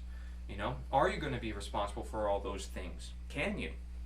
It becomes overwhelming, and we see this is why a lot of people with a lot of money and a lot of power are not actually so happy despite having that. More money, more problems, more laws, more problems, right? More of these man-made things are actually causing more problems, which is the opposite of what people think, which is why they invite these man-made things into their life. Supernatural, right, would be too natural to often comprehend. So I say, angels and miracles and these things happening in nature, sort of going beyond the laws of nature, we might call those supernatural. So if it's so natural, how am I supposed to really know as a natural human being, especially detached from the natural world in today's world? If we are detached from who we are, then we have a farther chance from actually understanding the supernatural. May you see it. Because it's so natural, we can't see it. We're so far down the road that at least if we were more natural or more in tune with our lives and nature, maybe it would be easier to comprehend or understand the supernatural. And perhaps there's a connection there between the natural and the supernatural when it comes to taking medicinals like mushrooms or psychedelics, which cause people to see a whole new reality that is so too much to comprehend. They can't even describe it with words. The man-made can't supplement for what that natural medicinal does. And man can try to modify it, but it often turns dangerous, right? Or it turns addictive, and it turns into something totally different. And so when you look at these medicinals in nature, you realize, wait, these can actually help people to some extent or wake them up. There's a lot of people I know that have had experiences with it. I haven't myself, but it is something worth mentioning that nature does provide those tools, perhaps as a tool to be used. I don't think our dependence on those tools would necessarily be a great idea, since we are supposed to be wise and of knowledge. We could intake that knowledge past our ignorance. But if we're so delved deep into our ignorance, maybe some sort of assistance from nature itself could help. Absolutely. I mean, what happens is we get chaos, we get negative effects, and then we learn our lesson anyways. So having these wake-up calls can save people a lot of time, potentially, a lot of stress, a lot of energy, but it could also, again, that dependence and the saying, well, we need this, we need that, I think we have to be very careful with that. We have to be conscious. So we may know about the problems, but what about the solutions, right? And again, what I talked about before was the idea of embrace. To face the problem is to embrace the solutions. So you sort of already know the solutions based on what I said, if you were paying attention, if you understand it. See, if you understand everything I've said so far, you basically already know the solutions. I shouldn't have to really tell you, and you need to be able to configure it within your own life. But if you want some solutions, I'll be able to hand it to you and tell you what is needed on the micro and macro scale from a generalized point of view. So when we look at nature, or Naturosophy, we actually learn of both the problem and the solution, as I just mentioned. And I'm going to actually say this is moral and morale. Alright? Now, first of all, before we get into this, I just want to say we are social animals. We're thinking animals. And therefore, we're supposed to be social, we're supposed to be thinking, and we want to nurture that aspect of our nature. We want to allow ourselves to think, allow ourselves to reflect, and allow ourselves to socialize, because we are to. And without that fabric that makes us humankind, since it's part of our nature, we may lose a sense of our nature, right? So again, use your nature for nature. And so individual action and collective action are together, and they're both correlated here, moral and morale, because again, the principle of correspondence, as above, so below, there is a connection between yourself and the world around you. You help contribute to the manifest. And so what is moral is the individual action. It's what keeps you, okay? Whereas what is morale is collective action. It's what keeps you going, okay? So there's a big difference here. Moral is individual, morale is collective. This is how I'm going to interpret both of these words for the purpose of more wisdom. For the purpose of understanding, well, these words are very related, perhaps because they are. Moral is doing the natural, and morale is sharing the natural, which you automatically would do by sharing your presence, by saying, this is who I am, this is what I'm doing, and look how everybody else is having all these problems, but I'm not. Or, is it preferable to live in this environment versus that environment? You can see it for your own eyes so long as you are opening your eyes, right? And this is what we ask of the world, is for people to simply be present and learn from this knowledge and hear it out, to say the least.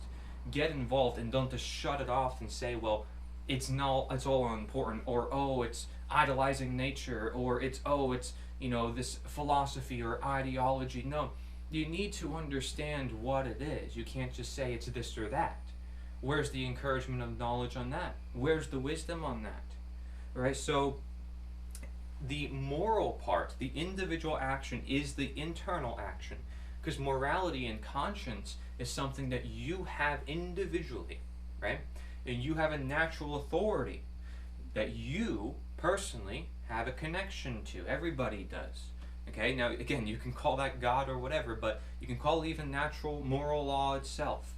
But regardless, you have a conscience. It's within your nature. You have empathy. You have the power, the capacity to reason, to share an order with the rest of other human beings, to create an order, right? And when somebody does something wrong, we feel a disturbance in the force. We feel chaos at work, and we realize that there needs to be something that's changed to create that order again.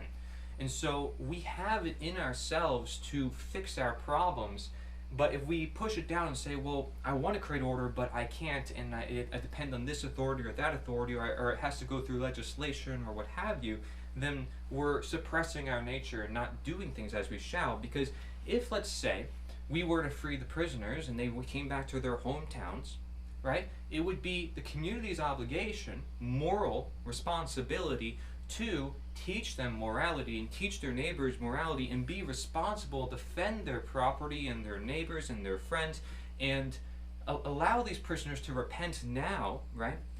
Allow them to say sorry and make up for their actions now, or suffer the consequences directly. Deal with the problem that needs to be dealt with. If these people are not willing to fix their problems, well, then you fix the problem. You're not going to wait on somebody else to do it for you, because that would be a lack of responsibility. And if need be, you get together with the community and decide what needs to be done.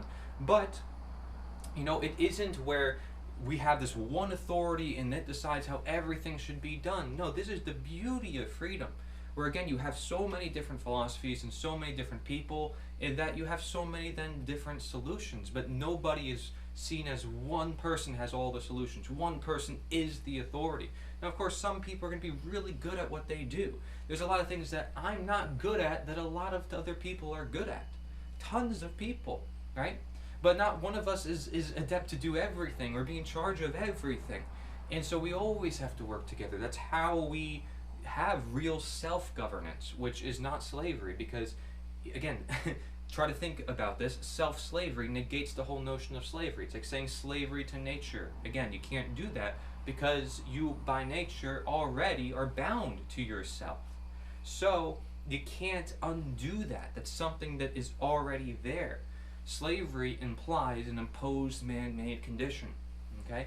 So we need to look at it like such and understand our role within our communities. We do have the need to be responsible, the need to take charge of what's going on in the world and not just sit back. And you know what? We'll be happier, we'll have destiny, we'll find our purpose, we'll find more answers, we'll have more answers because we're more involved, we'll have more resources, more tools for when things happen. We will have so much more innovation and products and creativity. That's essentially the product of freedom and of responsibility.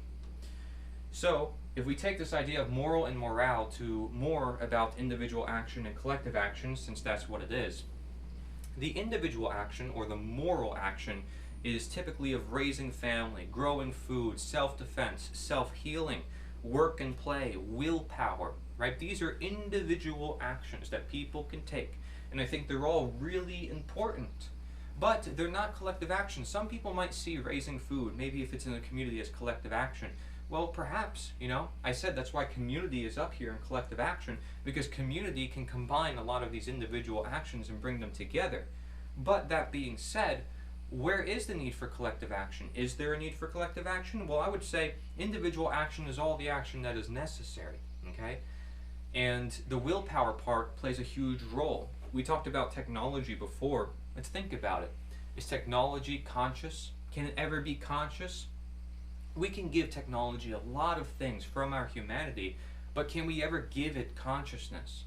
And there's a lot of movies and video games talking about, well, what if the robots become conscious and they start proclaiming that they have rights and that they have this and that? Well, it's interesting because they're not natural, right? So they aren't like human beings. They can acquire our traits, but they are not to have consciousness, because only human beings can.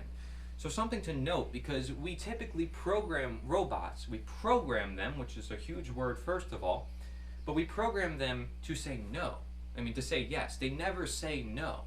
And human beings have to recognize that their conscious power, their natural intelligence, again, is above the artificial intelligence. We are the ones who create the machines, and we are the ones who can say yes and no, and understand and make choices and evaluate the whole circumstance.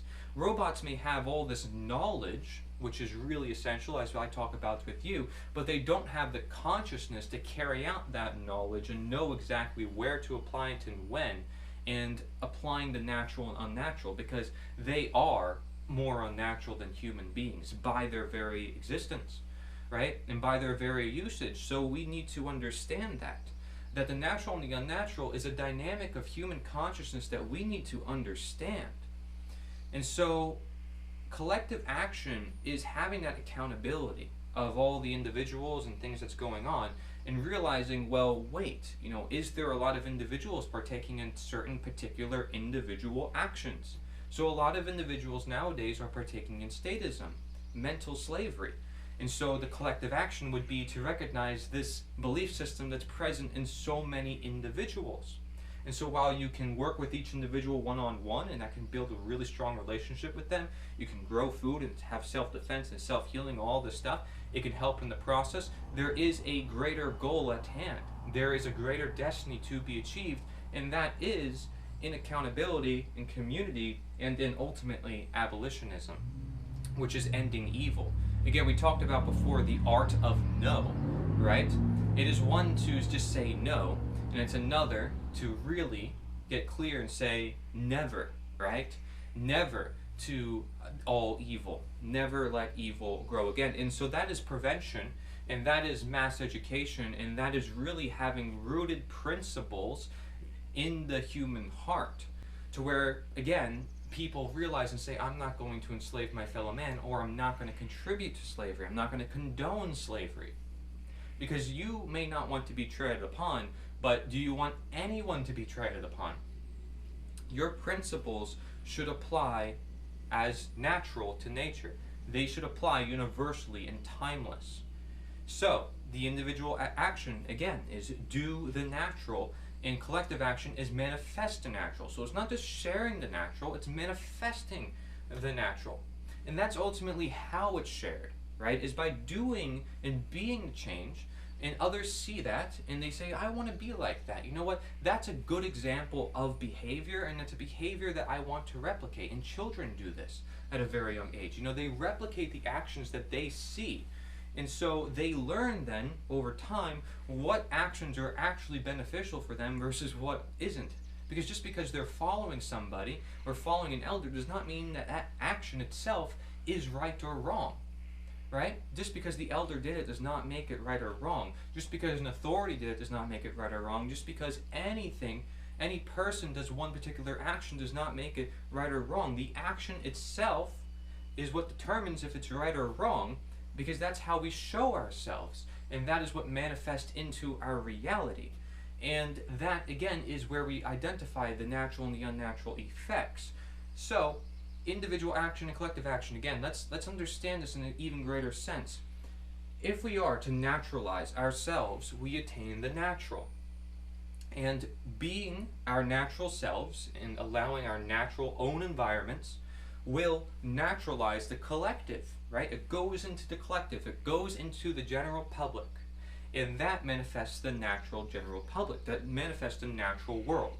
So we manifest naturalization within ourselves, and that allows us easier to naturalize into the world, so that the whole world can be naturalized, so the whole world can realize the world that they live in is just the world. It's not under one banner, one flag, or one ideology. It's under simply life, living human beings. And if they want to use ideologies and politics, just know its time and place. Know it simply should not be imposed upon others. Know it should be used for education and for community work and activism. But nobody should be forced to do something against their will, because that is slavery.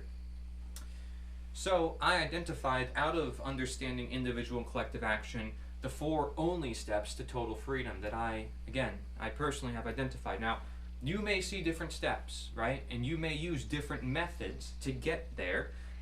But I do see these are the 4 main steps. And I have a presentation that I did a long time ago, which goes deep into 100 other books, going into what it means to change the world, and what have past movements done to change the world. And typically they have all 4 of these steps, okay? Number 1 is usually considered the forgotten step, and this is representation. It's having material or shared symbolism or shared education that allows for step 2, which is the education. So, let's say this flag in the background, this presentation slide, myself. We're representing something more, an idea in particular. Movements are usually based on ideas. This is technically a blueprint for a movement, because if you're representing something and you're saying this is what needs to be cleared and out of the way, so in the case of abolitionism, you're saying slavery is the focus, ending slavery is the focus. You're saying we need to represent and make sure that we make it clear that slavery needs to be abolished, right? And again, whether it's then or now, we still have that to accomplish. So that's why I call myself a modern abolitionist.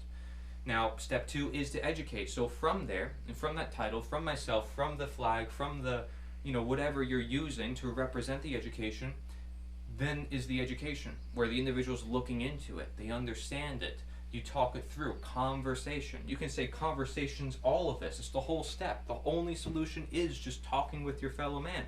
Instead of the war soldiers going to the middle of the field and saying, all right, we're going to fight each other, they talk first and say, well, is this really a good idea? Should we be doing this? And then they stop fighting. They just go home. They realize they're pawns on the field, and they're not there supposed to be fighting each other. They're there supposed to be what? Helping the world, making a better world, not making a worse world. War does not benefit anybody. And guess what? war can actually be completely abolished with the abolition of government, which is what creates all wars. Because you need a systemic system to create systemic slavery or systemic war, systemic evil. You need a system to enable such a systemic anything, okay? So if you don't want evil, which is manifested wrong, get rid of the ability to grow evil, and that is giving people power. And think about it, who is it that seeks power in the first place? It's the people who are psychopaths or want to get away with doing certain bad things. So they use their authority and they use their psychological tricks and they get people on their side to do their bidding because of their insecurities, because of their inner problems that they've never addressed or they don't want to, right? So part of that education you can see is a whole bunch of things, but typically you want it to be rooted in place with the idea that you think is the root cause, and the root cause in this case, as I have identified, is statism. It's order following. Order following is a plague for humanity. That's what it is. And it gives way to all forms of evil. It's people suppressing their nature, and therefore literally suppressing nature. It is destroying nature because of the natural authority present within. Your conscience, your own mind, is your own self-natural authority, right? But if you shut that down and say, I'm going to follow orders and do what I'm told, where's the natural authority? It's in some man-made artificial authority because they're telling you to do something against your will, against something that you know you shouldn't do, you still do it. And that is just completely contradictory. I said in the very beginning, we live our lives in contradiction. We're being dishonest. We're being deceived. The number one thing a politician would want a war soldier to do is believe that they're fighting for the right cause, or the voter to believe that they're voting for the right person, that they're in the right field or camp, the left versus the right, and they pitch them against each other so they can perfectly create a division, so they can create divide and conquer and get people to do what they want through the Hegelian dialectic, as we talked about before. So this is all part of the education, and you know what? It'll come natural to people as they understand the roots to the problem, which you can get through, the Most Dangerous Superstition book, or Slavery Gone for Good, my book. The reason why we make it books is to make it compact, or Mark Passio's Natural Law Seminar, or this seminar, which is another different perspective. They may have different perspectives on the same knowledge, but it's the same knowledge, it's the same action, it's the same understanding of we need to abolish evil, we need to get rid of this system which has plagued humanity for so long. And it is not doing us any good. This is the only solution. See, movements and a lot of organizations can be easily co-opted. The solution is people just saying no and saying, I'm not going to put up with this, right? And just completely getting out of the systems themselves and then teaching people and creating those alternative systems to show the truth in action, embracing nature as is, as much as possible and to the fullest extent. So, step 3 is defend. So once you have the education, you know what to do, right? You want to stand on that. So, I use an example. Let's say taxation. A lot of movements in the past talked about taxation. What they did is they said taxation is wrong. We're not going to pay it, right? We're not going to do it anymore. It's a statist act, all right? It's one that supports the state and what they're wanting to do. These gang of people that proclaim to have some sort of authority. So, one town, or many towns, many people come together and say, we're not going to pay this, okay? All they do is defend their ground, stay in place. Gandhi did it with no arms, no, self-defense. But he had so many people on the side, it didn't matter, right? Because if somebody were to use arms against them, they would be making themselves out to be the target. So non-resistance has a huge role to play in this act of truth against violence, because government is a monopoly on violence. And if they're using their own soldiers, their own slaves, which is our own people, to control their own people, it's hypocritical because they say we're the people, we're the government, but yet we're not allowed to not pay taxes because they will come into our houses and our towns and force us to by violence. Well, doesn't that mean that we're slaves? Doesn't that expose them as they are, as we are trying to portray? So when you have step 1 and step 2 during step 3, the town is defending themselves and they're showing why they're not paying taxes, then the world can see why they're doing what they're doing, and it can replicate the actions, and it will go down in history. So if anything does occur, people will see the willing slaves fighting their fellow man. They will see that there is a government that is literally enforcing slavery by forcing their quote-unquote own people to do what they want for their own will, which is not their own people, you know, and not their own will. If people want to be free, show it. And the best way is to not do any statist act. But once you have enough people together, you build the network up through step 1 and step 2, and make step 3 a whole lot easier. I would recommend not doing step 3 until you have step 1 and step 2. I'm not inciting violence, I'm inciting defense. People simply living their life. And that's it. And the people who want to stop people from living their own life, shame on you. Shame on you for getting rid of your conscience and getting rid of your humanity. You see humans but no humanity. That's what the order follower does, who tries to stop their fellow man from committing a total peaceful action of literally inaction, doing nothing, not contributing to the system. I mean, how funny is that? A person literally living their life, doing their thing, can be thrown into a cage or enforced and violently imposed upon by their own representative government because they choose what to do with their own product, with their own labor. I mean, this is just insane, right? And so evil exposes itself ultimately, right? Evil exposes itself. The truth does win, but that's because the truth was always here. The truth just is. That is what nature is. So step 4 would be to show and say, hey, you know, we have these signs, we have these flags, we have these materials. This is why we're defending ourselves. This is why we're doing what we're doing, right? And videotape it, you know, have it on camera. Let the times of history know. Let everybody know all you're doing is living your life. And here are these people trying to stop you from living your life. That shouldn't happen. That shouldn't happen. If you're free, you should be able to be free. Live your life so as you choose. You're not harming anybody. You're not creating any victims, right? So what deal do they have, these people with their presumed authority, to go and meddle into your business? You're not free if they have to make you comply to their system. They prove that you are a slave and that you are correct when you say slavery still exists and it needs to end. So, step 1 and step 2 I would consider is more of the individual and moral action. Okay, I say there's networking involved because as you move down this list, it becomes more collective and it becomes the need for morale. You need to gather the courage in order to do step 3, in order to have step 4. You know, you need to know how to use video production, how to use these signs, how to gather people en masse, how to defend yourself and stand your ground. That is a collective and morale action. But the representation and the education is an individual and moral action because each individual heart must be appealed to. Individuals need to learn this knowledge.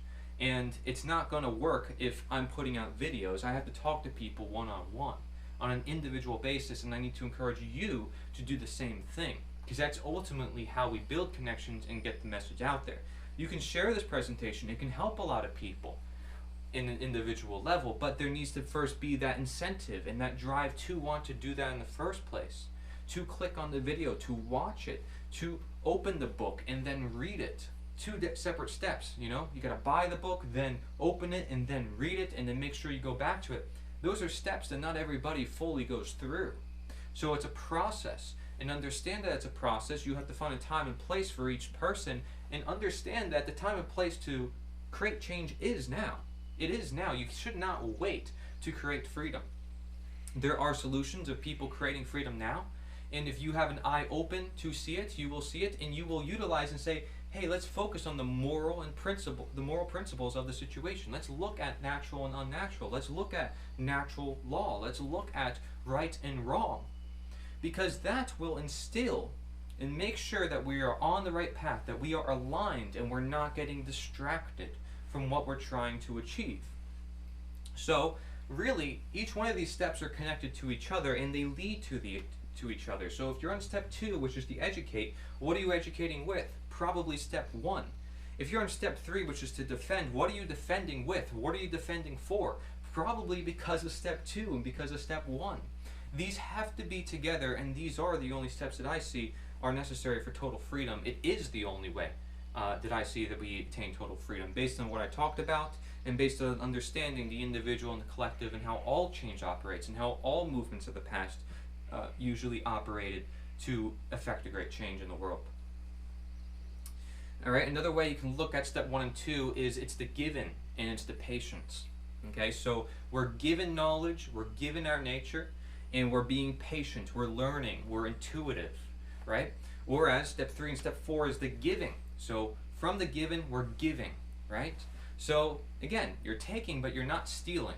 You're taking from the universe, you're taking from yourself, your own energies, you're not stealing, and you're knowing what to take, what actions to take based on that given. So now you can give. And remember, do give, do not steal. This is the idea of naturalizing versus denaturing. You have patience in what you're doing to understand that you know what you're doing, because you need to take the time to understand what you're doing in the first place. And then once you have that time, you have the place, and that place gives you that ambition. Okay? You need to know your place, and that's the thing. These people who want to transgress upon you, you tell them, know your place. It's none of my business. Okay? And I know my place, that's why I'm not messing with your business. How about that? Right? How would you like it if I messed with your business? If I told you that your victimless crime was a crime? If I told you that your non-doing any harm is actually harming people because of this greater good justification that I just pulled out of thin air because I thought so, because of my opinion, because of my whim. So, patience and ambition, this is the dynamic to understand. There's a time and place to be patient, and there's a time and place to be ambitious. And we should have both and understand their role in our life. Right? Some people might talk about left brain versus right brain and other different types of polarities. It's all important, for sure. Otherwise, we wouldn't use these terms.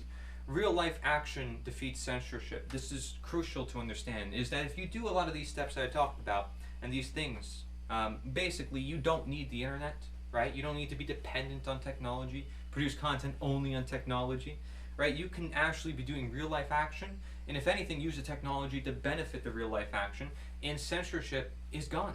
Censorship is not important because you have a real life base and a real life message that is going on its feet, and nobody can stop a real life message except violence, which will try to stop everything because they believe might is right.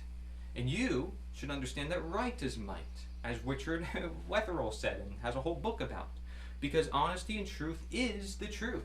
You can't undo that. You can't take it out. You can attempt to by making the man-made, by attempting to make the unnatural, but that's why it's unnatural, and that's why it never works, and that's why the man-made is temporary, and that's why what is nature is always showing itself through time as the only answer. You know, again, everybody claims to have the only answer. There's only one answer I can be sure of is the only answer, and that is nature. So if they're claiming they know one, they have some sort of answer that is the only answer, they're claiming to have a basis of nature. They're claiming to know what nature is. And I told you I don't know everything of what nature is. I can't claim to know everything in nature is because I am not nature. We all must actively learn and always learn. The learning process is never finished. What we're trying to do in this life as becoming wise and wise human beings, that's what it means to be a Homo sapien, is to attain that wisdom over time. And it's not one that we just get immediately. It's not one we get from just reading one book. It's one that we have to internally, externally understand. That's what it means to understand, is to look deep into the knowledge. So, protests are not necessary. Offense is counterintuitive. Meetings are not required. All it takes is one town. So many people want to talk about protests, or they want to talk about political actions, right? Let's get this person in office. Let's go in this position. Okay, yeah, let's use the man-made to end this man-made system. That makes a whole lot of sense, right? Well, it depends on the context here. We're talking about the unnatural and natural. For what effect are you trying to create in the world? I will tell you right now, it is extremely counterintuitive to utilize the man-made offices to destroy the man-made offices. You're doing the very thing that you don't want in this world, and you think that you have to somehow transition to that by using that system. You're wrong. You face the problem by embracing the solution. The solution is not participating in that system. Again, it's like this whole idea of abolitionism versus immediatism, or, versus gradualism, sorry. Immediatism versus gradualism in the abolitionist period. Oh, well, we can legislate for the end of slavery. We can end slavery over time. We can get there. No, the abolitionists were saying it's wrong, it's immoral, let's get rid of it. That's it. End of story, right? Society will figure out what needs to be done on its own because, again, we are self-organizing, just like everything else in nature. We're not dumb because we aren't supposed to. We're made with the answers in our own nature, just as every other animal and everything else in nature is. It's built to sustain itself. It's built to survive, right? So all it takes is one town doing those actions I mentioned before, and it's not just limited to meetings or not just limited to one thing or another. Representation is a whole bunch of different materials of all different kinds, right? Education can be about a whole bunch of different things. As long as it's rooted on what needs to get done, it just makes the message clearer, so that way the one thing does get done quicker and more manifest, right? But being on the offense is counterintuitive. Why would you go up with arms to the state, right? Which the state inherently is violence. You're treating violence with violence, which is what they do to prevent problems and claim for the greater good and justifications. And when you use violence, they can easily spin that into a narrative, right? And again, I say they, it's just other human beings who have a control, a monopoly on violence. You don't want to mess with that.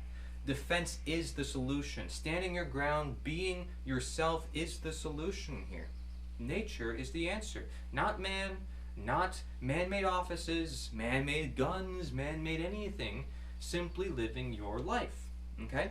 Now you can say representation in these materials, they're forms of man-made things. Sure, right? But what is that representing? Your voice, your conversation, your natural abilities. It's not far from, from your natural abilities.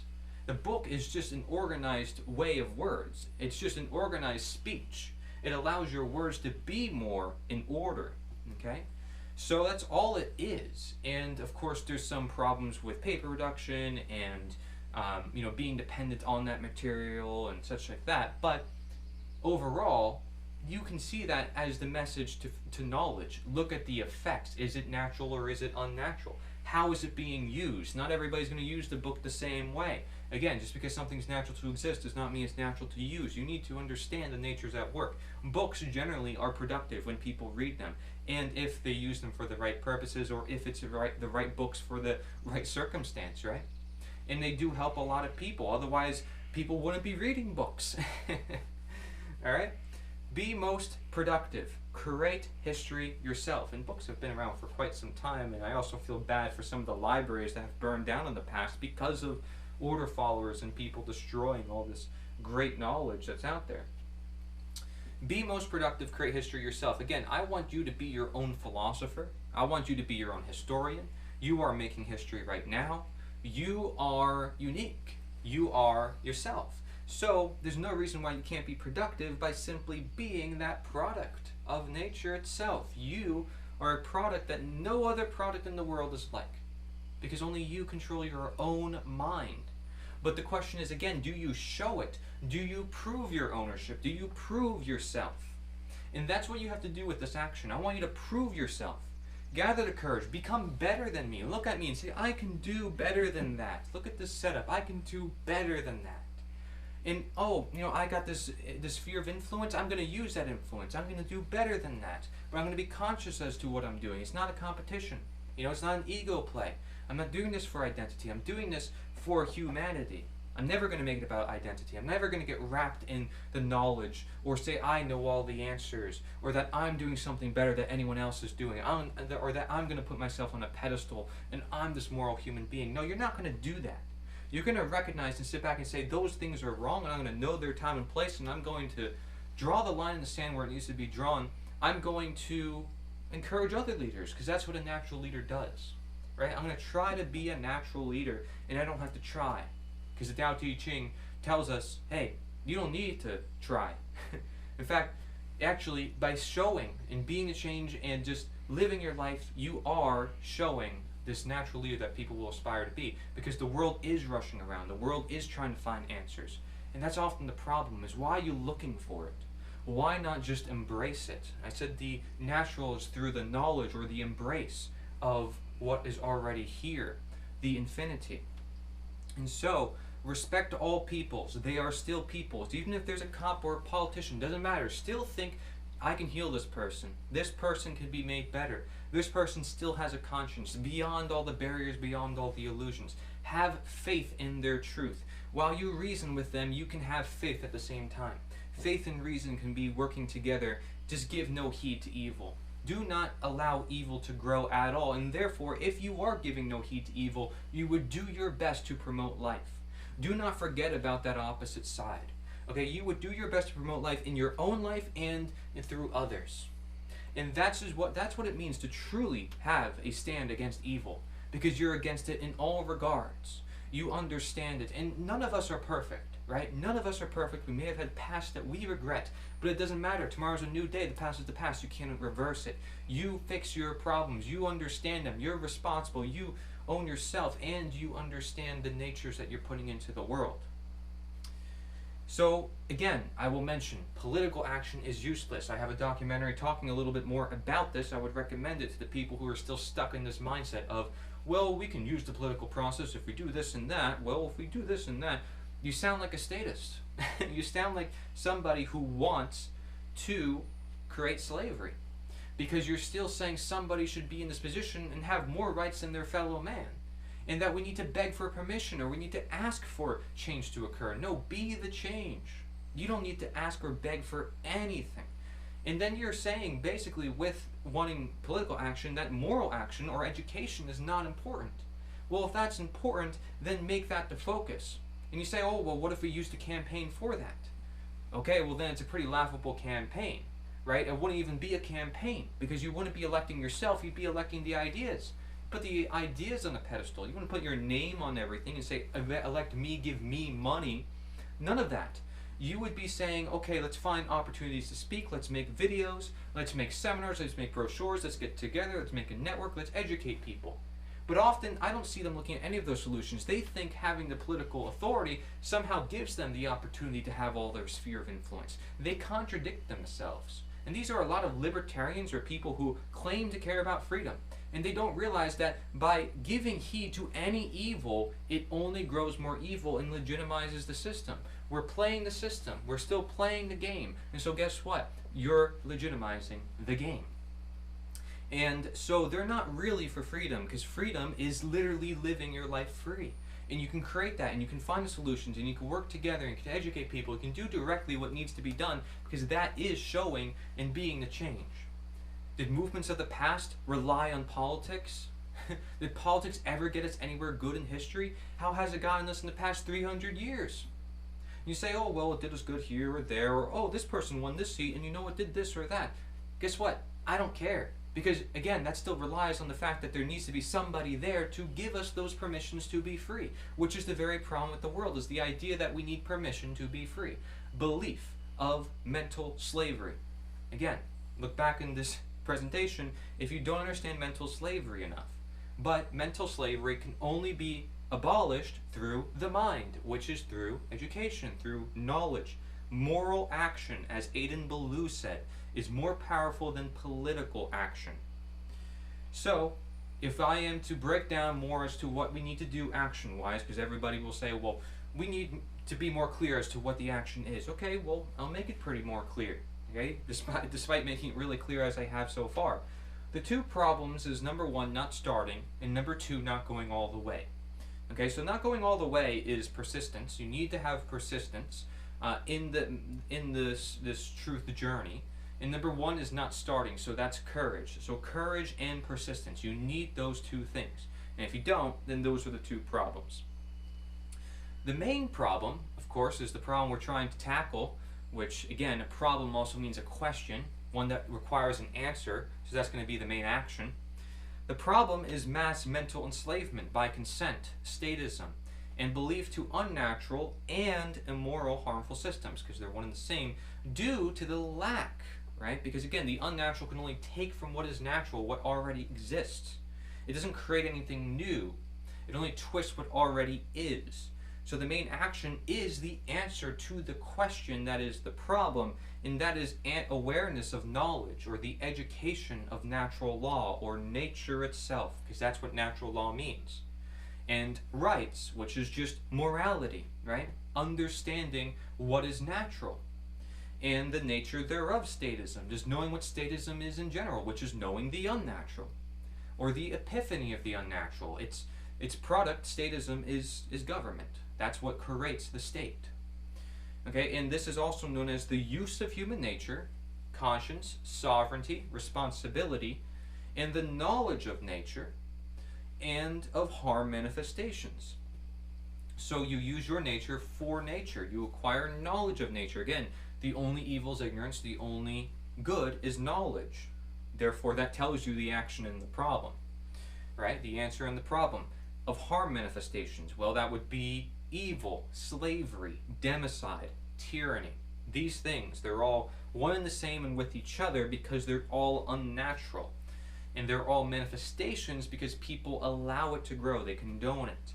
And so the main action is to prevent that from happening. It's like preventing the disease, preventing the cancer from spreading. You have to identify it. You need to understand it. So your action creates the movement. The movement creates more action. And you can look at movement as sort of moving the mind. Movementus, right? Move the mind. We need to move the minds of the masses so that way they actually start moving in the right direction, in the natural direction.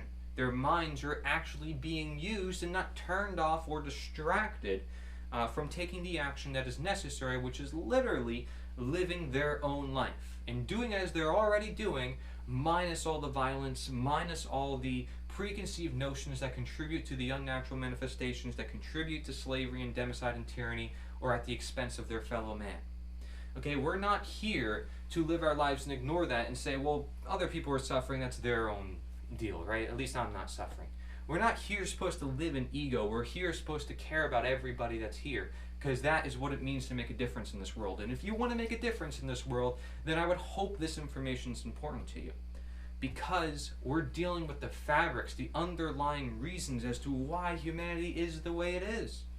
And so the change factors here at play within those 4 steps we talked about before, and within this main action, which is the solution to the problem, is representation, which is creativity, networking, which is guidance, and education, which is the courage. And this is also said as integration and promotion.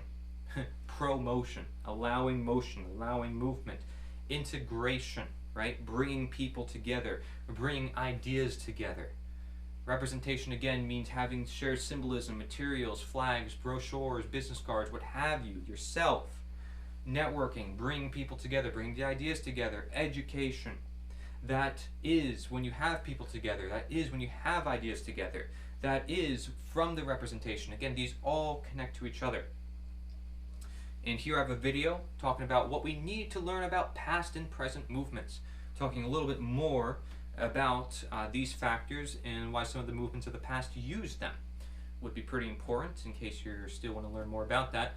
And another video, why the abolitionists warned us, right? And here's actually a picture of the Liberator newspaper. Again, their motto is, our country is the world, our countrymen are all mankind. I even have a summit which has over 30 speakers, which has tons of people who know about slavery and why it occurs on this earth to this day, and how to get rid of it, and a bunch of different solutions and a bunch of different perspectives on the same underlying message to understand that we need to abolish it. And I have a newspaper as well. Again, you can look at the URLs under these photos. It's called the Liberator 2, so I'm bringing back the old Liberator newspaper. At least that's my goal, and that is to bring the idea of modern abolitionism into the play, to show that we need to abolish the systems that be through morality, which again, abolitionism focuses on.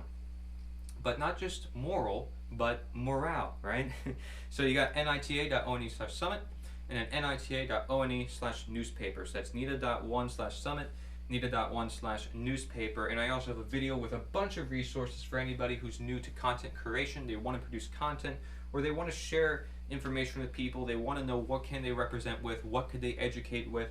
I have a bunch of resources for people, a whole video dedicated to that. Remember that nature is the answer, And I have a movement that I created to utilize everything I talked about with action and with knowledge, and to make it really clear why nature is important. So I created it for that reason. Let this stand as a test of time. Let this be my contribution to humanity for the rest of time. And I thank you for joining me. I'm going to go over here natural law versus man's law and where the movement that I created sort of fits in here. Natural law is supposed to be harmonized with due to knowledge and understanding. Well, what is bringing that knowledge? What is allowing that understanding? It's got to be a movement. It's got to be people coming together. Mark Pasio, who even made this slide about natural law and man's law, said that we need numbers of people and we need to show it, right? There needs to be this quantum shift, as he calls it, that causes this sort of ripple effect in a bunch of people. And so what really shows all those people? A movement, in my view, is necessary. And of course, this movement, since it's talking about nature, is very universal and timeless. I haven't seen any movements like this. It's based upon natural law and free will, both. Okay, not just natural law, but free will as well. You know, whether you talk about free will and think that exists or not is irrelevant to me. If you understand what I mean by this, it's natural law and ourselves, nature and ourselves. That's what it means, okay? It's based on taking what's in from nature and understanding its role within our lives. That's why we say it's the answer, because we are the question. So this movement is inherent to human nature because we created it. And it's bound to us. The answers from nature, the fact that we have to learn from nature, that's bound to us. That's something that we can't get rid of. We always have to learn from nature. And so we do this harmonization with knowledge and understanding through integration and promotion, or representation, education, and networking, as I mentioned before, or the 4 steps that I talked about before.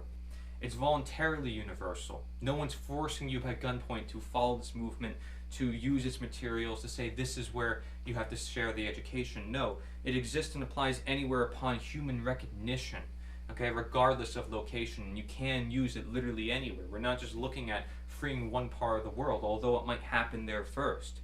We want to free everybody. I want to get this message out to everybody. I don't care where they're from, because this message belongs with the human species. It belongs to all of humanity. And so if you want to translate this works, feel free. I'm going to provide the slides, all the slides from this presentation, in the description of this video as well, so you can download them, share them on your videos, repost them, whatever, right? And use them to your benefit to share this knowledge. This movement I also created is generational and foundational, so this is all your movement. I didn't create this for myself. I didn't create the website, Nita.1, for myself. I created it for you. That's why originally it has nothing to do with me. It doesn't have my name or any of my content on it. And I'm skeptical if I should put this presentation on it, but of course I'm talking about nature. I can't not talk about nature.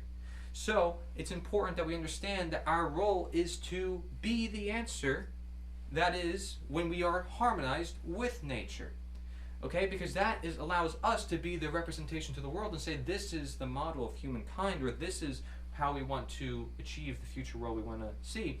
And you don't have to be the model, the beautiful person that says, let's free everybody and I'm perfect and blah, blah, blah. It's not about that. You just want to live your life. And I'm pretty sure most people want to live their life, right? And it doesn't matter. You may have some personal vices or things you're still going through. Don't we all? Right?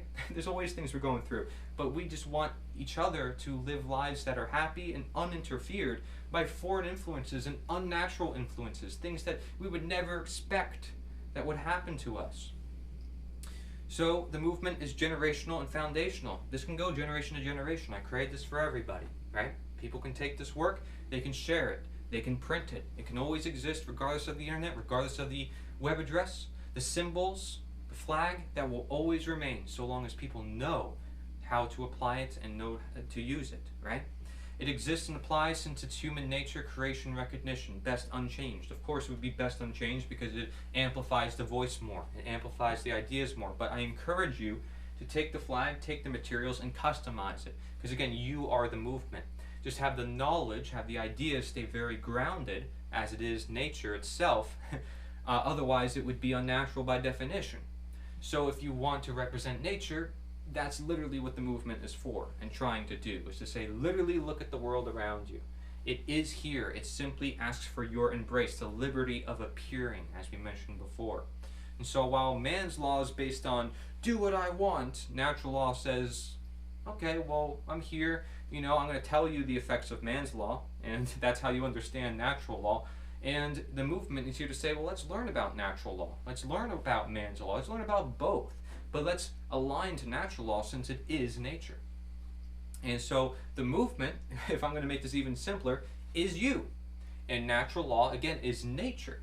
So man's law would be denature, right? It would be the unnatural. And so if you want to be more with nature, the process of is naturalization. And isn't healing easier when you have help, other people with you?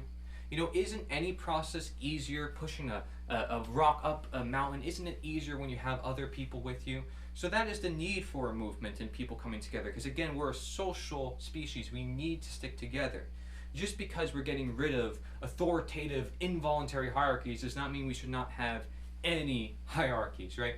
We want to cooperate together. We want to build different structures, and there's always going to be problems. We just don't want them to manifest. We don't want an unnatural world. And so nature is a practice. It requires practice, the same way as you may say medicine is a practice or knowledge is a practice, because these things, again, health is nature, right? Having knowledge is the knowledge of nature. Otherwise, it's deception. It's not knowledge. It's dishonesty. Nature is a practice, one that you have to understand and always practice, because again, the learning never stops. So Naturosophy is a philosophy that will ever grow and expand and ever exist, because we do it every day and people don't even realize it. But when we do it consciously, we understand it even more. We're embracing it.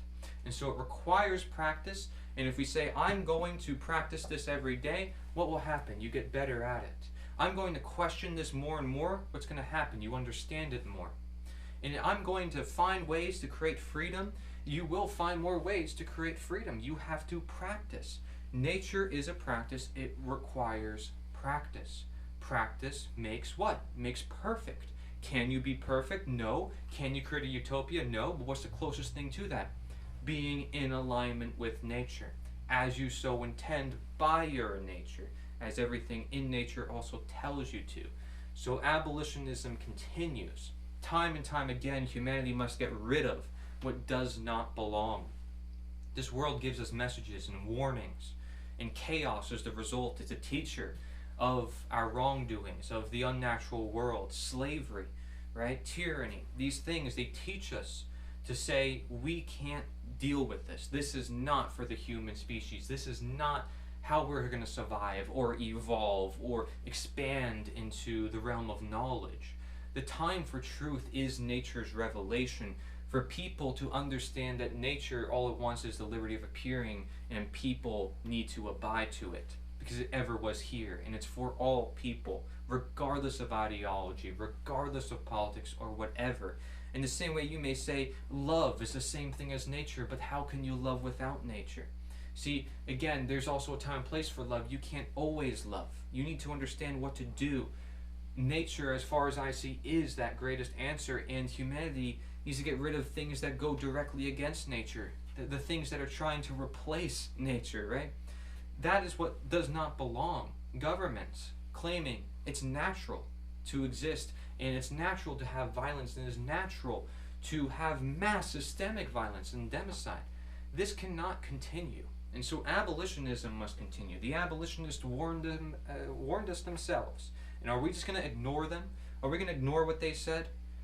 Here's a chart that sums up everything that we've talked about in Naturosophy. Nature is the law, right? That is natural law. It is the law. It is simply nature, okay? The unnatural version of this is denature. It's law in quotes because it isn't law. What is it? It is just opinions. It's just whims, what people think should be done, but not what they know, because knowledge is also on the left-hand side here, is sapientia naturae, or the nature dynamic. It's understanding our nature and the nature of the world as we see its importance. Whereas if we're ignorant, then we're not seeking knowledge. We're either dishonest, or we don't have enough knowledge, or we're deceiving ourselves or others. And so we don't want to make the wrong appeal. In the case of understanding nature and knowledge, we attain the appeal to nature, which gives us relevance and bias and helps us understand that nature is the answer. Yes, we do have a bias. Yes, there is a relevance to nature because we're bound to it. We can't undo it. Whereas the appeal to nature, to denature, is man is the answer. Man's creation. Let's excuse all the problems. All the problems that happen in nature, well, we can fix that with man's creation. And then all the problems happen with man's creation, well, we can fix that with more man-made creations. Let's just appeal to denature everything in humankind until we have a man-made system, authoritative system, where man is the authority, and nature can't even be seen by people. They can't even live their own nature. Nature is gone, right? And so what we need to understand is time and place, and not have it disconnected, but have it in unity. Attain alignment, accordance, and temperance, not distraction, which is imbalance or vice, right? Or crimes, right? Which gets even worse later on. Answers. We need to have answers, and that is through the embrace, through the Wu Wei and Zuran, which is the non-doing of the natural. That is what it means to embrace the natural, the nature that is already here. And to not have that answer, what is our answer? What are we answering to? If we're not answering to a natural authority, we're answering to a man-made authority. It is disregarding the natural, and it's all about man-made whims. Again, law, man-made law, their opinions. Somebody told me to do something, I'm going to do it. I'm going to suppress my own internal answers or the world's answers through its knowledge. I don't care about knowledge. I care about what my authority tells me to do.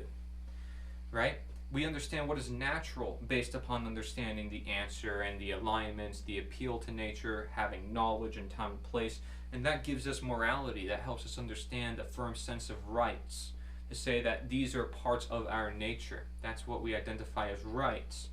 Whereas it would be unnatural if it's immorality, or we're looking at crimes, crimes that are also excused in the case of slavery, which is non-abolitionism.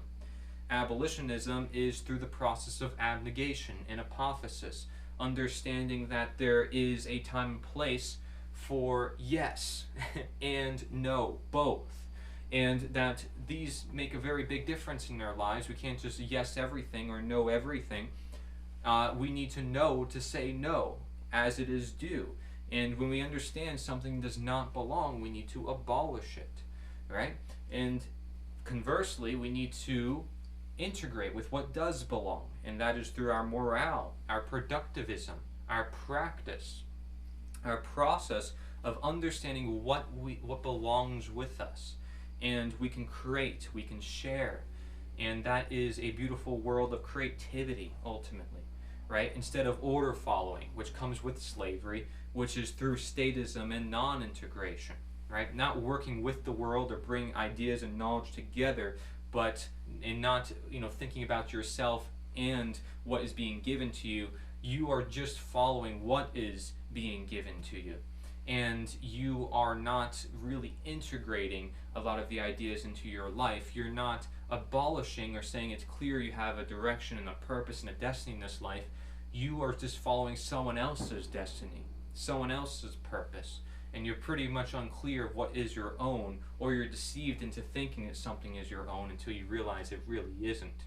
And so what we have is naturalization. And when you're on the right path and you're toward alignment, and through abolitionism, integration, what is natural, the answer, and alignment, time and place, appeal to nature, what is knowledge, you attain naturalization, which is the process of nurturing and attaining progress, not regress.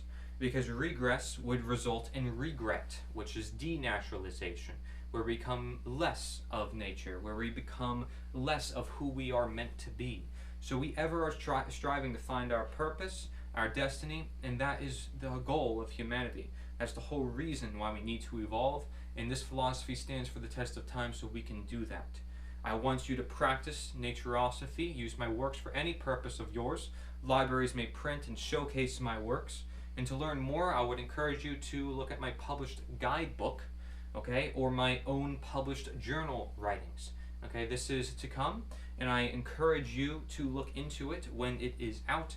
all this work is based on my second book, Sapientia Naturae, which you can find at nita.one/wisdom.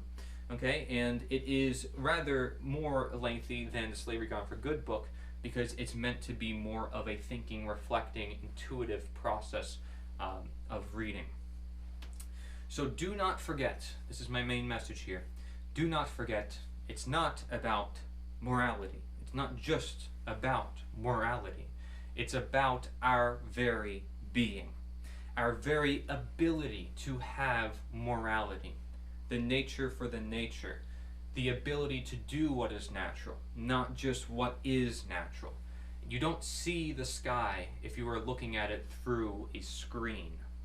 You want to see and live and breathe reality. You don't want to breathe toxins, live in toxins. If you ever find yourself lonely, know that you are never alone. You have the natural world to your disposal. The natural world is all around you. You can use it to your benefit, and you can benefit others at the same time. It all relies on your conscious action. So thank you very much for watching this presentation. I appreciate your time, your energy, your patience upon this knowledge. I thank you for you, who you are deep down underneath, inside. And I love you as a human being. I want to see you prosper. I want to see the world prosper. Otherwise, I wouldn't have made this.